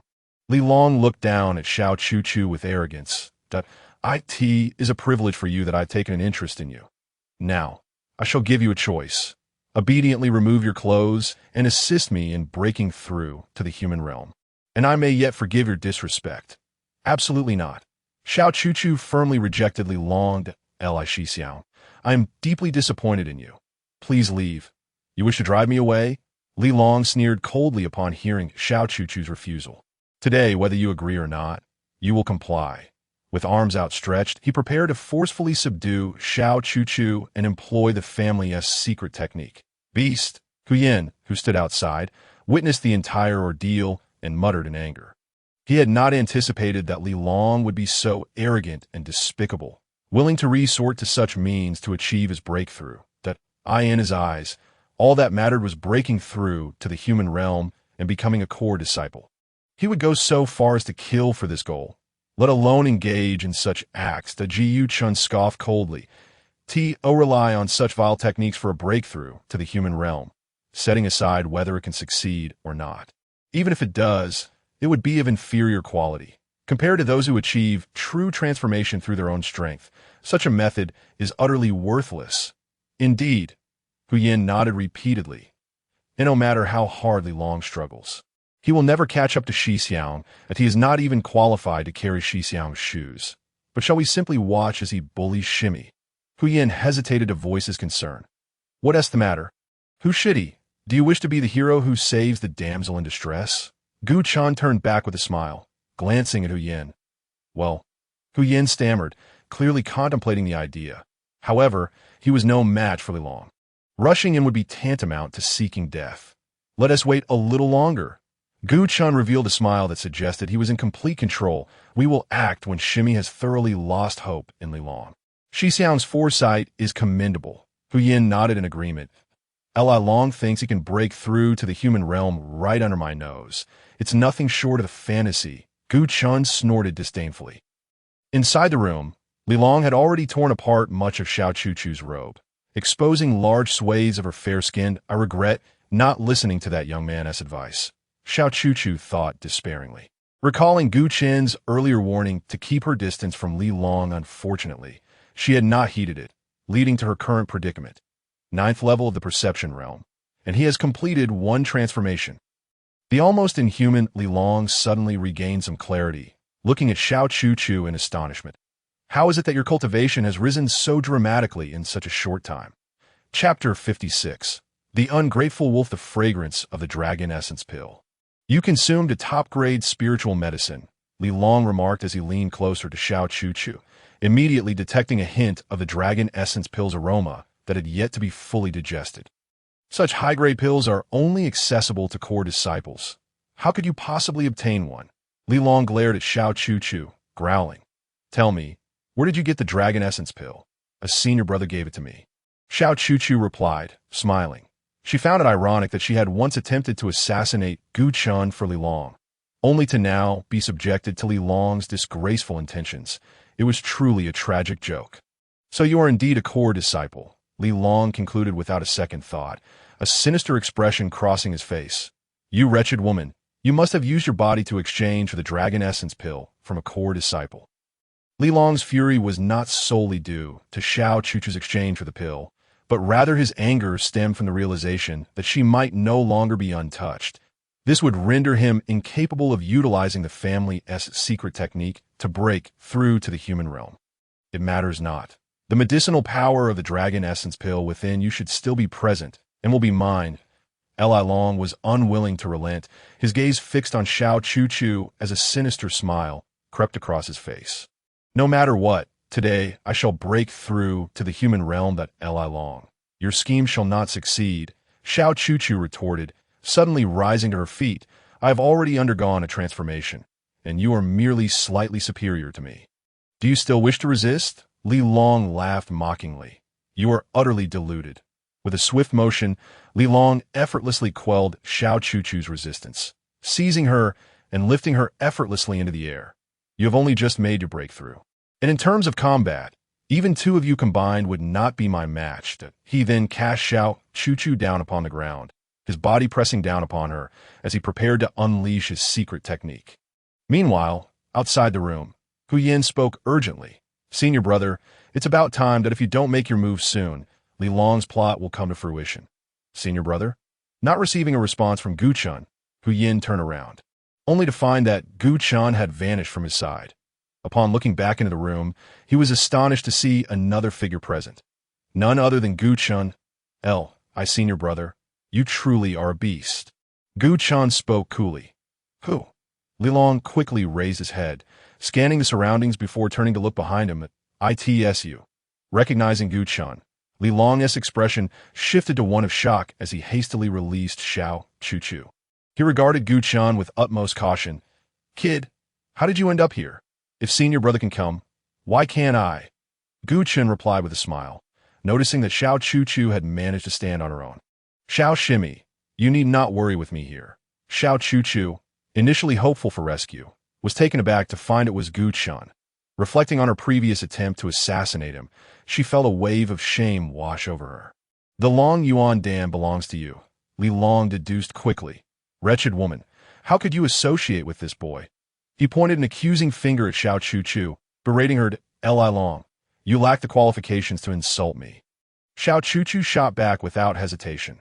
You dare to retort? Li Long's anger flared as he extended his hand to slap her. Yet, just as he raised it, he found himself unable to move. Kid, you! Li Long stared in astonishment at Gu Chun, who had suddenly appeared before him, his raised hand gradually lowering under Gu Chun's pressure. Senior brother. Must you be so angry? Gu Chun said with a cheerful smile, causing Li Long to feel a chill run down his spine. The rumors of the sect appeared to be true. This boy had indeed broken through to the human realm. As fear gripped him, Li Long feigned calmness. You intend to kill me? Gu Chun. I remind you, this is the sect. If you kill me, the elders will not spare you. Did I say I would kill you? Gu Chun said with a smile, retracting his hand, that I merely wish for you to calm down.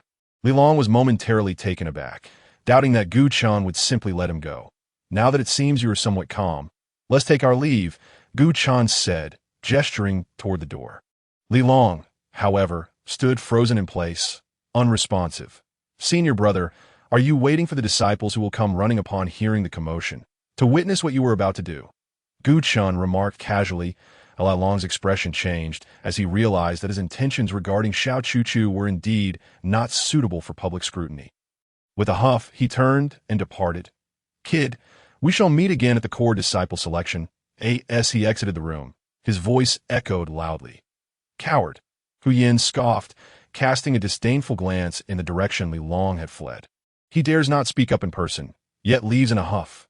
Senior brother, even if we cannot kill him, We ought to teach him a lesson, Hu Yin suggested, looking at Gu Chen with curiosity. He and I are no longer on the same level. Whether he lives or dies is of little consequence now, Gu Chen replied nonchalantly. Moreover, he is correct.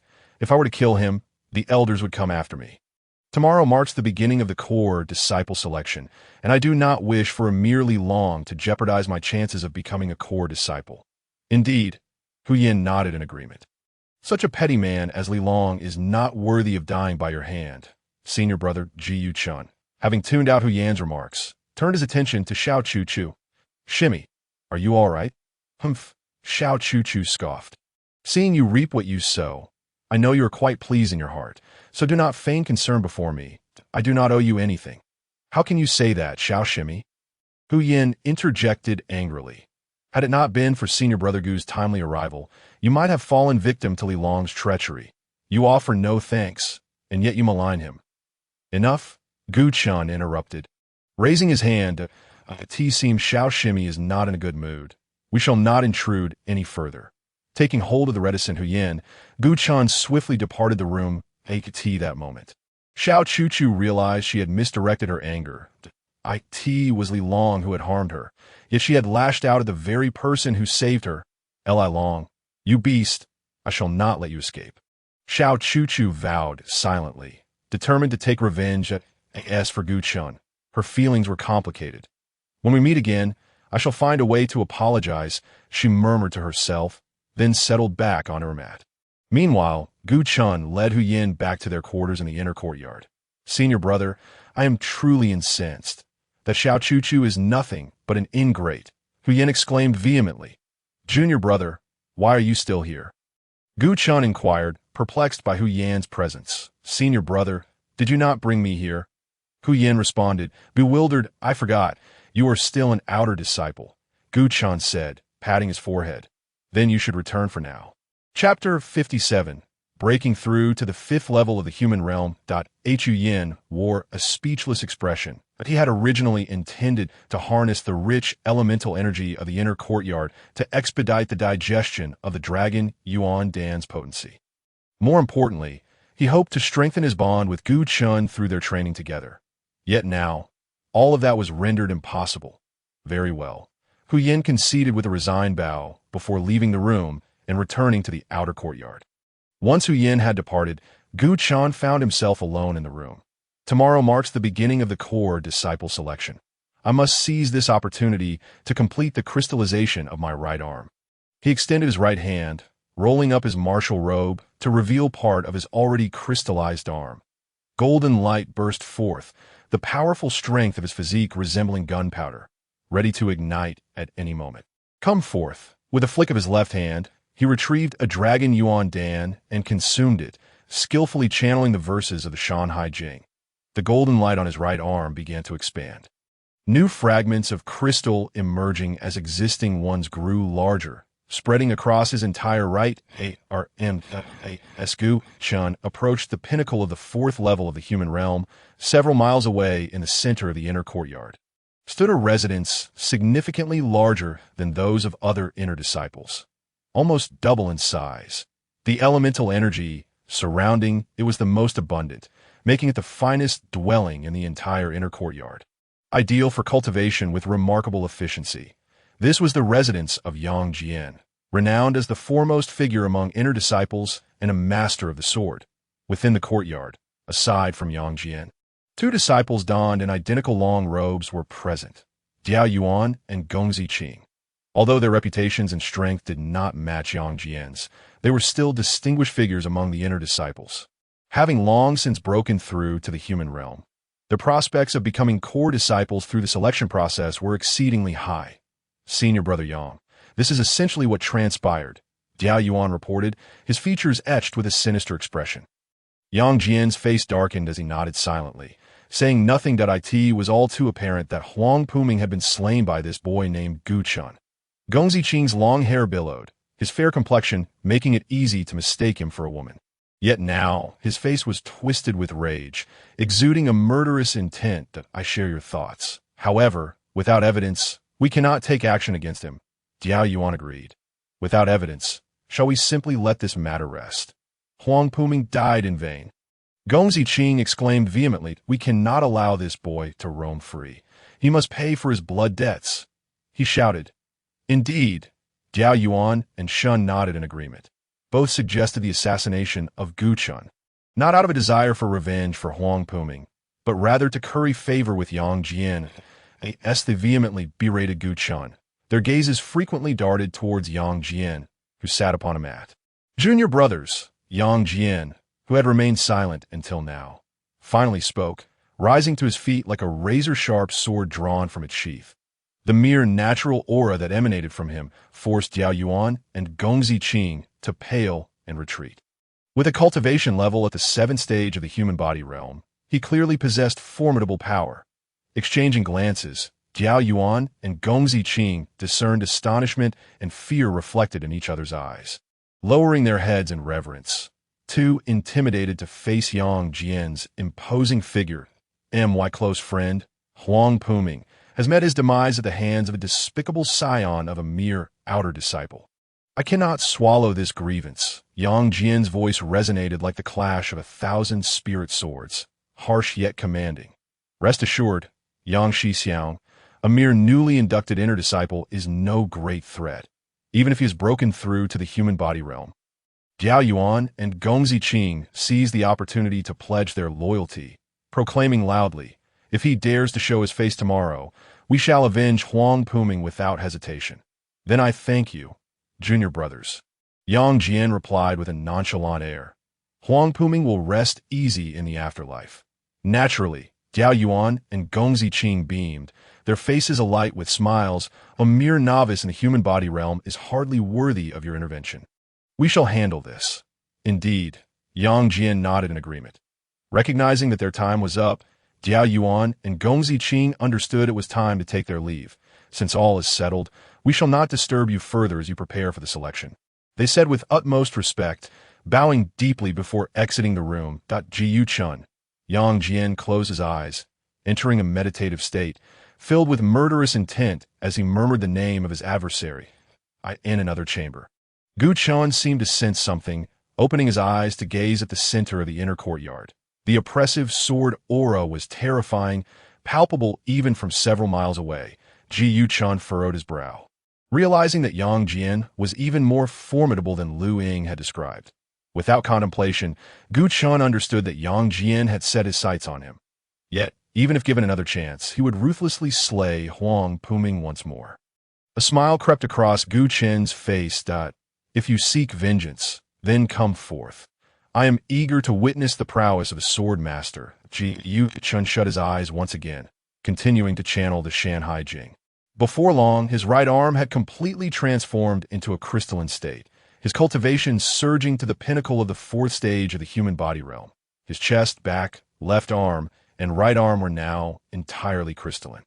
The next step was to solidify his upper body, connecting these 4 sections to break through to the 5th stage. With a clear mind, Gu Chun had long since devised a plan that he directed his mental energy to envelop his entire upper body, penetrating every pore and even the smallest cells, ensuring that each pore and cell was infused with the power of grayness to facilitate crystallization. This process demanded meticulous control over one's mental faculties. Yet as an alchemist, Gu Chen's spiritual strength was his greatest asset, making it a trivial task. However, the time required was significant. Breaking through to the pinnacle of the 4th stage of the human body realm took less than half an hour. But fully crystallizing his upper body consumed several hours. That it was not until the sun rose the next day that he barely completed the transformation. 5th stage of the human body realm. Gu Chun wiped the sweat from his brow and exhaled deeply, relieved to have made the breakthrough before the selection of core disciples commenced. Shaking off his martial robe, Gu Chun gradually stood tall. Fatigue dissipating, his spirit renewed. His gaze sparkled with vitality, ready to surge forth and vanquish his opponents. "It is time to depart." Casting a glance towards the door, Gu Chun moved swiftly out of the room, racing towards the Sect's plaza, where elder lectures were typically held. This moment, the plaza was bustling with no fewer than 200 inner disciples, each at the 9th stage of the perception realm. Many having undergone 1 or 2 transformations. Spaced every few disciples were figures of solemn demeanor, with no one daring to approach within several yards of them. Clearly, these were the elite among the inner disciples. Masters of the human body realm, Brother Jiao Yuan and Brother Gongzi Qing have arrived. A voice rang out from the crowd, drawing all eyes to the two figures approaching, the very Jiao Yuan and Gongzi Qing who had just been at Yang Jin's residence. "Greetings, brothers," the disciples saluted Jiao Yuan and Gongzi Qing with respect, including some stoic disciples of the human body realm. The two remained aloof, merely nodding in acknowledgement. "Junior brothers, please rise," Jiao Yuan said with a smile. "Yang Xixiang is on his way. If he sees us, we might incur his displeasure." "Indeed," Gongzi Qing chimed in with a grin. "Within the inner courtyard, apart from Yang Xixiang, none of us are worthy of reverence." Upon hearing Yang Jin's name, the crowd shifted uneasily, nodding in agreement. "What the two brothers say is true. We acknowledge our error." Jiao Yuan and Gongzi Qing exchanged knowing smiles, scanning the crowd for Gu Chen's figure. "Not here." After a thorough search, they exchanged puzzled glances. Could it be he is too frightened to show himself? Jiao Yuan mused quietly. "Most likely," Gongzi Qing sneered. "He has only just broken through to the human body realm. He probably hasn't even stabilized his cultivation. Why would he dare attend the selection for core disciples? Moreover, he likely knows of the connection between Yang Xixiang and Huang Puming, making him even less inclined to appear. Perhaps this is for the best." Jiao Yuan sighed in relief. "That it saves us from the trouble of dealing with the elders after we eliminate him." Gongzi Qing nodded in agreement. Throughout, they had never considered killing Gu Chen a challenge. Their only concern lay in the potential trouble that might arise afterward. In truth, it matters little. Soon we shall become core disciples, wielding privileges that would allow us to kill an inner disciple without consequence. The sect would merely send us to the reflective cliff for a few days of reflection. They would not demand our lives, Jiao Yuan proclaimed confidently. Gongzi Qing's surprise, he did not echo Jiao Yuan's sentiment, but instead fixed his gaze in a particular direction. "Yang Xixiang has arrived," he exclaimed jubilantly. "So soon." Jiao Yuan was taken aback, not expecting Yang Jin to arrive so early. He must be here for Gu Chen. The inner disciples in the plaza turned to behold Yang Jin, who strode forward with a spirit's sword on his back. "Greetings, Yang Xixiang." Without a hint of hesitation, the disciples bowed in unison. Yet Yang Jin appeared oblivious to their reverence, his eyes scanning the surroundings. "Not here." Yang Jin shook his head in mild disappointment before speaking again.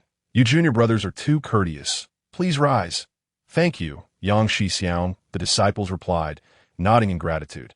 However, once they stood, none dared to meet Yang Jin's gaze, fearful of being blinded by his sword intent. What an overwhelming aura! In this election, Yang Xixiang is undoubtedly the frontrunner, an envious inner disciple remarked. "Frontal runner. Does that not mean he could receive the sect master's guidance?" Another disciple exclaimed in astonishment that not envy. "If you possessed Yang Xixiang's strength, you too could receive the master's blessing." Another disciple interjected, silencing the murmurs. "Yang Xixiang, we searched for him, but that scoundrel is absent. He must be terrified." Jiao Yuan and Gongzi Qing approached Yang Jin to share their speculation. "Smart of him," Yang Jin scoffed coldly. "Nonetheless, this matter is far from over. After the selection concludes, he shall meet his demise regardless." "That is only natural," Jiao Yuan and Gongzi Qing chuckled.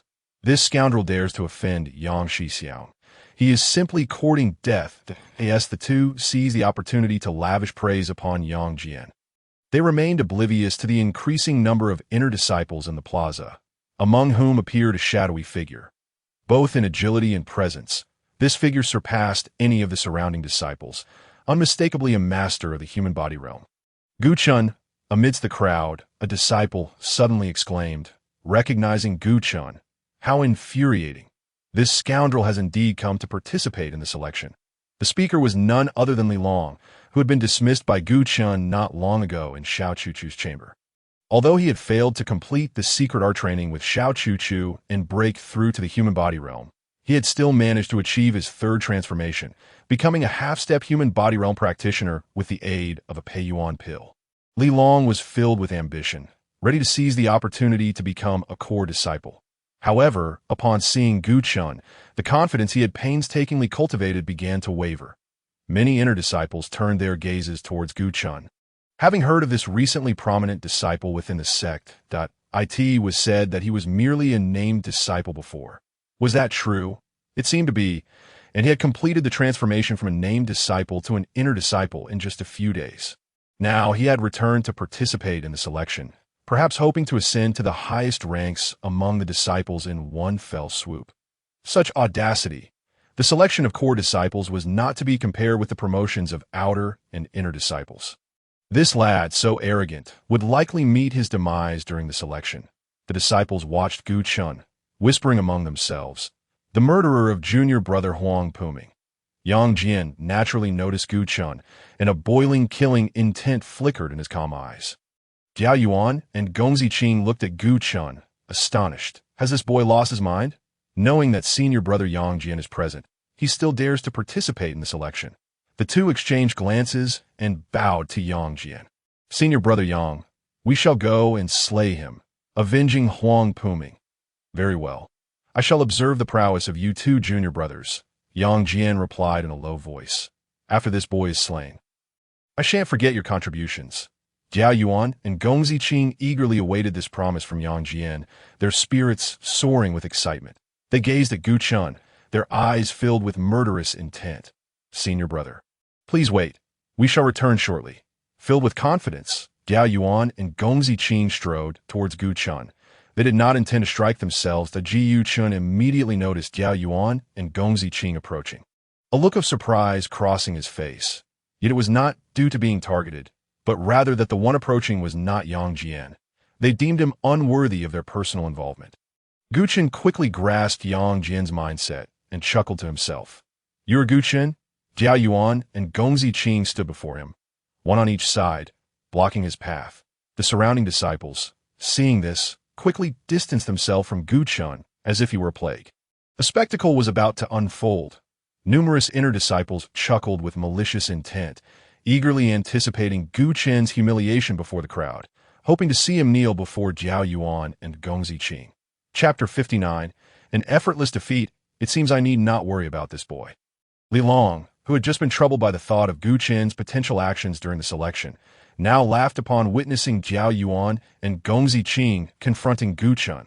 Jiao Yuan and Gong Ziqing were seasoned inner disciples, each possessing the strength of the third level of the human body realm. Either of them could easily subdue this boy, let alone when they attacked together. Li Long was overjoyed. Boy, your doom is sealed. Another who shared this sentiment was Huang Yun, who had arrived early at the square and concealed himself among the crowd. Unfortunately, the core senior brother is unwilling to help me eliminate this boy directly, Huang Yun murmured. But now, with Yang Jian seeking vengeance for Huang Puming, though Gu Chen was not a core disciple, his strength was on par with many core disciples. This boy had provoked Yang Jian. His fate was undoubtedly grim. Huang Yun sneered. Are you all waiting to see me suffer? Gu Chen's gaze passed over Jiao Yuan and Gong Ziqing, landing on Li Long and Huang Yun. How could he be unaware of their thoughts? Unfortunately for them, they would be disappointed. Ji Chen chuckled, his gaze returning to Jiao Yuan and Gong Ziqing. With just the two of you, who are at the third level of the human body realm, you cannot possibly contend with me. Boy, I'm asking you a question. What are you laughing at?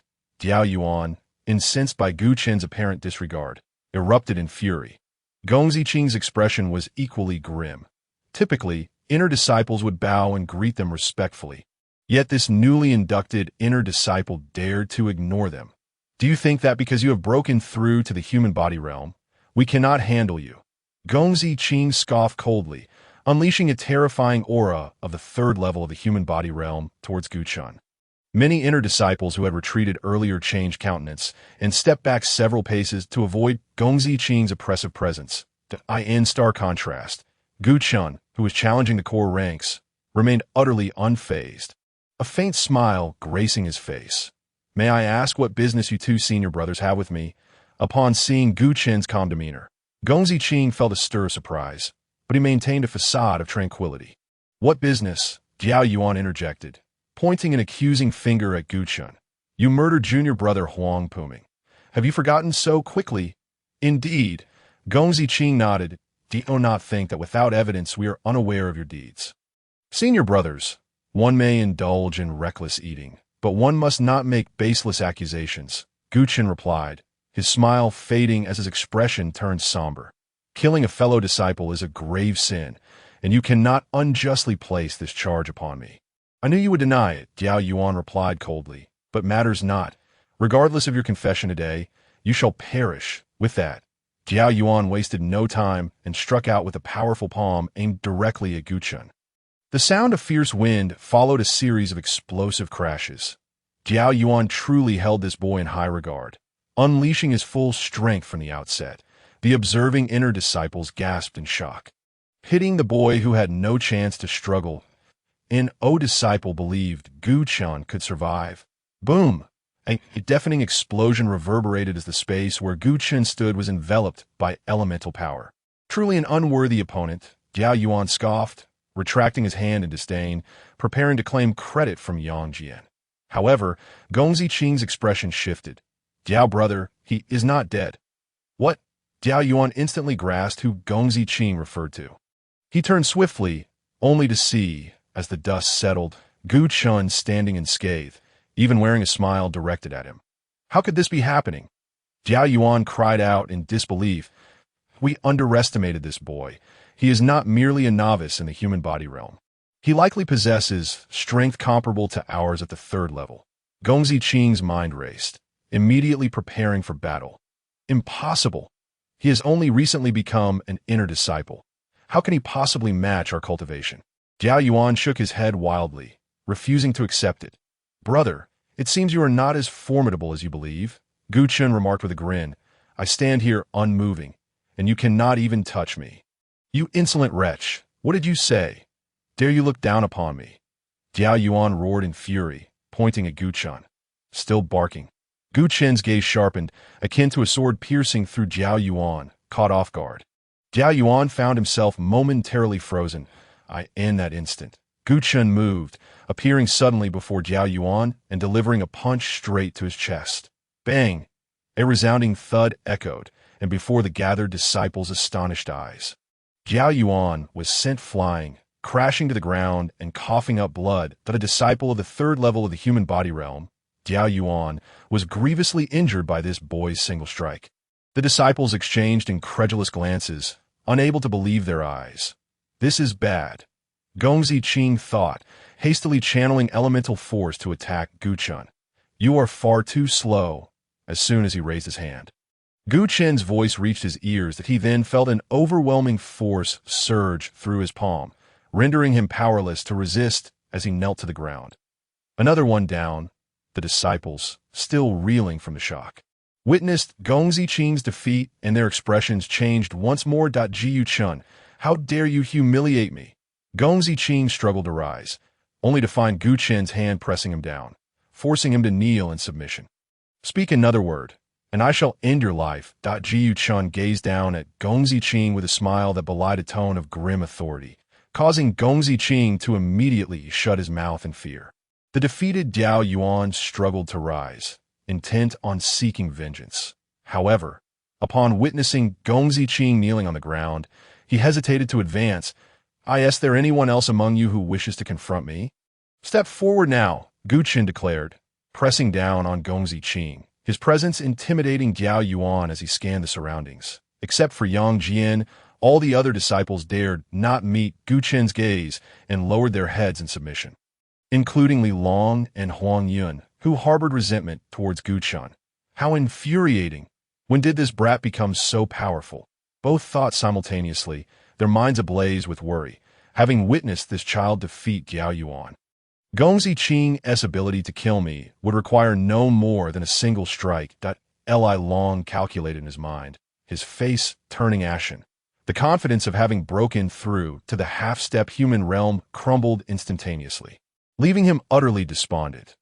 Now, all he could do was hope for Yang Jian to intervene. Li Long cast a glance towards Yang Jian, praying that he would draw his spiritual sword and slay Chen. No matter how strong you are, you cannot withstand the sword in Yang Shixiang's hand. You must act, or I shall be in grave trouble. Huang Yun, too, looked to Yang Jian, silently beseeching him. Chapter 60. Will Yang Jian intervene? Huang Yun was acutely aware of the misdeeds he had committed against Gu Chen, coupled with Gu Chan's newfound strength, having effortlessly defeated 2 disciples at the 3rd level of the human realm. He realized that he would not escape unscathed. I regret it. Why did I turn against this child to become the disciple of Shangguan Xuanlong? Huang Yun lamented deeply. He recognized that his poor decision had cost him a brilliant suitor. Had he continued to support and encourage Gu Chen, not only would he have been spared from death, but he would have likely advanced to the human realm by now. Huang Yun recalled Gu Chan's extraordinary alchemical talent, which could have easily elevated him to a practitioner of the human realm with just a few potions. Alas, it was too late. This child harbored a deep-seated hatred for him, and it was inevitable that one of them would fall. Huang Yun had to relinquish any illusions that in any case, it cannot be me, as panic began to consume him. Huang Yun grew anxious because Yang Jian showed no intention of intervening. Li Long noticed this too. And gradually, all the inner disciples recognized that Yang Jian was not planning to take action. This shouldn't be, some inner disciples murmured. Diao Yuan and Gong Ziqing were indeed followers of Yang Jian. Now that they had been thoroughly defeated, it was only right for Yang Jian to come to their aid. Diao Yuan and Gong Ziqing awaited Yang Jian's vengeance with eager anticipation, yet dared not vocalize their pleas. He's still not moving? Gu Chen, while appearing to survey the area, had his attention fixed firmly on Yang Jian. He had expected a furious response, yet what transpired was entirely unexpected. Could it be that someone is approaching? Gu Chen did not believe Yang Jian was afraid to act. There must be a reason behind his restraint. The most plausible explanation was that the elder presiding over the selection of core disciples was on his way. Yang Jian likely did not wish to engage in front of the Earth Realm elders, fearing it would provide them with leverage against him. Realizing this, Gu Chen lifted his gaze toward the depths of the sect. Indeed, he spotted several figures moving with astonishing speed, far beyond what one would expect from practitioners of the human realm, rapidly advancing toward the square. The elders are coming! Quick! Welcome the elders! Before Gu Chen could voice his thoughts, a chorus of inner disciples erupted in exclamation. Whoosh! Whoosh! The sound of bodies slicing through the air enveloped the square as 3 Earth Realm practitioners clad in elder robes landed precisely in the center. However, the expressions on their faces bore no hint of joy at the commencement of the selection. Each wore a grim countenance, clearly having already discerned the battle that had unfolded. At them. Gu Chen recognized the 3 elders approaching. Gong Feiyu from the battle hall, Wan Kai from the spirit hall, and Yu Zhigu from the fusion hall. Everyone rise. The 3 elders gestured dismissively, their eyes falling upon Diao Yuan and Gong Ziqing. The moment they saw the elders, Diao Yuan and Gong Ziqing felt emboldened, loudly accusing Gu Chen. Elders, you must uphold justice for us. This brat assaulted us the moment he arrived at the square. We, out of concern for our fellow disciples, tolerated his provocations, yet he took advantage of our kindness and injured us. Diao Yuan exclaimed, tears brimming in his eyes, lamenting his supposed grievances. Elders, save me. Gong Ziqing, still pinned down by Gu Chen, helplessly looked to the 3 elders. Gu Shitsi, please release this disciple first. Yu Zhigu spoke, his tone calm and devoid of any reproach towards Gu Chen. Since the elder has spoken, I shall naturally comply. Gu Chen replied with a faint smile, loosening his grip on Gong Ziqing. Damn you, Gu Chen, just wait. Once free, Gong Ziqing stretched his sore shoulders while hurling threats at Gu Chen, not forgetting to report to the 3 elders. Elders, you cannot let this brat off the hook. At the very least, he should be disqualified from the core disciple selection. Well said, Diao Yuan chimed in as he approached, echoing Gong Ziqing's suggestion. Silence. Yu Zhigu shot a glare at the 2, admonishing them that you take us for blind fools. Do you not know what has transpired? Indeed, Gong Feiyu and Wan Kai nodded in agreement, their faces etched with displeasure. Diao Yuan and Gong Ziqing were taken aback. You have no evidence, and yet you lay the blame for the deaths of Huang Puming and the other 2 on Gu Shitsi, and it was you who initiated the attack. Yu Zhigu accused, pointing an accusatory finger at the pair. It is only due to Gu Shitsi's mercy that you are still alive. Had it been me, even if I spared your lives, I would have stripped you of your cultivation to prevent you from endangering other disciples within the sect. Elders, Diao Yuan and Gong Ziqing fell to their knees, frightened by Yu Zhigu's declaration of stripping them of their cultivation. What more do you have to say? The two fell silent, glaring daggers at Gu Chen. Elder Yu, it was merely a misunderstanding. There is no need for severe punishment for these two senior brothers, Gu Chen said with a smile. Diao Yuan and Gong Ziqing could hardly believe their ears. Gu Chen not only refrained from kicking them while they were down, but also spoke on their behalf. This child must be frightened of Yang Jian Shixiang and does not dare to offend us too much. They exchanged glances, nodding in agreement. You see, this is what true integrity looks like. Yu Zhigu regarded Gu Chen with a sense of satisfaction before turning to admonish Diao Yuan and Gong Ziqing. You sought to kill Gu Shizi, yet he pleaded for your clemency that we are all disciples of the sect. How can there be such a disparity? Diao Yuan and Gong Ziqing were filled with indignation. Yet in the face of the wrathful Yu Zhigu, they dared not speak further. Enough. For the sake of Gu Shizi, we shall let this matter rest. However, should there be a next time, I will undoubtedly strip you of your cultivation. Yu Zhigu warned coldly. Thank you, Elder. Diao Yuan and Gong Ziqing quickly expressed their gratitude upon realizing they were off the hook. You should be thanking Gu Shizi, not me. Yu Zhigu replied with a stoic expression. Diao Yuan and Gong Ziqing would have gladly slain Gu Chen if they could, but how could they possibly express their gratitude? Their expressions soured, and words of thanks escaped them. Forget it, forget it. The two of you were misled by others, and I do not blame you for that. Gu Chen magnanimously waved his hand. Diao Yuan and Gong Ziqing were furious, their faces flushed red, yet upon seeing Yu Zhigu beside them, their anger deflated. Are you referring to me? A chilling voice, filled with a murderous aura, resonated from the side. Unbeknownst to them, Yang Jian had approached, bearing his spiritual sword. Yang Shixiang, Diao Yuan and Gong Ziqing's faces lit up with joy upon seeing Yang Jian, and they cast challenging glances at Gu Chen. I have met you. Yang Shixiang. Gu Chen maintained his composure, offering a slight bow. Chapter 61. Yunlong Mountain Range. Now you know to pay your respects to Yang Shixiang. Diao Yuan and Gong Ziqing, mistaking Gu Chen's bow for fear, began to taunt him. I am speaking with Yang Shixiang. What business do you have here? Gu Chen shot a cold glance at Diao Yuan and Gong Ziqing, who turned pale with fright, lowering their heads and falling silent. What an imposing presence. Yang Jian remarked casually. One might think you, Gu Chen Shidi, are a core disciple. Thank you for your encouragement, Shixiang. I shall strive to pass the selection and become a core disciple. Gu Chen replied earnestly. Ji Yu Chen bowed once more before Yang Jian, leaving him momentarily at a loss for words. Daring to flaunt his verbal prowess in my presence? Yang Jian snorted in displeasure. I shall not forget the death of Huang Pu Shidi. Yang Shixiang. Such words cannot be uttered lightly. Gu Chen replied, his smile fading into a serious demeanor. The demise of Huang Pu Shixiang was clearly orchestrated by the beasts of the rear mountain seeking vengeance against my Pan Stone Sect.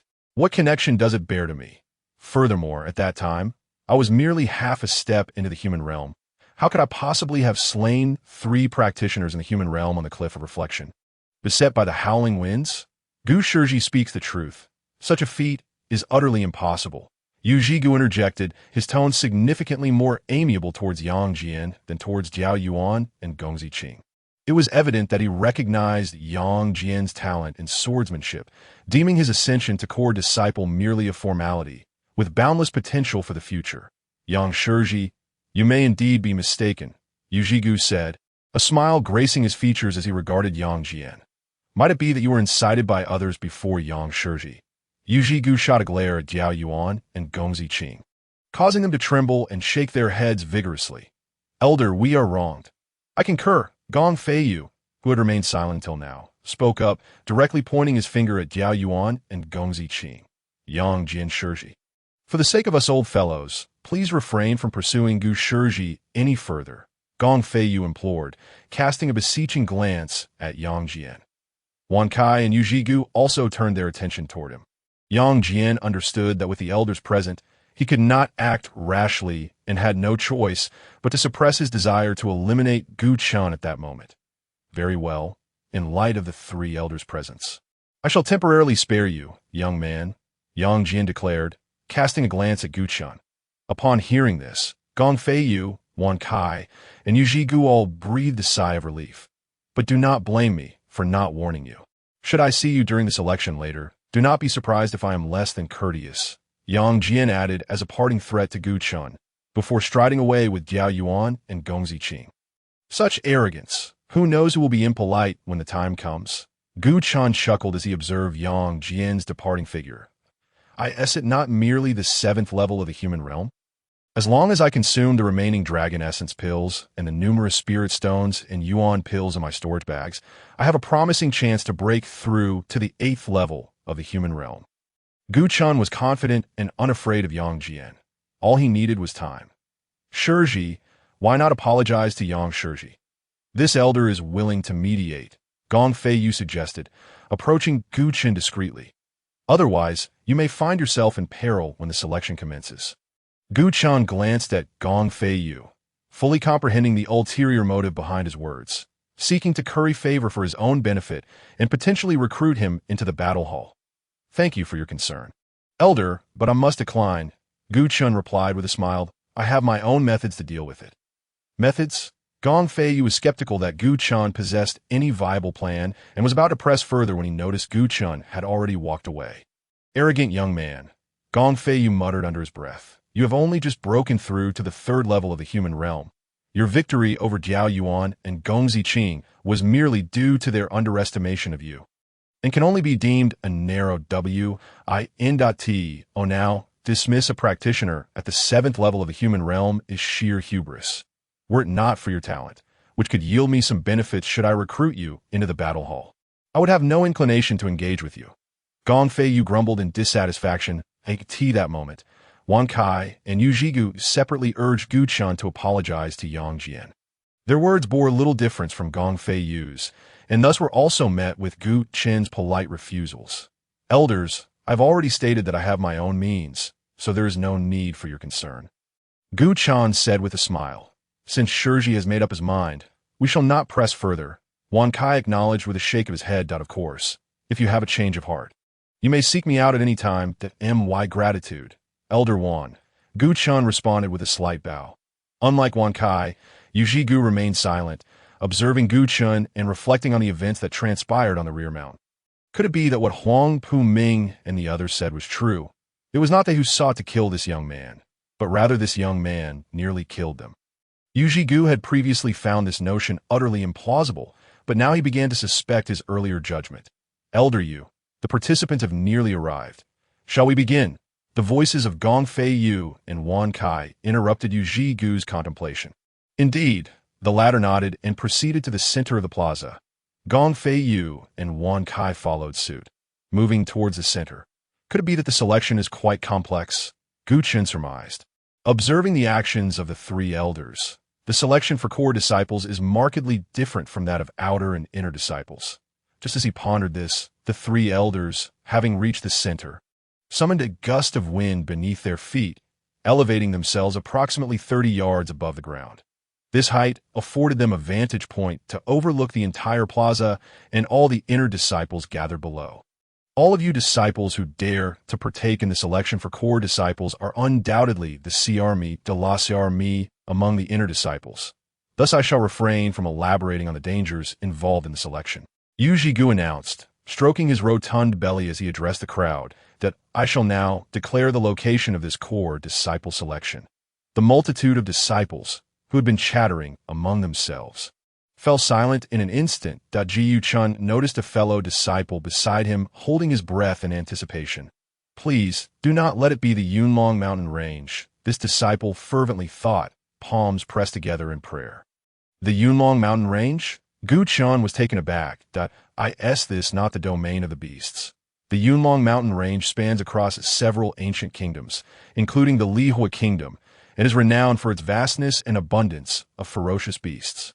Every cultivator in the northern wilderness is aware of this so-called paradise of beasts. Before entering the Pan Stone Sect, Gu Chun had often heard tales of the Yunlong mountain range from various cultivators. According to those who had ventured there, it is a place where opportunities and dangers coexist. Ji Chun was puzzled. But what connection does it bear to the selection for core disciples? Chapter 62. Rewards. In order to clarify this matter, Gu Chun fixated on the disciple who stood to the side, still murmuring incantations. This senior brother, Might I inquire why the selection for core disciples is not conducted within the sect? Huh. The disciple, taken aback, did not even look up. Naturally, do you think selecting core disciples is akin to picking cabbages? It could never take place within the sect.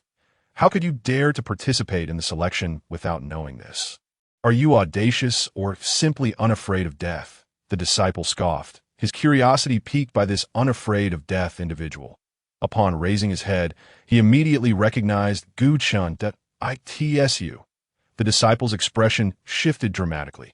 As visions of Gu Chen decisively defeating both Diao Yuan and Gongzi Qing, two practitioners of the third level of the human realm, flashed before him, causing him to tremble as he spoke. I was unaware it was you, Gu Chen Shixiao. I beg you not to hold my earlier words against me.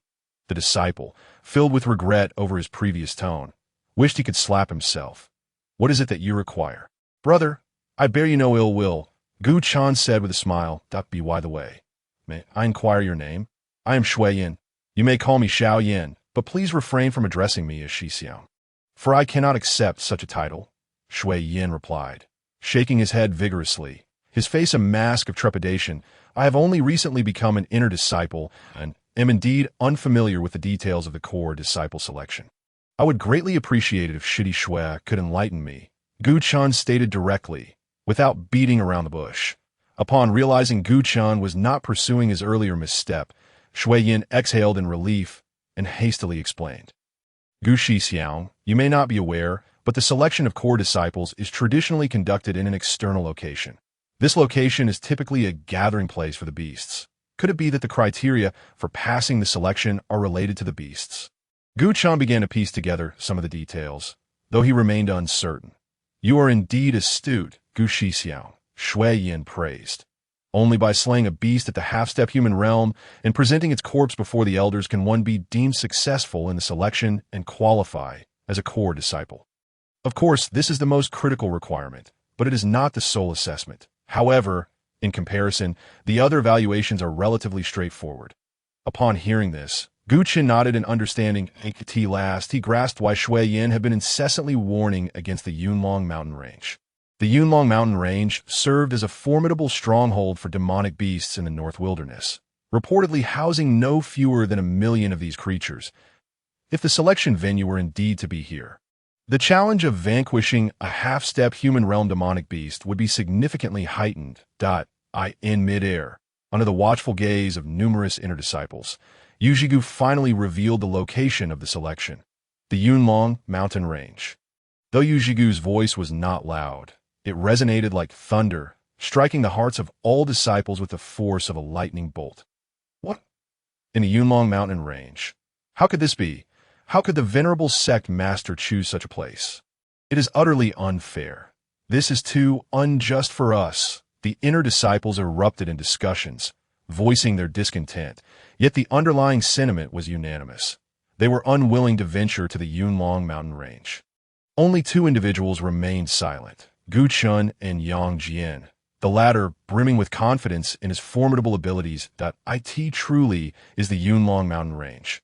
It seems I have no chance of passing this election, lamented Shui Yin, his spirit visibly deflated, nearly collapsing in frustration as he cursed Yu Zhigu under his breath. Wasn't the previous location not the Yunlong mountain range? Gu Chen inquired with curiosity. No. Shui Yin shook his head. The last election, approximately half a year ago, took place at the Fire Demon Mountain within the territory of the Fire Kingdom, which was home to only a few hundred demonic beasts, rendering the difficulty merely average. Gu Chen's gaze sharpened, a flicker of unease stirring within him. Has there ever been a selection held in the Yunlong mountain range? Never. Shui Yin shook his head once more. Are you certain? Gu Chen pressed further. Shui Yin, growing somewhat impatient, could only endure and shake his head again. Absolutely certain. Gu Chen ceased his inquiries, lowering his head, his face etched with skepticism. There must be some ulterior motive at play. The first thought that crossed Gu Chen's mind was Xian Shang. The individual had followed him to the back mountain and suspected him of having contact with Sha Dili. Could it be that Xian Shang informed the sect master of my affairs, prompting a sudden change of heart to designate the Yunlong mountain range as the selection site? Is he attempting to pry into my hidden cards to discern whether I indeed have ties with Sha Dili? With these thoughts swirling, Gu Chun raised his head, gazing towards the central hall of the sect where the revered Shurlong Taoist was in seclusion. In truth, there is no need for you to overthink this. Gu Xixiang, Shuiyin interjected with a smile, believing Gu Chun was merely fearful of the demonic beasts within the Yunlong mountain range, with your prowess in defeating Diao Yuan and Gong Ziqing. Even if you were to go to the Yunlong mountain range, you could still slay a half-step human realm demonic beast and succeed in the selection. The one who should truly be concerned is someone like me, who is merely a half-baked practitioner, only possessing half-step human realm cultivation. Why has Shui Shidi lost confidence even before the selection has begun? Gu Chun composed himself and smiled. Indeed, Shuiyin was uncertain whether to trust Gu Chen's words or to bolster his own spirits. Perhaps a miracle might occur. Silence. Yu Zhigu's voice thundered through the air. This is the sect master's decision. If you have objections, you may opt out of this election. Though many disciples were discontented, they were reluctant to forfeit their opportunity to participate. Thus falling silent. It seems you all do not wish to wait another 6 months. Therefore, let me continue, Yu Zhigu proclaimed with a booming voice. The selection site is the Yunlong mountain range, and the task is to slay a half-step human realm demonic beast. However, before that, there will be an assessment for you all. Elder Gong and Elder Wan will accompany me to the entrance of the Yunlong mountain range within the Fire Kingdom, where we will await your arrival. Each of you will have 5 days. After 5 days, the 2 elders and I will announce the official commencement of the selection at the entrance. Those who fail to arrive on time will automatically lose their qualification to participate. The disciples gaped in astonishment, utterly bewildered. The sect is at least 7 or 8,000 li from the entrance of the Yunlong mountain range, and we cannot fly. How could we possibly reach it in just 5 days? Indeed, the disciples began to voice their grievances. If it were that easy, it would not be an assessment. Gong Fiyu remarked coldly. The inner disciples dared not utter another word, resigning themselves to the reality and contemplating how to reach the Yunlong mountain range within 5 days. The sect master announced that, in light of the increased difficulty of this selection, the rewards would also be doubled.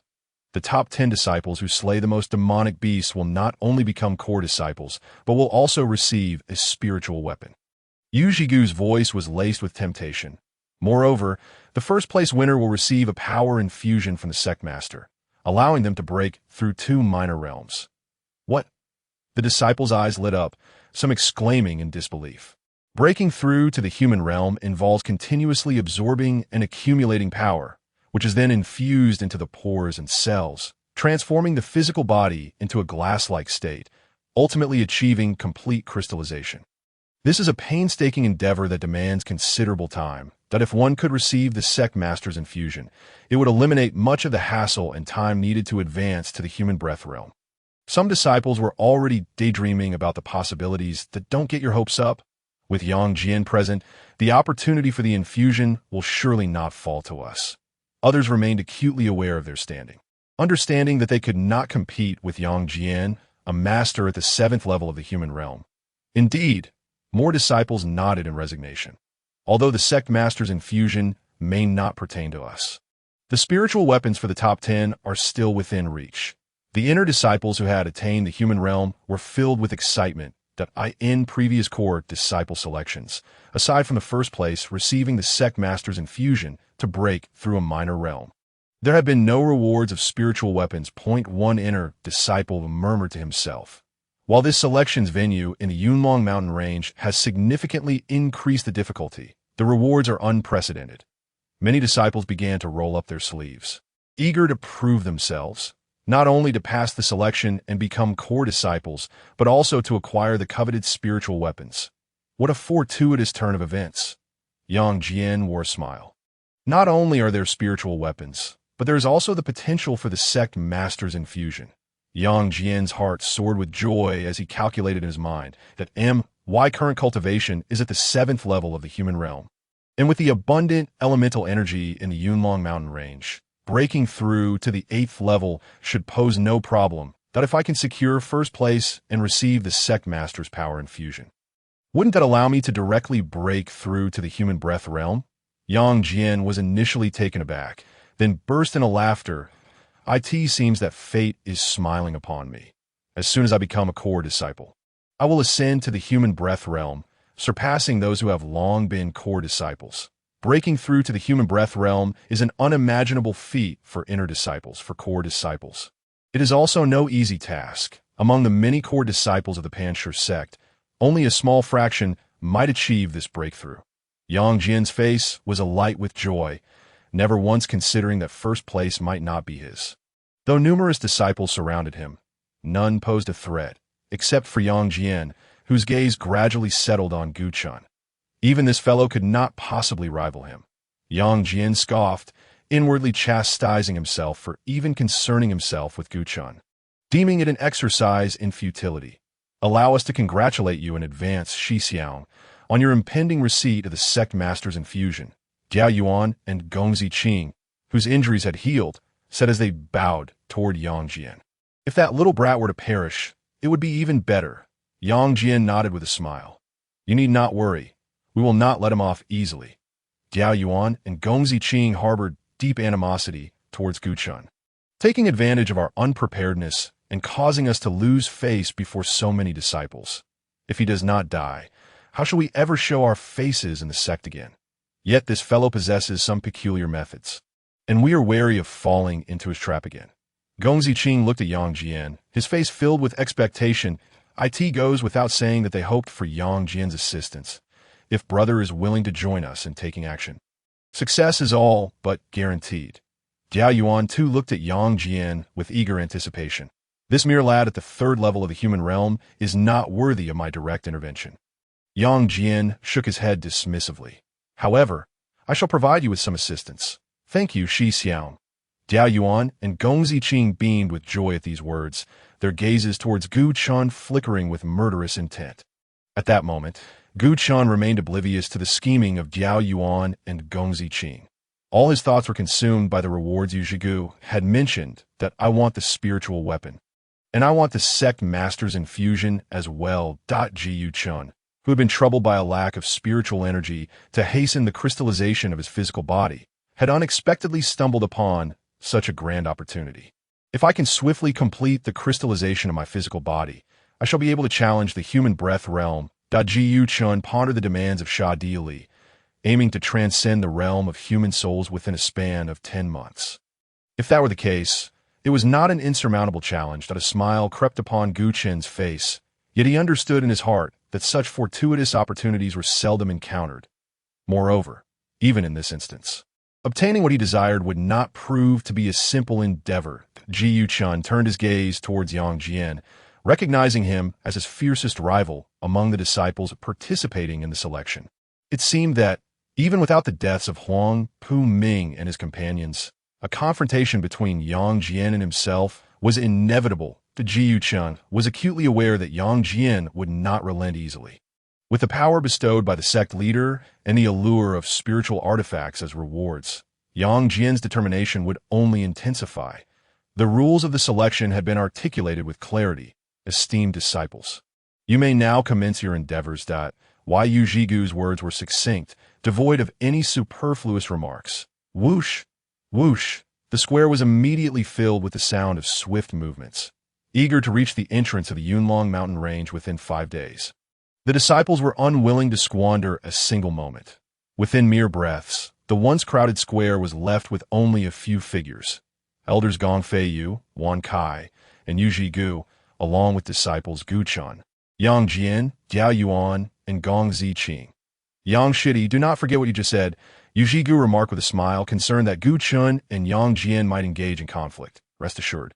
Elder Yu, even if I were to engage in combat, it would not be within the sect confines. Yang Jian replied impassively, then waved his hand. Brothers, let us depart. Yes. Jiao Yuan and Gongzi Qing shot a resentful glance at Gu Chen before following Yang Jian out of the square. Gu Shidi, you must exercise caution, Yu Zhigu warned, worried about Gu Chen encountering unforeseen dangers. The outcome of this conflict remains uncertain. He rejoiced too early, Gu Chen mused, watching the direction in which Yang Jian and the others had departed. A smile playing on his lips. Elder Yu, and the 2 other elders, I shall take my leave. Gu Chen bowed to Yu Zhigu and the approaching Gong Fei Yu and Wan Kai before swiftly departing. This lad is either truly confident in dealing with Yang Jian or merely putting on a facade, Gong Feiyu remarked, expressing his skepticism towards Gu Chun. That I doubt it. Wan Kai concurred. Yang Jian is at the 7th level of the human realm, while this lad is at most at the peak of the 3rd level, a disparity of 4 minor realms, leaving him with no chance of victory. How can you be so certain that he is merely at the peak of the 3rd level? Yu Zhigu retorted with a cold smile, disapproving of Gong Feiyu and Wan Kai's underestimation of Gu Chun. Isn't it plainly obvious? Both Gong Feiyu and Wan Kai chuckled. Chapter 64. The True Terror of Gu Chun Before Long. The two ceased their laughter and regarded Yu Zhigu with a mixture of confusion and comprehension. Elder Yu, could it be that the fusion hall has taken an interest in this lad? Gong Feiyu inquired, a clear sense of wariness appearing on his face.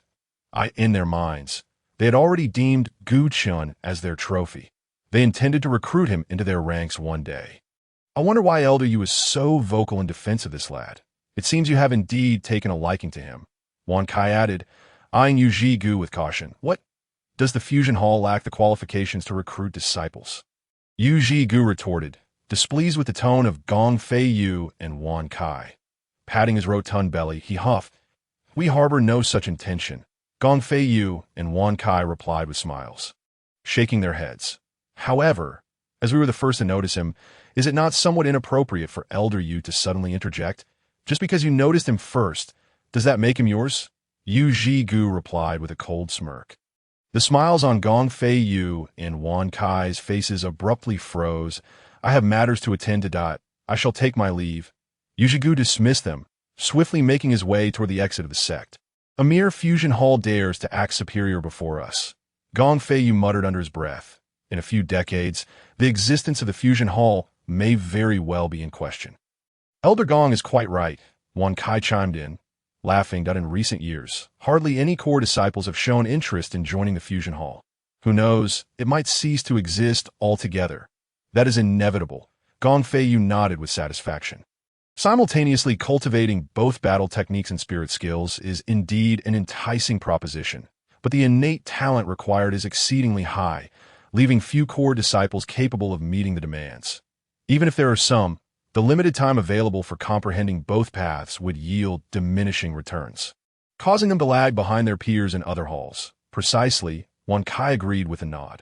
Elder Gong, shall we not take our leave as well? Let us go. Gong Feiyu understood Wan Kai's intent and swiftly departed from the Pan Stone Sect. With Wan Kai following closely behind, the center of the sect, within the main hall, Shilong Dao Ren stood before a grand floor-to-ceiling window, gazing out at the square. Not far behind him stood an elderly figure clad in the robes of an elder. None other than Xian Shang, the elder who had previously shadowed Gu Chun. Elder Xian Shang, I have adhered to your instructions and shifted the selection site from Fire Demon Mountain to Yunlong Mountain Range. Do not disappoint me. Shilong Dao Ren spoke without turning around. Rest assured, sect leader, this lad is undoubtedly connected to that old fiend. Sha Di Li, Xian Shang affirmed with certainty. The Yunlong Mountain Range served as the stronghold for the beasts of the northern wilderness, with countless beasts dwelling even in its outskirts. Once this lad entered, he would undoubtedly resort to using his trump cards to ensure his survival, allowing us to verify his connection to Sha Di Li. Indeed, Shilong Dao Ren nodded. Then why do you still linger here? Xian Shang was taken aback, quickly bowing to Shilong Dao Ren before hastily exiting the hall as he followed Gu Chen's silhouette out of the Pan Stone Sect. Shilong Dao Ren's expression shifted to one of contemplation and doubt. That old fiend, Sha Di Li, would choose a mere human realm disciple to help him escape the constraints of the formation? As the leader of the Pan Stone Sect, Shilong Dao Ren was well aware of Sha Di Li's formidable prowess, hence his reserved response to Xian Shang's report. However, for the sake of the sect's safety, he resolved to test Gu Chun. Very well. Once the selection concludes and Xian Shang returns, all will become clear. With a shake of his head, Shilong Dao Ren retreated from the window, disappearing into the shadows of the hall. Meanwhile, outside the Pan Stone Sect, all the inner disciples had long since vanished, leaving Gu Chun standing alone at the foot of the mountain. Covering nearly 8,000 miles in 5 days to reach the entrance of the Yunlong Mountain Range was an impossible feat for disciples of the sensing and human realms who could not fly. Gu Chen's face bore a troubled expression. Must I rely on the power of Fei Yi? While the other disciples could not fly, he was not encumbered by such limitations. No. Gu Chen shook his head, realizing that this route was unfeasible. Transforming into Fei Yi would indeed allow him to fly, but that was merely a temporary solution. With the limited power in his dantian, he could not sustain it for long before being forced to revert back. Thus, he needed to devise another plan. As Gu Chen distanced himself from the Pan Stone Sect, he continued to ponder. Wait, the assessment only specifies arriving within 5 days. It does not dictate how I should do so. I can travel on my own or utilize external assistance. That Jiu Chen's spirits soared with this realization that I know what needs to be done. With a newfound sense of purpose, Gu Chen accelerated towards the near city. However, just then, he sensed impending danger. They still wished to pursue me. Just as Gu Chen was about to quicken his pace, he halted and turned to face the nearby bamboo grove. Brothers, since you have arrived, why not show yourselves? As soon as his words fell, hundreds of bamboo stalks in the grove stirred without wind, shedding a flurry of leaves that clashed like blades, producing a metallic sound. What a perceptive fellow. Your senses are remarkably sharp. We were merely approaching when you detected us. Two familiar voices intertwined from within the bamboo grove. Moments later, Diao Yuan and Gong Ziqing emerged before Gu Chen. Indeed, it is you two, Gu Chen acknowledged, initially unsure but now nodding in recognition. Have you not learned your lesson and returned for another round? Gu Chen crossed his arms, eyeing Diao Yuan and Gong Ziqing with intrigue. Brothers, this is no longer the confines of the sect. Should I choose to end your lives, it is likely no one would be the wiser. Diao Yuan broke into a sinister smile. Brat, what you just said coincidentally echoes our intentions. Why waste time with him? Let us strike him down immediately. We still have to pursue Brother Yang.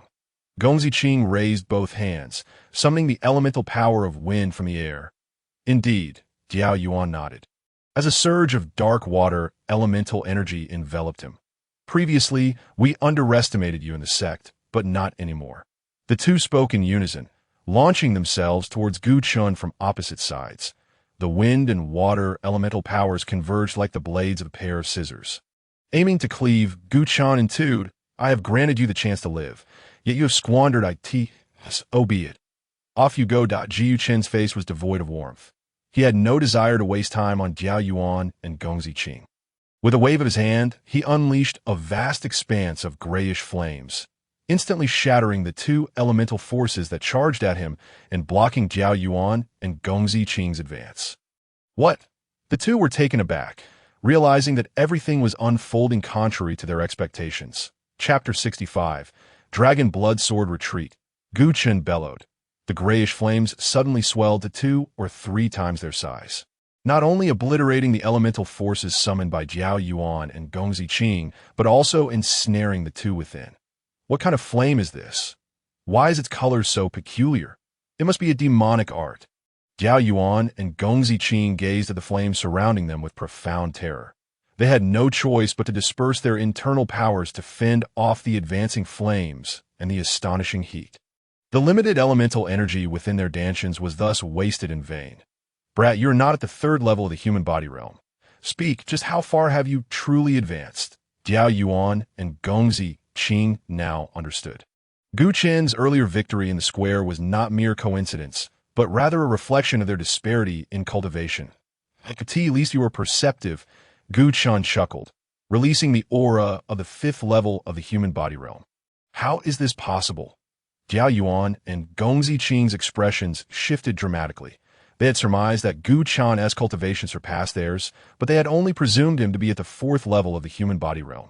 Now, confronted with the overwhelming aura, they realized Gu Chen was indeed a practitioner at the 5th level. When did you break through to the human body realm? Diao Yuan exclaimed. This brat must have received assistance from some elder in the sect. Otherwise, it would be uncertain whether he could even reach the 2nd level of the human body realm on his own. Gong Ziqing interjected with jealousy. Without a doubt, Diao Yuan nodded vigorously without a second thought. Well then, my esteemed brothers, perhaps it is time for you to take your leave. Jiu Chen retracted his aura, slowly bringing his hands together. The flames that had ensnared Diao Yuan and Gong Ziqing suddenly began to contract. Ha ha! Despite witnessing the flames drawing closer, The two of them, in their dire predicament, could not help but laugh heartily. Gu Chan furrowed his brow, sensing something amiss. Could it be that they possessed another means? Brat, you are indeed formidable, but today you shall still meet your demise. Diao Yuan laughed triumphantly, for we have gained the assistance of brother Yang Jian. Indeed, Gongzi Qing joined in the laughter, and no matter how powerful you are, you cannot contend with the treasure bestowed upon us by brother Yang. Upon hearing the mention of Yang Jian's treasure, Gu Chun felt a surge of vigilance. His mind raced. Could it be that? As his thoughts raced, he quickly adjusted his stance. Attack! Gongzi Qing shouted at Jiao Yuan as he noticed Gu Chen's realization. Kill! Jiao Yuan, already prepared, bellowed. Whoosh! A sharp beam of sword light flashed, accompanied by a chorus of dragon roars. Hurtling towards Gu Chun. The speed was so tremendous that even a peak practitioner of the human body realm would struggle to react in time. Just as I suspected, Gu Chun recognized the sword light instantly. Confirming his assumptions, this Yang Jian had actually entrusted his own sword to them for the purpose of killing him, thought Jiyu Chun. There is no escape for you. Diao Yuan laughed heartily after drawing forth the spirit sword. This is the Dragon Blood Sword, a prestigious 8th-grade weapon, the pinnacle of elementary spiritual artifacts, further refined with Yang Jian's essence blood, its power rivaling that of a typical mid-grade spiritual artifact. With the appearance of the Dragon Blood Sword, Gu Chen's fate seemed sealed, that 8th-grade spiritual artifact. Gu Chen's expression darkened as he unleashed all his grayish powers, hastening his speed. The Qing Shui sword given to him by Lu Ying was merely a first-grade spiritual artifact, utterly incapable of contending with the 8th-grade Dragon Blood Sword. His hand had already reached into his storage bag to wield the Qing Shui sword against the Dragon Blood Sword. However, upon hearing Diao Yuan's triumphant laughter, he withdrew it.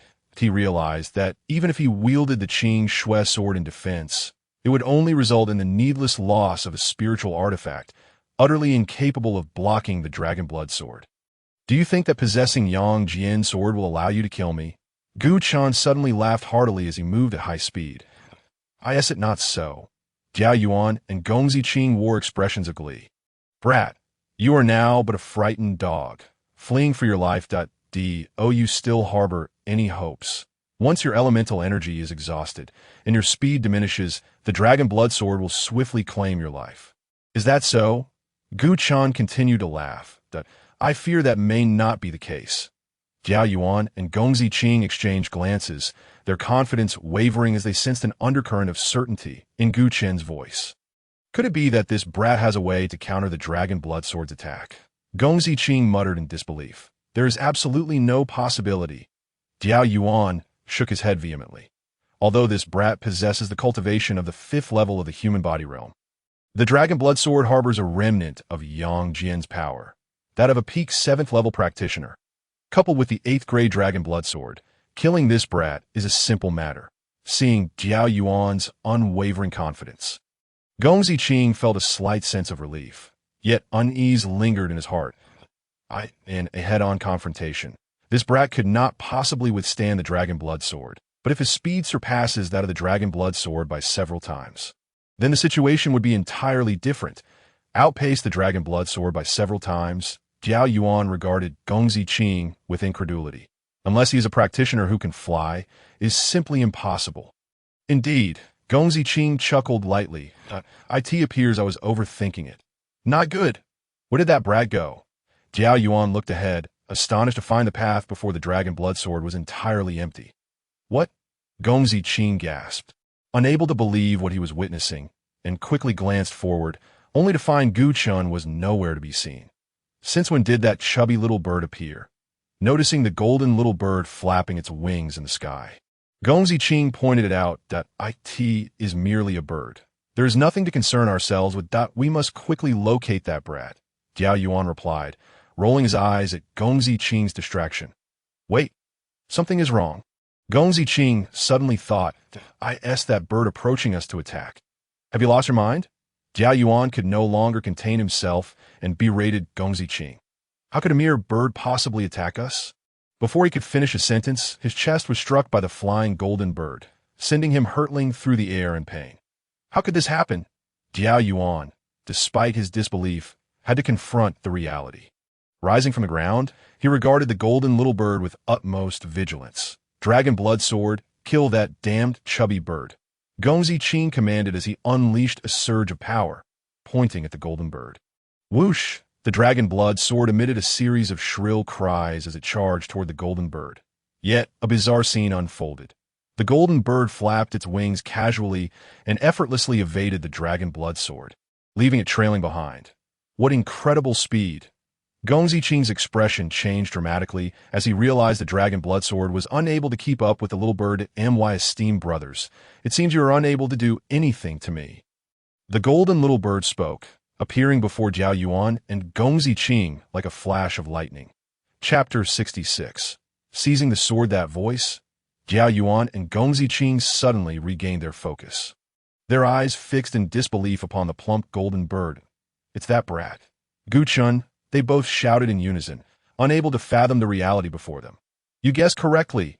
The chubby little bird was none other than Gu Chun, transformed into Fei, mastering the speed of lightning, with a mere flick of its wings. It was enough to outpace the dragon blood sword for quite some time. How could you? Jiao Yuan, fixated on Fei, his mind utterly perplexed. How could Gu Chun, once a cultivator of the human race, transform into a bird? I understand now. Young Master Qing nodded, seemingly grasping the concept. Elder Xian proclaimed that Huang Puming and his two companions were slain by the beasts of the back mountain. If this youth can metamorphose into a beast, then he must be the perpetrator. Indeed, Jiao Yuan's eyes gleamed with realization as he fervently nodded. Once we return, we shall report to the elder, and this young man's fate will be sealed. Ha ha! Fei emitted a cry.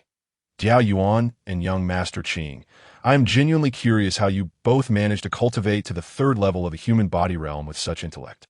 Gu Chun, do you dare to underestimate us? Jiao Yuan seethed with anger, pointing at Gu Chun and hurling insults. Indeed, we are destined to become core disciples. Young Master Qing echoed, enraged.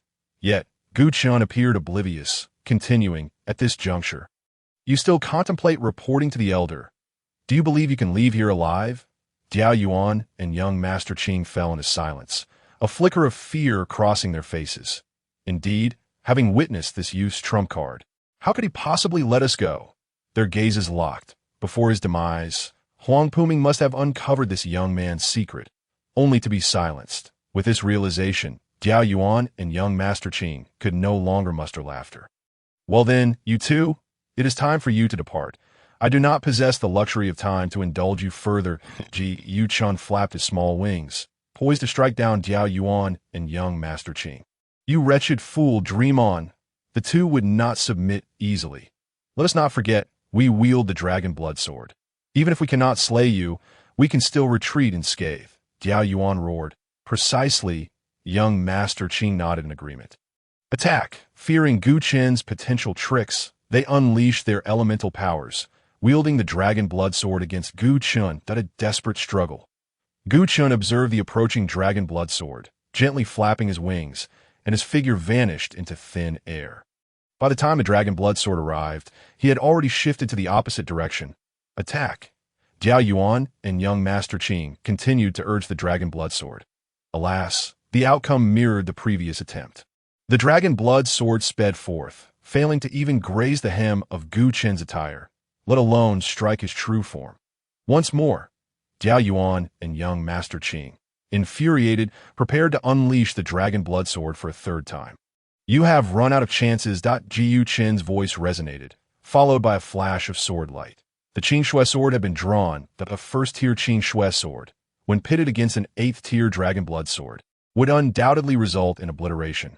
However, when used against Jiao Yuan and young Master Qing, the scenario was vastly different. Their physical forms had not fully crystallized, leaving numerous vulnerabilities exposed. With a swift sweep, the sword light cleaved through, leaving a deep gash on Jiao Yuan and young Master Qing's right arms. They yelped in agony, clutching their wounds, abandoning the dragon blood sword, and turning to flee, still unwilling to surrender.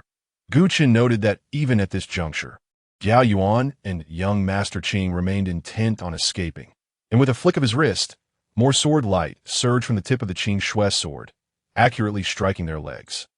instantly staining their trousers with crimson. Jiao Yuan and young Master Qing collapsed to their knees with a thud. It is over. Once their legs were struck, Jiao Yuan and young Master Qing comprehended that they could not escape their fate today. Just as this thought surfaced in their minds, the sound of footsteps approached. When they looked up, they beheld Gu Chen's figure. Brothers, why must you go to such lengths? Is it truly necessary to risk your lives for Yang Jian to confront me? Gu Chen had reverted to his original form. With the dragon blood sword now uncontrollable, it hovered nearby, devoid of threat. We are inner disciples. Should you kill us, your fate will be no different, and Yang Jian will seek vengeance for us. Jiao Yuan and young Master Qing's faces flushed as they roared. Is that so? Gu Chen's expression turned cold. Setting aside the fact that this is outside the sect, if I kill you, no one will be the wiser. As for your brother Yang Jian, I have already slain Huang Puming. He will be powerless to retaliate against me. Even if you perish, the outcome would remain unchanged. You have finally admitted it. Huang Puming and his two companions were slain by you. Jiao Yuan and young Master Qing spoke in hushed tones. And what of it? Gu Chen shrugged nonchalantly. Regardless, you shall soon follow them into the abyss. Knowing this changes nothing. Damned, their faces darkened, and they yearned to resist. Yet their bodies were riddled with wounds, blood continuing to flow. Perish. Gu Chen ceased his idle chatter. Swinging the Qing Shui sword, it traced a perfect arc, piercing the hearts of Jiao Yuan and young Master Qing. In their final moments, the two widened their eyes, staring intently at Gu Chen. Until the very instant their hearts ceased to beat, they could scarcely believe they would meet their end, that Gu Chen truly dared to kill them. With a thud, the bodies of Jiao Yuan and young Master Qing collapsed, emitting a resounding crash. Ji Chen, in turn, sheathed the Qing Shui sword, his gaze falling upon the dragon blood sword not far away. An 8th-tier foundational spirit weapon. This is indeed a valuable item. Ji Chen could not help but smile. Moreover, this was the sword Yang Jian had risked his life to cultivate. If he could seize it, not only would he possess a formidable spirit weapon, but he would also diminish Yang Jian's power. One wonders how a swordsman would fare after losing his treasured sword. Gu Chen could not suppress a hearty laugh as he strode toward the dragon blood sword. As he approached within 50 paces, the dragon blood sword suddenly trembled, emitting a dragon's roar. Remarkable, it can sense danger. Ji Chen quickly slowed his pace. Yet you are not a magical artifact, and your master is several hundred miles away. I refuse to believe I cannot subdue you. Ji Chen's eyes gleamed with determination, suddenly accelerating towards the dragon blood sword's hilt. The dragon blood sword began to speed away, attempting to evade Gu Chen's grasp. But it was a moment too late, and he seized it in his hand. However, Gu Chen's body lost control, propelled into the air by the dragon blood sword. Transform. Gu Chen exerted his will, becoming the holy beast White Tiger. With the supreme killing intent of the holy beast, he subdued the sharp aura of the dragon blood sword, drawing it into his storage pouch. Roar. The transformed Gu Chen unleashed a tiger's roar, causing the nearby bamboo grove to tremble violently, over half the bamboo exploding in unison. Chapter 67. Entry fee to the city. The dragon blood sword thrashed vehemently, striving to escape the grip of the white tiger. You are already in my possession. Do you still wish to flee?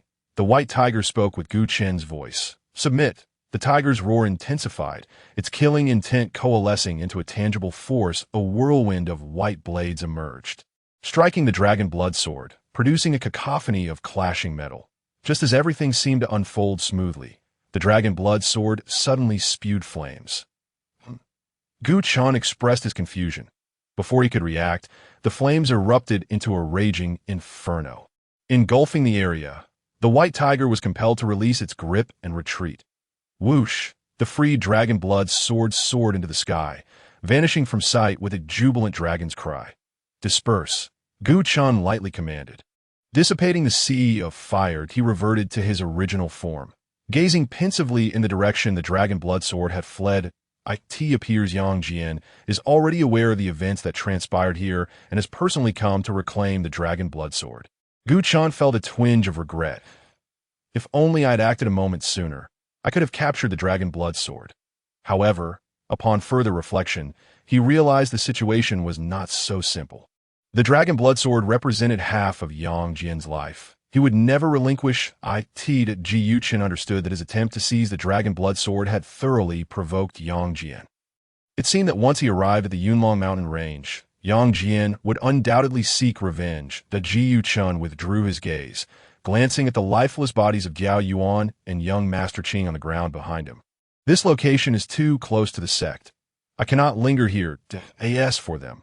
They will soon be discovered. The thought stirred.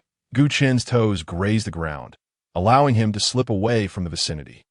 Barely 3 breaths had passed since his departure when a furtive figure clad in the martial robes of an inner sect disciple emerged from the bamboo grove. Had Gu Chen still been present, he would have instantly recognized this individual as Wang Hai, a standout among the outer sect disciples he had encountered during his ascent of the ninefold heavenly ladder. Of course, the other party had since ascended to the ranks of inner sect disciples. What a terrifying young man to have slain Jiao Yuan and young Master Qing. Wang Hai glanced at the corpse on the ground, shivering in trepidation. Yet, this seemed to present an opportunity for me. Observing the remains of Jiao Yuan and young Master Qing, a cunning plan began to form in Wang Hai's mind. Perhaps, if utilized wisely, I could not only break through to the human body realm, but also become a core disciple. Wang Hai nodded excitedly and stepped forward to stow the bodies of the two into a storage bag before departing. That'd be why the time the disciples of the Pan Stone Sect arrived. Following the traces of battle, they found nothing but the signs of conflict and 2 pools of quickly drying blood. The void more than 500 miles away, a paper crane, swelling against the wind, sliced through the gusts with remarkable speed. Upon it sat a young man, eyes closed in incantation, murmuring incomprehensible spells. Suddenly, from behind the paper crane, a blood-red sword soared forth. Indeed, it was the dragon blood sword. Having narrowly escaped from Gu Chen's grasp, the identity of the young man was soon discernible. He was none other than Yang Jian, the master of the dragon blood sword. Ji Yuchen, you've successfully provoked my ire. Yang Jian, having reclaimed the dragon blood sword, was still feeling the remnants of fear that he had presumed that with Jiao Yuan and young Master Qing joining forces, coupled with the dragon blood sword, eliminating this youth would be a mere formality. Little did he expect to nearly lose his prized sword in the process. Yang Jian let out a fearsome roar. These 2 worthless fools nearly cost me my life. Even if they do not perish at that boy's hands, I shall not spare them. After venting his frustrations, Yang Jian gradually regained his composure. The boy's ability to kill Jiao Yuan and young Master Qing, while almost seizing my dragon blood sword, indicated that he was no ordinary opponent. I must tread carefully. Yang Jian murmured to himself before a grin spread across his face. However, before I can reach the pinnacle of the human body realm, no matter how formidable you are destined for demise. With unwavering confidence, he patted the paper crane beneath him, which surged forward, racing towards the Yunlong mountain range. Meanwhile, Gu Chen, after 3 hours of relentless running, finally arrived at the nearest city, Zhenfang City. This city was significantly smaller than Songlong County and was rather inconspicuous among the more than 100 county cities within the Lihua Kingdom. However, due to its proximity to the Pan Stone Sect, it saw a daily influx of numerous practitioners ate the city gates, for guard from the city lord's mansion, each at the 3rd level of the perception realm, stood watch over the entrance. They demanded a fee of 10 spirit stones from every practitioner entering the city. Why must we pay spirit stones to enter the city? This is highway robbery. A newcomer to Zhenfang City exclaimed, his face flushed with indignation. The rules are the rules. If you cannot produce spirit stones, you shall not enter, one of the guards replied, his expression unyielding. How ruthless you are. With no choice, the newcomer reluctantly produced 10 spirit stones to gain entry. Next, the guard, satisfied, called out to the next in line. This truly is a lucrative business, a continuous stream of income. Ji Yuchen observed the long line forming at the city gates, feeling a twinge of envy. With each person paying 10 spirit stones, this queue could easily yield tens of thousands in a single day. If only I could acquire those spirit stones, I could complete the full crystallization of my physical body. Gu Chen's thoughts began to wander. Boy, where are your spirit stones? Just as Gu Chen was lost in contemplation, the guard's booming voice snapped him back to reality. It was then that he realized he had reached the front of the line. Just as he was about to retrieve spirit stones from his storage bag, one guard sneered derisively. "Look at his tattered clothes. He certainly has no spirit stones. Better to send him away." "I concur." The other guards joined in mocking laughter. Jiu Chun looked down and noticed that his inner sect disciple's robe was indeed in tatters, a consequence of his earlier battle with Jiao Yuan and young Master Qing, which he had completely forgotten in his haste to seize the dragon blood sword. With a smack to his forehead, he resolved to change into a new inner sect disciple's robe. However, the four guards had grown impatient. "Boy, if you lack spirit stones, you'd best scram and not waste our time here." Indeed, several practitioners waiting in line began to murmur their agreement. "What did you say? I didn't catch that." Gu Chun, initially furious, suddenly broke into laughter as he scanned the four guards and the crowd behind them. "How dare you act so arrogantly here?" One guard shouted angrily, preparing to seize Gu Chun, but another guard intervened. "Hold on, he's a practitioner of the human body realm." The other three guards were taken aback. Given Gu Chen's youthful appearance, it was a miracle that he could possess the cultivation of the 7th level of the perception realm. How could he possibly be a practitioner of the human body realm? As the guards expressed their astonishment, the surrounding practitioners wore expressions of shock, retreating hastily to maintain their distance from Gu Chun. The few who had just urged Gu Chun on lowered their heads, afraid to meet his gaze. This young man, a practitioner of the human body realm, in proximity to the Pan Stone Sect. Could it be? One practitioner gasped in realization that a disciple of the Pan Stone Sect, and, at the very least, an inner sect disciple, perhaps even a core disciple. What? Those who had retreated further stepped back even more. The guards, hearing the murmurs of the practitioners, turned pale with fright. "We failed to recognize the esteemed presence of a young friend. Please forgive our transgressions." The first guard to recognize Gu Chun as a practitioner of the human body realm hastily bowed in apology. "Quickly apologize to the young friend. Spare us, great one." The three guards knelt without hesitation, their heads knocking against the ground. "What are you all doing?" Gu Chun looked down with a smile at the three kneeling guards. "I haven't even given you spirit stones. Young friend, you exaggerate. How could we possibly take your spirit stones?" The standing guard waved his hands frantically, his forehead slick with cold sweat, which soon cascaded down his face. "Please enter the city. Never again should you look down on others with contempt." Yu Chen's smile faded as he coldly pocketed the spirit stones and strode towards the city gates. Only after Gu Chen's figure had vanished from sight did the three guards dare to rise from the ground. "You stay here. I will report to the city lord that a disciple of the Pan Stone Sect has entered the city." The leading guard wiped the cold sweat from his brow and, after issuing the command, hurried after Gu Chen's retreating form. Why has a disciple of the Pan Stone Sect come to Zhenfang City? Is something significant about to occur? Stop speculating. Even if something major happens, it's beyond our purview. A group of practitioners whispered among themselves, gazing in the direction where Gu Chun had disappeared on the main street of Zhenfang City. Gu Chun, now donned in a new inner sect disciple's robe, blended into the crowd. Yet the formidable aura emanating from him still caught the attention of passing practitioners. What a powerful presence. He must be a master of the perception realm. Indeed, have you not noticed the robe he wears? Only inner sect disciples of the Pan Stone Sect are permitted to don such attire. Upon recognizing Gu Chun as a disciple of the Pan Stone Sect, respect washed over the faces of everyone present. In the Lihua Kingdom, from the highest practitioners to the common folk, everyone understood the significance of the words Pan Stone Sect. Even the royal family of the Lihua Kingdom had no choice but to heed the commands of the Pan Stone Sect. The Pan Stone Sect was the undisputed overlord of the Lihua Kingdom. However, the Pan Stone Sect, perched atop its lofty pedestal, showed little interest in worldly affairs. Otherwise, the royal family would not have had the opportunity to govern the entire Lihua Kingdom. Gu Chun was aware that he had drawn attention, but cared little for it. Within the borders of the Lihua Kingdom, every county city engaged in the business of flying boats, and the Yunlong mountain range served as a site of adventure for many practitioners. Thus, it was certain that there were routes for flying boats directly leading to the entrance of the Yunlong mountain range. Gu Chen's gaze swiftly swept from side to side, as long as he could locate the merchant association that operated the flying boat routes. He would be able to board a vessel and reach the Yunlong mountain range directly. This was the plan that Gu Chun had devised. Let us hasten our pace. The flying boat to Yunlong mountain range is about to set sail, but if we miss it, we will have to wait another 3 days. Just as Gu Chen was searching for the Flying Boat Merchant Association, an urgent voice sounded from behind.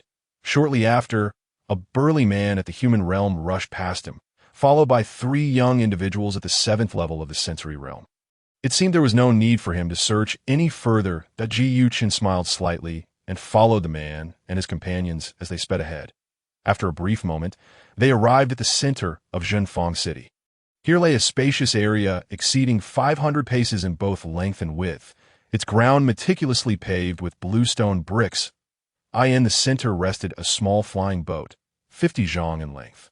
The wooden vessel reflected a metallic sheen under the sunlight, its hull adorned with numerous masts and flags.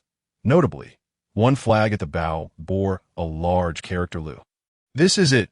Gu Chen retracted his gaze from the boat and focused on a queue not far ahead. Approximately 20 cultivators clad in various colored robes were lined up, paying their spirit stones in preparation to board the flying boat. The burly man was conveniently positioned right in front of him in line. Are you also headed to the Yunlong mountain range, young friend? The man recognized Gu Chen as his follower and inquired amiably. In contrast, the young individuals trailing behind him regarded Gu Chen with considerable wariness. Indeed, Gu Chen replied with a smile and a nod. Then we can travel together, the man exclaimed joyfully. Forgive me for not introducing myself. I am Mu Zhan from the Golden Blade Sect, and these are a few of my juniors. Mu Zhan gestured toward the 2 young men and a young woman beside him. Fellow practitioners from the Golden Blade Sect, Gu Chen acknowledged with a respectful bow. Before joining the Pan Stone Sect, he had already heard of the Golden Blade Sect's reputation, a small sect among a dozen others within the Lihua Kingdom. Its founder was a practitioner of the Earth Realm, though the sect had since declined, with its strongest members barely reaching the human soul realm. Compared to the Pan Stone Sect, they were certainly not on the same level. However, compared to some families within the Lihua Kingdom, they still possessed a degree of strength.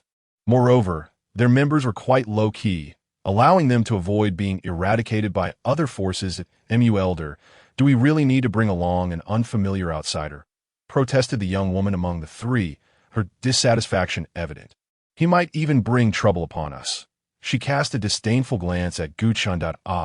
You are mistaken, Mu Zhan began, sensing Gu Chen's prowess at the human realm, but was interrupted by Gu Chen. I believe this friend is quite right. I shall not trouble you any further, Mu Dao friend. How perceptive, Julien. The young woman huffed coldly. Ji Yu Chen's expression shifted slightly, but he held back his anger, aware that boarding the flying boat was imminent and he did not wish to create unnecessary complications. Yet, Julien continued to press on. What are you to address Mu Elder as Dao friend? Do you think yourself a master of the human realm? Indeed, such arrogance, the other 2 young men echoed, glaring at Gu Chen with deep discontent. You must apologize to Mu Elder at once. Otherwise, it would be a disrespect to our Golden Blade Sect, and we shall not let you off easily. Gu Chen had initially intended to endure, but his resolve changed. It's just the 3 of you. How dare you underestimate us? Zhu Lian and her companions fumed, raising their hands, prepared to teach Gu Chen a lesson. Chapter 69. Steward Lu Stop. Mu Zhan's complexion changed dramatically upon witnessing the 3's intent to attack Gu Chen, and he quickly extended his hand to intervene. Unfortunately, it was too late. The trio's fists were either clenched or open. Striking towards Gu Chen, it's over. Mu Zhan closed his eyes in despair, not out of concern for Gu Chen, but for Zhu Yin and her companions. Insolent, Gu Chen, upon seeing their reckless assault, merely smiled. He gently raised his right hand. The fabric of his robe rustling ominously as the force of his aura reverberated. A terrifying gust surged forth, effortlessly halting Zhu Yin and her companions in their tracks. What? The 3 were taken aback. Their hands thwarted, their bodies unable to advance, their expressions shifting drastically. They dared not underestimate Gu Chen any longer. You are a half-step human realm practitioner, Zhu Yin exclaimed in disbelief, eyes wide. Not only are you reckless, but you are also a frog in a well. Still dreaming at this moment, Gu Chen found no interest in further discourse with Zhu Yin and simply waved his right hand. Bang, bang, bang.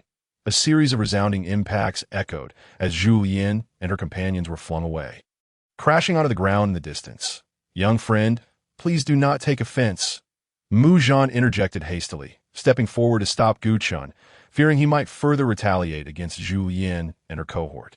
"They didn't realize your prowess.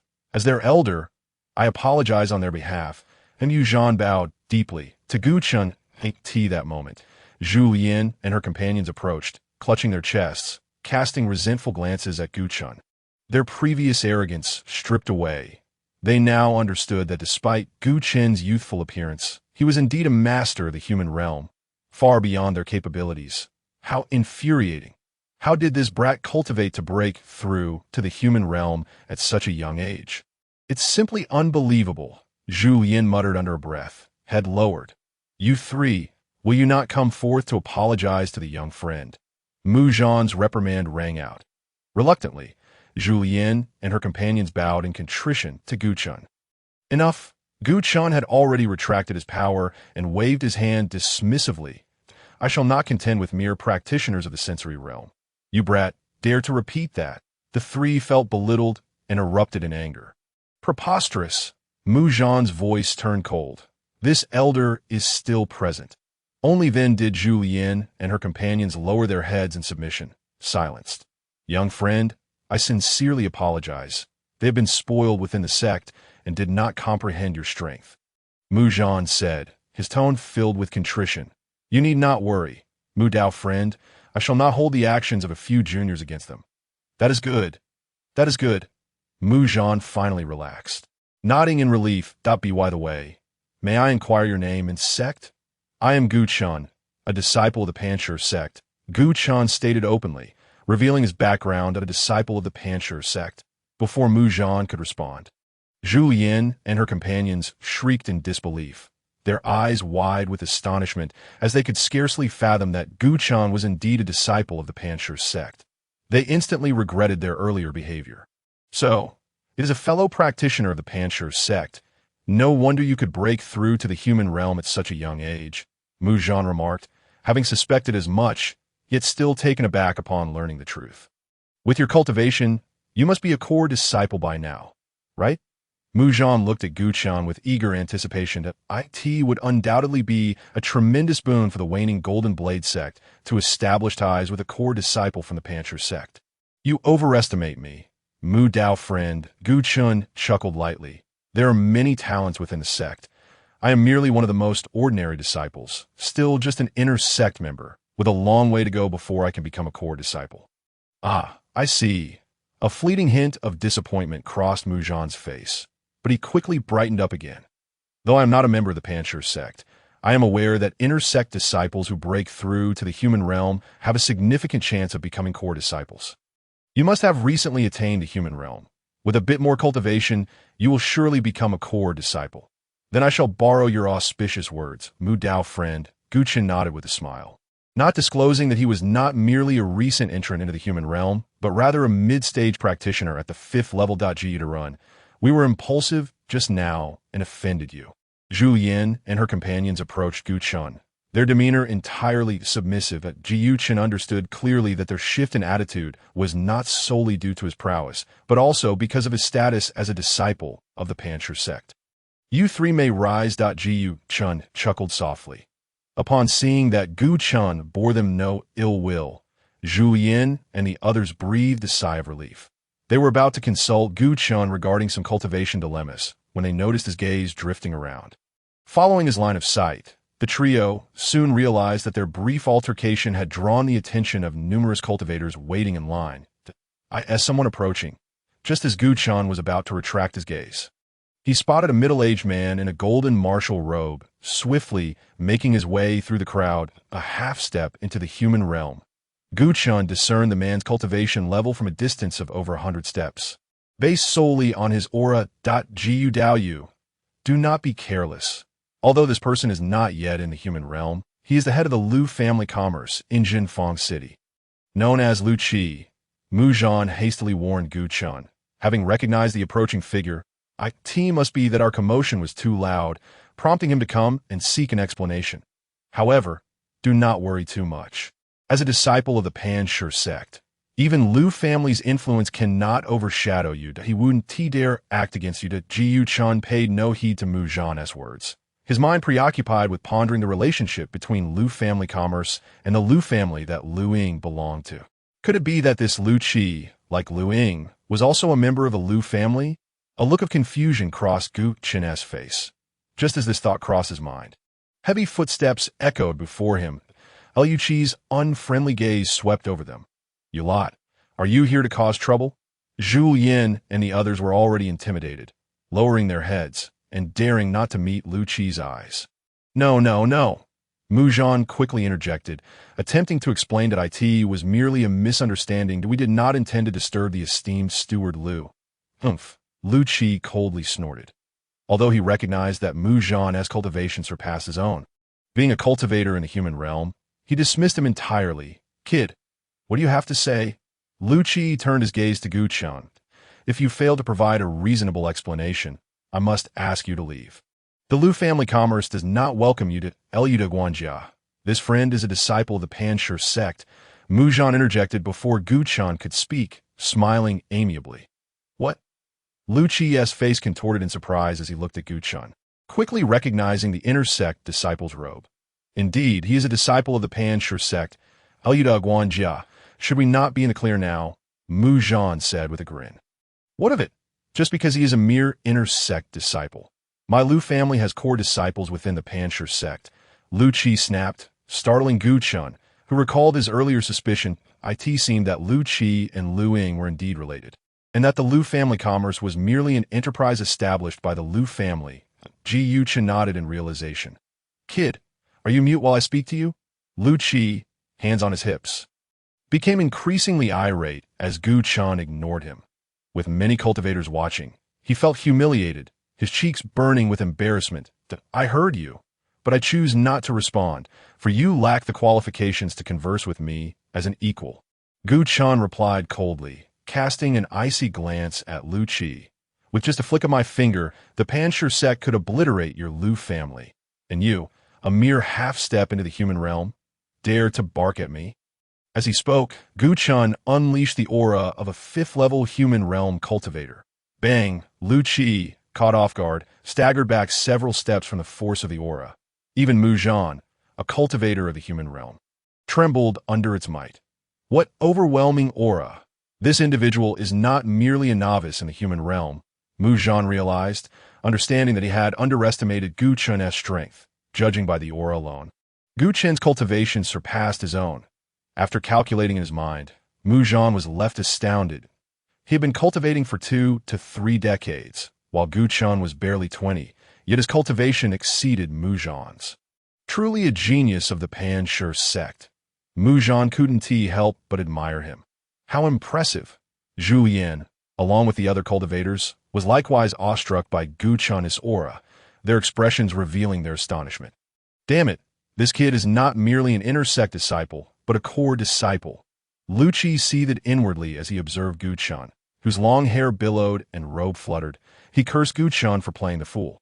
Realizing he had lost significant face in front of so many onlookers, "Eluda Guanjia, do you still need to explain yourself?" Gu Chen asked, a smile gracing his features as he regarded Liu Qi. Liu Qi's expression shifted repeatedly before he was compelled to don a smile due to the pressure exerted by the Pan Stone Sect, and Gu Chen, "My dear friend, you are being overly harsh. As this honorable cultivator has already stated, it was merely a misunderstanding. Besides, it has been resolved now, so how could I possibly hold a grudge against you?"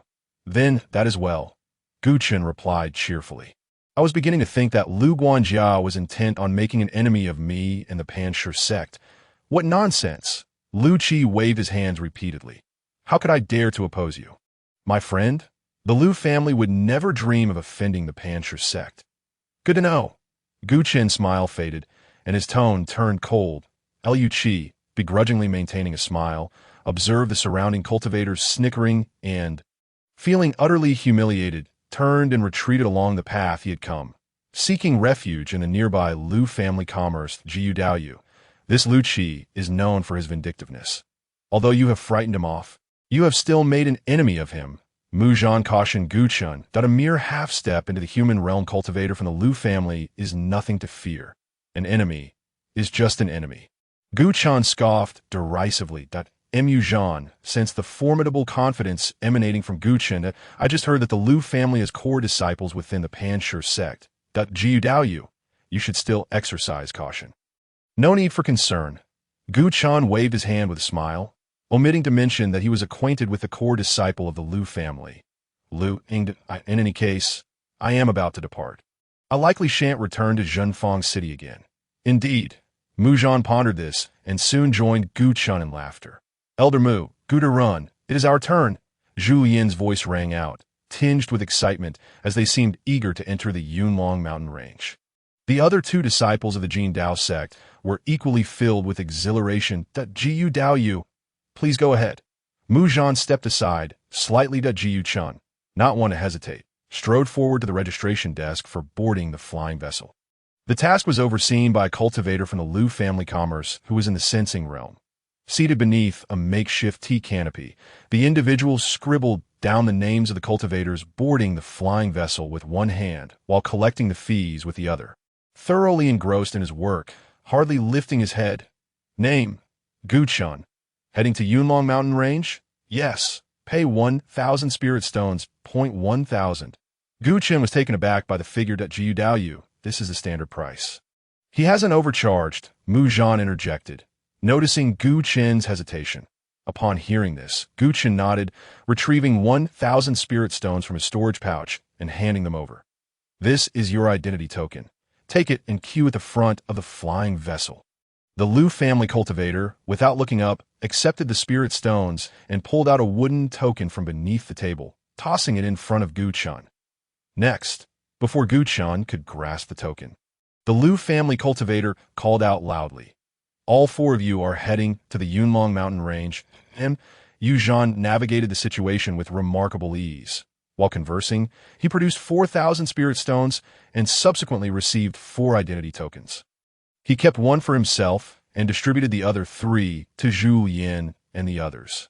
Old friend Gu, we can proceed to wait over there, Mu Zhan said, holding the identity tokens, his face beaming with a smile directed at Gu Chun. However, Gu Chun remained unresponsive, standing still with his gaze fixated intently on the direction of the city gate of Zhenfang. A formidable presence approaches. What? Mu Zhan was momentarily taken aback, before he could turn to look towards the city gate. A whistling wind rushed past his ears. There are many masters of the mortal realm, he exclaimed, as screams echoed around them. IT came from the surrounding cultivators. Elders. Zhu Yin and the others lifted their heads to see over a dozen formidable mortal realm practitioners emanating a terrifying aura, causing them to hastily retreat behind Mu Zhan. Are they flying? Gu Chen's gaze swept over the approaching crowd, landing on the last figure, while the others briefly hovered in the air before descending. This individual remained suspended mid-air, clearly capable of flight, a practitioner of the human breath realm. Gu Chun was astounded, never expecting to encounter such a master in the seemingly insignificant Zhenfang city. Make way. Everyone clear out. The group of mortal realm masters pushed forward, roughly shoving aside the other cultivators. The one who floated down to the ground wore gray armor, draped with a gray robe that did little to conceal his well-built physique. His large face was marred with flesh, bearing 3 deep claw marks, evidently inflicted by the talons of avian demonic beasts. IT is the Flame Demon Hunting Team. Quickly get out of their way. Initially displeased, the surrounding cultivators turned pale with fear upon hearing the name of the Flame Demon Hunting Team, retreating hastily to the sides. The Flame Demon Hunting Team? Gu Chun mused, searching his mind, but failing to recall any mention of it. It's normal for you not to know about the Flame Demon Hunting Team while cultivating in the Pan Stone Sect, Mu Zhan whispered. They're a newly emerged demon hunting team, the closest to the kingdom of Li Hua, consisting of 12 members, each with at least the 4th level of the mortal realm. Their leader, the Black Flame King, is a master of the human breath realm. Powerful. Gu Chun was taken aback, involuntarily glancing at the members of the Flame Demon Hunting Team as they approached. What are you staring at? One member of the Flame Demon Hunting Team noticed Gu Chen's gaze and immediately scolded him. You seeking death? Gu Chen's expression changed rapidly. Seeing this, Muzhan quickly pulled him back. Old friend Gu, a wise man does not suffer needless losses. And no matter how powerful you are, you cannot contend with a dozen mortal realm practitioners, especially with one who is a master of the human breath realm among them. Gu Chun felt a surge of anger, but had to concede that he was no match for the Flame Demon Hunting Team. They are ruthless killers, living off the slaughter of the demonic beasts in the Fire Demon Mountain. And now they have set their sights on the Yunlong Mountain Range. Muzhan murmured that Gu Chun discerned that the Flame Demon Hunting Team's destination was indeed the Yunlong Mountain Range, as they had headed directly towards the Lu family commerce upon entering Jinfeng City. We have reserved the flying vessel to the Yunlong Mountain Range for today. The member of the Flame Demon Hunting Team, who had just reprimanded Gu Chun, threw a storage bag filled with spirit stones onto the table of the Lu family cultivator in charge of registration. Friend, isn't this a bit inappropriate? The Lu family cultivator, startled by the tone, finally lifted his head. As he spoke, he opened the storage bag, his voice trembling with astonishment. 100,000 spirit stones. If that is insufficient. We can add more, the Flame Demon Hunting Team member declared, entirely unfazed by the sum. That will suffice. That will suffice. The Lu family cultivator hastily secured the storage bag, nodding repeatedly. However, this matter is quite significant. I must seek the consent of the chief steward. Then what are you waiting for? The Flame Demon Hunting Team member snapped impatiently. Yes, yes, the Lu family cultivator nodded and dashed out swiftly. Brother, you will be ready shortly. The previously menacing member turned to the Black Flame King, donning a smile. The Black Flame King nodded, keeping his eyes shut. Meanwhile, Gu Chun, being pulled away by Muzhan, felt a sense of foreboding if the Flame Demon Hunting Team secured the flying vessel.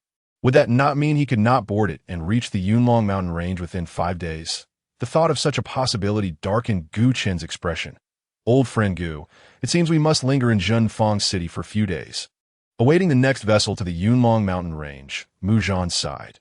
That won't do. I cannot afford to waste 3 days. Gu Chun shook his head. What do you intend to do? Muzhan's expression changed abruptly. Fearing Gu Chun might instigate a confrontation with the Flame Demon Hunting Team, that do not worry about me. Old friend, Gu Chun replied with a smile that Muzhan remained tense, his face clouded with worry. Now all we can do is hope that Lu Qi does not let the allure of spirit stones cloud his judgment and hand the vessel over to the Flame Demon Hunting Team. Muzhan prayed silently. Hands clasped, he will certainly do so, Gu Chun remarked with a smile upon hearing Muzhan's silent prayer. Whether for the sake of spirit stones or revenge against me. This presents a splendid opportunity. The glimmer of hope in Muzhan's heart shattered upon hearing Gu Chun's words. Meanwhile, not far away, within a 3-story wooden building, the temporary office of the Lu family commerce in Jinfeng City was established. Primarily to manage flying vessel operations. The person in charge was Lu Qi, a half-step master of the human realm. Initially frustrated and pondering how to teach Gu Chun a lesson without directly involving himself to avoid offending the Pan Stone Sect, he unexpectedly found an opportunity. The Flame Demon Hunting Team? Lu Qi's face lit up with excitement after hearing his subordinate's report. The family's flying vessel could accommodate only 30 to 40 people. At most 50. Calculating at 1,000 spirit stones per person, that totals 50,000 spirit stones. Now, the Flame Demon Hunting Team is willing to pay 100,000 spirit stones to charter the vessel, effectively doubling the income. The steward Lu had calculated correctly. It indeed was a doubling of profits. The Lu family cultivator in charge of registration nodded repeatedly. We only need to make 1 trip.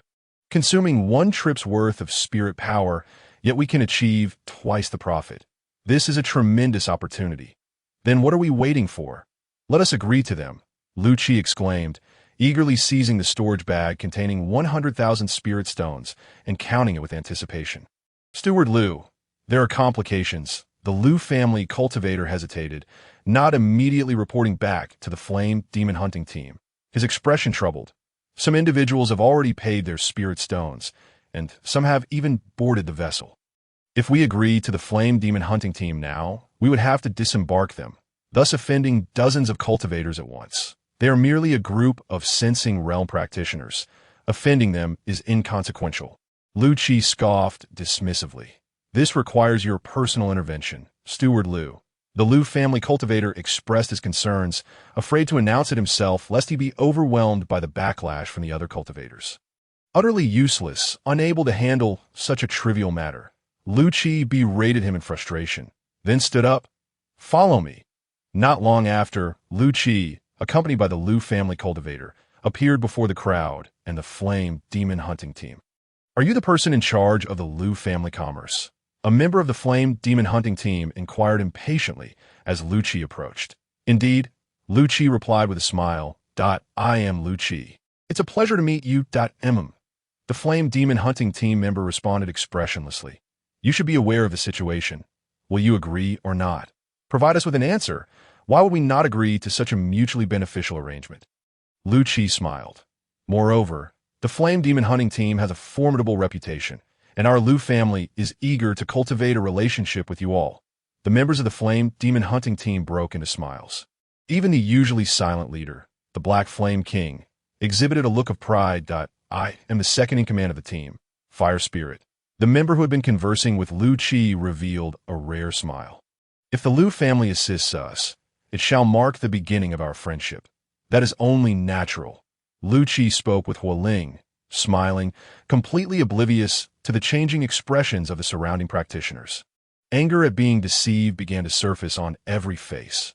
"Butler Lu, we must depart for the Yunlong Mountains immediately, so we shall not linger." After exchanging a few pleasantries with Lu Qi, Hualing waved for the other members to board the flying vessel. "I shall bid you all farewell," Lu Qi said with a beaming smile as he clasped his hands together. "Farewell." Hualing also clasped his hands before turning to leave the registration area, heading towards the flying vessel parked nearby. The Black Flame King of the Human Breath Realm had already set off and was now arriving at the vessel's base, stepping up the stairs to board the deck. "Butler Lu, this is bad. They have surrounded us." As Lu Qi was about to depart, a practitioner from the Liu family tugged at his sleeve, their voice barely above a whisper. It was only then that Lu Qi noticed he was surrounded by a throng of furious individuals. "Butler Lu, we have already paid the spirit stones. Now you have given the flying vessel to the flame monster hunting team. What are we to do?" One practitioner shouted in anger. The others quickly joined in, raising their voices in protest. "Everyone, please calm down and listen to me," Lu Qi said, having anticipated the situation, his smile remaining faint. "Our Liu family business operates on a first-come, first-served basis. Earning 50,000 spirit stones, or even 100,000, is certainly a commendable endeavor. As for what you shall do, I have already considered that in 3 days, another flying vessel will be available, and you may depart." Then he continued, "Of course, should any of you be unable to wait, I can refund the 1,000 spirit stones you have already paid." "What?" The crowd was dissatisfied with Lu Qi's proposed solutions, their anger palpable to Lu Qi. "While it is true that your Liu family business operates on principles of commerce, you should still adhere to the order of arrivals. We clearly arrived before the flame monster hunting team. Yet now, for the sake of earning a few more spirit stones, you have betrayed us. Is this not a bit excessive? Indeed, we had already boarded the vessel, only to be forced off. This is a blatant act of bullying." A dozen practitioners, expelled from the vessel by the flame monster hunting team, were the most furious. Lu Qi's expression turned cold, his smile vanishing completely. "If you are all dissatisfied, then there is little I can do. Take your grievances to the members of the flame monster hunting team," he said, shrugging his shoulders. "If any of you can persuade them to leave, then you may continue your journey on the vessel to the Yunlong Mountains." "Lu Qi, you are shirking responsibility." The crowd erupted in anger, but none dared to approach the flame monster hunting team. "It seems none of you possess the courage," Lu Qi sneered. "In that case, you may disperse to avoid alarming the members of the flame monster hunting team, lest you suffer the consequences." With that, Lu Qi turned and walked away with the Liu family practitioners. How infuriating! "Lu Qi, do you not fear ruining the hard-earned reputation of the Liu family business?" The practitioners shouted at Lu Qi's retreating figure. Meanwhile, Mu Zhan let out a resigned sigh. "Old Gu, you were right. This Lu Qi has indeed made promises to the flame monster hunting team." Unexpected turn of events. Gu Chun chuckled. "Friend Mu, I cannot wait here for 3 days.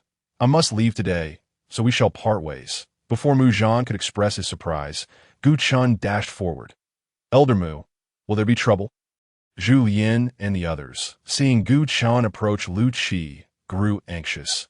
That little man Lu Qi is narrow-minded. Gu Dao friend's visit is futile and will only lead to humiliation. Mu Zhan was well aware of Gu Chen's intentions, but held little hope. Of course, that is the case. Zhu Yin and the others firmly believed Mu Zhan's words that it is likely that Lord Gu will soon return in a state of utter embarrassment as they spoke.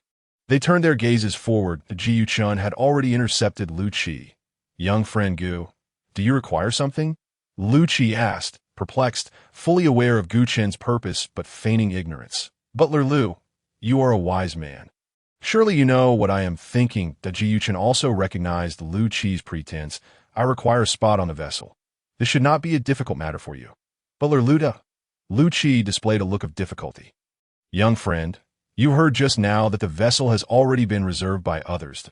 If you wish to add a name now, my word holds little weight. You should speak directly to the members of the Flame Monster Hunting Team. Lu Qi kicked the responsibility to the Flame Monster Hunting Team. Watching Gu Chen with ill intent, that I do not believe you will dare to go. Did I understand that? But before that, I still need Butler Lu's approval. Gu Chen replied with a smile. Lu Qi was taken aback. Expressing his confusion, he had not expected Gu Chen to be so bold. Very well, I agreed, as long as the members of the Flame Monster Hunting Team consent. Not only may you board the vessel, but I shall also refund your already paid spirit stones. Lu Qi said with a broad smile, though his heart was filled with disdain that I do not believe you will actually dare to go. Thank you, Butler Lu, Gu Chen said, nodding with a smile before turning and swiftly flying towards the nearby vessel. His speed was such that Lu Qi had yet to react before Gu Chen had already boarded the deck. He truly went. Lu Qi's face involuntarily displayed astonishment as he watched Gu Chen ascend the vessel. Not only that, but the other practitioners also noticed, their expressions shifting. Someone really approached the Flame Monster Hunting Team. Is he a fool? Do not speak carelessly. He is a disciple of the Pan Stone Sect. Chapter 73. Taking action against the people elder. What shall we do? Zhu Yin and the others exclaimed as they saw Gu Chen standing on a vessel, already spotted by the members of the Flame Monster Hunting Team. They all turned to Mu Zhan, calling out in alarm. Now, we can only see what Gu Dao friend can do. We are unable to assist. Mu Zhan shook his head helplessly. To act recklessly would only add to the trouble.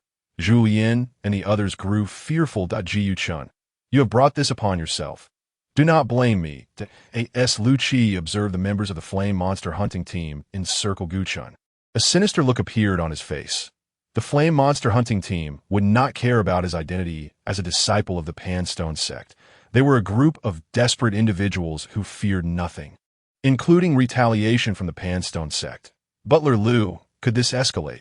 The Lu family practitioner responsible for registration cast a glance at Lu Qi, quietly warning him. After all, this young man is a disciple of the Pan Stone Sect. If he were to die at our Lu family's hands, the Pan Stone Sect would likely seek retribution against our family. What is there to fear? Lu Qi scoffed. It was not us who acted. If the Pan Stone Sect seeks revenge, they will go after the Flame Monster Hunting Team. What does that have to do with my Lu family? Indeed, the Lu family practitioners nodded in agreement. Recognizing Lu Qi's intention to have Gu Chen meet his demise at the hands of the Flame Monster Hunting Team, thus they dared not speak further on the deck of the vessel. The 12 members of the Flame Monster Hunting Team, led by Huoling, surrounded Gu Chen, except for the leader, the Black Flame King of the Human Breath Realm. Kid, the vessel has already been reserved by my Flame Monster Hunting Team. What do you want here? Huoling glared at Gu Chen, her tone far from friendly. Recognizing Gu Chen as the earlier meddler, her words were particularly unkind. Greetings, esteemed friends, Gu Chen said courteously, bowing to Huoling and the others. I have urgent matters to attend to and need to proceed to the Yunlong Mountains immediately. I hope you can spare a spot for me. I do not require a cabin. Merely a place on the deck will suffice. This matter has also been agreed upon by Butler Lu, so I ask for your consideration. Impossible. Huoling waved her hand impatiently. And you, a mere novice in the human breath realm, are not qualified to discuss matters as equals with us. Get lost. The members of the Flame Monster Hunting Team began to shout, demanding Gu Chen be thrown off. This vessel can accommodate 50 people. Your entire team only numbers 12. leaving plenty of space. I'm willing to pay 1,000 spirit stones for a spot. Gu Chen persisted. Unfazed, you clearly do not understand my words. Hualing scoffed, her disdain evident. Get lost immediately, or do not blame me for not sparing the Pan Stone Sect any face and taking action against you. It was clear they recognized him as a disciple of the Pan Stone Sect. Gu Chen was acutely aware that he was clad in the martial robe of an intersect disciple, and any cultivator of considerable prowess would recognize him as a member of the Pan Stone Sect. Since my esteemed fellow cultivator acknowledges my affiliation with the Pan Stone Sect, why not extend a modicum of courtesy? I assure you, I shall not cause any disturbance, he proposed.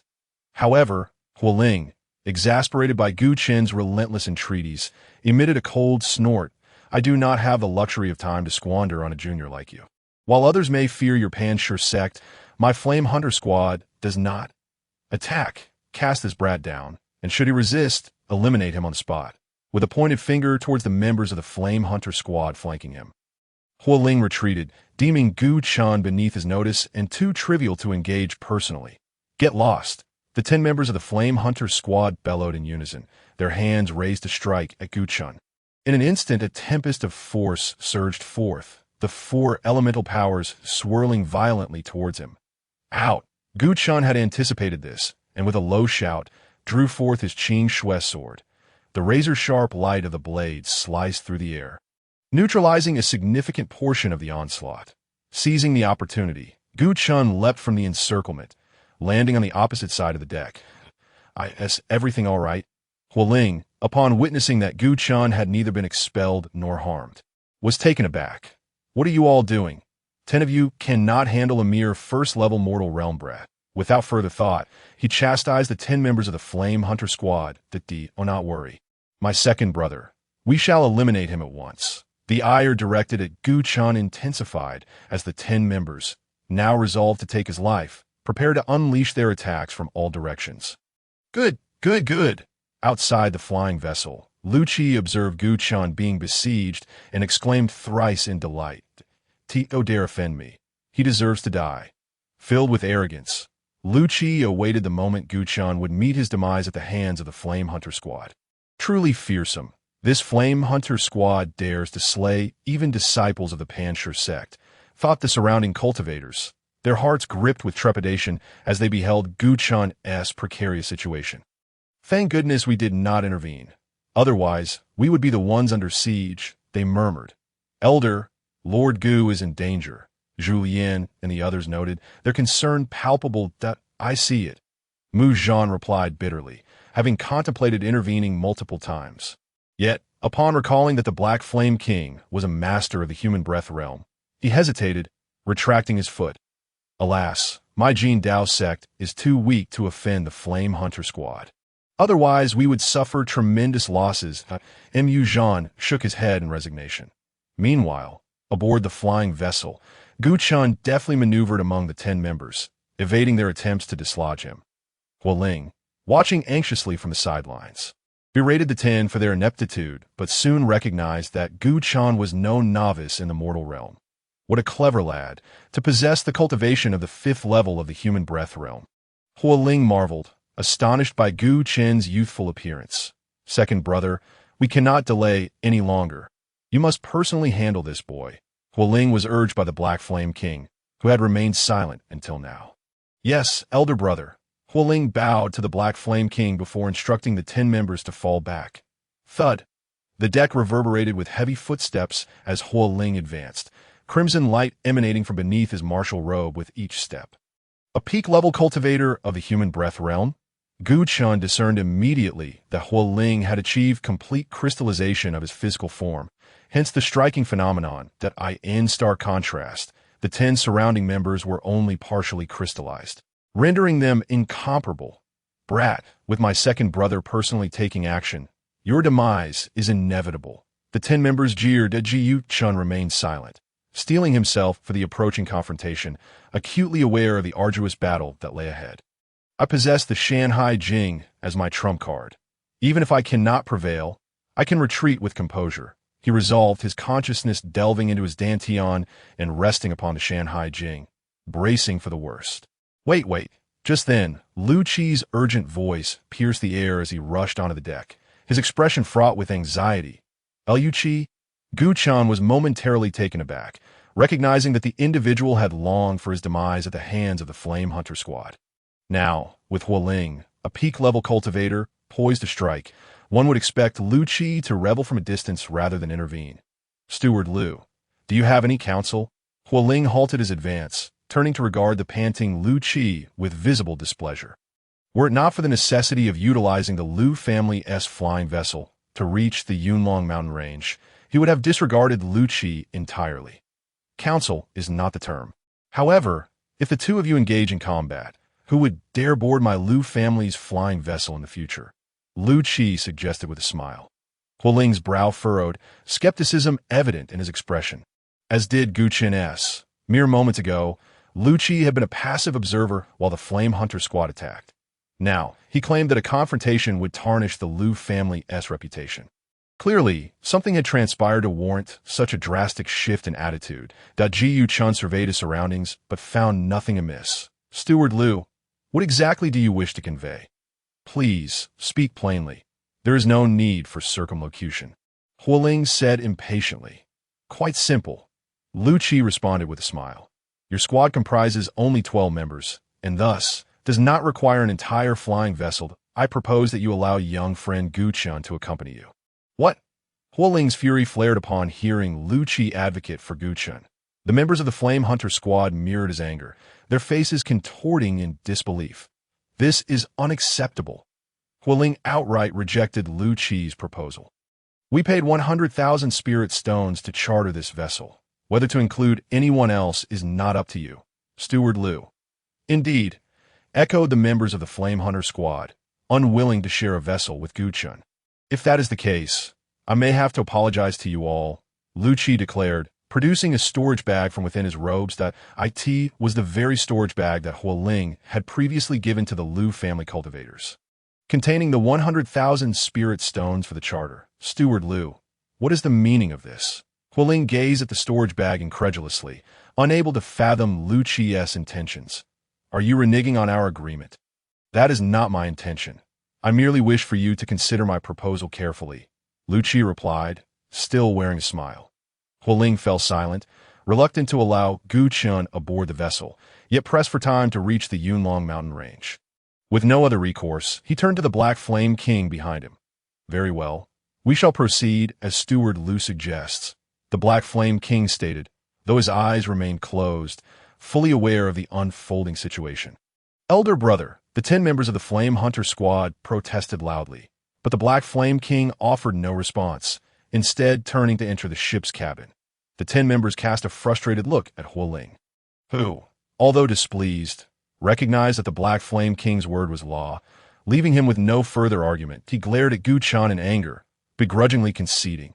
Brat, if you are unafraid of dying midway on the vessel, then remain here and do not leave, Hualing remarked before pursuing the Black Flame King into the cabin. The members of the Flame Hunter squad directed their ire at Gu Chen. Their disdain palpable, the threat unmistakable. While I have compelled them to allow you aboard, young friend, the journey to the Yunlong mountain range will take 3 days.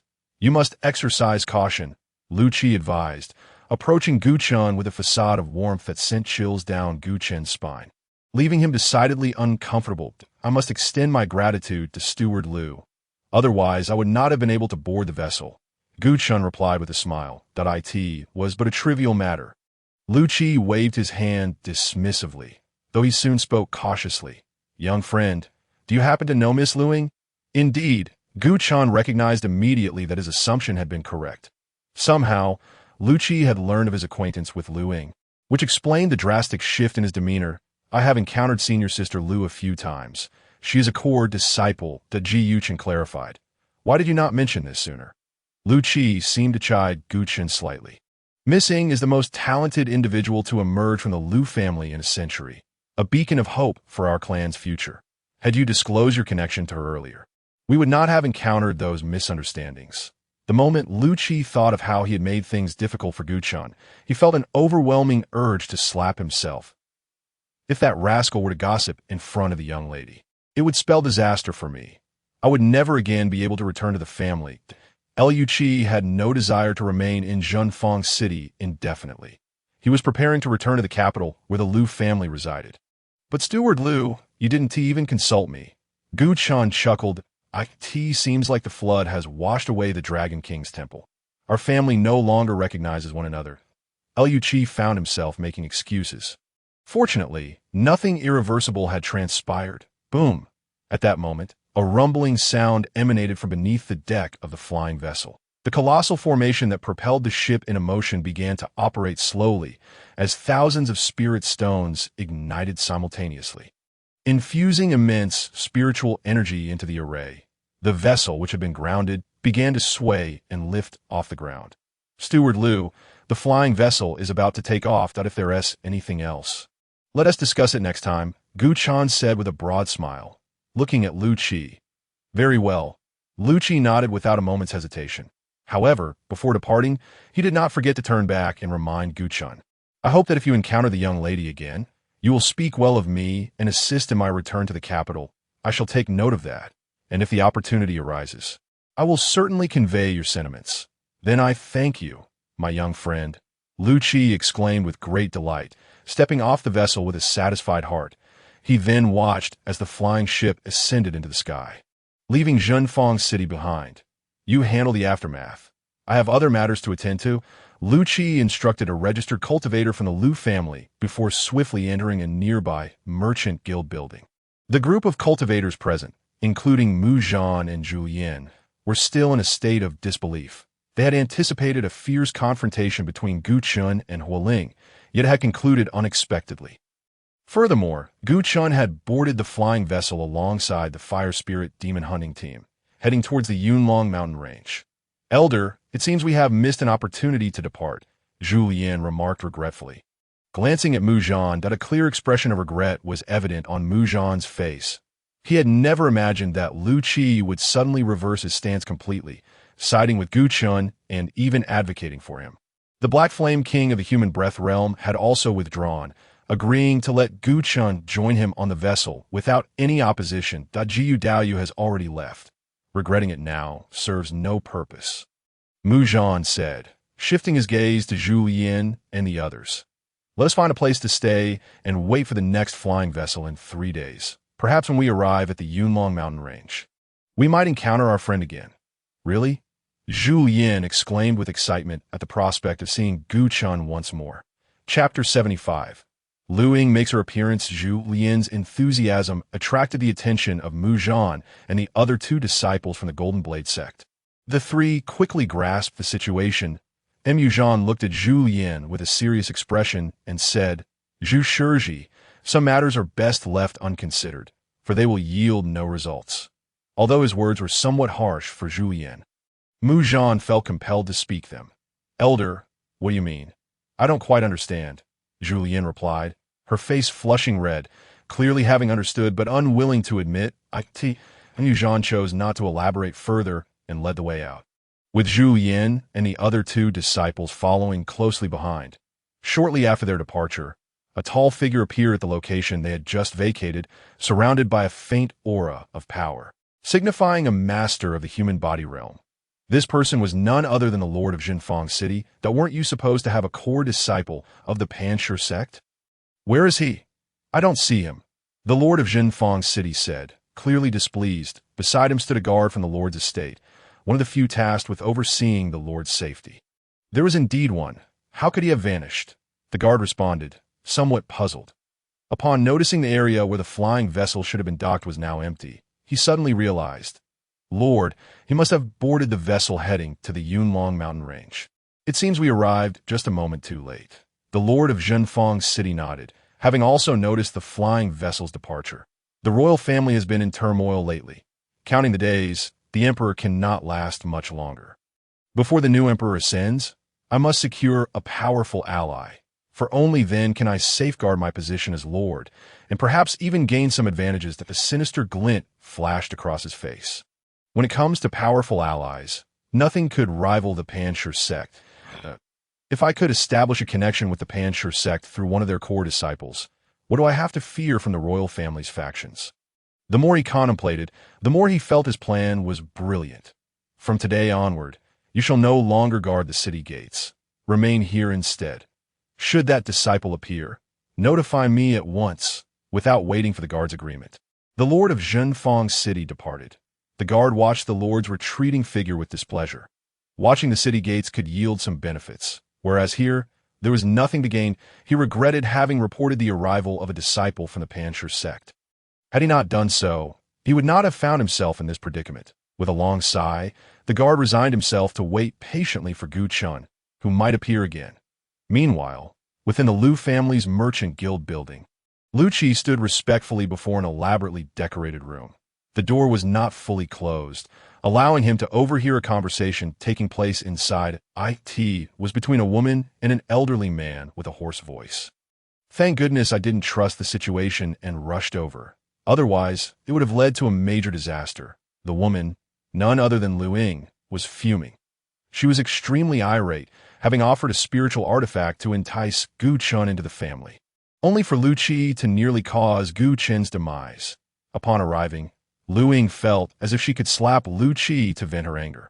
Outside the door, Lu Qi trembled in fear as he heard Lu Ying berating him.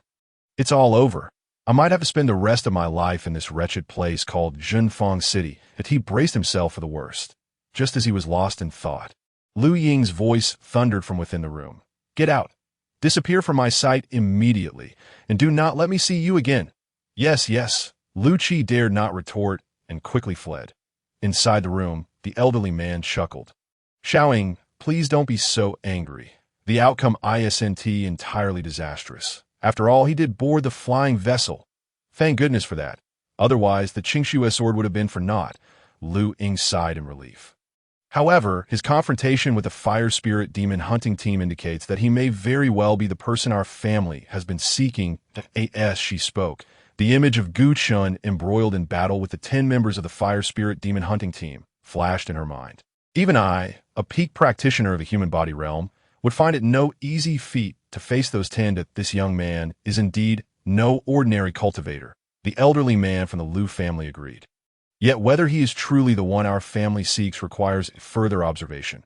This matter concerns the future of the Lu family. We must proceed with the utmost caution and leave no room for error. Uncle is absolutely right, which is why I had Lu Qi assist him in boarding the vessel. Lu Ying smiled. This is not only to ensure he arrives on time at the Yunlong mountain range for the core disciple selection held by the sect, but also to utilize the fire spirit demon hunting team to test him.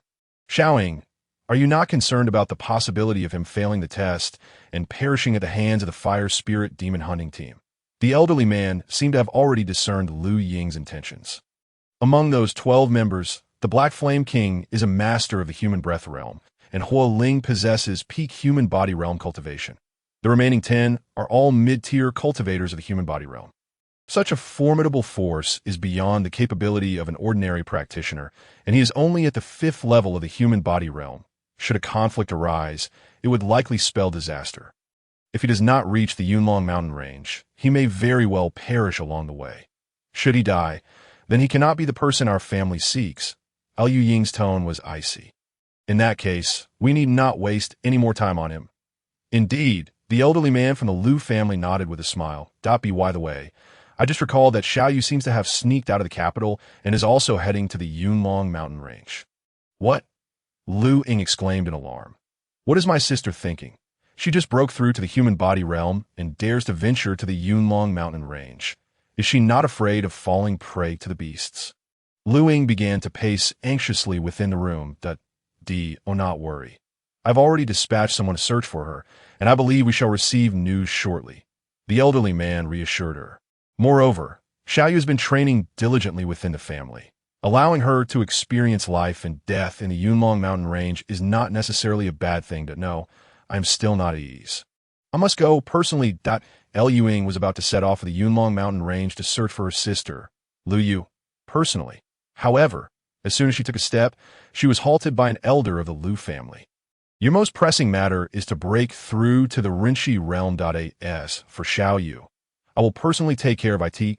Lu Ying reflected on her situation and recognized that she was currently at a critical juncture, teetering on the threshold of breaking into the Rinxi realm.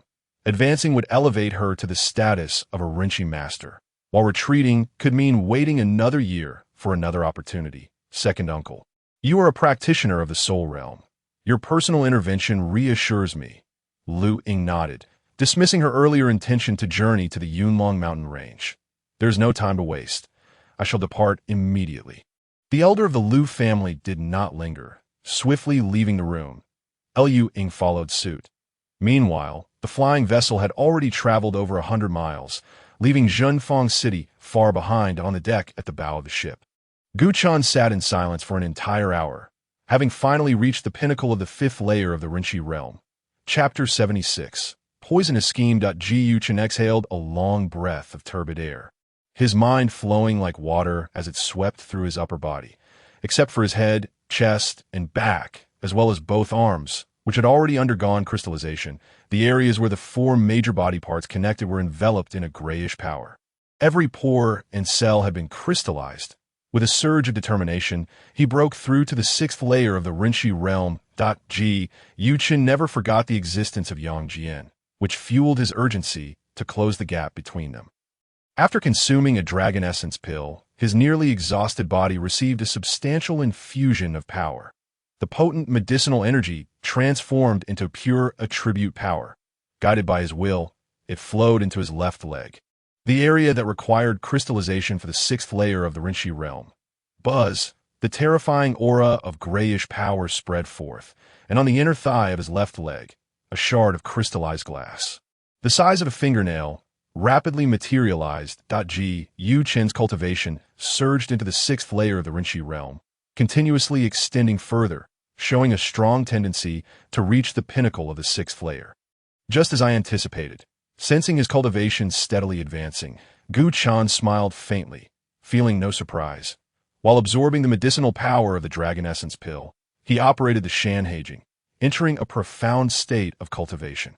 At that moment, not far from the deck, 10 members of the Flame Demon Hunter team stood, their eyes fixed on Gu Chan with expressions of outrage. This insufferable brat dares to treat us like air, cultivating as if we were invisible. The 10 glared at Gu Chan, anger evident in their eyes. If we do not kill him, our Flame Demon Hunter team will surely become a laughingstock among the other practitioners of the Lihua Kingdom. Indeed, the 10 exchanged glances, preparing to strike while Gu Chan was focused on his cultivation. Shouldn't we consult with the elder brother first? One member suggested quietly, sensing that a direct attack might be unwise. The others shared similar reservations. Upon hearing this, they all paused. Second brother is speaking with the elder brother. We should wait for his orders. After all, this brat won't wake up anytime soon. The members of the Flame Demon Hunter team nodded in agreement. Meanwhile, in the cabin of the flying vessel, the Black Flame King sat cross-legged on a mat, his eyes closed as before, seemingly indifferent to his surroundings, too lazy to open his eyes. In truth, a practitioner of the Rinchi realm possesses an exceptionally keen perception. The difference between having one's eyes open or closed is negligible. Elder brother, why do you want me to refrain from action and allow that damn brat to accompany us on the flying vessel to the Yunlong mountain range? Huoling stood before him, voicing her dissatisfaction. With my strength, eliminating this child would take hardly any time. That I understand that. The Black Flame King replied with a smile. But can you contend with a master of the Soul Realm? What? Huoling's expression changed drastically. Is there truly a Soul Realm practitioner present? Indeed. The Black Flame King nodded. That if I am not mistaken, this Soul Realm master is likely an elder from the Lu family. They released a faint aura as a warning. Should you prevent this child from boarding the vessel, they would not hesitate to act. The Lu family? Huoling was increasingly perplexed. Isn't this brat a disciple of the Pan Stone Sect? How does he have ties to the Lu family? I cannot say for certain, the Black Flame King admitted. However, the Lu family's attitude towards this child has evidently shifted, indicating they place considerable importance on him. Huoling's expression darkened with frustration. Although our Flame Demon Hunter team has been rather prominent lately, we still cannot compare to a prominent family like the Lu family, let alone the Pan Stone Sect, which is akin to a hegemonic force. The Black Flame King remained remarkably composed, fully aware of the disparity between himself and the Lu family, as well as the Pan Stone Sect. It was clear that any attempt to confront this child would simultaneously offend two powerful factions. So we shall do nothing at all? Hualing mused, feeling somewhat unwilling. This child dares to confront our flame demon hunter team in front of so many people, even attempting to engage me in combat. If he emerges unscathed, who will ever take our flame demon hunter team seriously again? Hualing clenched her fists, gazing out the door, yearning to rush out and slay Chen. That I have considered that as well. The Black Flame King said coldly with a smile. This child must die, but we must employ some strategy. This way, even if the Liu family and the Pan Stone Sect are dissatisfied, they will have no justification for targeting us directly. Elder brother, what are you suggesting? I'm not quite following. Hualing confessed, puzzled. It's simple. Let this brat perish at the hands of the demon beasts. The Black Flame King replied with a grin. Ah, how did I not think of that? Hualing scolded herself for her folly, her excitement bubbling over. Elder brother, your foresight is remarkable. However, before she could revel in her triumph, Hualing's brow furrowed again. But executing this plan seems rather challenging. The demon beasts of the Yunlong mountain range are no trifling foes. How can we compel them to obediently kill this child, since we cannot simply let the demon beasts take him down? Can you not fabricate a scene where it appears a demon beast is attacking? The Black Flame King clearly had the same thought. Once the flying vessel approaches the Yunlong mountain range, you can strike down this child, then toss his corpse into the mountains. Wouldn't that suffice? Indeed. Hualing pondered, realizing that this plan had no apparent flaws. When I kill this child, I shall ensure to exert some effort on the wound. Once his body is thrown into the Yunlong mountain range, it will be devoured by the demon beasts at that point. Even if the elder of the Pan Stone Sect were to see it, they would not be able to discern whether he fell to the claws of a demon beast or to my hand. Hualing bowed to the Black Flame King. Elder brother, I shall prepare at once. Very well. The Black Flame King nodded with a smile. Remember, do not act on the flying vessel. It belongs to the Liu family's merchant association, and any traces left behind could lead to our discovery. Rest assured, I know what to do. Hualing laughed heartily, swiftly exiting the room. That a few breaths later, she arrived on the deck. Second brother, you finally arrived. The 10 members of the Flame Demon Hunter team awaited Hualing's command. Has the elder brother made a decision to eliminate this child? The 10 cast disdainful glances at Chen, who sat not far away on the deck, their expressions filled with anticipation as they looked to Hualing. No. Hualing shook her head. The 10 immediately revealed expressions of disappointment. What is going on with the elder brother? He is merely a small practitioner of the Rinchi realm. Why are we hesitating to act? The 10 members were perplexed. Listen closely to me, Hualing said, realizing their misunderstanding and opting to clarify. She quietly conveyed the Black Flame King's intentions. Oh, that is the case. The 10 members broke into laughter upon hearing this.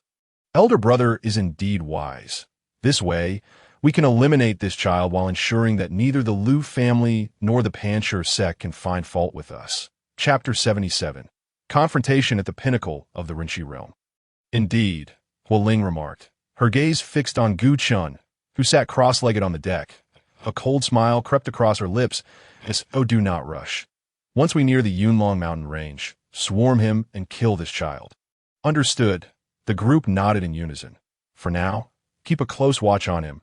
Do not allow him any chance to escape. Hualing commanded. However, she quickly realized that her caution was unnecessary. They were currently soaring high in the sky. And Chen, being merely at the Rinchi realm, had yet to master flight. Should he dare to leave the flying vessel, he would undoubtedly plummet to his demise. Second brother need not worry. This child cannot escape our sight. The 10 members of the Flame Demon Hunting team confidently patted their chests in assurance. Hualing nodded and then entered the cabin, seizing the opportunity to comprehend the human breath realm. It is hoped that this journey to the Yunlong mountain range will yield a significant breakthrough. Rather than seeking vengeance on Chen, Hualing yearned most for a breakthrough into the human breath realm. The Liu family's flying vessel was designed with a predetermined maximum speed.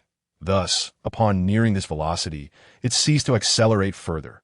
Now, having departed from Jinfeng City for over 200 miles, the vessel had achieved this speed and was gradually stabilizing. The 10 members of the Flame Demon Hunting team diligently adhered to Hualing's orders, fixating their gazes on Chen, refraining from any actions. Thus, on the third day, they could finally glimpse the Yunlong mountain range. Throughout these 3 days, aside from consuming dragon essence pills, Gu Chen had remained utterly motionless. He had finally completed the crystallization of his left leg, reaching the pinnacle of the 6th level. Gu Chen exhaled deeply, a hint of relief flashing across his face. Yet, only 3 dragon essence pills remained. Gu Chen furrowed his brow. He had initially expected that consuming the dragon essence pills would at least allow him to break through to the 8th level of the human body realm. But now it seemed he could barely manage a breakthrough to the 7th level. The classic of mountains and seas indeed represents a supreme technique, far more profound than the Pan Stone Sect. Yet it also demands greater power to operate. Of course, breaking through with the classic of mountains and seas has granted me the strength to surpass ordinary practitioners of the same level. Gu Chen was exceedingly confident in this. With my now fully crystallized physique, spiritual artifacts below the 5th grade cannot inflict even the slightest harm upon me. Gu Chen raised both hands, observing layers of golden light surging from his palms to his fingers, then enveloping his hands before vanishing from sight. It is likely that a typical practitioner at the 7th level of the human body realm would cough up blood if struck by me. Just as he contemplated this, a blinding light shone upon his face. Have we arrived at the Yunlong mountain range? Instinctively, Gu Chen opened his eyes to find a vast expanse of mist below. Beneath the mist lay an endless sea of ancient green trees. Each tree was over 100 years old, with some reaching as far as 500 years. Even from high above, one could see these ancient trees, their roots intertwining and their foliage lush, having transformed into colossal entities.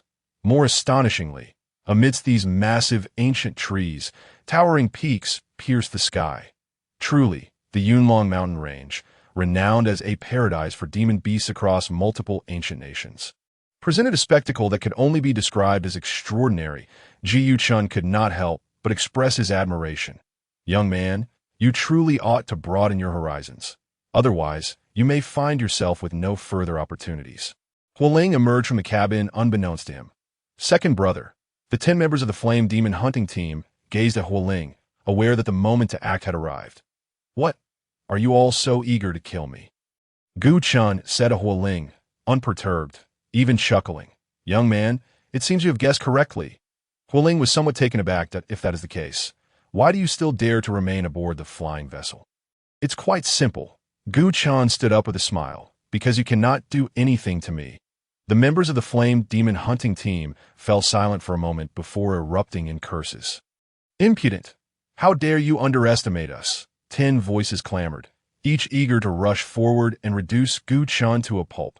Calm down. This kid is merely flaunting his verbal prowess. Hualing was also quite furious.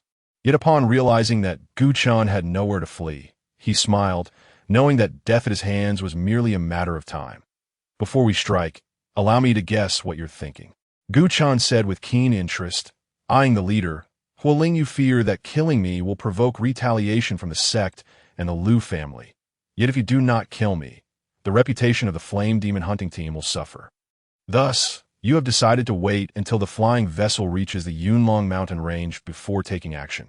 This way, you can attribute my death to the demon beasts of the mountain range, distancing yourselves from any blame. How did you know? Hualing, who had previously appeared nonchalant and assured of victory, now underwent a dramatic change in expression upon hearing Gu Chen's words. It's not difficult to deduce. Gu Chen chuckled lightly. Of course, given the intellect of your group, you likely wouldn't arrive at such a conclusion. But your elder brother, the Black Flame King, is certainly capable of it. Hualing began to sweat profusely. Not only had Gu Chen discerned their plan, but he had also surmised that it was the Black Flame King's idea. This young man is too formidable. He must be eliminated, or the Flame Demon hunting team will face dire consequences. Hualing's gaze sharpened, and murderous intent surged forth. Attack! Yes, the 10 members shouted in unison, then lunged at Gu Chen.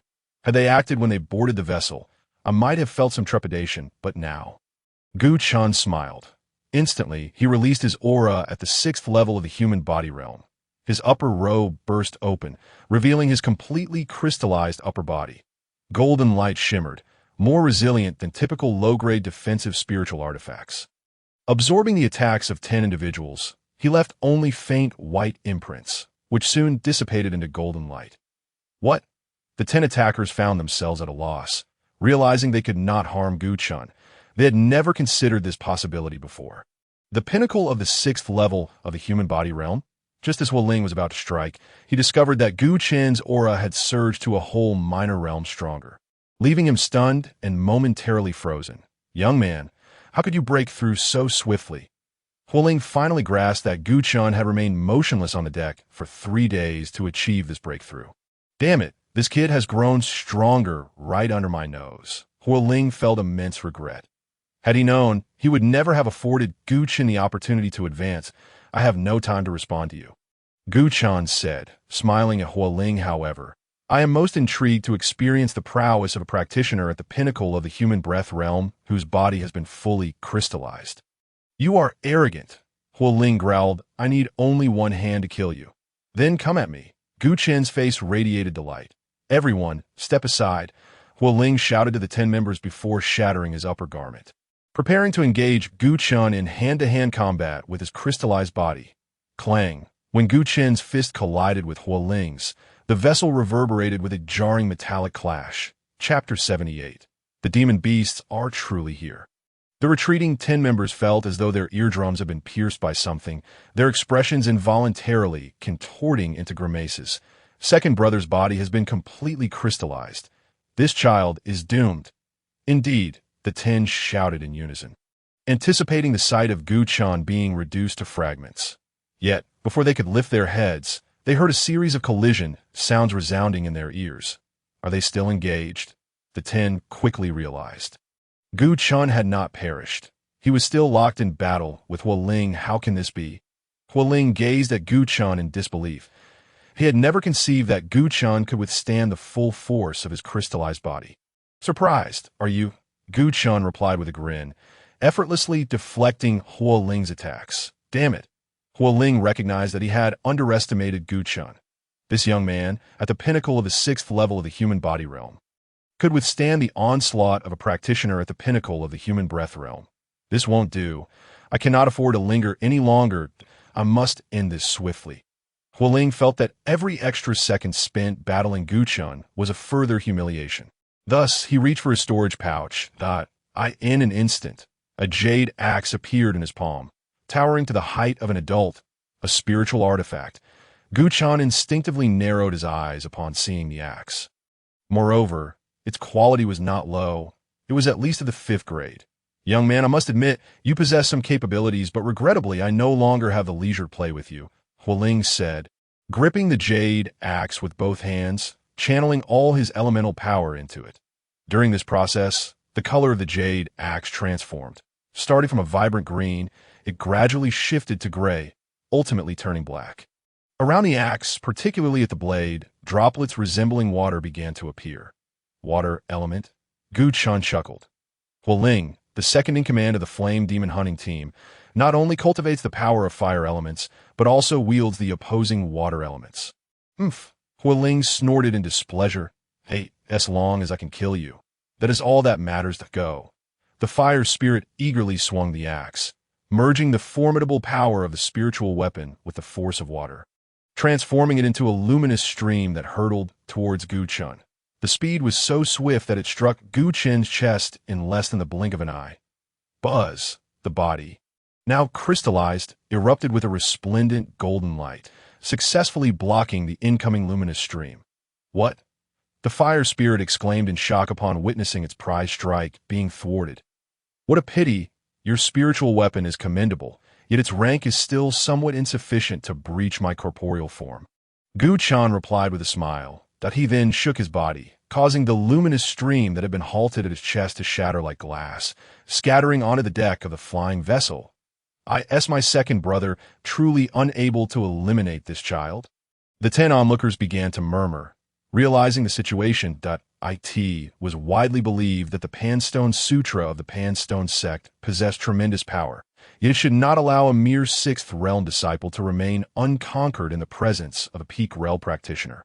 One member whispered softly, while others nodded in agreement. beginning to doubt whether Chen was indeed practicing the Pan Stone Sutra. Inside a cabin of the ship, the Black Flame King, initially indifferent to the battle outside, thought it impossible for Chen to contend with the 11 formidable practitioners led by the Fire Spirit.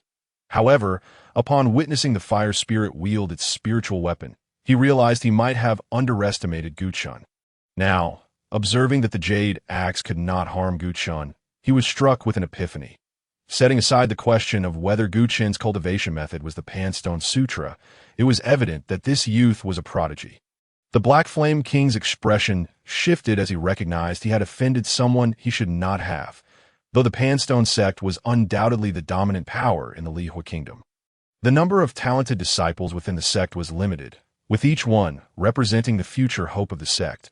Should this young man perish here, even if it appeared to be the work of the beasts of the Yunlong mountain range, the Pan Stone Sect would surely be incensed at that time. Regardless of evidence, they would annihilate my Flame Hunter squad.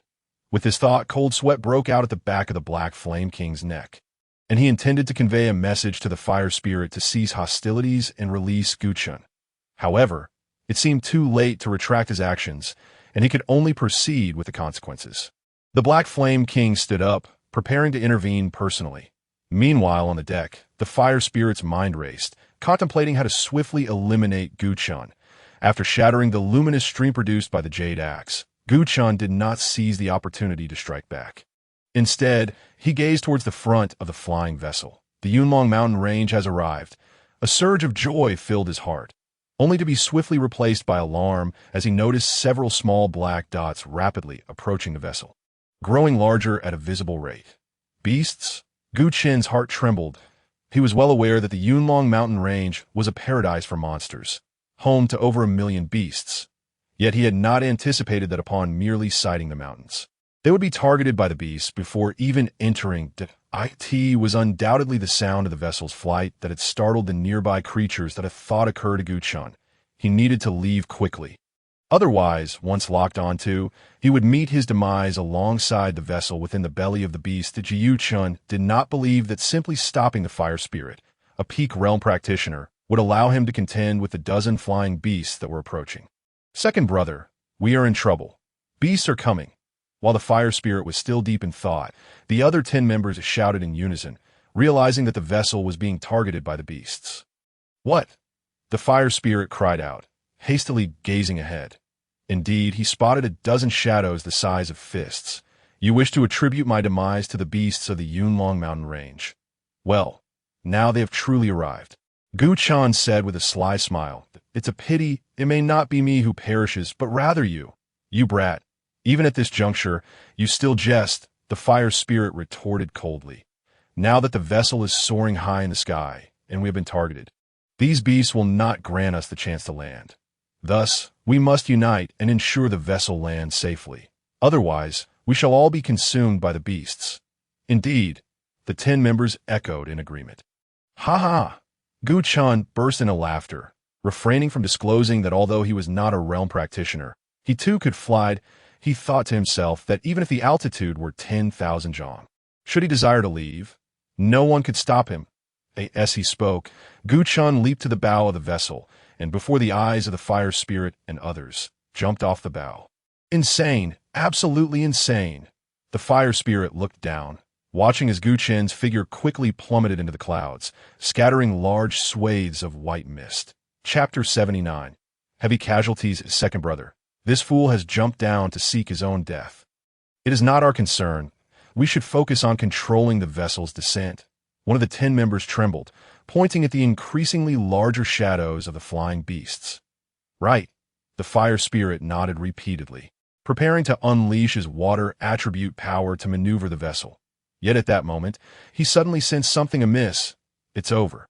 This vessel is following the predetermined route set by the Liu family experts, and it will not land until reaching the designated point. The Fire Spirit cursed himself for forgetting this detail. The Liu family's measures were designed to ensure the vessel remained under control. Otherwise, a practitioner aboard could easily abscond with the vessel, resulting in significant losses. What shall we do? The 10 members realized the vessel was autonomously flying and that they were powerless to control it. They could only rely on their elder brother to intervene. The fire spirit placed his hopes on the Black Flame King, hoping that through his formidable strength as a realm practitioner, he could disrupt the vessel's formation and regain control. Without waiting for a plea, the Black Flame King had already exited the cabin and arrived on the deck. "I am aware of the situation. Do not panic," he said, though he himself was far from calm. "Go," he commanded, channeling his energy and striking the deck with a palm that a tremendous force surged into the depths of the vessel. But as it approached the formation, it was repelled, a resounding crash echoed. Yet the vessel continued forward, showing no signs of halting. This formation was left by an expert of the Earth realm. It cannot be destroyed, the Black Flame King despaired. Then are we doomed? The fire spirit and others began to panic, faintly grasping their impending fate. They would either perish at the jaws of the beasts or leap from the vessel and be reduced to a pulp upon impact. But no, I do not wish to die. The members of the Flame Hunter squad cried out in unison, some voices even tinged with sobs. At that moment, a dozen beasts erupted from the Yunlong mountain range. Their appearances varied. Some resembled crows, others ancient winged dragons, along with other peculiar forms. Yet, without exception, each possessed wings and sharp beaks, and they were all impressively large, the smallest being bigger than the vessel itself. Bang! The crow beasts and winged dragon beasts collided with the vessel. The flying vessel soon began to sway violently under the assault of the massive creatures. The wooden vessel could not withstand the onslaught of the dozen colossal flying beasts, and the outer wooden planks rapidly splintered away. The vessel was on the verge of collapse. Even the Black Flame King, a peak realm practitioner, could no longer maintain his footing. The situation was dire for the fire spirit and the others, who were practitioners of the corporeal realm. There was only one solution.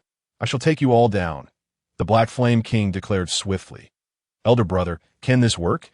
The fire spirit knew that the Black Flame King was capable of flight as a realm practitioner.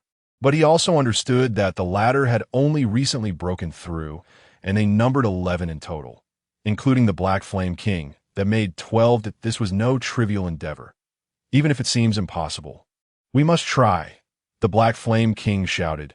Unleashing all of his power, he especially concentrated on exhaling a stream of clear energy that enveloped the fire spirit and the other 11 members entirely. "Go," he suddenly exerted force and leapt from the vessel. Crack! Almost simultaneously, the vessel shattered under the assault of the dozen flying beasts, disintegrating into countless wooden splinters that rained down to the ground. On the ground, a plump golden bird lightly landed on a massive rock. It was none other than Gu Chen, transformed into his original form. Faster than I anticipated, Gu Chen raised his head, observing the vessel's explosion, nodding in acknowledgement of his expectations. Indeed, one must possess exceptional skill and courage to think to save everyone single-handedly. As the Black Flame King grasped the fire spirit and the other 10 individuals, plummeting rapidly downward, a smile involuntarily crept across his face. Setting aside the fact that you lack the necessary power, even the dozen flying demon beasts nearby would not grant you such an opportunity. No sooner had Gu Chen's words left his lips than the raven and pterosaur demon beasts in the sky began their assault on the Black Flame King. In a mere wave of impact, the Black Flame King was thrown into disarray. Among the 11 enveloped in the clear energy, 3 were immediately hurled away.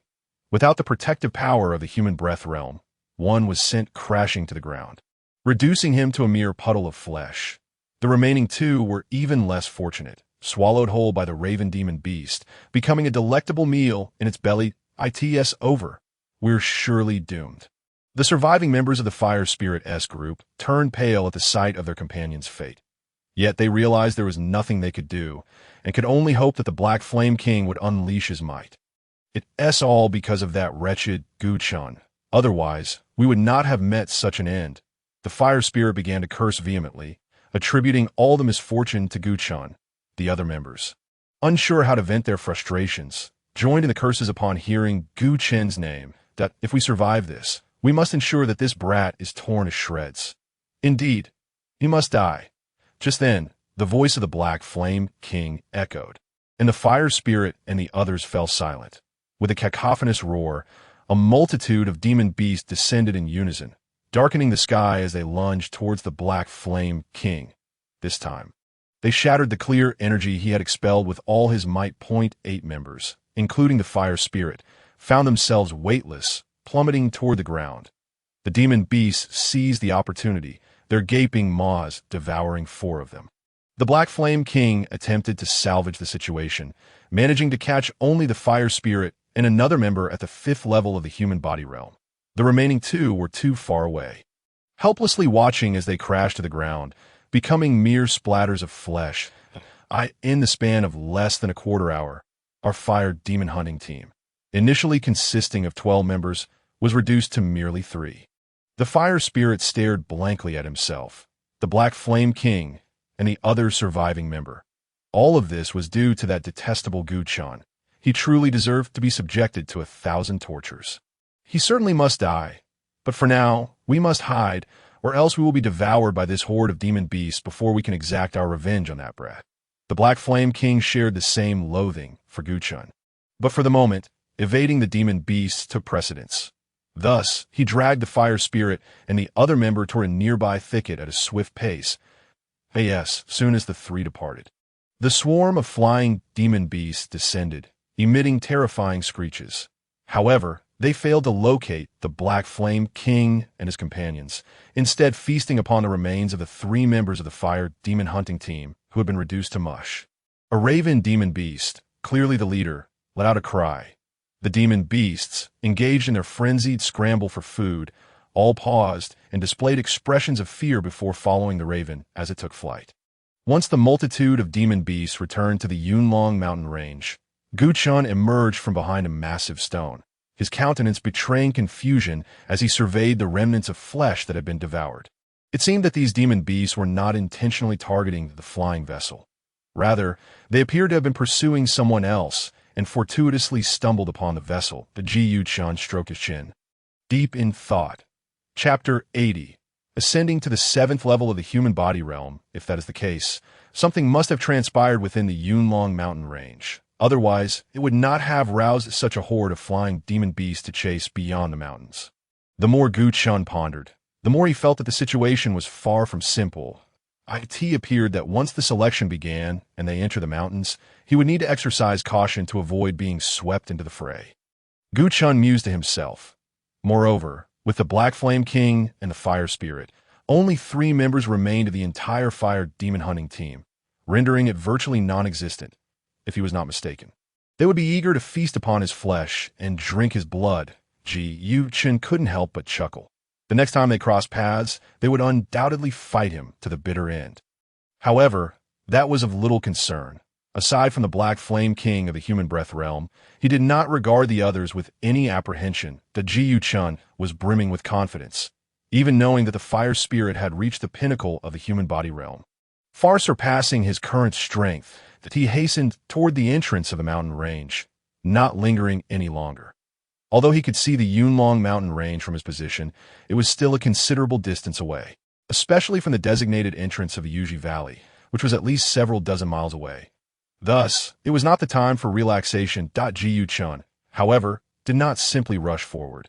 He walked while periodically pausing to consume the remaining Dragon Yuan pills. Just as the last vestiges of their medicinal power were dissipating, he finally broke through to the 7th level of the human body realm, ascending to a higher echelon.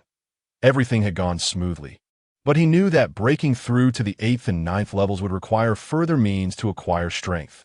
After a moment of elation, Chen's brow furrowed, given the requirements for elemental power as outlined in the Shan Hai Jing. Unless he obtained a substantial quantity of spirit stones or similar spiritual medicines like the Dragon Yuan pills, rapid enhancement of his cultivation would be impossible. Merely contemplating this matter left Chen feeling a sense of overwhelm. Just then, he arrived at the designated gathering point for the selection, temporarily setting aside his thoughts. "Someone is coming," a disciple who had arrived earlier called out. Upon hearing the voice, the other disciples turned their attention. It's that Chen. With just a glance, the disciples recognized him. There was no escaping it. Chen's reputation within the Pan Stone Sect was immense. Most inner disciples were familiar with him. Even those who did not know him later recognized him from the confrontation with Jiao Yuan and Gongzi Qing in the plaza. We were already aware that there would be such an assessment before the selection began. which is why we made preparations in advance and managed to reach the Yunlong mountain range in 5 days. Many inner disciples murmured among themselves. This brat was merely a named disciple a few days ago. He couldn't possibly have known about the core disciple selection. How did he manage to arrive? They were all puzzled, and he must have taken the flying vessel operated by the Liu family's merchant guild. A voice interjected, belonging to Huang Yun, who had arrived earlier. Brothers, let us not forget that there is a flying vessel operated by the Liu family's merchant guild in the nearby Jinfeng city, specifically flying to the Yunlong mountain range. How could we have overlooked this? This lattice luck is truly remarkable. The flying vessels from Jinfeng City to the Yunlong mountain range only run every 3 to 4 days. And he managed to catch one, some disciples lamented, smiting their thighs in regret. With Gu Chun's arrival, they now had an additional competitor to contend with, particularly those inner disciples at the human body realm who had long regarded Gu Chun as a formidable opponent. It's strange that he has arrived, yet Diao Yuan and Gongzi Qing have not. Another disciple voiced his curiosity. Indeed, that is rather peculiar, the crowd echoed, expressing their confusion. Little did they expect to encounter Gu Chun again so soon. He approached with a smile, observing the expressions of those present, seemingly surprised by his arrival. Many disciples turned their heads away, refusing to acknowledge him, and a few even emitted soft huffs of disdain. Gu Chun, unfazed, scanned the surroundings and spotted several familiar faces. Huang Yun, Li Long, Shui Yin, and others had all arrived earlier. Yang Jian, just as he was about to withdraw his gaze, he suddenly noticed a figure seated closest to the entrance. With the dragon blood sword slung across his back, it was none other than Yang Jian. True to being the foremost inner disciple, he had indeed arrived first. From Yang Jian's seated position, Gu Chun deduced that he was the earliest to reach the gathering spot. Furthermore, judging by the aura emanating from him, he was on the verge of breaking through to the 8th level of the human body realm. Boom! Almost as soon as the thought crossed his mind, a thunderous sound erupted from Yang Jian's location. Senior brother Yang has broken through. The announcement drew the attention of all present disciples. Every gaze turned toward Yang Jian, their faces alight with envy. Even the elders from the Yuji Valley, Gong Feiyu and Wan Kai, displayed expressions of astonishment. This Yang Jian was indeed a prodigy born once in a century within the sect. Not only was he adept in the sword arts, but his speed of breakthrough was also astonishing. That it was likely that he would ascend to the human breath realm shortly after the conclusion of this election. Yuji Valley nodded in silent approval. Excellent. My battle hall is gaining another genius. Gong Feiyu was particularly exhilarated, having just received news from a prominent figure in the battle hall, instructing him to take special care of Yang Jian. He had not anticipated that Yang Jian had quietly become that esteemed individual's disciple, suggesting that his future accomplishments might surpass even his own. Gong Feiyu couldn't help but feel a twinge of envy toward Yang Jian. If only my spirit hall had such a genius, perhaps we could surpass the battle hall and become the foremost hall within the sect. Wan Kai gazed at Yang Jian, who had just achieved a breakthrough. Realizing that he stood no chance, he then shifted his attention to Gu Chun. Though this young man could not compare to Yang Jian, he was undeniably a genuine talent, and Wan Kai was determined to win him over. Secretly, Wan Kai devised a plan to assist Gu Chun, hoping to garner his favor and entice him to willingly join the Ling Hall. At last, the breakthrough was achieved. Yang Jian stood up, a look of relief washing over him. As he raised his gaze, it met that of Gu Chun, that damn brat, who had slain Diao Yuan and young Master Qing, and even dared to attempt to seize my dragon blood sword. Had the audacity to appear before me. Without hesitation, Yang Jian charged forward. With a swift motion, the dragon blood sword was drawn, its aura from the 8th level of human realm surging violently towards Gu Chun. I knew you would resort to this. Gu Chun smirked coldly, extending his hands that had long been prepared. Boom! The battle erupted instantaneously. Gu Chun was forced to retreat repeatedly under Yang Jian's assault. The blade of the dragon blood sword struck perilously close to his throat several times. The surrounding disciples were bewildered by Yang Jian's sudden aggression. Did I just hear senior brother Yang mention that Diao Yuan and young Master Qing have perished? One disciple murmured. Could it be that this little brat, Gu Chun, was responsible, hence Yang Jian's fury? It must be so. Li Long exclaimed. If it weren't for Gu Chun, Diao Yuan and young Master Qing would have surely arrived by now. That makes sense. Many disciples nodded in agreement. Come and accept your fate. Yang Jian frantically wielded the dragon blood sword, a multitude of sword shadows cascading down upon Gu Chen's head. Chapter 81. The sword Dao is too powerful. Do you think it's that simple to kill me? Gu Chun scoffed before letting out a long howl. He channeled the entirety of the Shan Hai Jing, summoning the power of ashification. The mountains and seas are unharmed. The roar erupted alongside the unleashed power, fiercely clashing against the descending sword shadows. Crack. The sound of intense collision resonated as all the ashification power was shattered. Yu Chen's physical form was struck, losing balance as he staggered backward, nearly kneeling. Truly, one blow too many. Seeing Gu Chun unable to withstand the dragon blood sword, a glimmer of madness flickered in Yang Jian's already triumphant expression. Die. He stepped forward, seizing the opportunity to utterly vanquish Gu Chun. Rip! The tip of the dragon blood sword lunged forward, poised to pierce Gu Chen's heart. Buzz! A flash of golden light surged forth. The power of Gu Chen's crystallized physical form erupted, tripling his speed just in time to evade the fatal blow. Junior brother Yang, that's enough. Yu Jigu could no longer bear to watch and coldly interjected, simultaneously darting forward to position himself before Yang Jian. Gong Fei Yu and Wan Kai followed suit, separating Gu Chun from Yang Jian. Both junior brothers are prodigies of the sect, future masters of the realm. They cannot engage in mutual destruction, for that would diminish the sect's strength. Gong Fei Yu remarked with a smile. He dares to compare himself to me. Yang Jian's eyes rolled in anger upon hearing Gong Fei Yu group him with Gu Chun, his words dripping with disdain for Gu Chun. Gong Fei Yu realized he had misspoken and sought to remedy the situation. But fearing to provoke Gu Chun, he fell silent. Jiu Shizi, are you all right? After blocking Yang Jian, Yu Jigu turned to check on Gu Chun, noticing that his injuries were not severe, merely his breath slightly disordered. He was taken aback. It was evident that Yang Jian had not utilized his full strength. Even at 8 or 9/10, he couldn't kill this young man.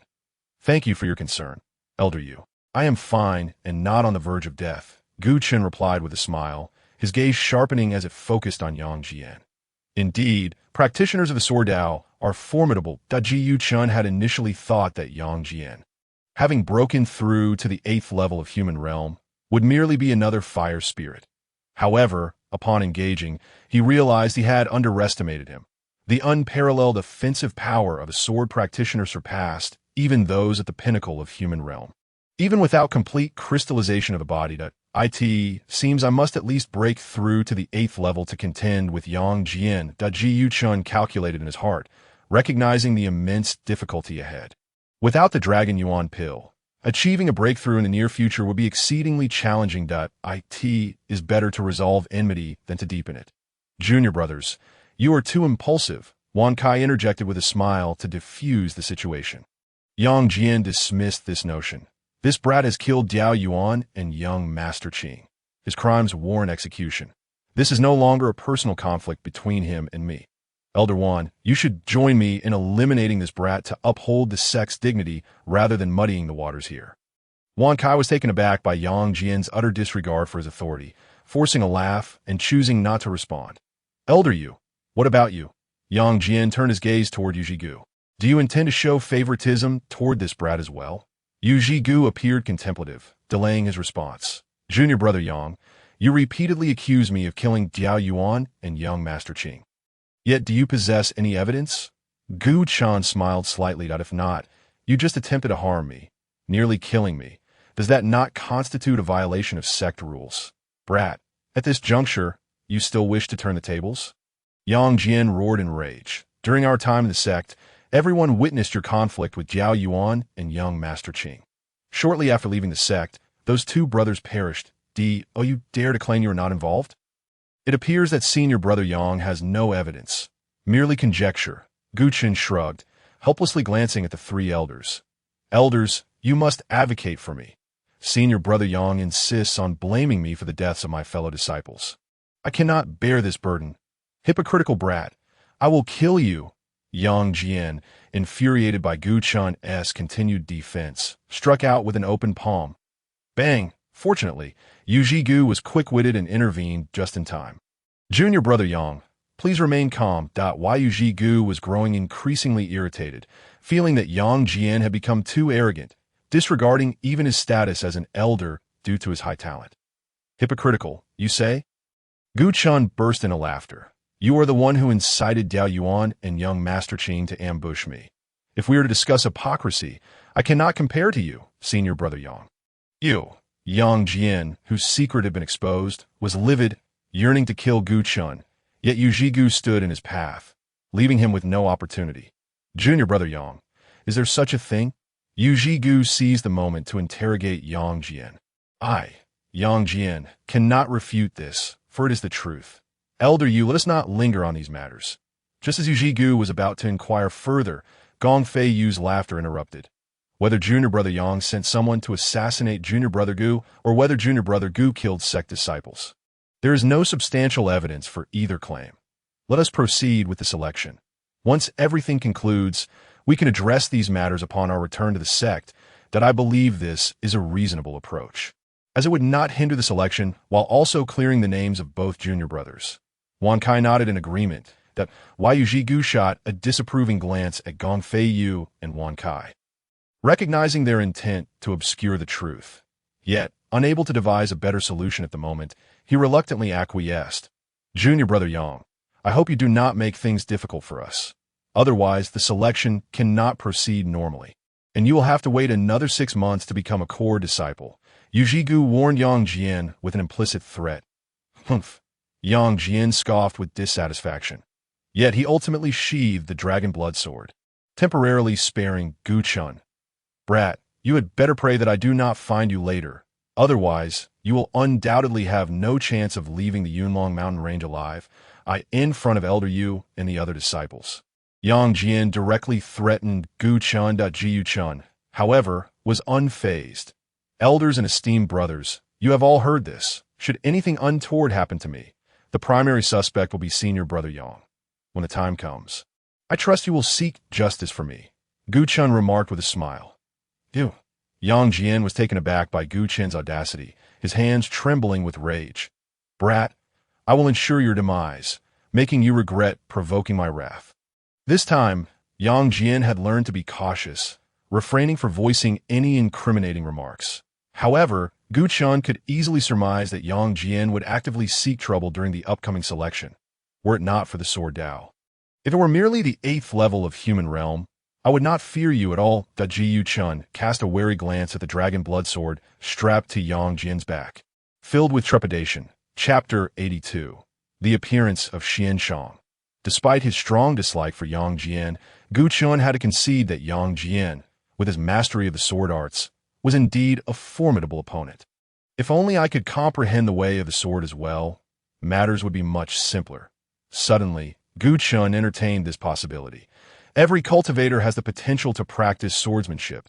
The only distinction lies in the fact that some excel while others, despite prolonged contemplation, cannot even find the path. If only I could have an extraordinary beast proficient in sword techniques, all my troubles would be effortlessly resolved, sitting cross-legged beneath a colossal ancient tree. Gu Chun turned his focus inward, allowing his mind to traverse the realms of the Shan Hai Jing. However, he quickly shook his head. The appearance of any unusual beast within the Shan Hai Jing was beyond his control. Thus, he could not place his hopes there. Only a breakthrough in cultivation would serve as the sole means to confront Yang Jian at present. Nodding resolutely, Gu Chun began to channel the verses of the Shan Hai Jing. With half a day remaining until the official commencement of the selection, he needed to seize this time to condense as many shards of Liuli as possible. Subsequently, Gu Chun closed his eyes, and an immense aura of elemental power began to emanate around him. Whether it was the elders of Yuji Valley or the multitude of disciples, they all bore witness to Gu Chun entering a state of cultivation. This kid is truly unflinching. Despite being targeted by senior brother Yang Jian, he still has the audacity to cultivate. Li Long scoffed, his tone dripping with sarcasm. He is merely flailing in desperation, Huang Yun sneered coldly. Regardless of how he attempts to break through, it is impossible for him to withstand senior brother Yang's dragon blood sword. Indeed, many inner disciples nodded in agreement, none believing Gu Chun could survive the selection under Yang Jian's onslaught. Kid, just wait that I will sever your limbs and hang your body from a tree, letting the passing beasts feast upon you bite by bite, Yang Jian hissed, his teeth clenched as he glared at Gu Chun, who sat a short distance away. Half a day passed swiftly by the time the inner disciples arrived at the entrance of the Yunlong mountain range. 2 more had joined their ranks, though their numbers paled in comparison to the several dozen who had come in the previous 3 or 4 days. It was roughly 80%. Gong Feiyu scanned the surrounding disciples, nodding appreciatively. In previous elections held at the Fire Demon Mountain, only about 80% would arrive on time. The sudden change to the Yunlong mountain range had yielded little variation, indicating a significant improvement in the quality of the disciples within the sect. This would inevitably intensify the competition among core disciples. Indeed, Wan Kai chimed in, but then quickly chuckled. Only then will they qualify to join my Ling Hall. Gong Feiyu coldly snorted at this remark. Elder Wan, your words are rather premature. Who says these disciples are destined to join the Ling Hall? Wan Kai's expression shifted slightly as he engaged in a heated debate with Gong Feiyu. Yuji Valley observed silently, though internally seething with discontent at being blatantly disregarded, that Yuji Valley felt both angered and powerless. Due to the unique characteristics of the Rong Hall, it had become increasingly challenging to recruit core disciples. In recent years, not a single core disciple had expressed a desire to join the Rong Hall. If this trend continued, the sect might soon see the dissolution of the Rong Hall altogether. With a heavy sigh, Yuji Valley turned his attention to Gong Feiyu and Wan Kai. Gentlemen, the time has come. We may begin to this. Gong Feiyu and Wan Kai ceased their quarrel, glaring at one another while simultaneously emitting cold snorts. Disciples, Yuji Valley, uninterested in the two, addressed Li Long, Huang Yun, and the other 100 inner disciples. As his voice resonated, Gu Chen opened his eyes. Indeed, without spirit-grade elixirs like the Long Yuan Dan, relying solely on absorbing the surrounding elemental energy to rapidly advance one's cultivation was akin to an insurmountable challenge. Gu Chen shook his head. After half a day of meditation, he had only managed to condense 3 fist-sized shards of Lioli. There remained a considerable distance before achieving complete Lioli transformation in his right leg. You may now enter the Yunlong mountain range. In 5 days, at this very spot, I shall await your return, Yuji Valley declared. Yes, as soon as Yuji Valley's words fell, the eager inner disciples rushed toward the entrance. Vanishing into the depths of the Yunlong mountain range, in the blink of an eye, the number of disciples dwindled to fewer than 10. Coincidentally, these remaining 10 were all familiar faces to Gu Chun, Li Long, Huang Yun, and Yang Jian. Kid, I wonder if you still have the courage to participate in the selection. Li Long provocatively glanced at Gu Chun before entering the mountain. His eyes sparkled with arrogance. Yang Jian said nothing, merely casting a fleeting glance at Gu Chun before also making his way into the mountains. However, the only person Gu Chun truly feared was Yang Jian. He dismissed Li Long and Huang Yun entirely. Just as these thoughts crossed his mind, a sinister gaze fell upon him. Wang Hai. Gu Chun looked up and immediately recognized the owner of the gaze, the outer disciple he had encountered during the ascent of the 9-fold heavenly ladder. Junior brother Gu, we shall meet again soon. Wang Hai approached Gu Chun and cryptically remarked before departing. Did he know something? Gu Chun furrowed his brow, taking note of Wang Hai. Junior brother Gu, exercise caution in all matters. Yuji Valley, stroking his round belly, quietly approached Gu Chun. Given your talent, it is not out of the question for you to surpass Yang Jian in the future. Thus, you must understand my intentions. Gu Chun certainly grasped what Yuji Valley was implying. Essentially, he was advising him to avoid Yang Jian and steer clear of confrontation. Surviving was the only path to hope, fearing that Gu Chun might not comprehend. Yuji Valley reiterated, "Thank you for the reminder, Elder." Gu Chun bowed respectfully to Yuji Valley before swiftly departing. Observing Gu Chen's hasty exit, Yuji Valley sighed, realizing that his words had not fully resonated with Gu Chun. I hope you can emerge alive, he thought, holding a favorable view of Gu Chun, yet doubting his ability to withstand the dragon blood sword. Once Gu Chun was the last to enter the Yunlong mountain range. Yuji Valley, Gongfeiyu, and Wan Kai ascended and retreated to a distance of 100 miles from the mountains. Almost simultaneously, as the three departed, a figure flashed into existence at the same location. Clad in the martial robe of a land elder from the Pan Stone Sect, he has entered. The newcomer was none other than Xian Shang, who had been observing Gu Chun and had suggested changing the selection venue from Fire Demon Mountain to Yunlong Mountain Range. "Kid, you will surely reveal your true colors," Xian Shang declared confidently, unperturbed by the prospect of Gu Chen's relationship with Shadi Li being exposed amid the assault from the beasts. With a swift motion, he vanished into the dense, ancient forest ahead, disappearing from sight in the depths of Yunlong Mountain Range. After Gu Chun entered the entrance, he sprinted for several miles before finally coming to a halt. Indeed, the concentration of elemental power here surpassed that of the outside world by several folds. Taking a deep breath, a look of rapture spread across his face. Chapter 83, Map of Yunlong Mountain Range.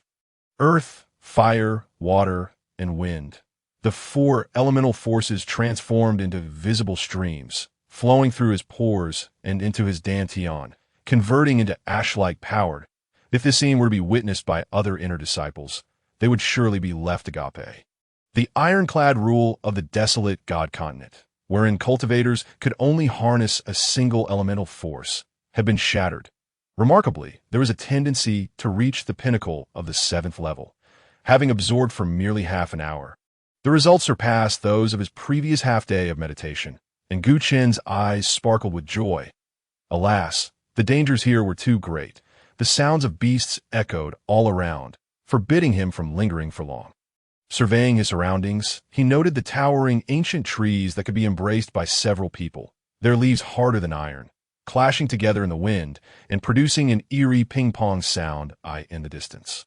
The vibrations of battle resonated, sweeping across a vast area and causing iron-like leaves to cascade to the ground. Some embedded themselves in the soil, while others grazed past nearby ancient trees, leaving behind clear, visible gashes as they vanished into the dense foliage. This was merely the periphery of the Yunlong Mountain Range, not even the true edge, and yet it was already so terrifying. Gu Chen's hair stood on end, his body brimming with vigilance. He could only wonder what level of beasts resided deeper within the Yunlong Mountain Range, and how formidable their powers might be. Simply contemplating it sent chills down his spine. He resolved to find a way to pass the selection and seize the opportunity to claim first place. Ancient dust suppressed his trepidation towards the Yunlong Mountain Range and gazed deeper within. Only by receiving the spiritual enlightenment from the sect leader can I swiftly achieve the crystallization of my physical form.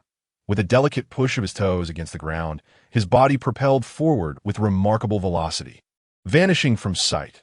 Coincidentally, just as ancient dust departed, several colossal demon beasts, each towering over 20 zhang, emerged nearby. They engaged in fierce combat, blood spilling profusely onto the ground, and soon, limbs and legs of some beasts were severed by others in the fray. The scene was utterly gruesome. Alas, he was a step too late. Amidst the chaos of the demon beast slaughter, Xian Shang pursued closely behind. Observing the direction in which ancient dust had vanished, a flicker of ire crossed his face. Just as he prepared to continue his chase, the roars of the massive beasts erupted around him. Their bloodshot eyes, filled with rage, fixated upon Xian Shang. The enmity between humanity and demon beasts eclipsed their internal strife. "Human cultivator? Die!" Several demon beasts, dragging their mangled bodies, lunged towards Xian Shang. "I have no time to dally with you." As a practitioner of the Earth Realm, Xian Shang regarded these fledgling demon beasts with disdain. Swatting them away with a mere flick of his wrist, he intended to resume his pursuit of ancient dust. However, as he took flight, an even mightier roar reverberated around him, accompanied by the unmistakable sound of demon beasts articulating human speech. "There, we found her! Don't let her escape! Charge!" Suddenly, a dozen formidable auras swept in his direction. Xian Shang's countenance shifted dramatically. Earth Realm demon beasts. How could this be? With no time for contemplation, he swiftly unleashed his full attribute powers, forming a protective barrier. Bang! Almost as soon as the barrier materialized, a gigantic claw descended from above. The sheer force of the impact drove Xian Shang and his protective shield deep into the earth. Damn it! A furious roar erupted from beneath the ground. This was merely the mountain's outskirts. How could there be so many Earth Realm demons lurking here? Upon emerging, Xianshang found himself surrounded by a dozen Earth Realm demon beasts, and his expression grew exceedingly grim, and no longer could he contemplate pursuing ancient dust. Preserving his life took precedence. Not that woman. The massive demon beast that had struck Xianshang's barrier murmured, visibly disappointed. Several of our masters have given strict orders to eliminate that detestable woman. We shouldn't waste time on this old man, but a nearby octopus-like Earth Realm demon announced loudly, its claws flailing. Many of the Earth Realm beasts nodded in agreement. Since we're here, we cannot leave empty-handed. After all, this old fellow is alone. Let us kill him and be on our way. The leading Earth Realm demon sneered, unwilling to let Xianshang off easily. Very well, the octopus demon, somewhat dissatisfied, nonetheless acquiesced. You beasts think of me as mere prey, to be butchered at your leisure. Upon overhearing their conversation, Xianshang's beard bristled in indignation. Watch as I eliminate you. He shifted his form, leaving behind a series of afterimages. Each afterimage materialized as another Xianshang. If an elder from the Pan Stone Sect were present, they would recognize this as one of the secret arts of the Fusion Hall. Battle Phantom, a technique that merges combat methods with spiritual skills. Capable of amplifying the caster's combat strength 4 to 5 times over in a fleeting moment. A truly terrifying ability. Attack! The leading demon beast roared, charging forward first. Kill! The octopus demon and the other Earth Realm beasts followed suit. The chaos of Earth Realm experts clashing was monumental, affecting a 30-mile radius, uprooting countless ancient trees. Meanwhile, deep within the Yunlong mountain range, ancient dust halted, glancing back towards the source of the tumult. This disturbance in battle must be due to Earth Realm cultivators being discovered by the demon beasts. Narrowing his eyes, he did not believe it was merely some intersect disciple engaged in combat with the demons. Could it be Yu Zhigu, Gong Feiyu, or Wan Kai? He initially contemplated the 3 elders overseeing the selection process. It cannot be them. Just then, a familiar voice resonated from the talisman within his consciousness that it is Shaddily. Senior? Ancient dust was taken aback. Yet, it was not a direct transmission from Shaddily. Rather, the talisman had somehow survived the maelstrom of the Shan Hai Jing, likely left intact by the vague figure to avoid alerting Shaddily. Ancient dust nodded. It is I. Shaddylee's voice continued to emanate. I did not expect that old fellow Xianshang has yet to concede. Following you to the Yunlong mountain range. Indeed, it is him. Upon hearing Shaddylee's words, Ancient Dust deduced that the Earth Realm cultivator embroiled in battle was not among Yu Zhigu's trio, but rather Xianshang himself. This old wretch seeks to thwart my ambitions. Shaddylee cursed vehemently. Senior, your expenditure of energy to convey this message must not be solely for a warning, correct? Ancient Dust inquired with a smile. Naturally, Shaddylee chuckled. The Yunlong mountain range is where I grew up. No one in the Pan Stone Sect knows it better than I do. Here is a general map of the Yunlong mountain range. With this, you can navigate around the territories of those formidable demon beasts and easily secure first place in this election. Chapter 84. Slaying a human-formed demon beast. As soon as Shaddylee's words concluded, Ancient Dust felt a new memory unfurl within his consciousness. His mind transformed into tendrils, extending forth, and upon contact, the memory erupted into a map that was densely annotated with numerous locations, some marked in red and others in green. The closer one approached the center of the map, the more red dots appeared. Seemed each red represented a powerful demon beast, at the very least of the Earth Realm. After perusing the map, Ancient Dust gained a rough understanding of where he could venture and where he must avoid. Others certainly possessed maps of the Yunlong mountain range, but none could rival the precision of the one he held. With the assistance of his senior, it appeared that first place was destined to be his. That is only natural, Shaddylee echoed, laughing. The only competitor who poses a slight threat to you is that Yangjian. However, with my map, even he will have to bow down. Once you secure first place, you will be granted the strength of the stone dragon, enabling you to break through 2 minor realms. Shaddylee's words brimmed with excitement. as if he could scarcely wait to witness the moment. "Stone Dragon, you wish to confine me, do you? Then I shall allow my prodigy to wield your power and grow even stronger." Shadi Li's heart surged with fervor, roaring within. "Senior, what of Xin Shang behind us?"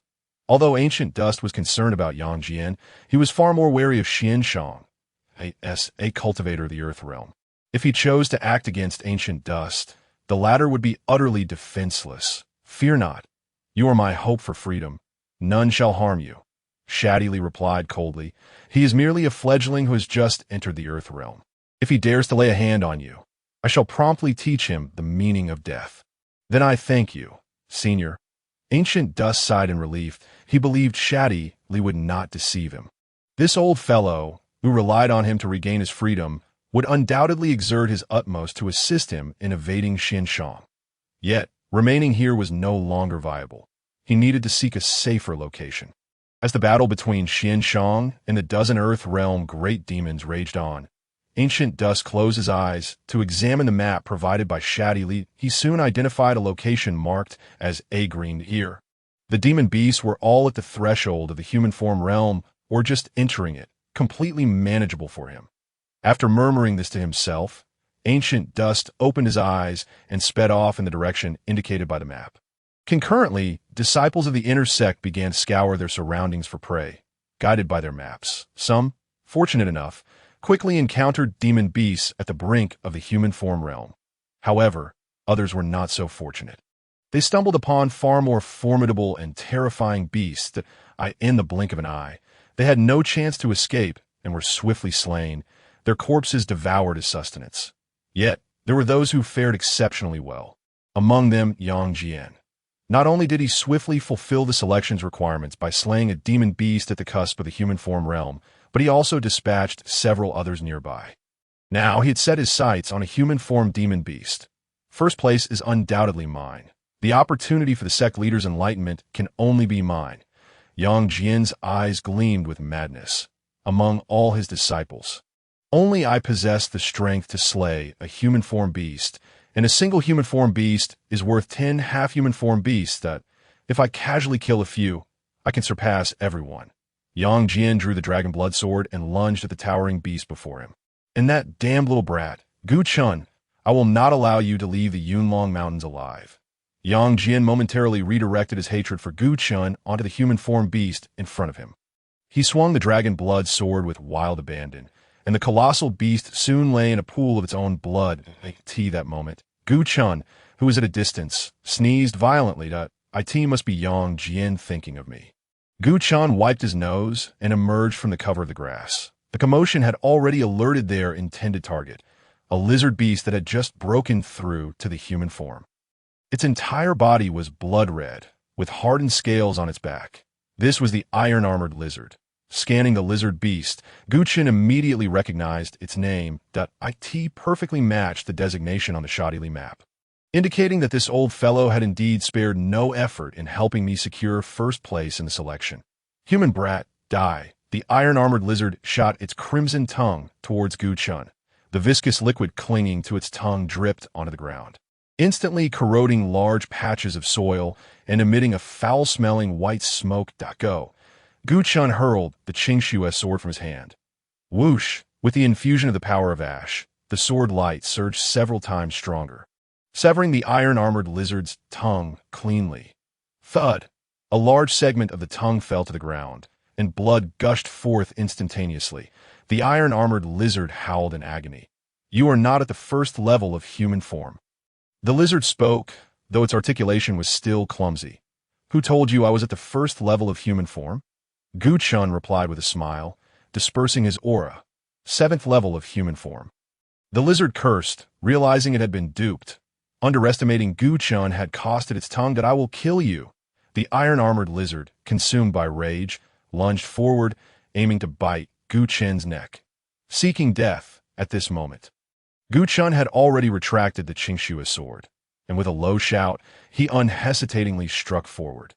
The power of ash sprayed forth, transforming into a grayish flame interspersed with abundant sword light. The iron-armored lizard collided straight into it. With a predictable outcome, The hardened scales on its back melted away in the flames, while the unprotected areas ignited fiercely. The iron-armored lizard sensed death approaching and cried out in fear and pain. I must not burn it to death. Otherwise, there will be no body to prove that I have slain a human-formed beast. Chen suddenly recalled that when slaying a beast, one must leave behind a corpse as proof. He rushed forward to extinguish the flames engulfing the iron-armored lizard. However, it was still a moment too late. The lizard had already been charred, leaving only half of its body intact. Chen gazed at the scorched remains of the iron-armored lizard. His expression wavering. It should still be usable. He seized the half-corpse and stuffed it into an empty storage bag before preparing to move on to the next location. Merely slaying one human-form beast would not be sufficient to secure first place. Chen was well aware that Yang Jian also had the capability to kill human-form beasts, so to ensure absolute certainty, he had long since planned to slay more than 10 human-form beasts. It was possible other inner disciples could also kill human-form beasts, but certainly not more than 3, thus posing no threat to him, as Chen pondered. He surveyed the map in his mind. Yet before he could select his next target, a massive figure suddenly flashed behind him. It was a monkey beast towering over 10 zhang in height. Chapter 85. Yang Jian approaches the Taishan giant ape. Chen's countenance changed drastically as he swiftly maneuvered to hide. How did this Earth-grade great demon suddenly appear here? Crouching in the grass, Chen checked the map again. The nearest Earth-grade great demon was still 50 li away.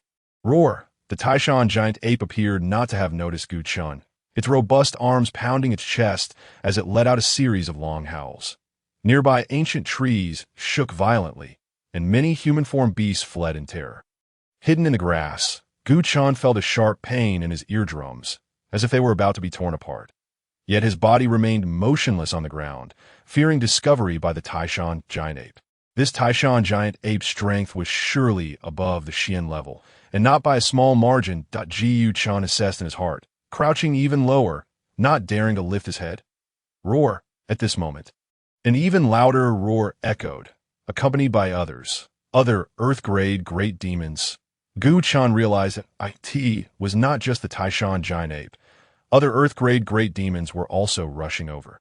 The Taishan giant ape's howls were summoning them. Bang! Bang! Just as this thought crossed his mind, the nearby grass trembled. The ground shook, and the surface soil rippled like water disturbed by a drop. Numerous Earth-grade great demons. Chen's face paled as he surveyed the scene. The Taishan giant ape's howls had attracted a total of 18 various demon beasts, each over 10 zhang in size, the tallest reaching even 20 zhang. Along with the Taishan giant ape, there were a total of 19. None bore any resemblance to one another, yet each emanated a powerful aura, not inferior to that of the Taishan giant ape. Taishan, why have you summoned us? One of the demons roared. Oh, you not know we are executing the orders of the 3 great lords. Searching for that detestable human woman. That vile human has dared to ambush and kill Lord Bai Yan. She must be slain within the Yunlong Mountains, or our demon clan's face will be lost. We must not only kill this woman, but also ascertain her origins and annihilate all human cultivators from there to avenge Lord Bai Yan. Indeed, the 18 late-arriving Earth-grade great demons all roared in unison.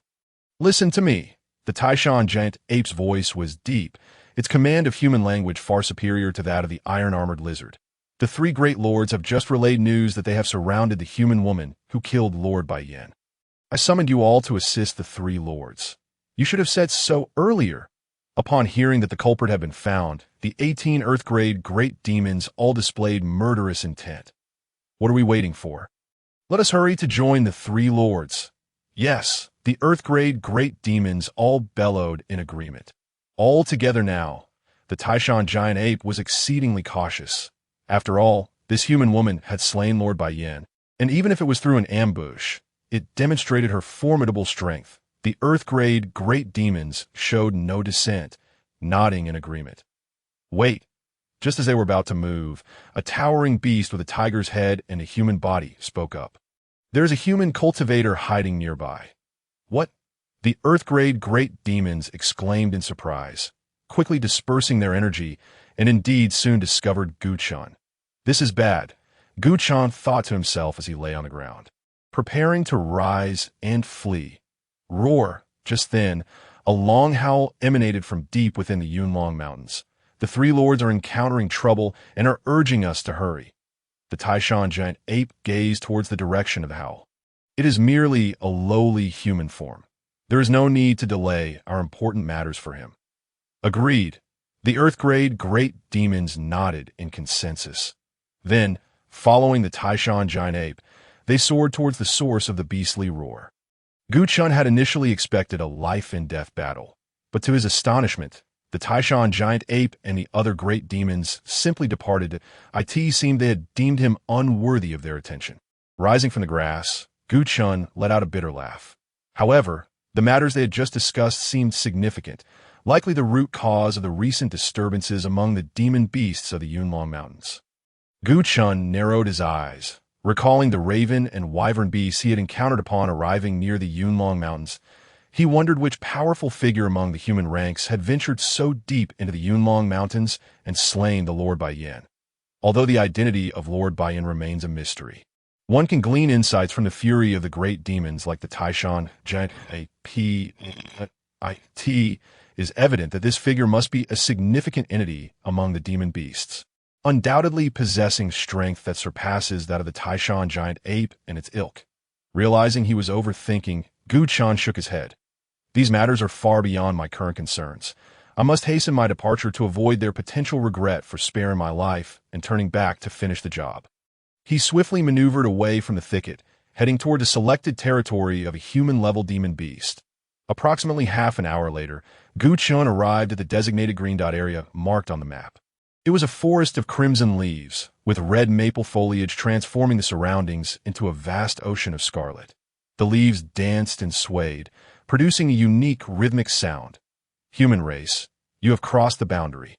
With the sound of the ground trembling, a humanoid demon beast engulfed in blue flames emerged. Fire demon beast. Gu Chen's face lit up with excitement upon seeing the creature. You are exactly what I sought. I could not have chosen better. You dare to seek my life? The fire demon beast's fury ignited. I fear you may not be capable of such a feat, and you might end up losing your own life instead. The fire demon beast's words were laced with murderous intent, yet it seemed to sense that Gu Chen was no ordinary human-level cultivator, prompting it to refrain from acting rashly. Then let us put it to the test. Gu Chen unsheathed the Qing Snow sword, aiming it at the fire demon beast. How infuriating! The fire demon beast was reluctant to engage, but felt compelled to respond to Gu Chen's aggressive stance. Wait! Just as the battle was about to erupt, Gu Chen suddenly halted his actions, expressing confusion. Kid, what are you scheming now? The fire demon beast also paused. Brother Yang, since we are already here, why not confront this head-on? Gu Chen burst into laughter. Are you hoping to ambush me while I battle the fire demon beast? What? There is another. The fire demon beast gasped in surprise. Humph. A cold snort came from behind an ancient tree. Kid, who do you think you are to merit an ambush from me? A figure slowly emerged. Yang Jian, I need only one strike to end you. Is that so? Gu Chen continued to smile. Then why did I not perish beneath my brother's sword outside the Yunlong Mountains? If my memory serves me right, you unleashed a flurry of strikes back then. Chapter 86. Sword wounds, you dare to insult me. You little wretch. Yang Jian's face flushed with anger as he pointed an accusing finger at Gu Chen. This time, there shall be no elders to intervene. You are as good as dead. Is that so? Gu Chen maintained his cheerful demeanor, seemingly unperturbed. Brother Yang, do you not see that there is still a demon beast present? Yang Jian cast a disdainful glance at the fire demon beast. Merely a fifth-level human beast. It dares to interfere, it shall be dealt with as well. You are far too arrogant, underestimating me so. The fire demon beast seethed with rage. Die. Yang Jian hissed, drawing the dragon blood sword and sweeping it forward. The fire demon beast immediately fell within the range of attack. Its blue flames quivered, and it began to comprehend Yang Jian's formidable power, the rare practitioner of the sword path. The fire demon beast's heart sank, and it no longer dared to confront Yang Jian, wishing only to flee. Thinking of escaping, Yang Jian, assured of victory, would not allow the fire demon beast to slip away. The dragon blood sword suddenly changed direction, blocking the beast's retreat. As the fire demon beast realized it was cornered, it refused to accept its fate. That I will fight you, it cried out, launching itself at Yang Jian in desperation. Foolish creature. Yang Jian dismissed the fire demon beast entirely. With a swing of the dragon blood sword, he unleashed a barrage of sword light, striking the fire demon beast. Aya! The fire demon beast cried out in agony as it was hit by the sword light. Another corpse added to my collection. Yang Jian smiled faintly as he observed the fire demon beast nearing its end, preparing to stow its carcass away in his storage pouch. However, before he could act, Gu Chun charged in from the side.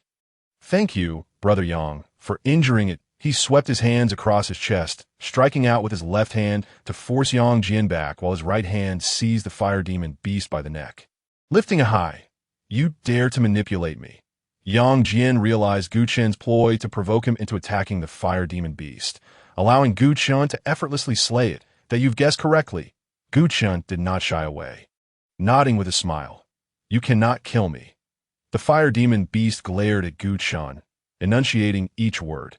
Yet before it could finish its sentence, its neck was snapped, the blue flames extinguished, revealing a body as solid as rock, which Gu Chen promptly stashed into his storage pouch.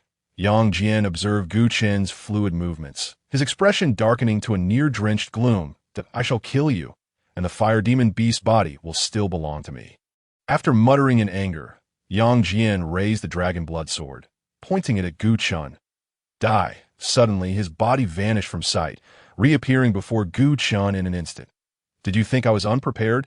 Gu Chen smiled slightly, dodging just before the dragon blood sword struck. Brother Yang, this is not the time for us to fight.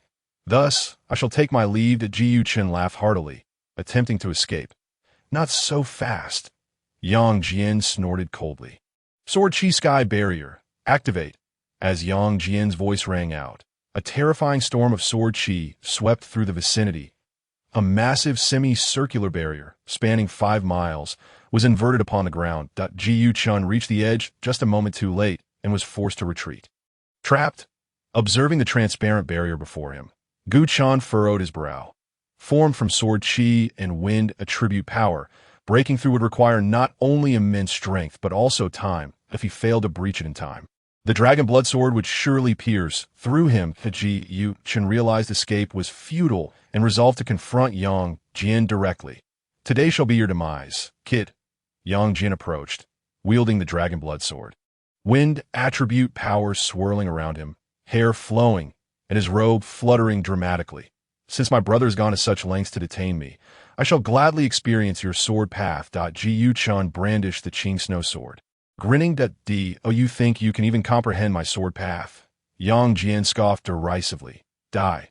He struck suddenly, aiming his sword at Gu Chen's brow. Kill. Gu Chen focused intently, launching the Qing Snow sword. Bang! A crisp clash echoed as the Qing Snow sword was severed in half. Just as I expected, Gu Chen regarded the broken sword without surprise. He had anticipated this outcome. Kid, this is merely the beginning. Soon, it shall be your turn. Yang Jian's disdain for Gu Chen deepened. He channeled wind attribute power and advanced with the dragon blood sword. He gradually closed in on Gu Chen, constricting his space to maneuver. In terms of cultivation and combat methods, you are beneath me. Now that you lack even a spirit tool, do you see any path to survival aside from death? Yang Jian laughed triumphantly as he pushed Gu Chen further back. Jiu Chen remained silent, enveloping himself in ash-like energy to shield against the attacks. Yang Jian was indeed formidable. His sword path bore no flaws, particularly as he trained with wind elemental power, granting him remarkable speed. Jiu Chen attempted repeatedly to identify Yang Jian's weaknesses, seeking a chance to turn the tide. Yet each time he unleashed his ash-like energy, it was thwarted by the dragon blood sword. My cultivation is simply too low. I cannot discern any vulnerabilities, otherwise I would not be in such a passive position. Jiu Chen shook his head helplessly, the desire to retreat surfacing within him. Seems I must find a way to break through the sword chi sky barrier. Otherwise, with time, I shall surely perish here. His gaze shifted, locking onto a spot to the right of Yang Jian. That was the only potential escape route. Ji Chun began to gather strength while continuing to retreat. After a brief moment, he suddenly ceased his retreat. Yang Jian noticed Gu Chan blocking his onslaught and vaguely sensed something amiss. Smirking coldly, "Still not giving up? Dragon Blood Sword, kill him." Seeing Gu Chan attempt to flee, Yang Jian hurled the Dragon Blood Sword at him, commanding it to charge forth. Ji Chun disregarded the approaching Dragon Blood Sword.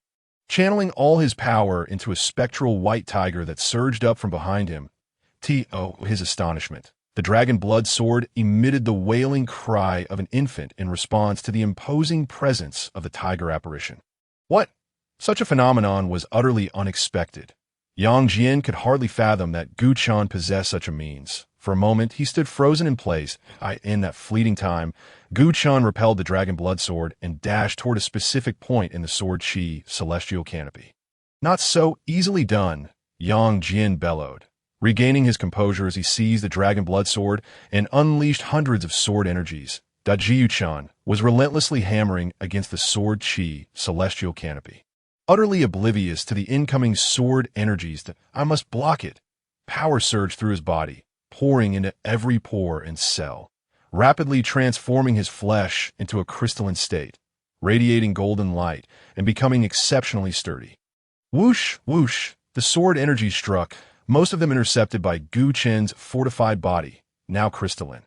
Yet a small portion, over 100 sword energies, pierced into his being. Chapter 87. The Peering of Wang Hai. Gu Chen's complexion turned pale as he coughed up a spray of blood, which splattered against the Sword Chi celestial canopy. Nevertheless, he did not withdraw, instead unleashing more of his grayish power. "Open for me." He let out a roar, and with hands aglow, he forcefully tore open a breach. "Go." The moment the gap appeared, he transformed into Fei and flapped his wings, darting through. Thud! Footsteps echoed as Yang Jian arrived, wielding the Dragon Blood Sword. His expression darkened upon seeing the empty spot where Gu Chan had stood. This brat actually escaped. How infuriating! Yang Jian, enraged, swung the Dragon Blood Sword, slicing through the air with numerous sword lights. Yet the sword energies had already embedded themselves within Gu Chan. Even if he fled, he would surely be gravely injured, his life reduced to a mere half. With this thought, Yang Jian smiled, determined to press the advantage. Ensuring that this brat would have no chance to recover, he waved his hand to retract the Sword Chi celestial canopy and charged in the direction Gu Chan had vanished. At that moment, ahead of him, Gu Chan, having shattered the Sword Chi celestial canopy and exhausted his power, was still holding on. "Yang Jian will not let me go so easily, so I must fly far enough to have a chance to recuperate." Otherwise, Gu Chan refrained from contemplating further, for the outcome was one he did not wish to face. "I must endure." Gritting his teeth, he forced himself to maintain the form of Fei, continuously flapping his wings. He neglected to consult the map given by Shadi Li, focusing solely on flying forward. It was not until half an hour later, utterly drained of energy, that he was compelled to revert to his original form and crash to the ground, finally coming to a halt. Huff! Huff! Gu Chan gasped for breath, and after a considerable time, he regained a modicum of strength that should have temporarily evaded them. However, it seems I have ventured deep into the Yunlong mountain range. He glanced around, noting the sinister surroundings. The dense foliage obscured the sunlight filtering from above, casting the area into gloom. Distantly, the low growls of demonic beasts echoed, yet the sounds of inner disciples battling the beasts were conspicuously absent. "It appears I have strayed from the group." Ji Chun forced himself to stand, determined to find a place to conceal himself. In my current state, I could easily fall prey to any passing demonic beast, even the lowliest of them. After only a few steps, a searing pain shot through Gu Chen's back, twisting his expression as he nearly collapsed once more. "Junior brother Gu, your condition does not seem very favorable." Just as Gu Chan prepared to rise, laughter rang out from behind him. The cultivator Don, in the attire of an inner disciple from the Pan Stone Sect, emerged. "Wang Hai." Gu Chan bent over and turned, instantly recognizing him. "How did you end up here?"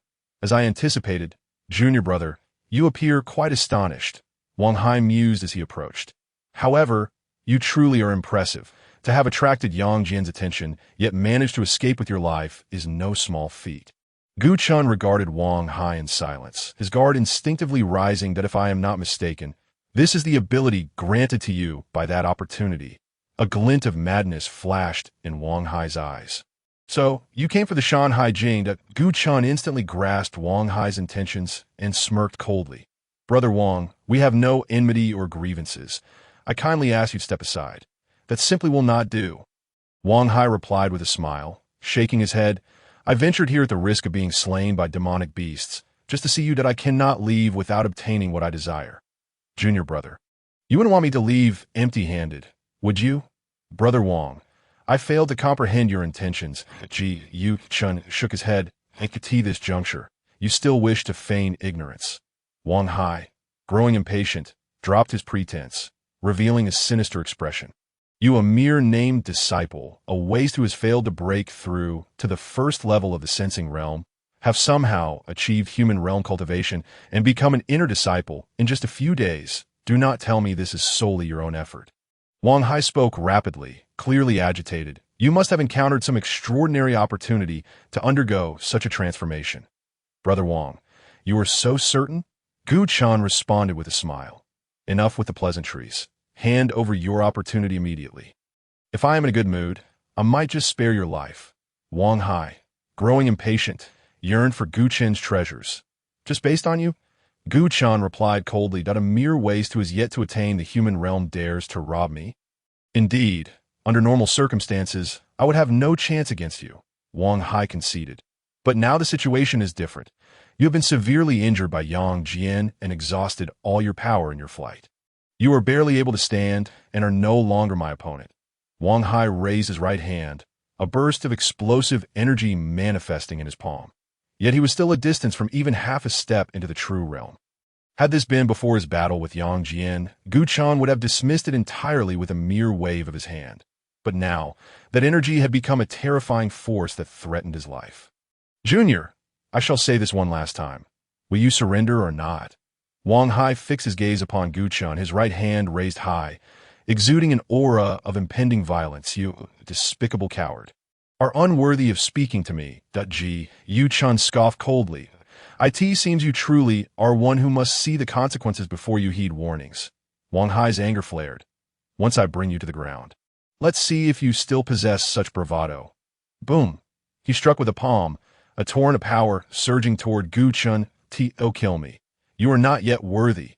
Gu Chen extended his left hand, slamming it onto the ground before him. Boom! The ground trembled violently, causing Wang Hai to stumble and half kneel.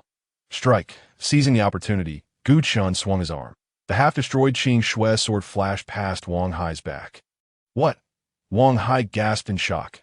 How could you still possess strength? This is unreasonable.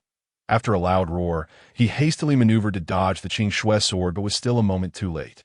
As his left arm was severed, at least he had saved his life. Drip! Blood gushed from his severed arm, splattering onto the ground with a soft thud. Wang Hai cried out in pain. Yu Chen, I shall kill you! He activated the Pan Stone Sutra to staunch the bleeding and lunged at Gu Chen. Yet, Gu Chen was faster, brandishing the Qing Shui sword and positioning it against Wang Hai's throat. Brother Wang, it seems you have run out of opportunities. Feeling the icy sensation against his neck, Wang Hai dared not move. Brother Gu, this is all a misunderstanding. I was blinded by greed and wronged you. Please grant me another chance, and I assure you there will be no next time. Wang Hai raised his hands, pleading loudly. Brother Wang, your transformation has been quite rapid, Gu Chen said with a hint of disdain. Just moments ago, you sought to kill me, and now you are begging for mercy. Chapter 88. In the depths of flight, Wang Hai wore a bitter smile, cursing Gu Chen internally. Were it not for my life resting in the hands of this damned brat, would I be begging for mercy? He had cursed Gu Chen dozens of times in his mind, yet outwardly he dared not show a hint of discontent. Brother Gu, I am but a mere figure of the sensing realm who has completed a second transformation. You are a lofty human realm powerhouse. There is no need for you to stoop to my level. Wang Hai, do you truly believe I would heed your words and spare you? Gu Chen laughed heartily. I have no desire to let a repeat of today's events occur. Thus, you may as well perish. Yu Chen's gaze sharpened. ready to sever Wang Hai's throat. "Wait!" At that moment, Wang Hai shouted, "Kid, I knew you were ruthless. Once I fail to subdue you, you will undoubtedly kill me in a fit of rage, so I have long been prepared." The glimmer of amusement appeared on Wang Hai's face. "Look at this." Bang! A corpse flew out from the storage bag, landing on the ground. Diao Yuan, Gu Chen instantly recognized the lifeless body. "You actually followed me?" Gu Chen's brows knitted slightly. "Kid, your attention was entirely focused on Jiao Yuan and young Master Qing at that time. After killing them, you were busy seizing Yang Jian's sword. How could you possibly notice me lurking from afar?" Wang Hai chuckled. "I've already placed young Master Qing's body in a very safe location. If you do not release me, I shall hand the corpse over to the sect, and then we shall see how you deny the act of killing a fellow disciple." Ji Yuchun fell into silence, regarding Wang Hai without making a move. Wang Hai believed his threat had taken effect, his laughter growing considerably louder. "But aren't you going to move that sword away?" Wang Hai gestured towards the Qingxue sword at his throat. "Do you think you can intimidate me?" Gu Chen scoffed, suddenly swinging the Qingxue sword. Rip! A gash appeared on Wang Hai's neck, blood gushing forth uncontrollably. "You brat, you actually dare!" Wang Hai stuttered, incredulous as he pointed at Gu Chen. He never imagined that Gu Chen would kill him without even inquiring about young Master Qing's body. "That I detest being threatened by others," Gu Chen stated, sheathing the Qingxue sword. "As for young Master Qing's body, I trust you have yet to inform anyone else, and now you are about to die. Thus, no one shall ever know." Wang Hai was still clinging to life, regretting not having disclosed the matter of the body to the elders. Bang! Moments later, Wang Hai collapsed to the ground, his body convulsing violently. It took a full tea time before he fell silent. Simply seeking death, Gu Chen coldly glanced at Wang Hai's corpse, then turned to regard Diao Yuan's remains. The scant residual ash power within surged forth, enveloping both corpses in flames that, in just a few breaths, Wang Hai and Diao Yuan's bodies were reduced to ashes. "Never shall I leave behind evidence of a corpse," Gu Chen resolved, dispersing the flames and absorbing the lesson learned. After being tormented by the unexpected emergence of Wang Hai, all the hard-earned strength he had regained was utterly depleted. Ji Yuchun cursed Wang Hai, but knowing the other was already dead, proved futile. That he must find a safe place immediately to restore a modicum of strength. Then he could devise a means to heal the sword wound on his back. The external injury was manageable, but the more than 100 strands of sword energy embedded within posed a significant dilemma. Upon introspection, Gu Chen saw that the meridians and inner organs were riddled with an abundance of sword energy, causing his scalp to tingle. Fortunately, these sword energies had been subdued upon entering his body by the Shan Hai Jing, but over time, they would inevitably loosen. Hence, he needed to regain strength before that happened. With this thought in mind, Gu Chen made his way toward a low mountain peak not far away. Using the severed Qingxue sword, he excavated a cave large enough to accommodate a person at the mountain's foot. Once inside, he found a massive stone to block the entrance, leaving only a narrow gap for breathing and absorbing elemental power. I can only hope Yang Jian doesn't find this place too soon. Gu Chen was acutely aware that being discovered was merely a matter of time, and his only prayer was for that time to be extended. Buzz! With his eyes closed, the text of the Shan Hai Jing began to operate at high speed within his body. Causing a plethora of energies to manifest around him, he entered a profound state of cultivation. Bolstered by the continuous influx of elemental power and a multitude of spirit stones, the ash power within his dantian began to recover gradually. This process persisted for approximately half an hour when suddenly, a figure flashed near the low mountain peak. That it was none other than Yang Jian, who had been pursuing him. The dragon blood sword relayed the information that this young man was indeed nearby. Yang Jian's gaze swept the area swiftly, soon discovering traces left by the incinerated bodies of Wang Hai and Diao Yuan. What a bold child, once again committing fratricide, although he did not know who had been slain. From the residual aura, Yang Jian instantly grasped that it was a disciple of the sect. However, this also indicated that the young man was indeed in the vicinity. Yang Jian shifted his focus and began to search the surroundings. He must not be allowed to leave alive. Otherwise, I will face trouble in the future. Yang Jian no longer dared to underestimate Gu Chen, especially when recalling Gu Chen's ability to breach the sword energy canopy and his sudden escape techniques. All of these exceeded the bounds of human capability, indicating that this young man possessed some terrifying trump cards. If given time to digest these methods, it would spell trouble. Yang Jin's voice was low and grave. Had he entertained such thoughts earlier, he would have deemed himself overly anxious. Yet now he had no choice but to think this way. As Yang Jin drew closer to the low mountain peak,